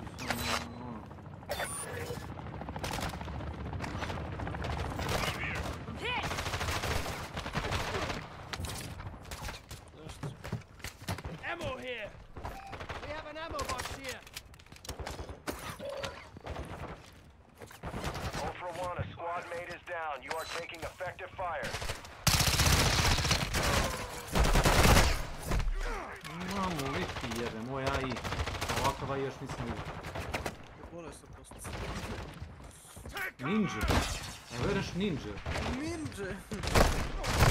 To liči. Effective fire.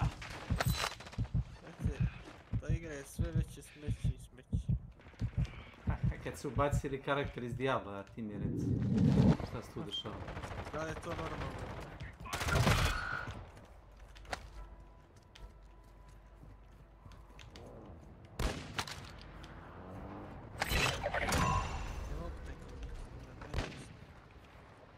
Kreću Fortnite,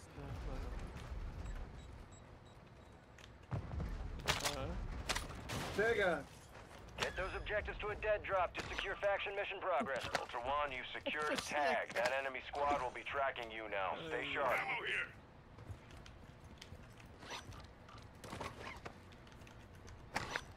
Ultra One, be advised that dog tag marked your location for enemy op. Ultra One, tag secure. You're being tracked by enemy operators. Stay frosty.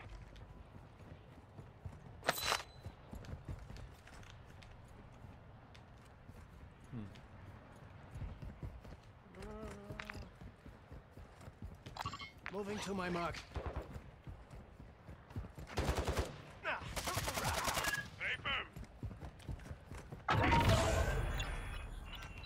Ultra One, be advised the scavenger is in your immediate vicinity. Stay sharp. Ultra One, multiple operators have gone MIA in your area. Their last known locations are marked on your tag map. Draculizer. Welcome to my channel.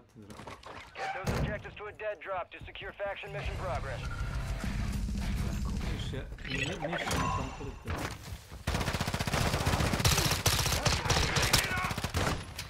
Ultra One, a squad mate is down. You are taking effective fire. You'll be alright.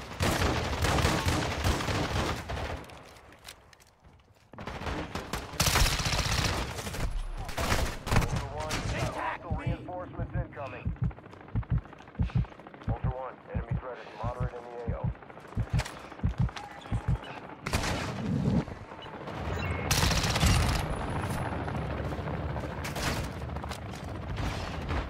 scavenger jebeni. Ultra One actual. High winds are increasing in the AO.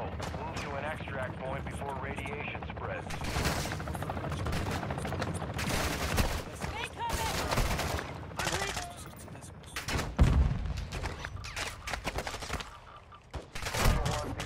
Threat level is high and expect contact. Fill your plates up! We have an ammo box here!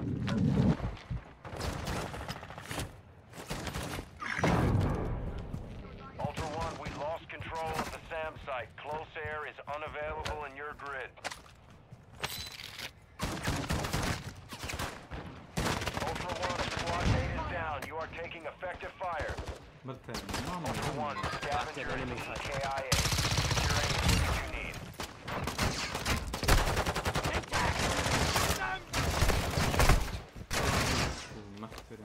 Custom weapon here.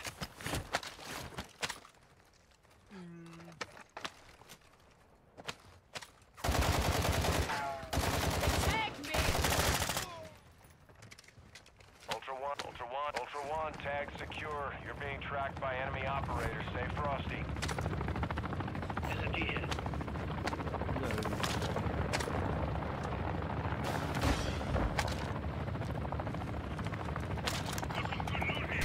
Ultra One, we're seeing increased activity in the area. Stay sharp. Rockets here! Yeah, very good.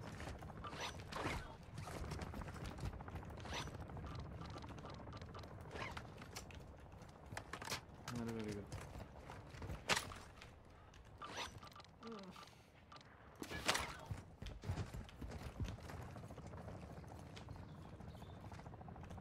Ugoj se poprasi.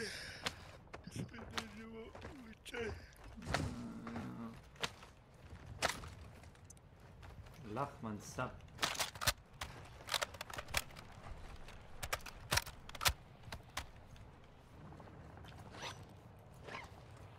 Šta je ovo, MP5?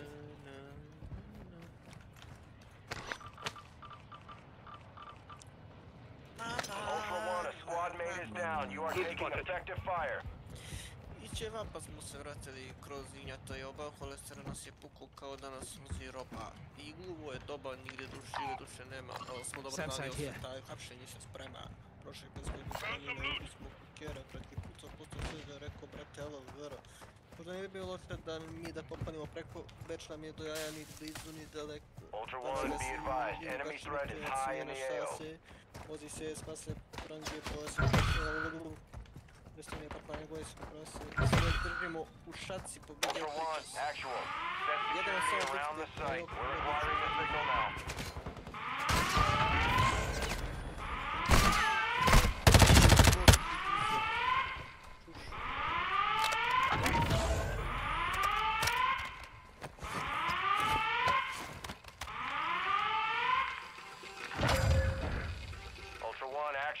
High winds are pushing in radiation. Start moving to an extract point.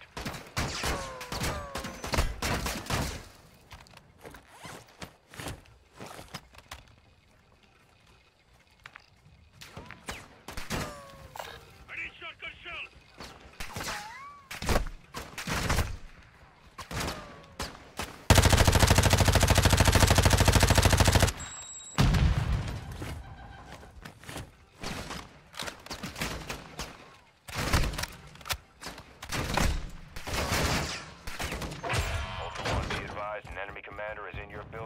Contact. All Ultra, SAM site secure. Ready to engage enemy aircraft. One,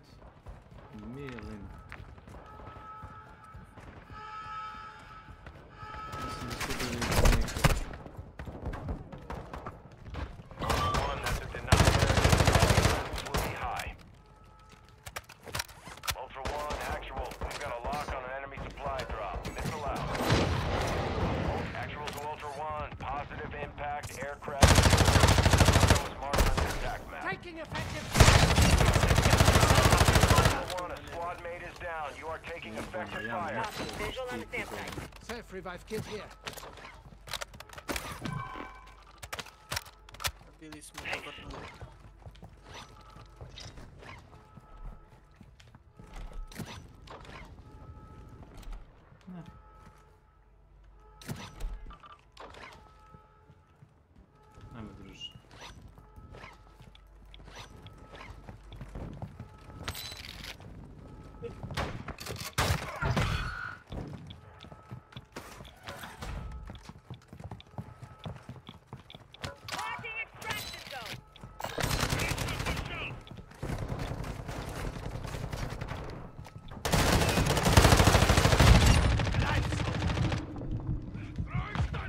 Shock charge out! Scheiße! What are you aiming at me for?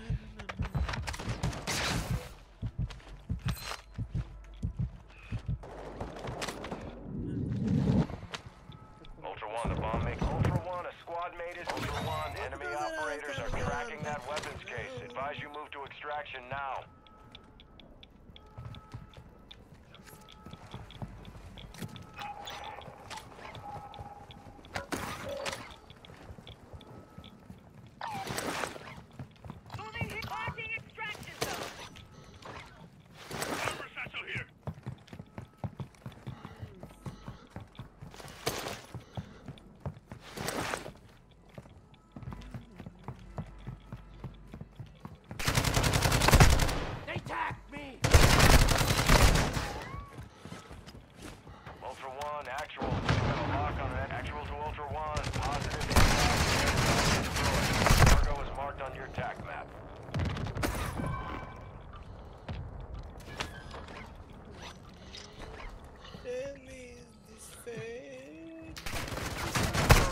I'm hit!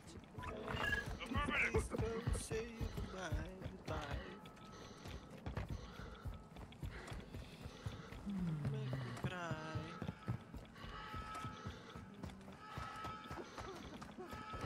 Matori, sorry. Torimen, ameno, torimen, la la la. Ameno, torimen. Ultra One, be advised. Threat level is high in this AO. Ultra One, extraction is inbound at this time. Marking extraction zone. Ultra One, enemy threat is moderate near your location.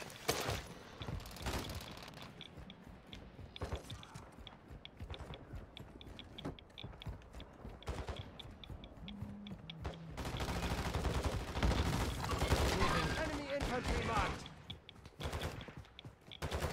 Ultra One, enemy threat is low in the area. Ultra One, Dino 4. We're approaching the LZ. Get it secured. Ultra One, that was a high priority target. There was a bounty contract out there. You just secured it. Look around.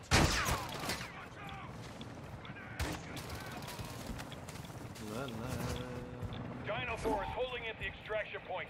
Advise you get here fast.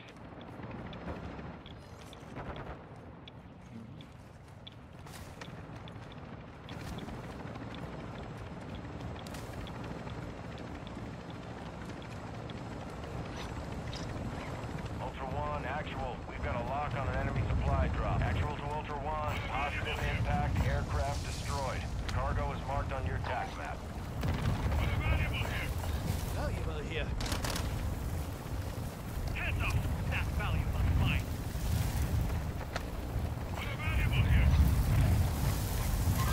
Valuable here. Hands up! That value must mine.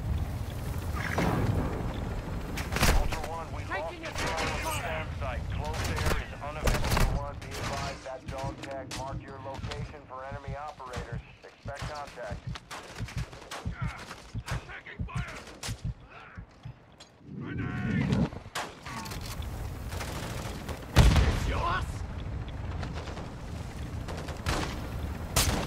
Može i ovako.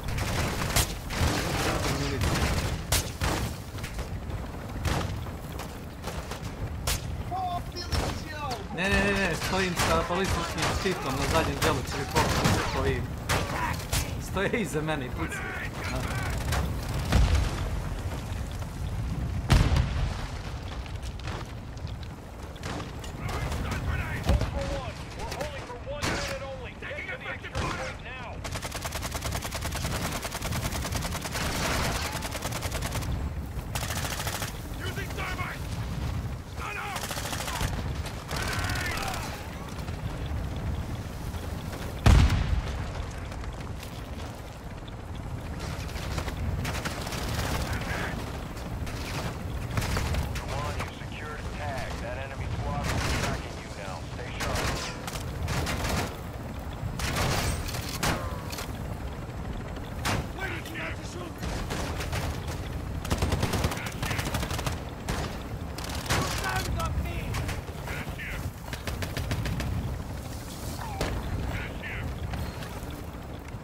Ultra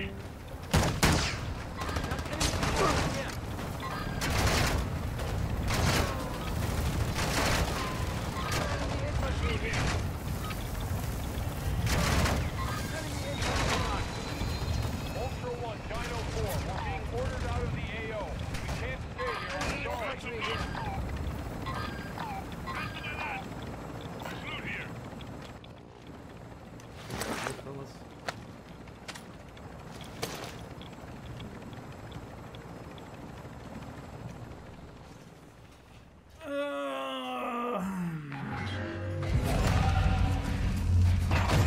Eto ti ga, na? Trčao sam okolo s Glockom i sa balističkim štapom. A, ninja Glock.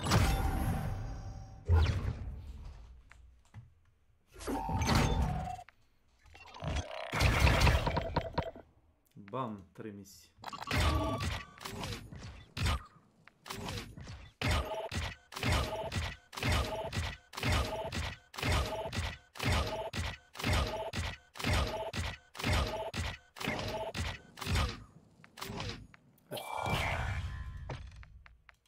Ojha.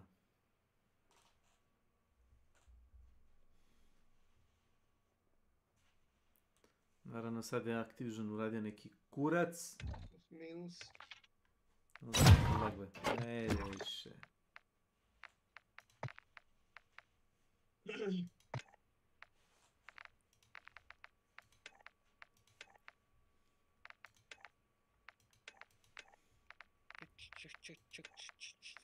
Check my melody. Check my melody.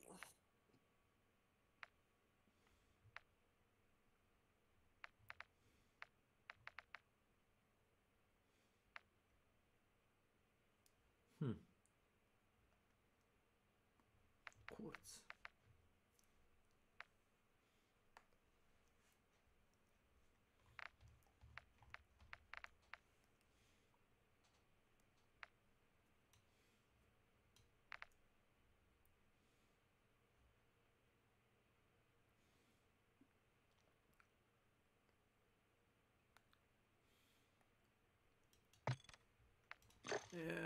Dobro, ne mogu, zato što mi igra dala neko govno u inventar. Ne, šta si dobio?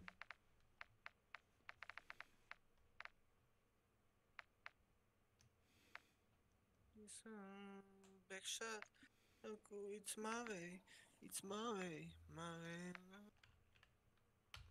My way or a highway. Šta je ovo? It's my way. It's my way. 12 inča cev.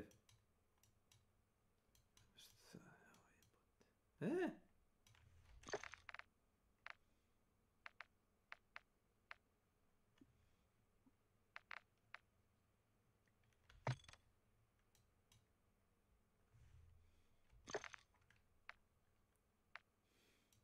No,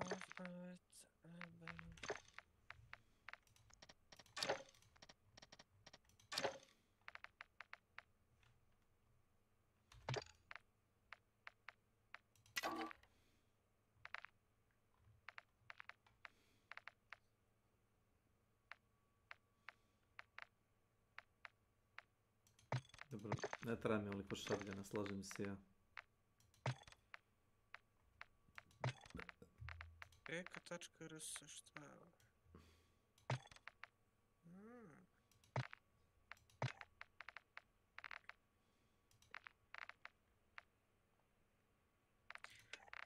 Cause you never know when you're gonna go.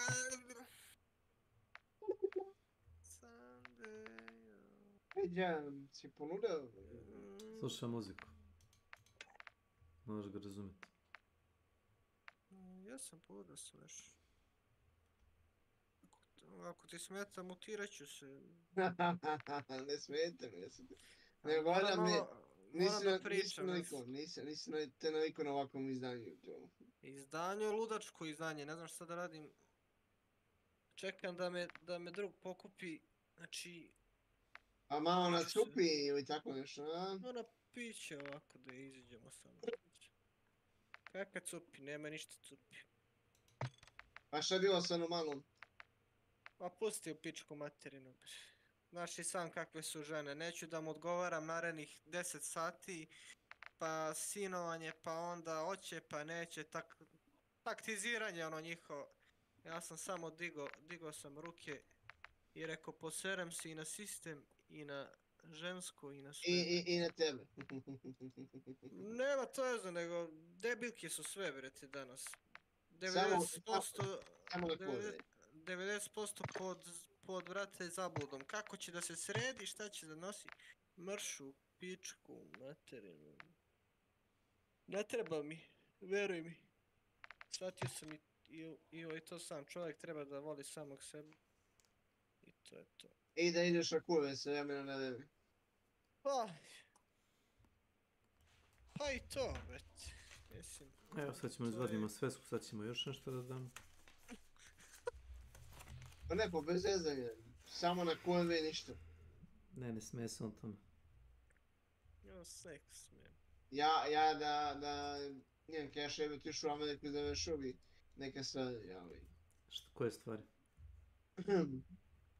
Malo genetiku da izvršim neka istraživanja. Ništa od toga. Aha, stash expansion. Extract large medical bags. Ko će ovo da plati, koliko toga treba?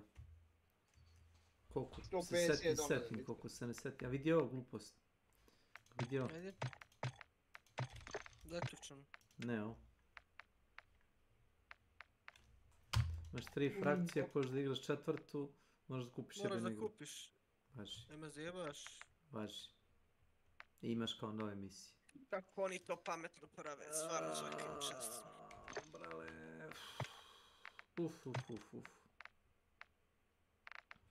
Što se moglo uradio sam, razumeš, što ne može, ne može. Halo? Ko je? Ja sam. A ko je to ja? A ko je ja? Vlada prijatelj. Ko je rekao ja? Ko je rekao ja? Sam rekao ko je rekao ja. You the nation. You don't fool me. Dragulazra. 3 put ga pogodiš nožem za bacanje, ubiješ ga. To nisam znao. Toliko i damage radi. Slučajno sam naletao na njega i njegovu gardu i kako sam imao štit, okrenuo sam na iđe svima osim njemu.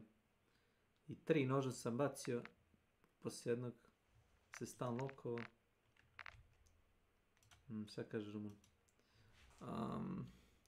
I killed scavenger boss with 3 throwing knives while being chased by 3 people. Cheater squad.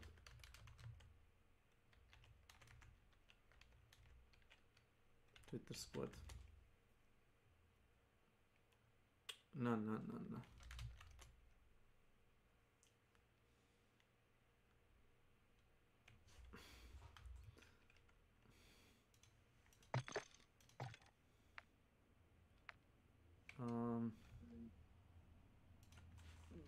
There is also method to kill sniper and rhino. Just stash 2 recon drones and 2 C4. You can trade them at shopkeeper for a regular bomb drone. That's the catch.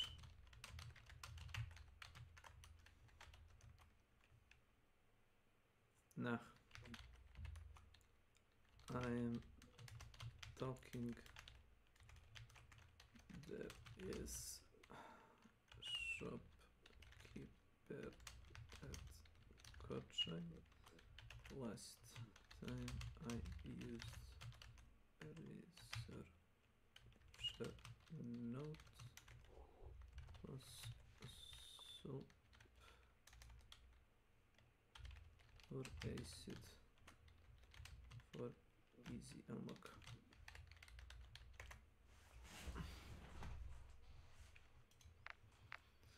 I tako.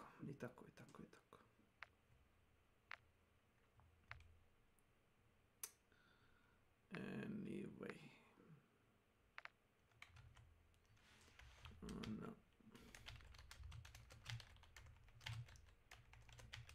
Play easy. Ora, you're busy.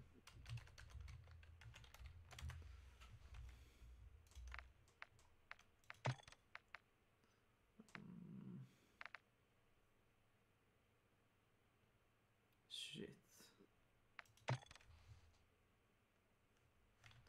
Error, he said.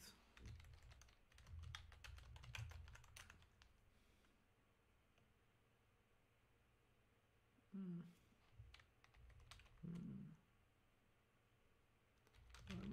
listening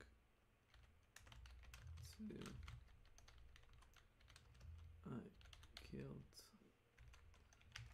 I had same bug 2 days ago. Same one.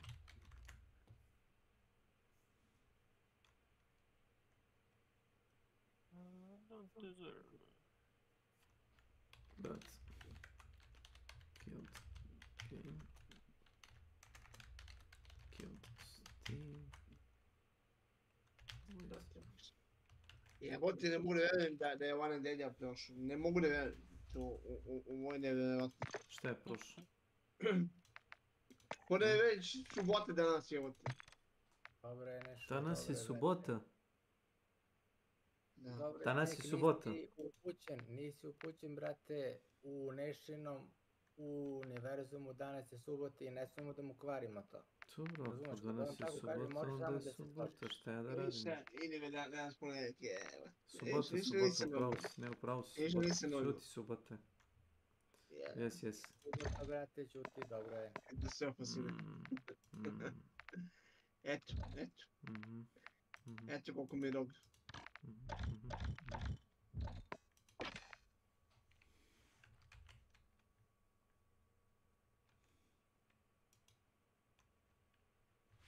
Ja.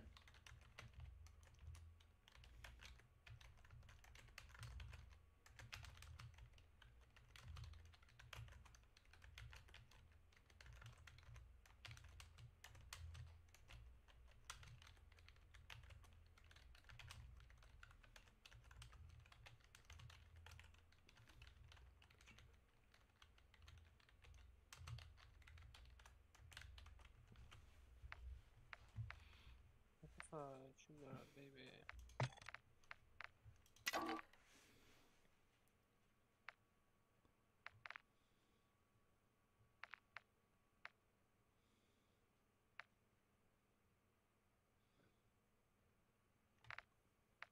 The fuck is this?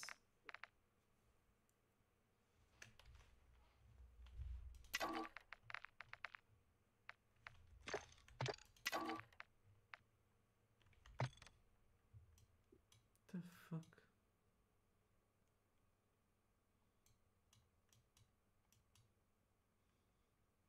Lance 12-inch barrel.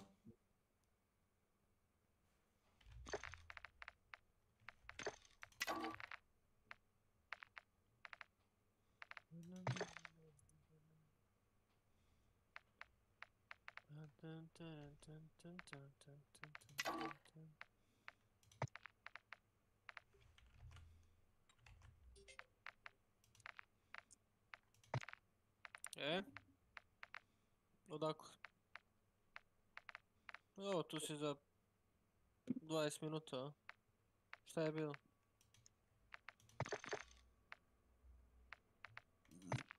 Usio se u sivačin daljinski od garaže.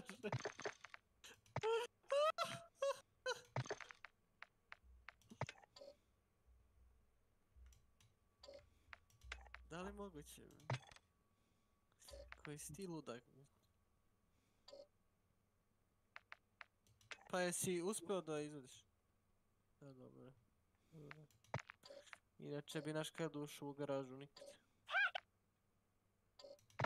Are you my new forever family? Cause the last one Još ti to sucked! samo fali. A što si?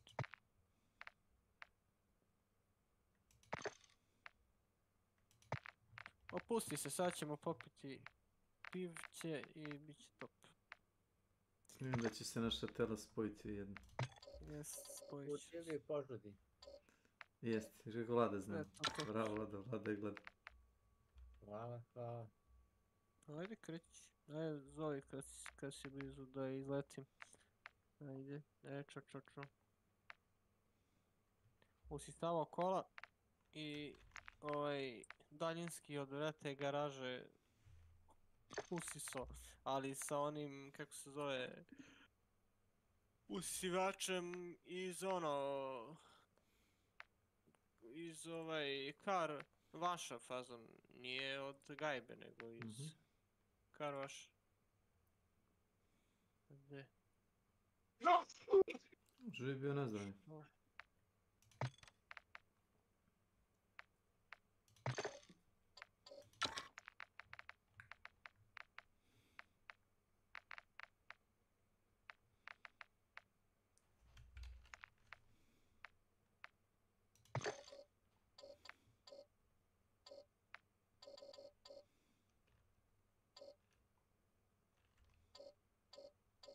Život piše romane, moj najbolji rane.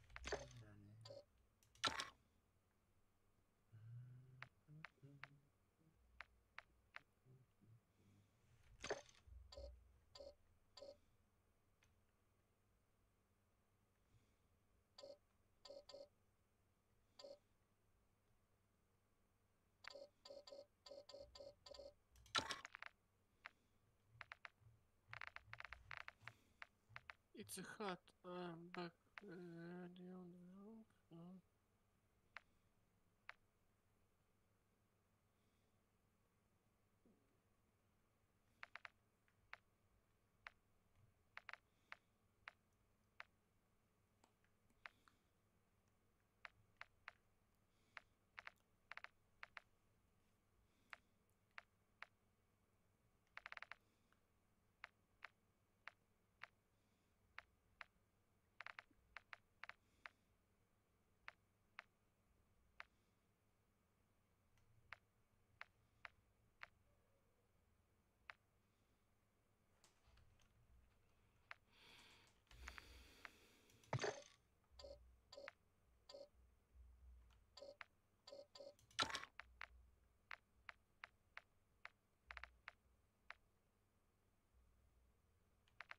It's a hut, I'm back.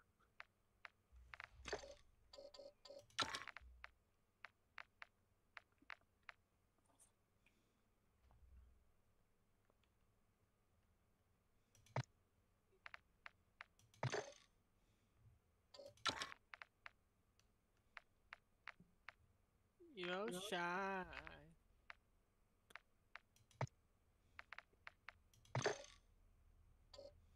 Jedi burani umrane. Jedi buranio. Ale.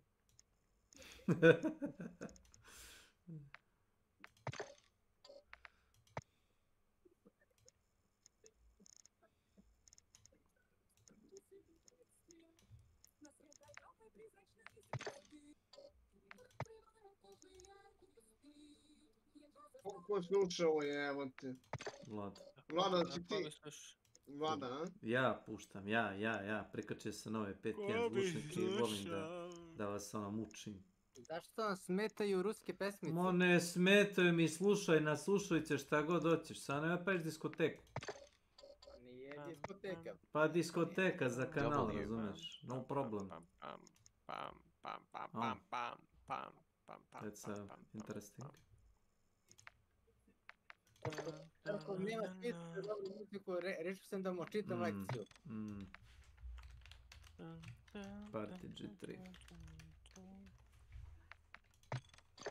Jaki.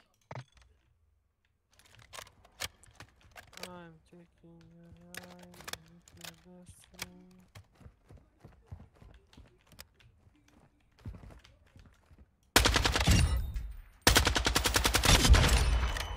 Znaš kako je meni nešto žao? To ja nisam mogu u školi da učim ruski jezik, a neko je mogo da uči, a ne zna da ceni. Niko, to je besplatno, to ne koristi niko. Rusi ga ne Rusi, neće koristiti u školi. Da li si lud? Da li si lud? Zašto Rusi ne uče ruski jezik? Znaš ti da su ruski plemići mislili da je njihov narod stoka i pričali su francuski? Pa znam da su bili opčinjeni francuskom, to nije ništa novo.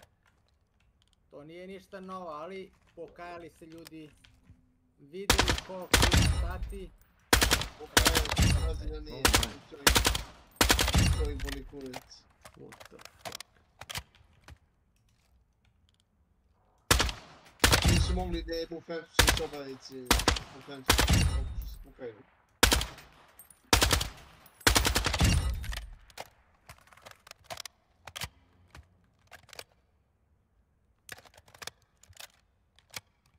Pa mogu bi ja malo da te izgruvam ovdje. Ne valja li će jedan.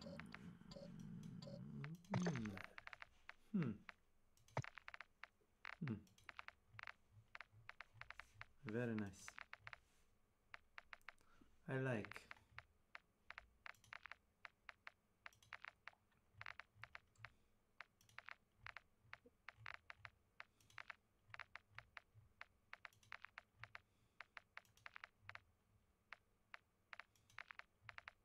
Odakle si se stvorio, majke ti ga nabijem.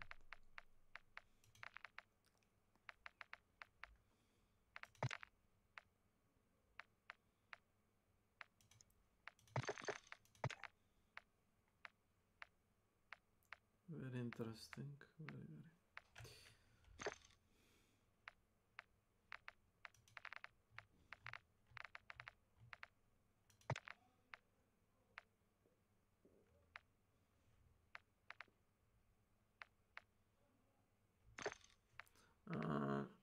Anyway.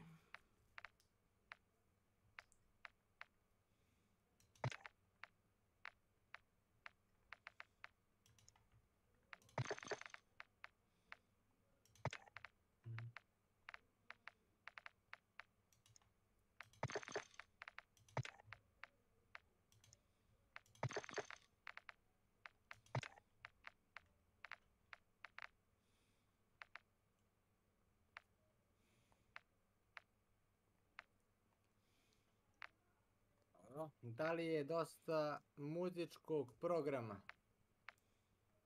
Ne znam, ništa nisam slušao. Tako da...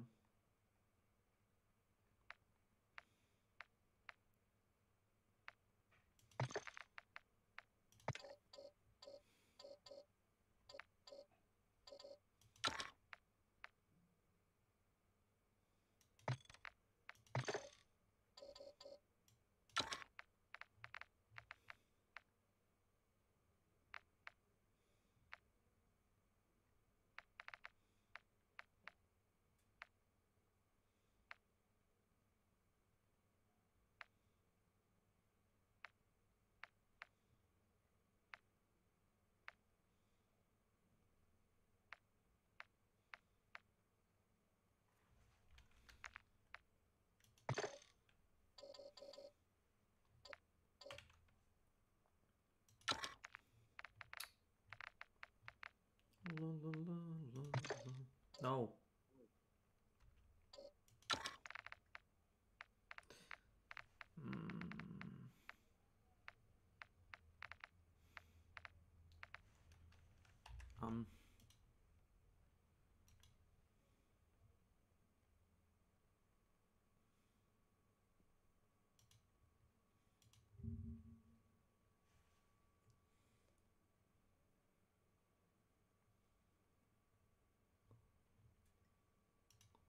Wow.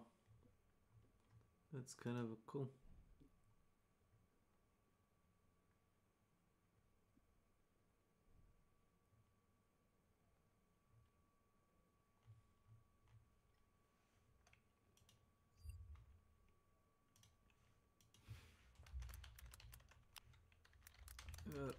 Actually big shot. Amazing. Pre-law flipper, you are actually big shot. Amazing. Amazing. So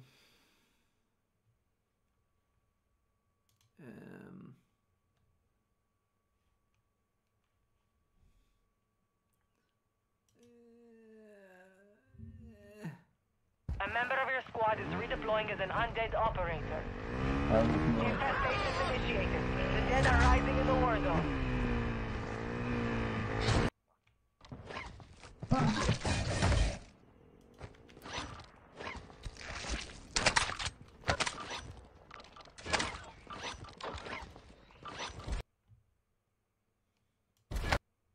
Operator. Infestations initiated. The dead are rising in the war zone. okay.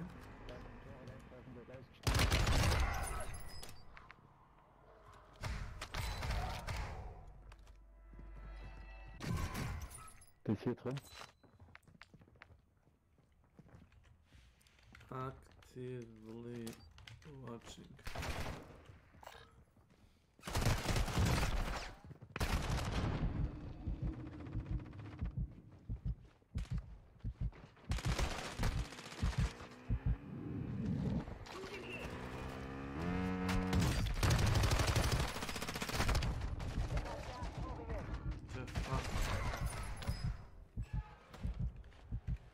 How are you alive?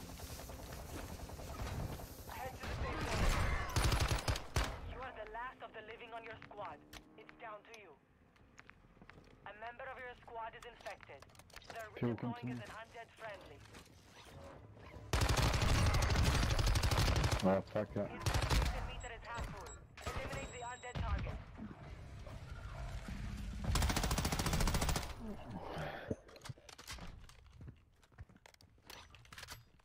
Enemy buy station deployed.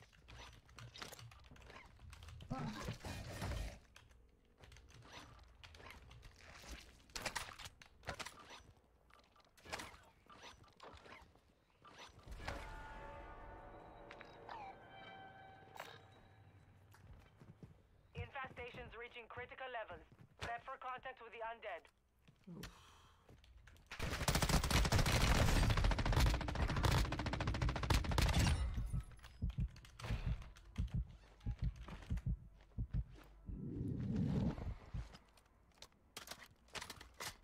Okay. Hostiles dropping into the area. Watch the skies. Infestations initiated. Undead threats are entering the AO. Contract failed. Objective lost. So, Mark Pandevers Edition. Funny as hell.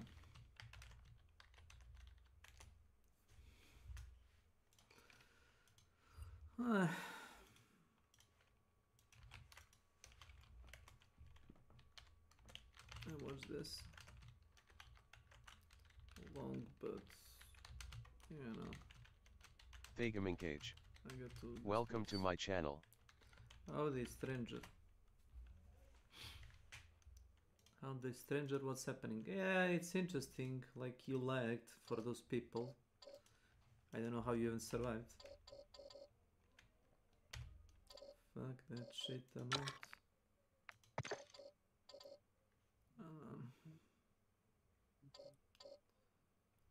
La la la. Not the laser. Maybe this. And maybe.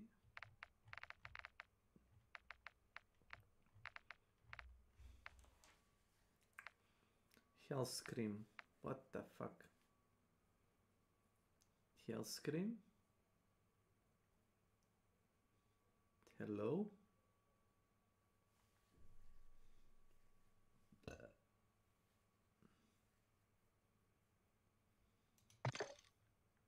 What the hell?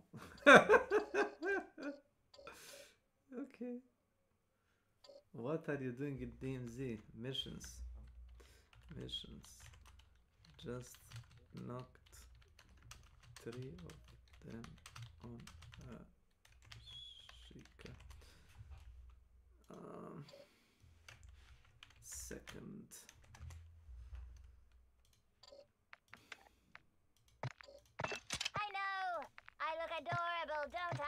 Yes, Kitty, you look great.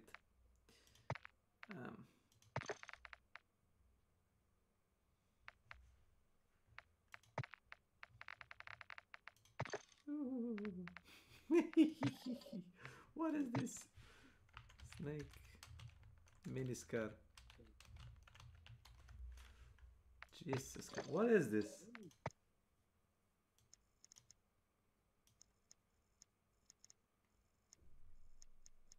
Woke Casper Gen Z. Yeah.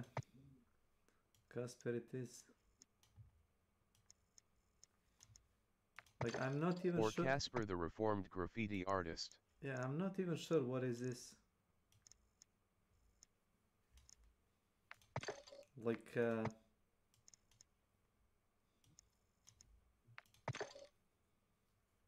Jesus Christ.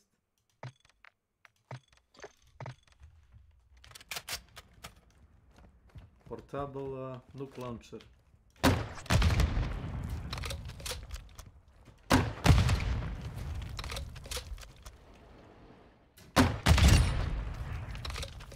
Positive impact on target.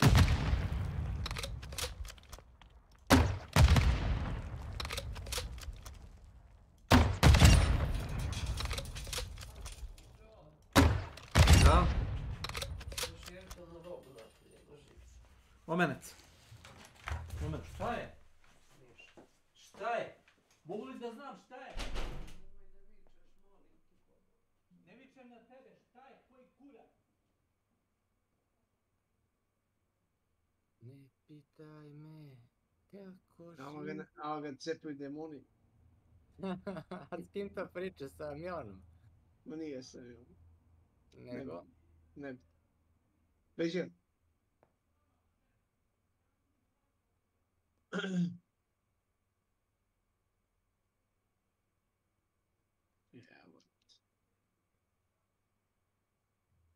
Ne znam šta mu, on nije bio ovakav.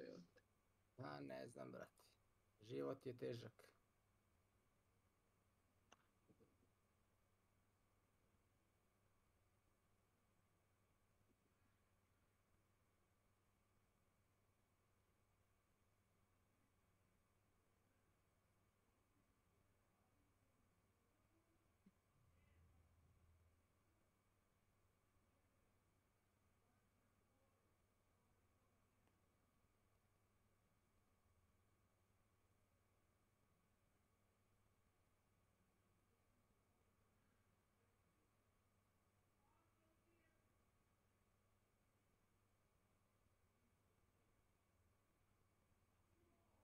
Ma da.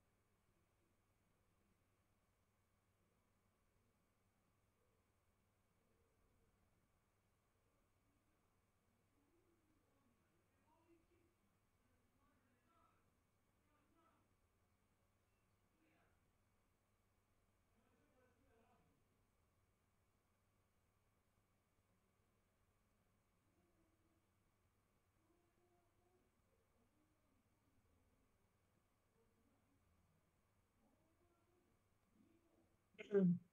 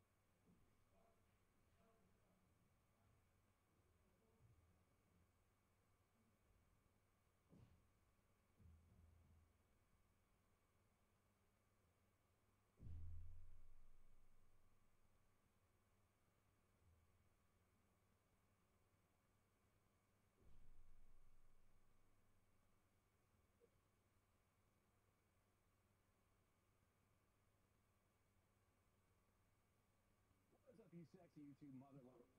It's getting closer to winter time, which means, guys, time to big or what? Yeah, the Scorpion. Now, is this a practical carry gun? Wrong question. Is this a fucking cool carry gun? Right question.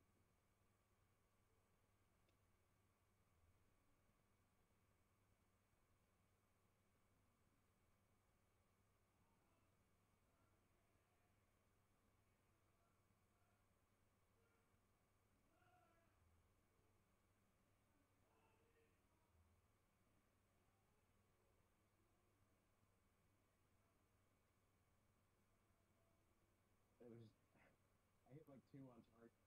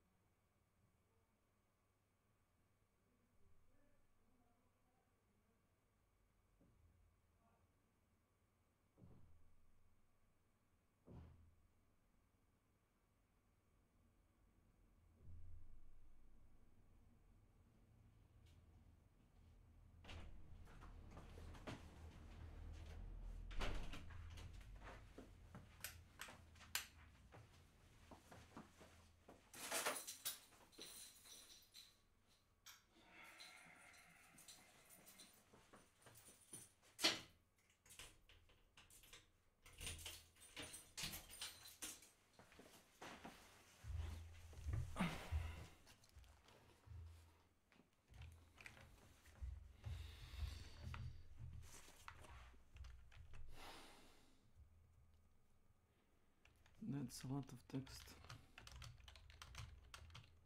Hey, from flipping from the channel. So it was.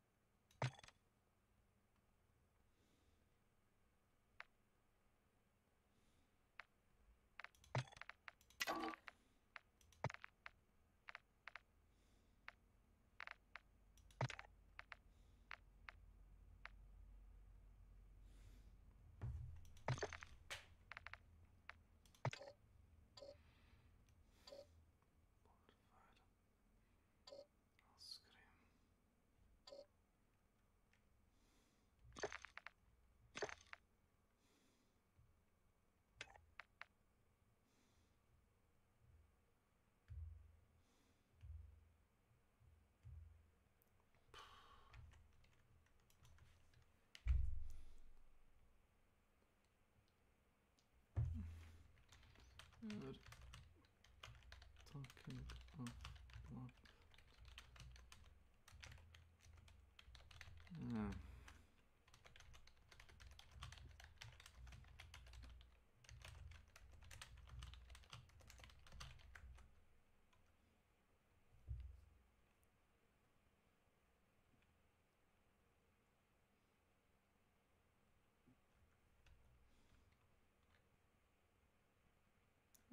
Bit.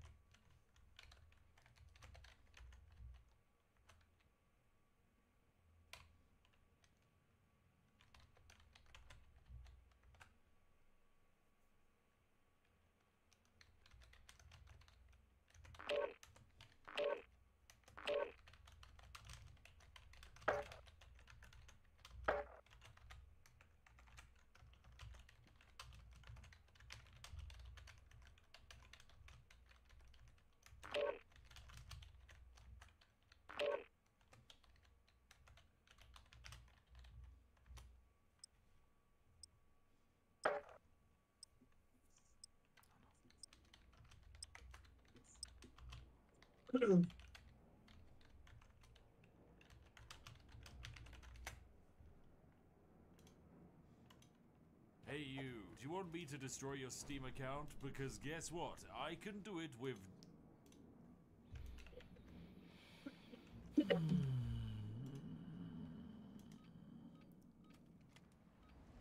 Welcome to Al Mazrah. Exploring, looting, and securing intel will open access to missions and targets. Expect resistance from local forces, and watch for other operators in the AO.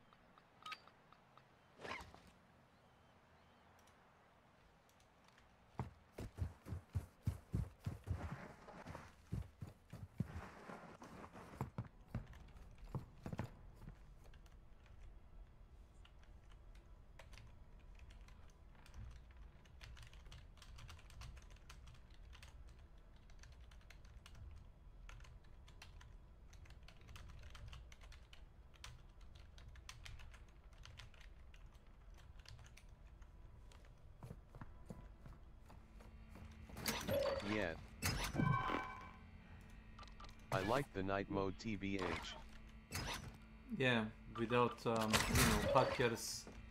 If they add snow also and snow ghillie camo suits, like GG would be dope. What do you like? Like, there is a fucking camper sitting here, and the camper sitting here, and the one sitting right in the middle of the map. Small dick cheaters suck.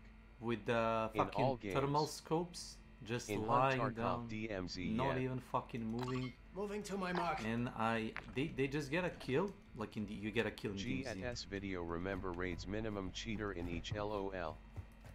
They just sit there like a little fucking cunts, and they don't in even Tarkov loot LOL. you.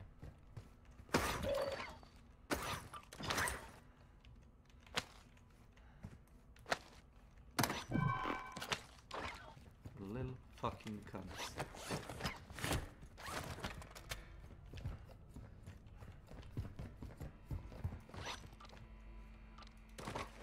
I have no words for them. Like, get a brain tumor.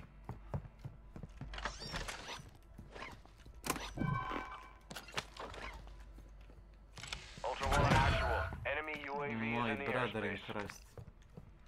Look at this.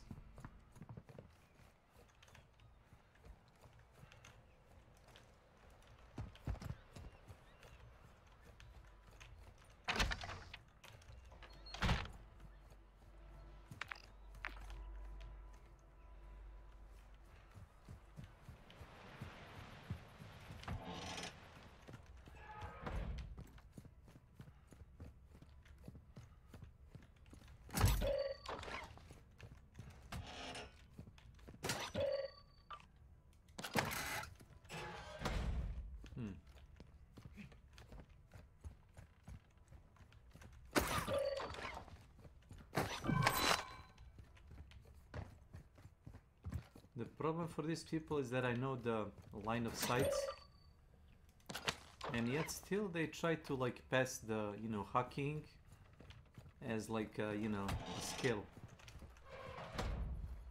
You know, like, oh, he turned on the UAV now, haha, you know, now I'm gonna come and just like... Iron Mace is banning PPL on their Discord, you know, XD. If you mention the Chinese cheaters, hackers and RMT, LOL. Iron Mace? Is that Dark and Darker? I forgot which streamer, I think Solomon or others made streamers.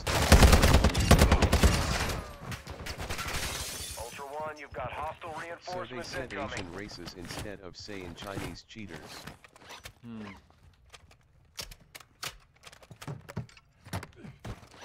So instead of not being racist by saying most cheaters RMT hackers are from China, which is a country not a race, they said Asian race XD, which made them racist, LOL. Oh, Funny shit, yeah, LOL. Here we go.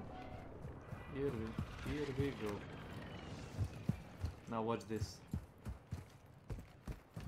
Sniper bullet. Iron Mace also don't wanna seem racist either, that or they like the Chinese cheaters' money paying for their game, LOL. Sniper bullet incoming. People want ping lock.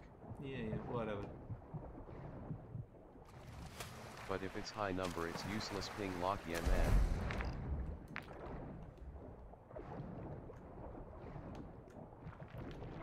Now I have to like Hunt Showdown or Forgot and Tarkov, still not enough, LOL.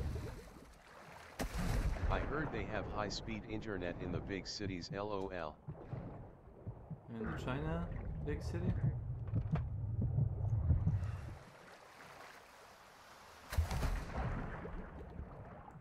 Ultra One, be advised, an operator in your area needs medical. Yeah, Ultra friend One, told enemy me the threat big is city moderate net in the AO. cafe or at their homes they have high-speed net. So they can still ping, abuse, cheat in our Europe US servers, sadly, yeah. If ping lock is not low enough number, maximum ping.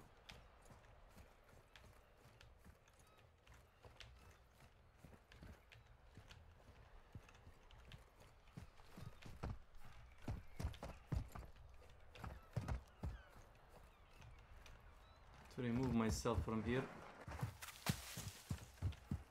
I have nothing against Chinese or Russian players. I have everything against Activision. Not like, why would I not play on, I don't know, Asian servers? Like, what's incentive for me? Yeah, not to play? VPN region lock doesn't work, but ping lock would work. Oh, exactly. Actual or Ultra One, intel sourced the location of an AQ hard drive. Secure that disk and upload all contents. No, I Target won't go areas there. marked on your TAC map. Ammo depot here. Yeah, same man, I would love to have a beer with Fire them station IRL marked. and have a chat, you know, stories the Chinese folks, but in gaming the cheaters and or ping abusers that join our Europe US servers, BFF, LOL. Yeah, but why would you do that? Words cannot express it fully, not here, it can't be expressed because of TOS. Legally too because of devs. Very interesting. I'm afraid to pick up this. There Like is a- that Ark Survival Evolved incident, you know. Where devs banned legit players. Yeah. NVG's here. Look at this, this is now a joke. It was a must on the night map, but now it's like... Because they raided in conquest mode official servers clan that developers' friends were in, or their family, or even devs maybe, LOL. Nepotism, yes, Nail Games wild card. 2 matches. And they banned legit players that won clan vs clan, LOL. I mean, it's something like I heard about in Tarkov. If you dare to mention If I would be, you woke up with game ban because of playing legit.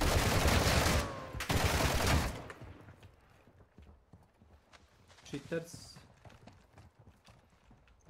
No.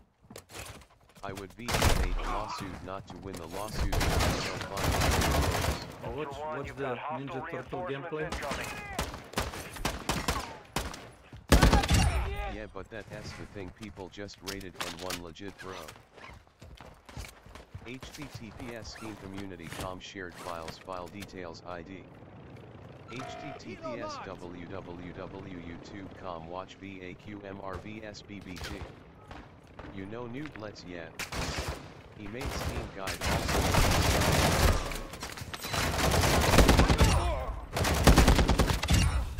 I think there are people to the banned left by our side. game, then we Ultra One, ban activity is increasing near your location. Stay alert. Yep. There are people coming from Sarif Bay. Bot is aiming to the side.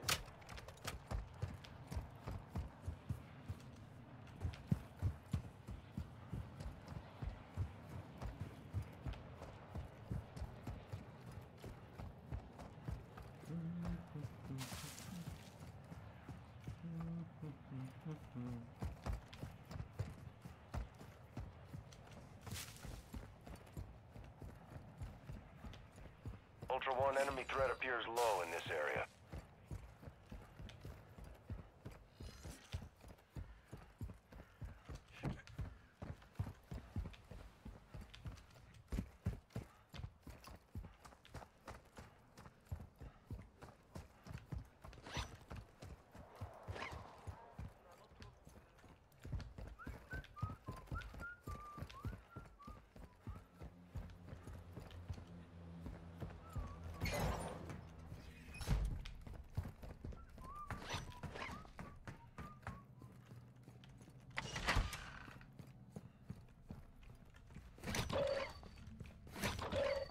Yeah, there is also a nice thing about the night vision. Not night vision, the thermovision, you know, scopes. They can't see you if there are windows on the building, so you don't want to smash windows. Ever. I usually use spotter scope in DMZ. Yeah, people usually use it. You know me, so I always smash windows low. Yeah, people usually use it. Like, I cannot explain how the people see me from in like first minute of the match. I don't make any noise. It's a retarded strong.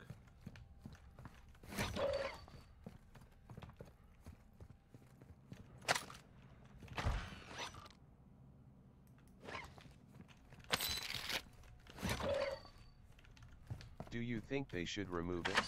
Yes. Or add batteries or something?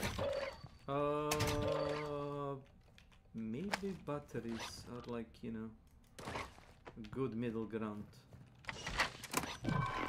You know, but like... then the cheaters with wall hack will have huger advantage in O. Yeah, but I don't care. Like, if there is no... And if they use some scope or iron sights, that ISNT sniper scope glint, go figure. If... Yeah, make a recon scope, yeah, as like a glint, like from a mile.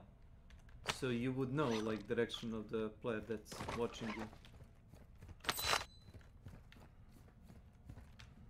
That would seem fair. Like, you know, there is Spy day senses. There is a sniper glint when somebody's scoping you with a rifle during the day, but there is no glint when somebody's watching you with the shit. Maybe it's not realistic, but it's not realistic to like spot somebody with like a fucking scope, like on a half-kilometer away. That has motion tracker also. Yeah.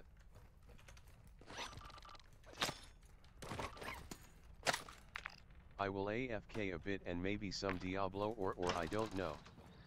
Stalker Gamma, I don't know. Undecided what to play. Okay. Have fun. Whatever you do, have fun.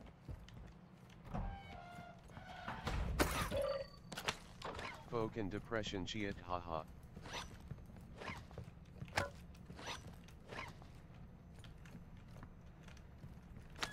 You remember tot new anime meme? No, which one? That's the neat part you don't.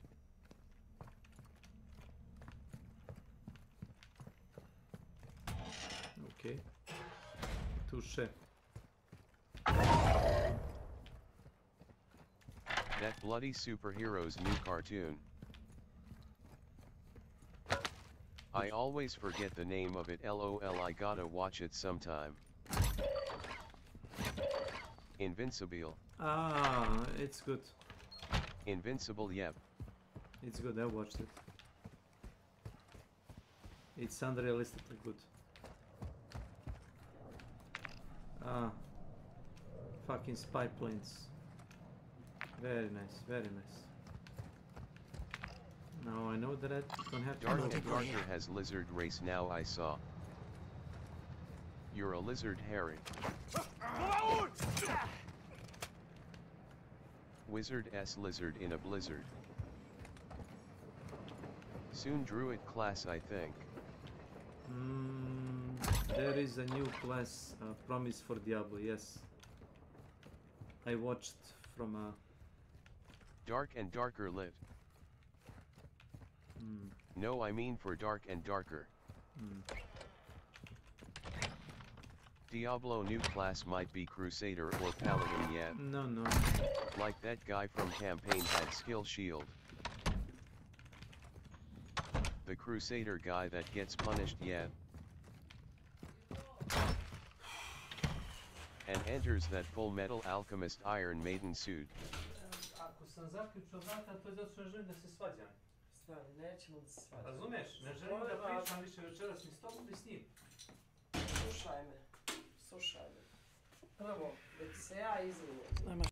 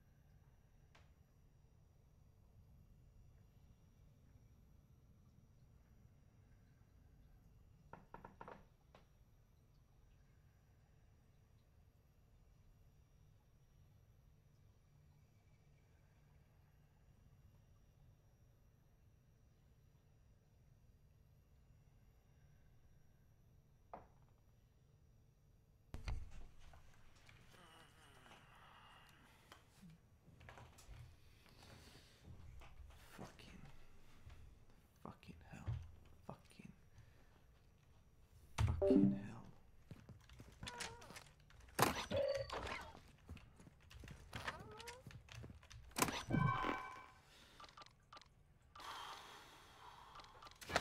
Shrimp.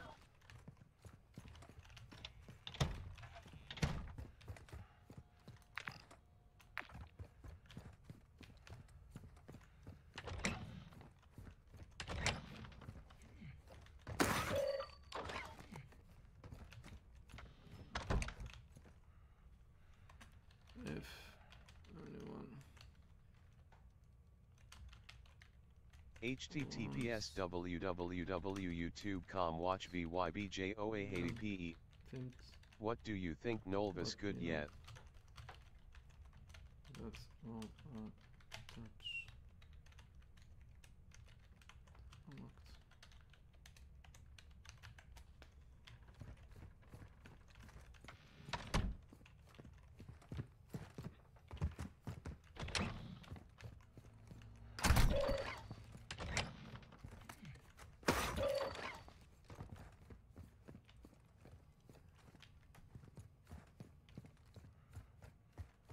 Nolus, I don't know. I don't know. Maybe. Ah, that one.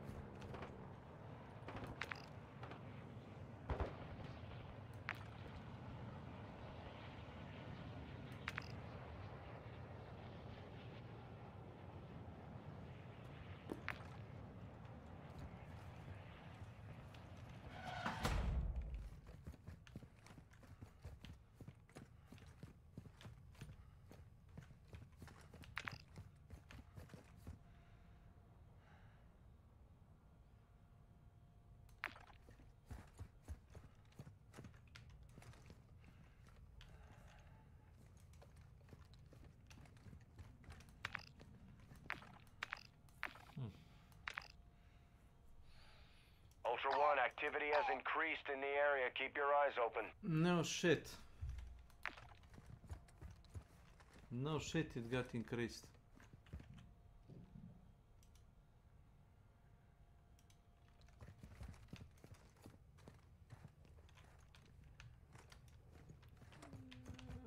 Brother.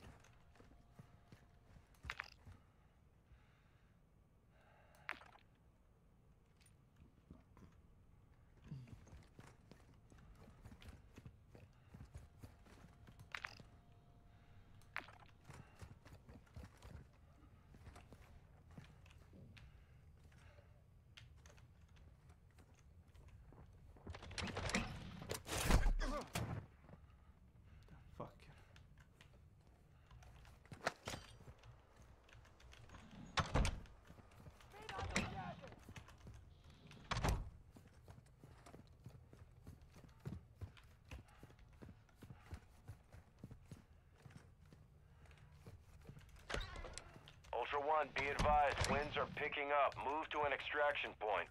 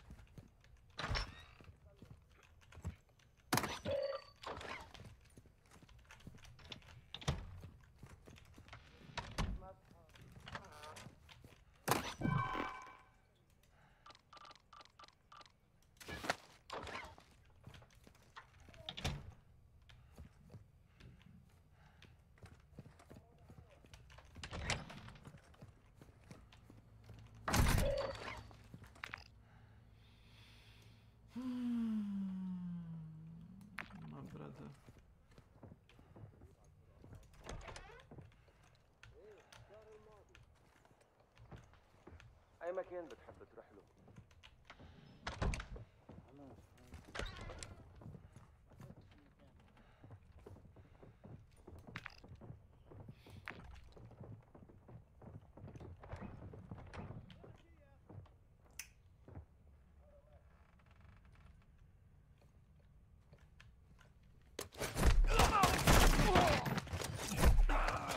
Ultra One, you've got hostile reinforcements incoming.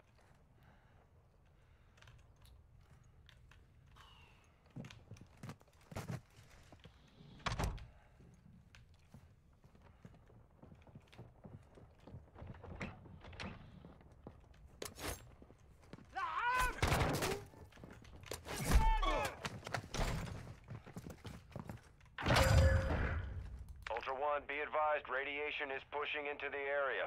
Recommend you move to an extract point.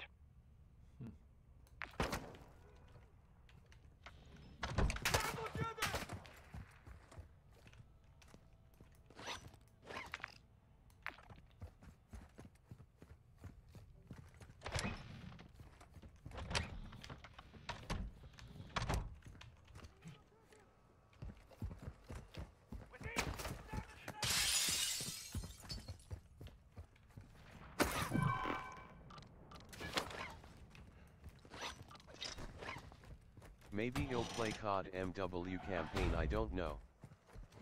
You're gonna play campaign. I hope they fix the DMZ soon so I can test TOT new Battle Buddy gun screen. You're gonna play a COD campaign for a whole 3.5 hours. I can get you some weapons too if you have stash space. I think I Whatever have blueprints you want the gun screen. I don't know if they unlock like that, but okay. LOL, it's that short haha hours WTF. Yeah, you know my friend, I mean you know him, Neurotic.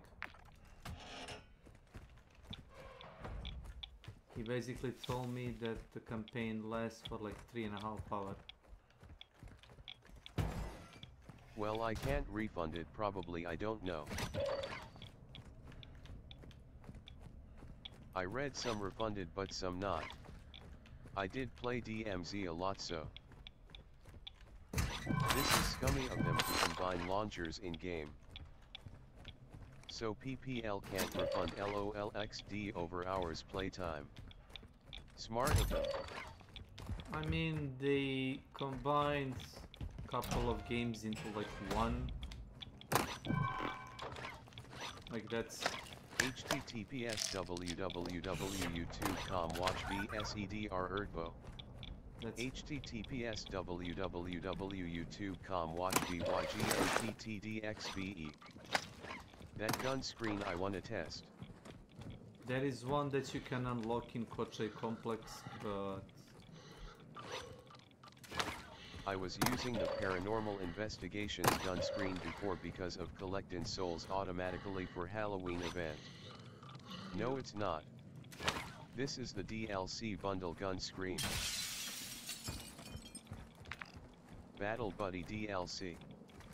Contract over here! Pick it up! fucking contract. Who the hell wants that?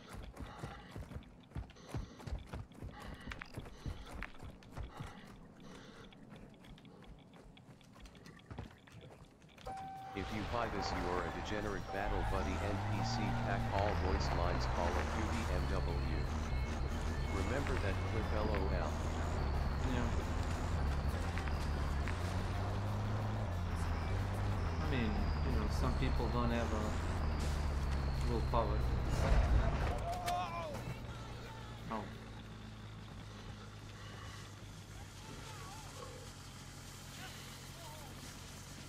No, I'm not here even, dude.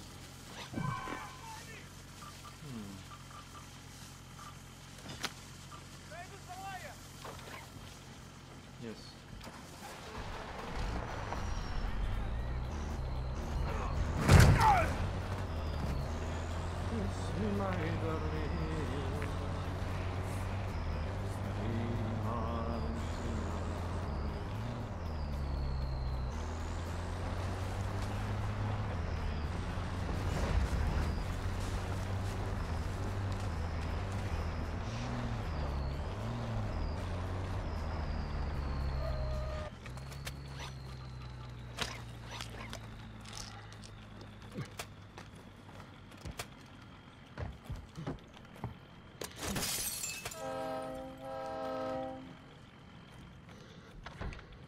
This is probably the best entrance you can make.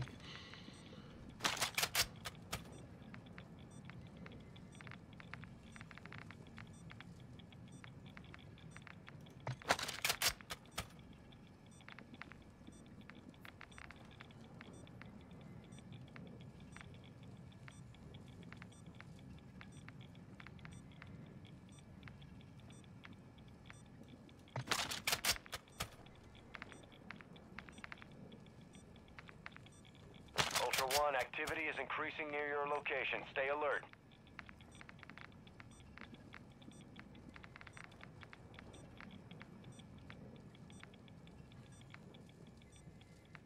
Oh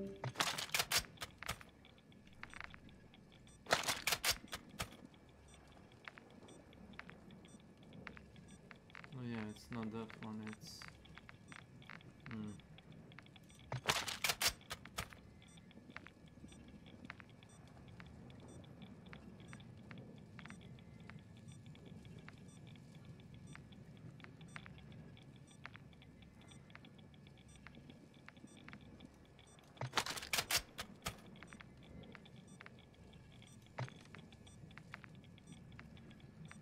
Ultra One, be advised. Ultra One, extraction is inbound at this time.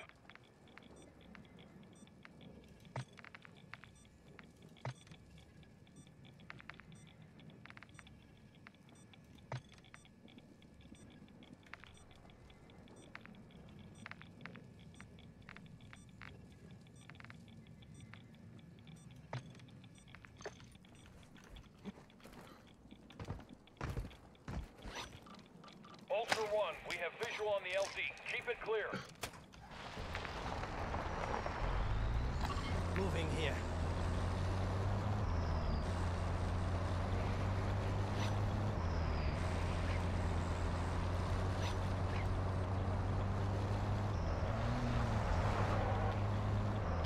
Ultra One, Dino 4, we're standing by. Get to the extraction point now. Ultra One, enemy threat is moderate near your location.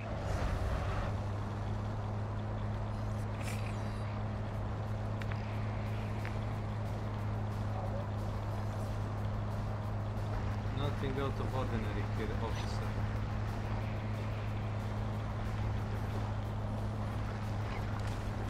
Hello? Where's my shield?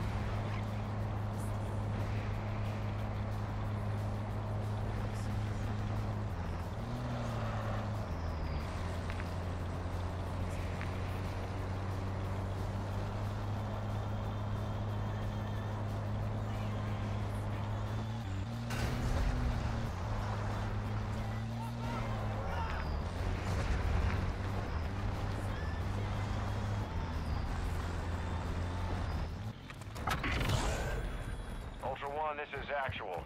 Intel shows the warlord Al-Nar, codename Pyro, is active in your area. He's got a bounty on his head if you want it.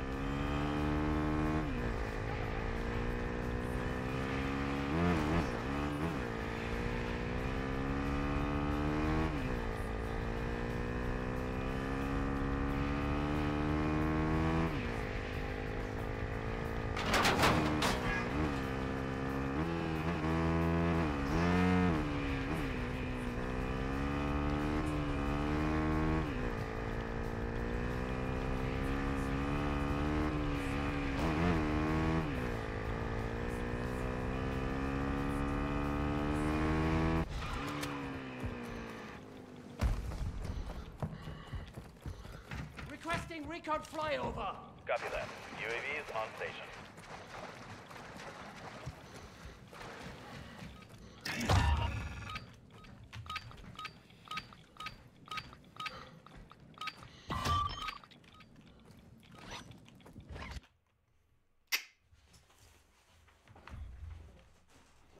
That's how you do it. Like a boss.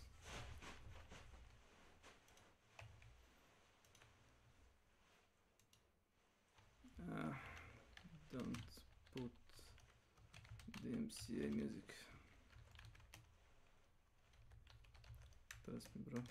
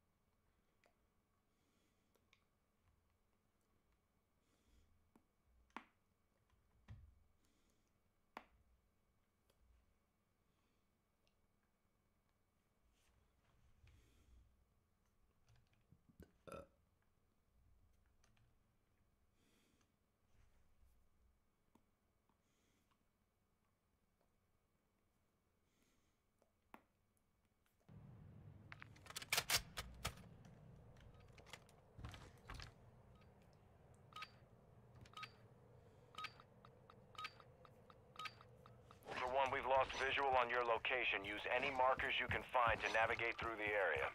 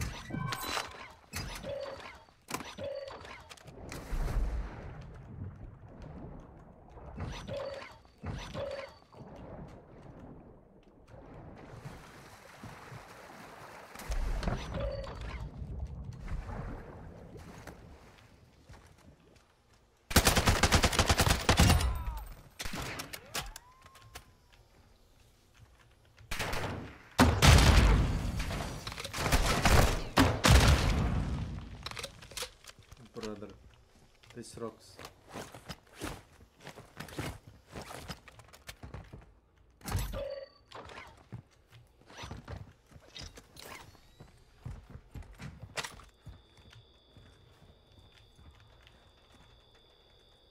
Employee handbook, server tape read.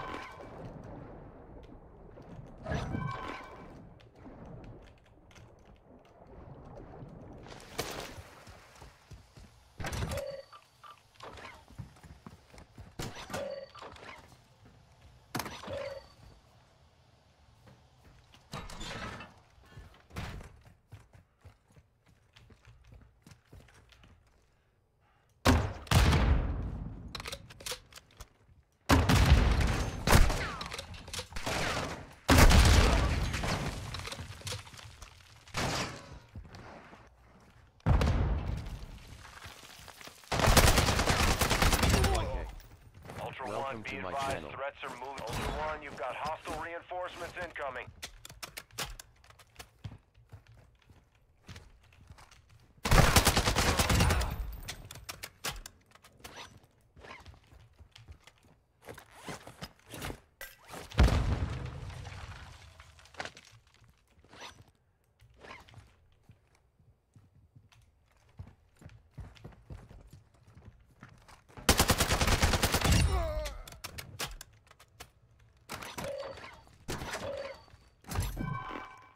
Ultra One, activity has increased in the area. Keep your eyes open.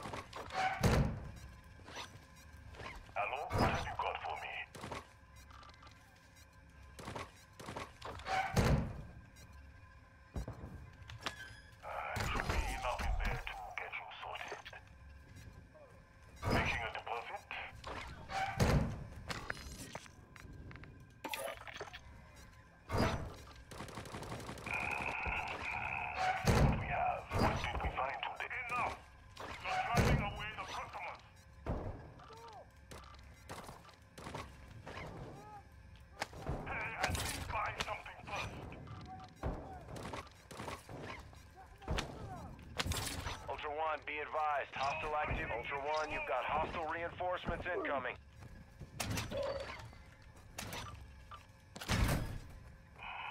What have you got for me? Ultra 1, we're seeing increased activity in the area. Stay sharp.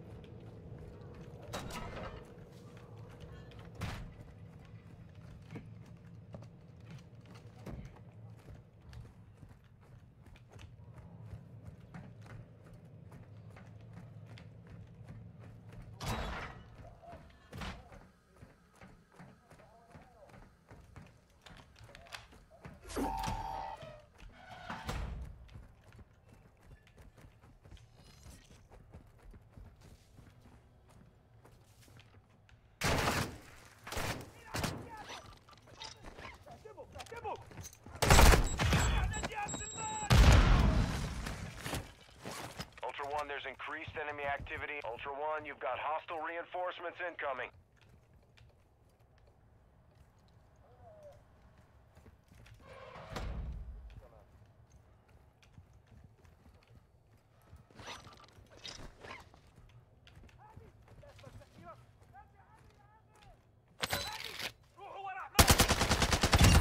Ultra 1, be advised. Hostile activities increasing in the area.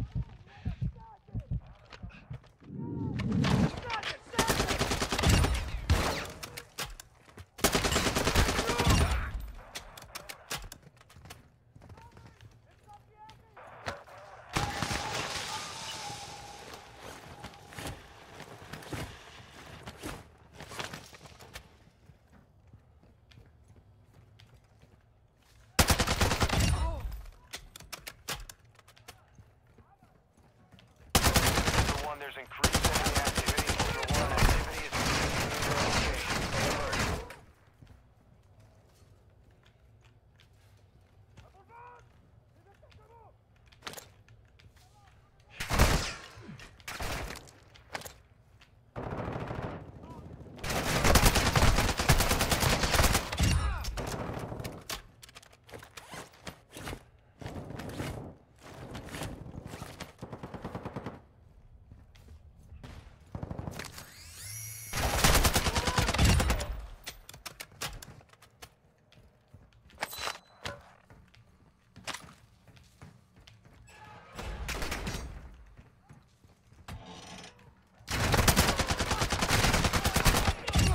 I'm AFK a bit, and after loading all is installed, he'll check if DMZ works or if they didn't fix it still.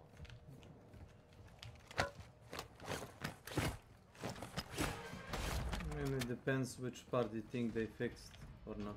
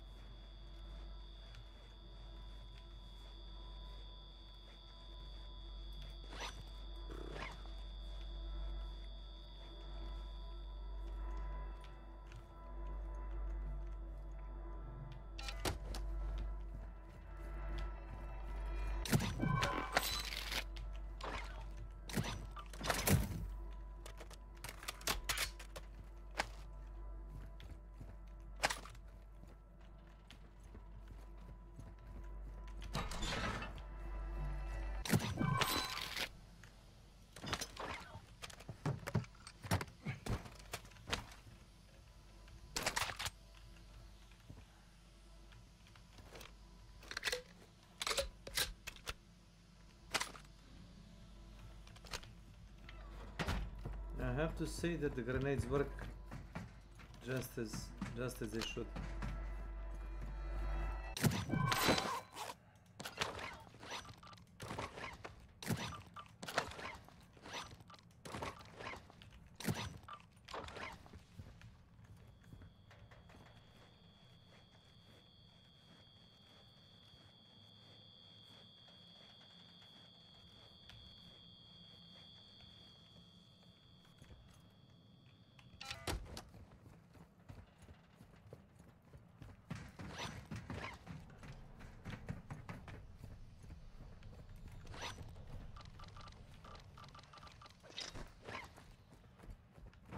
Ultra One, be advised, threats are moving. Ultra One, you've got hostile reinforcements incoming.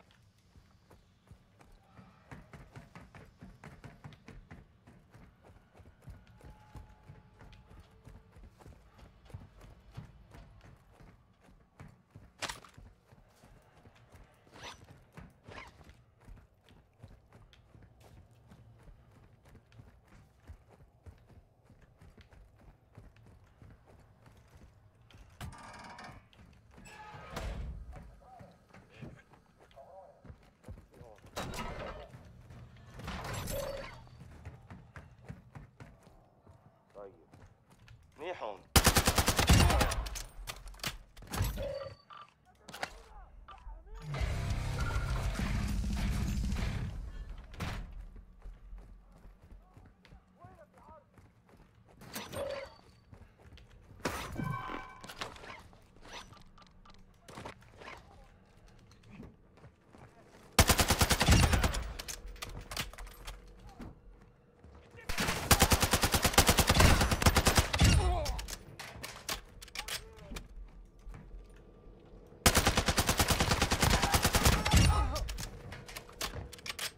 There's increased enemy activity in the area. Expect contact.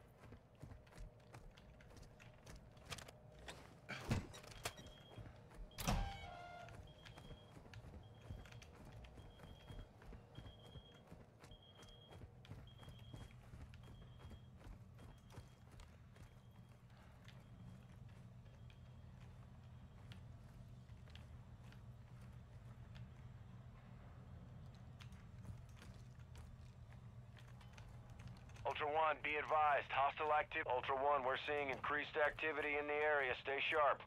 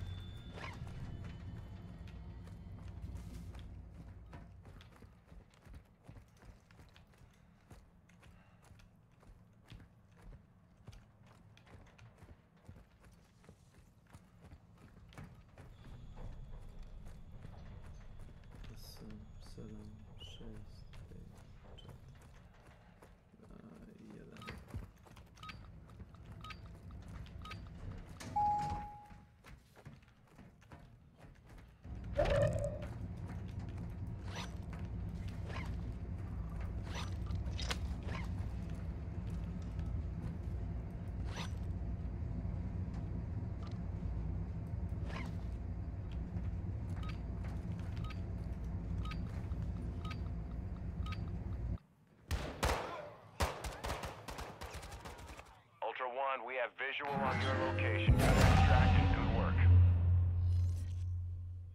So there is a party there, okay.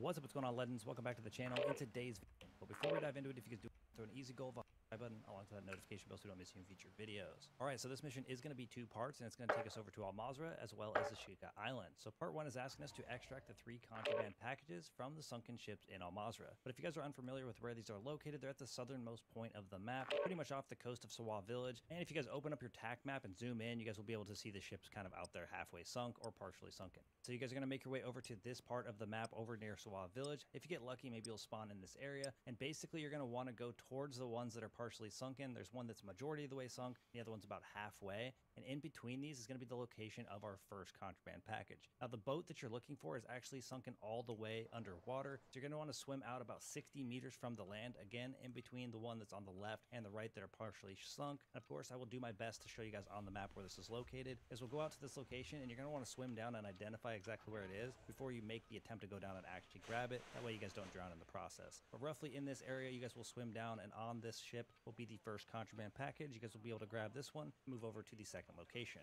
Now, the second one's going to be just to the left if you guys are facing the land. In that bigger ship that is only about halfway sunk, you guys are going to go over there towards this ship. Welcome to Al Mazrah. The front of the ship, basically, and you're going to want to be entering the door that is facing the land. Now, you're going to go in here, you're going to take that are partially sunken. There's one that's majority of the way sunk, the other one's about halfway, and in between these is going to be the location of our first contraband package. Now, the boat that you're looking for is actually sunken all the way underwater, so you're going to want to swim out about 60 meters from the land, again, in between the one that's on the left and the right that are partially sunk. And of course, I will do my best to show you guys on the map where this is located. As we'll go out to this location, and you're going to want to swim down and identify exactly where it is before you make the attempt to go down and actually grab it. That way you guys don't drown in the process. But roughly in this area, you guys will swim down, and on this ship will be the first contraband package. You guys will be able to grab this one and go over to the second location. Now, the second one's going to be just to the left if you guys are facing the land. In that bigger ship that is only about halfway sunk, you guys are going to go over there towards this ship. You're going to want to be at the front of the ship, basically, and you're going to want to be entering the door that is facing the land. Now, you're going to go in here, you're going to take the right, you're going to follow this hallway down until you get to that main room in the center that has some knocked down lockers or knocked over bed frames and a few lockers in it. And in between the bed frame and the wall, you guys will see hidden a contraband package. You guys will kind of have to move around a little bit here, but you guys should be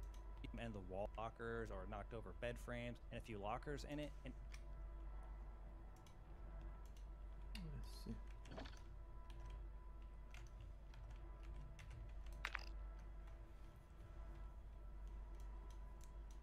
So the one is here. Moving to my mark.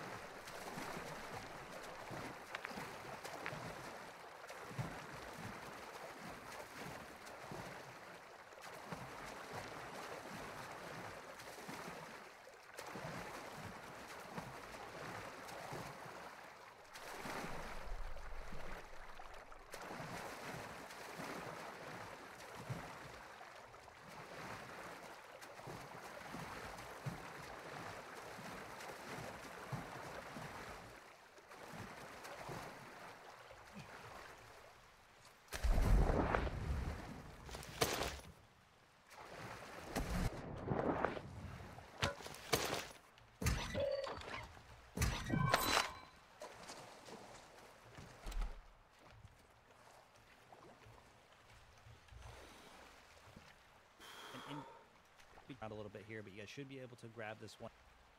The easiest one to identify because it is going to be in the giant ship that is attached to Sawa Village. You guys won't be able to miss it. So you guys are going to head over to it, and it has a giant hole on each side of it, so you guys can get inside in the middle of it. And this is exactly where you're going to need to go in order to get this last contraband package. You guys are going to head in there, and you need to be careful because there's a ton of AI over here. Once you head into the hole on either side of the ship, you're either going to take the left to climb up, or you're going to take the right to climb up. You guys will be able to climb up above to a little area here, and on the box, you guys will see a contraband package. This will be the third and final Al-Mazrah contraband.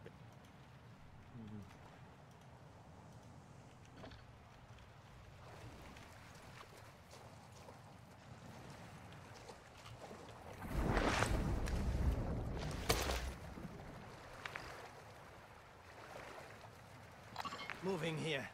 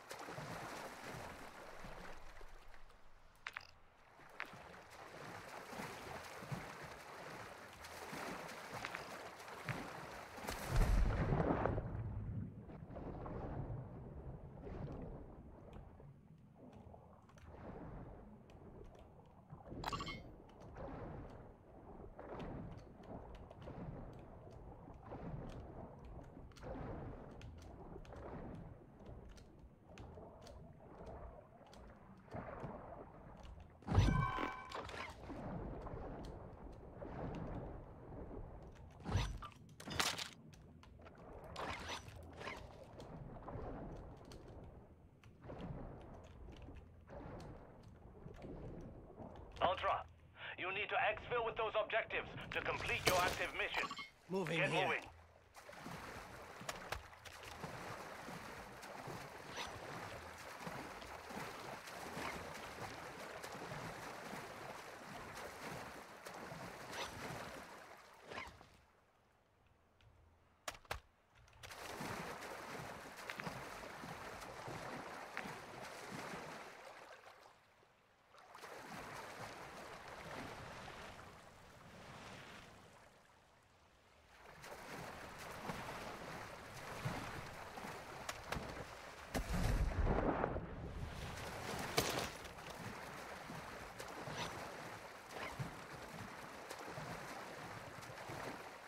Ultra One, you've got hostile reinforcements incoming. Ultra One, activity has increased in the area. Keep your eyes open.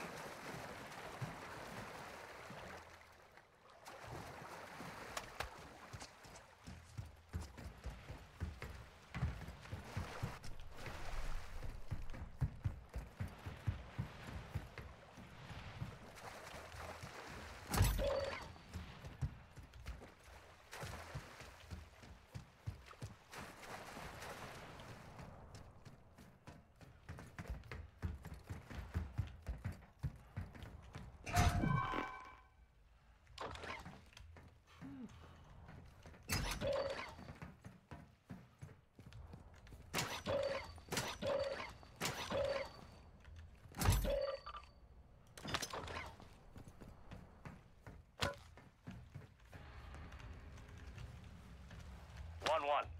Exfil with those objectives to secure faction mission progress. And the third one. Moving to my mark.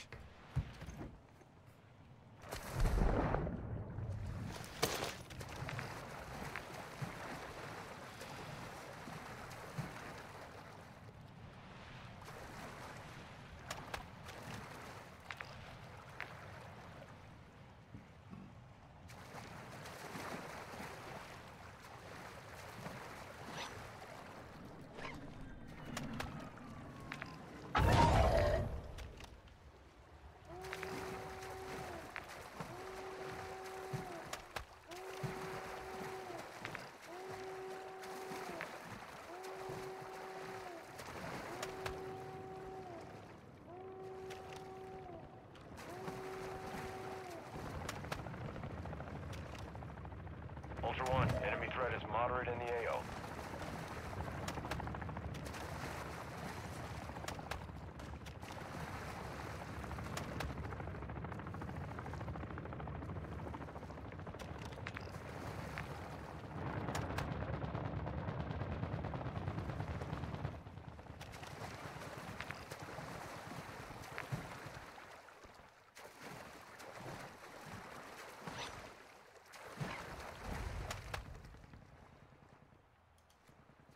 Got enemy special forces here!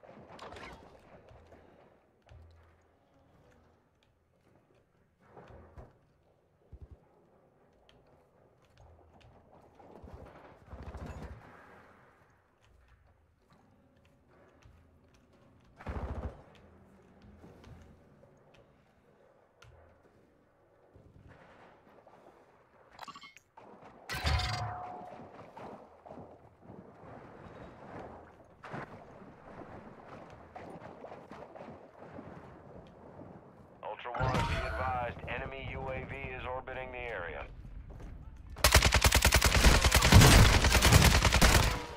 All Ultra, be advised, killing operators will mark you as a bounty target.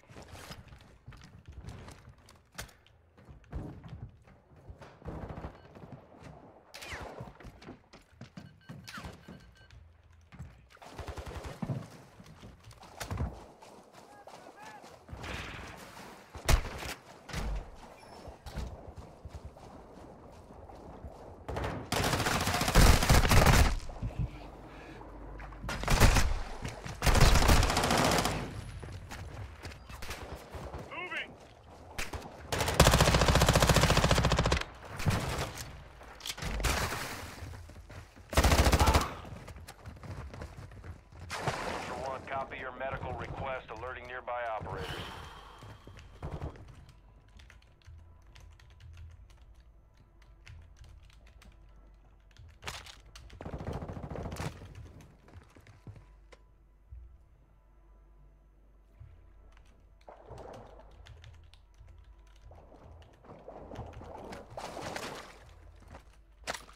Ultra One, your tag was secured by an enemy operator, marking their location on your tag. Ultra One, you've got hostile reinforcements incoming.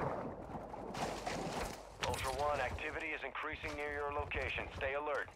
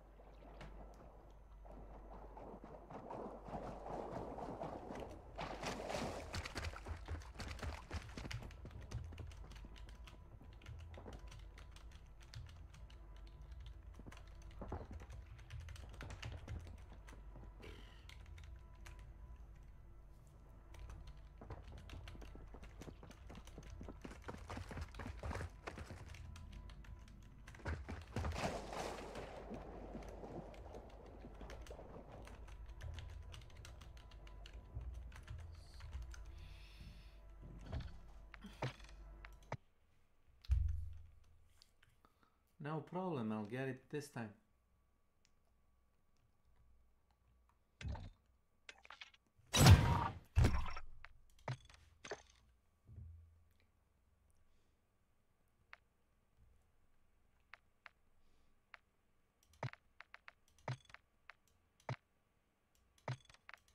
No guns.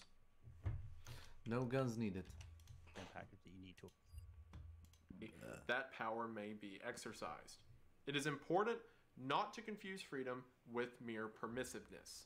So effectively, he's saying that freedom is the freedom, I guess, to control the necessary functions for your life. Again, things like food, shelter, what have you.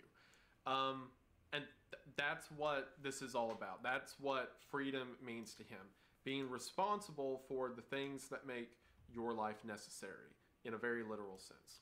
I would argue, as a counter to that, what if you were to say that we have no freedom in that scenario because we are a slave to those things? Like, sure, maybe natural, part of the physical process, but one of the cool things about other people is that we can get together to give ourselves more freedom because we take those activities that are otherwise super time consuming and we relegate them in a fashion that makes it easier for all parties involved. What if these surrogate activities are more to us than surrogate activities? What if things like relationships matter more to me than growing potatoes? Ted simply doesn't want to hear it. Because to Ted, freedom is agency in one's own literal existence. And while I can sympathize with that to some degree, I cannot sympathize with it as the justification for why everything else has to go. And for the first time in paragraph 96, he finally mentions, the point of this whole thing when he says, to make an impression on society with words is therefore almost impossible for most individuals and small groups. Take us, the Freedom Club, for example. If we had never done anything violent and had submitted the present writings to a publisher, they probably would not have been accepted.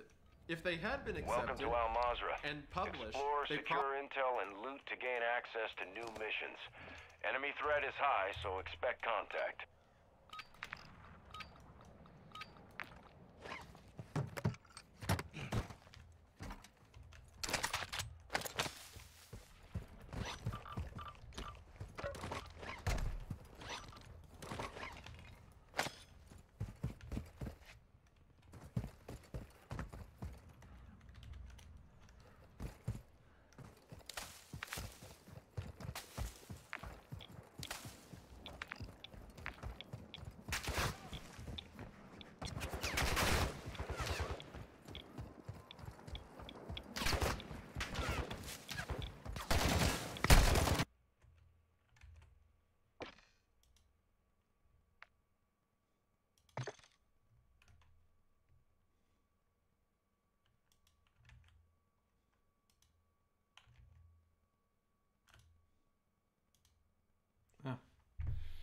Internet broke. Okay. Steam. Hello, Steam.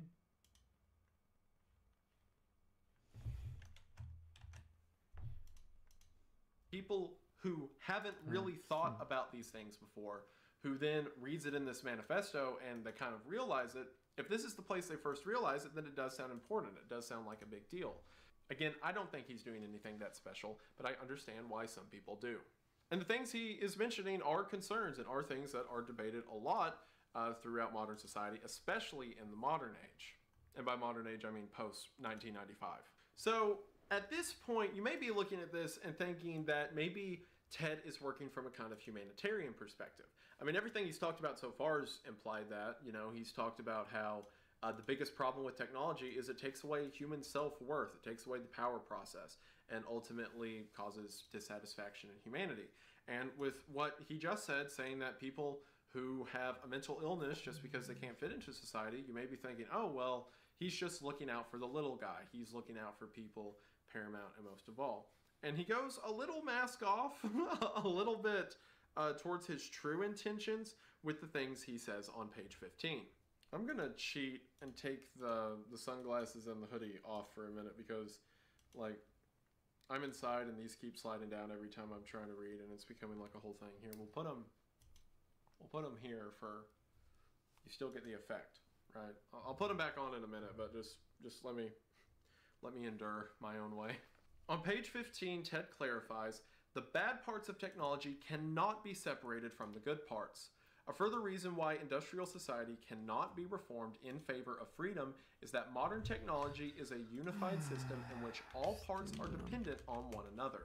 You can't get rid of the bad parts of technology and retain only the good parts. Take modern medicine, for example.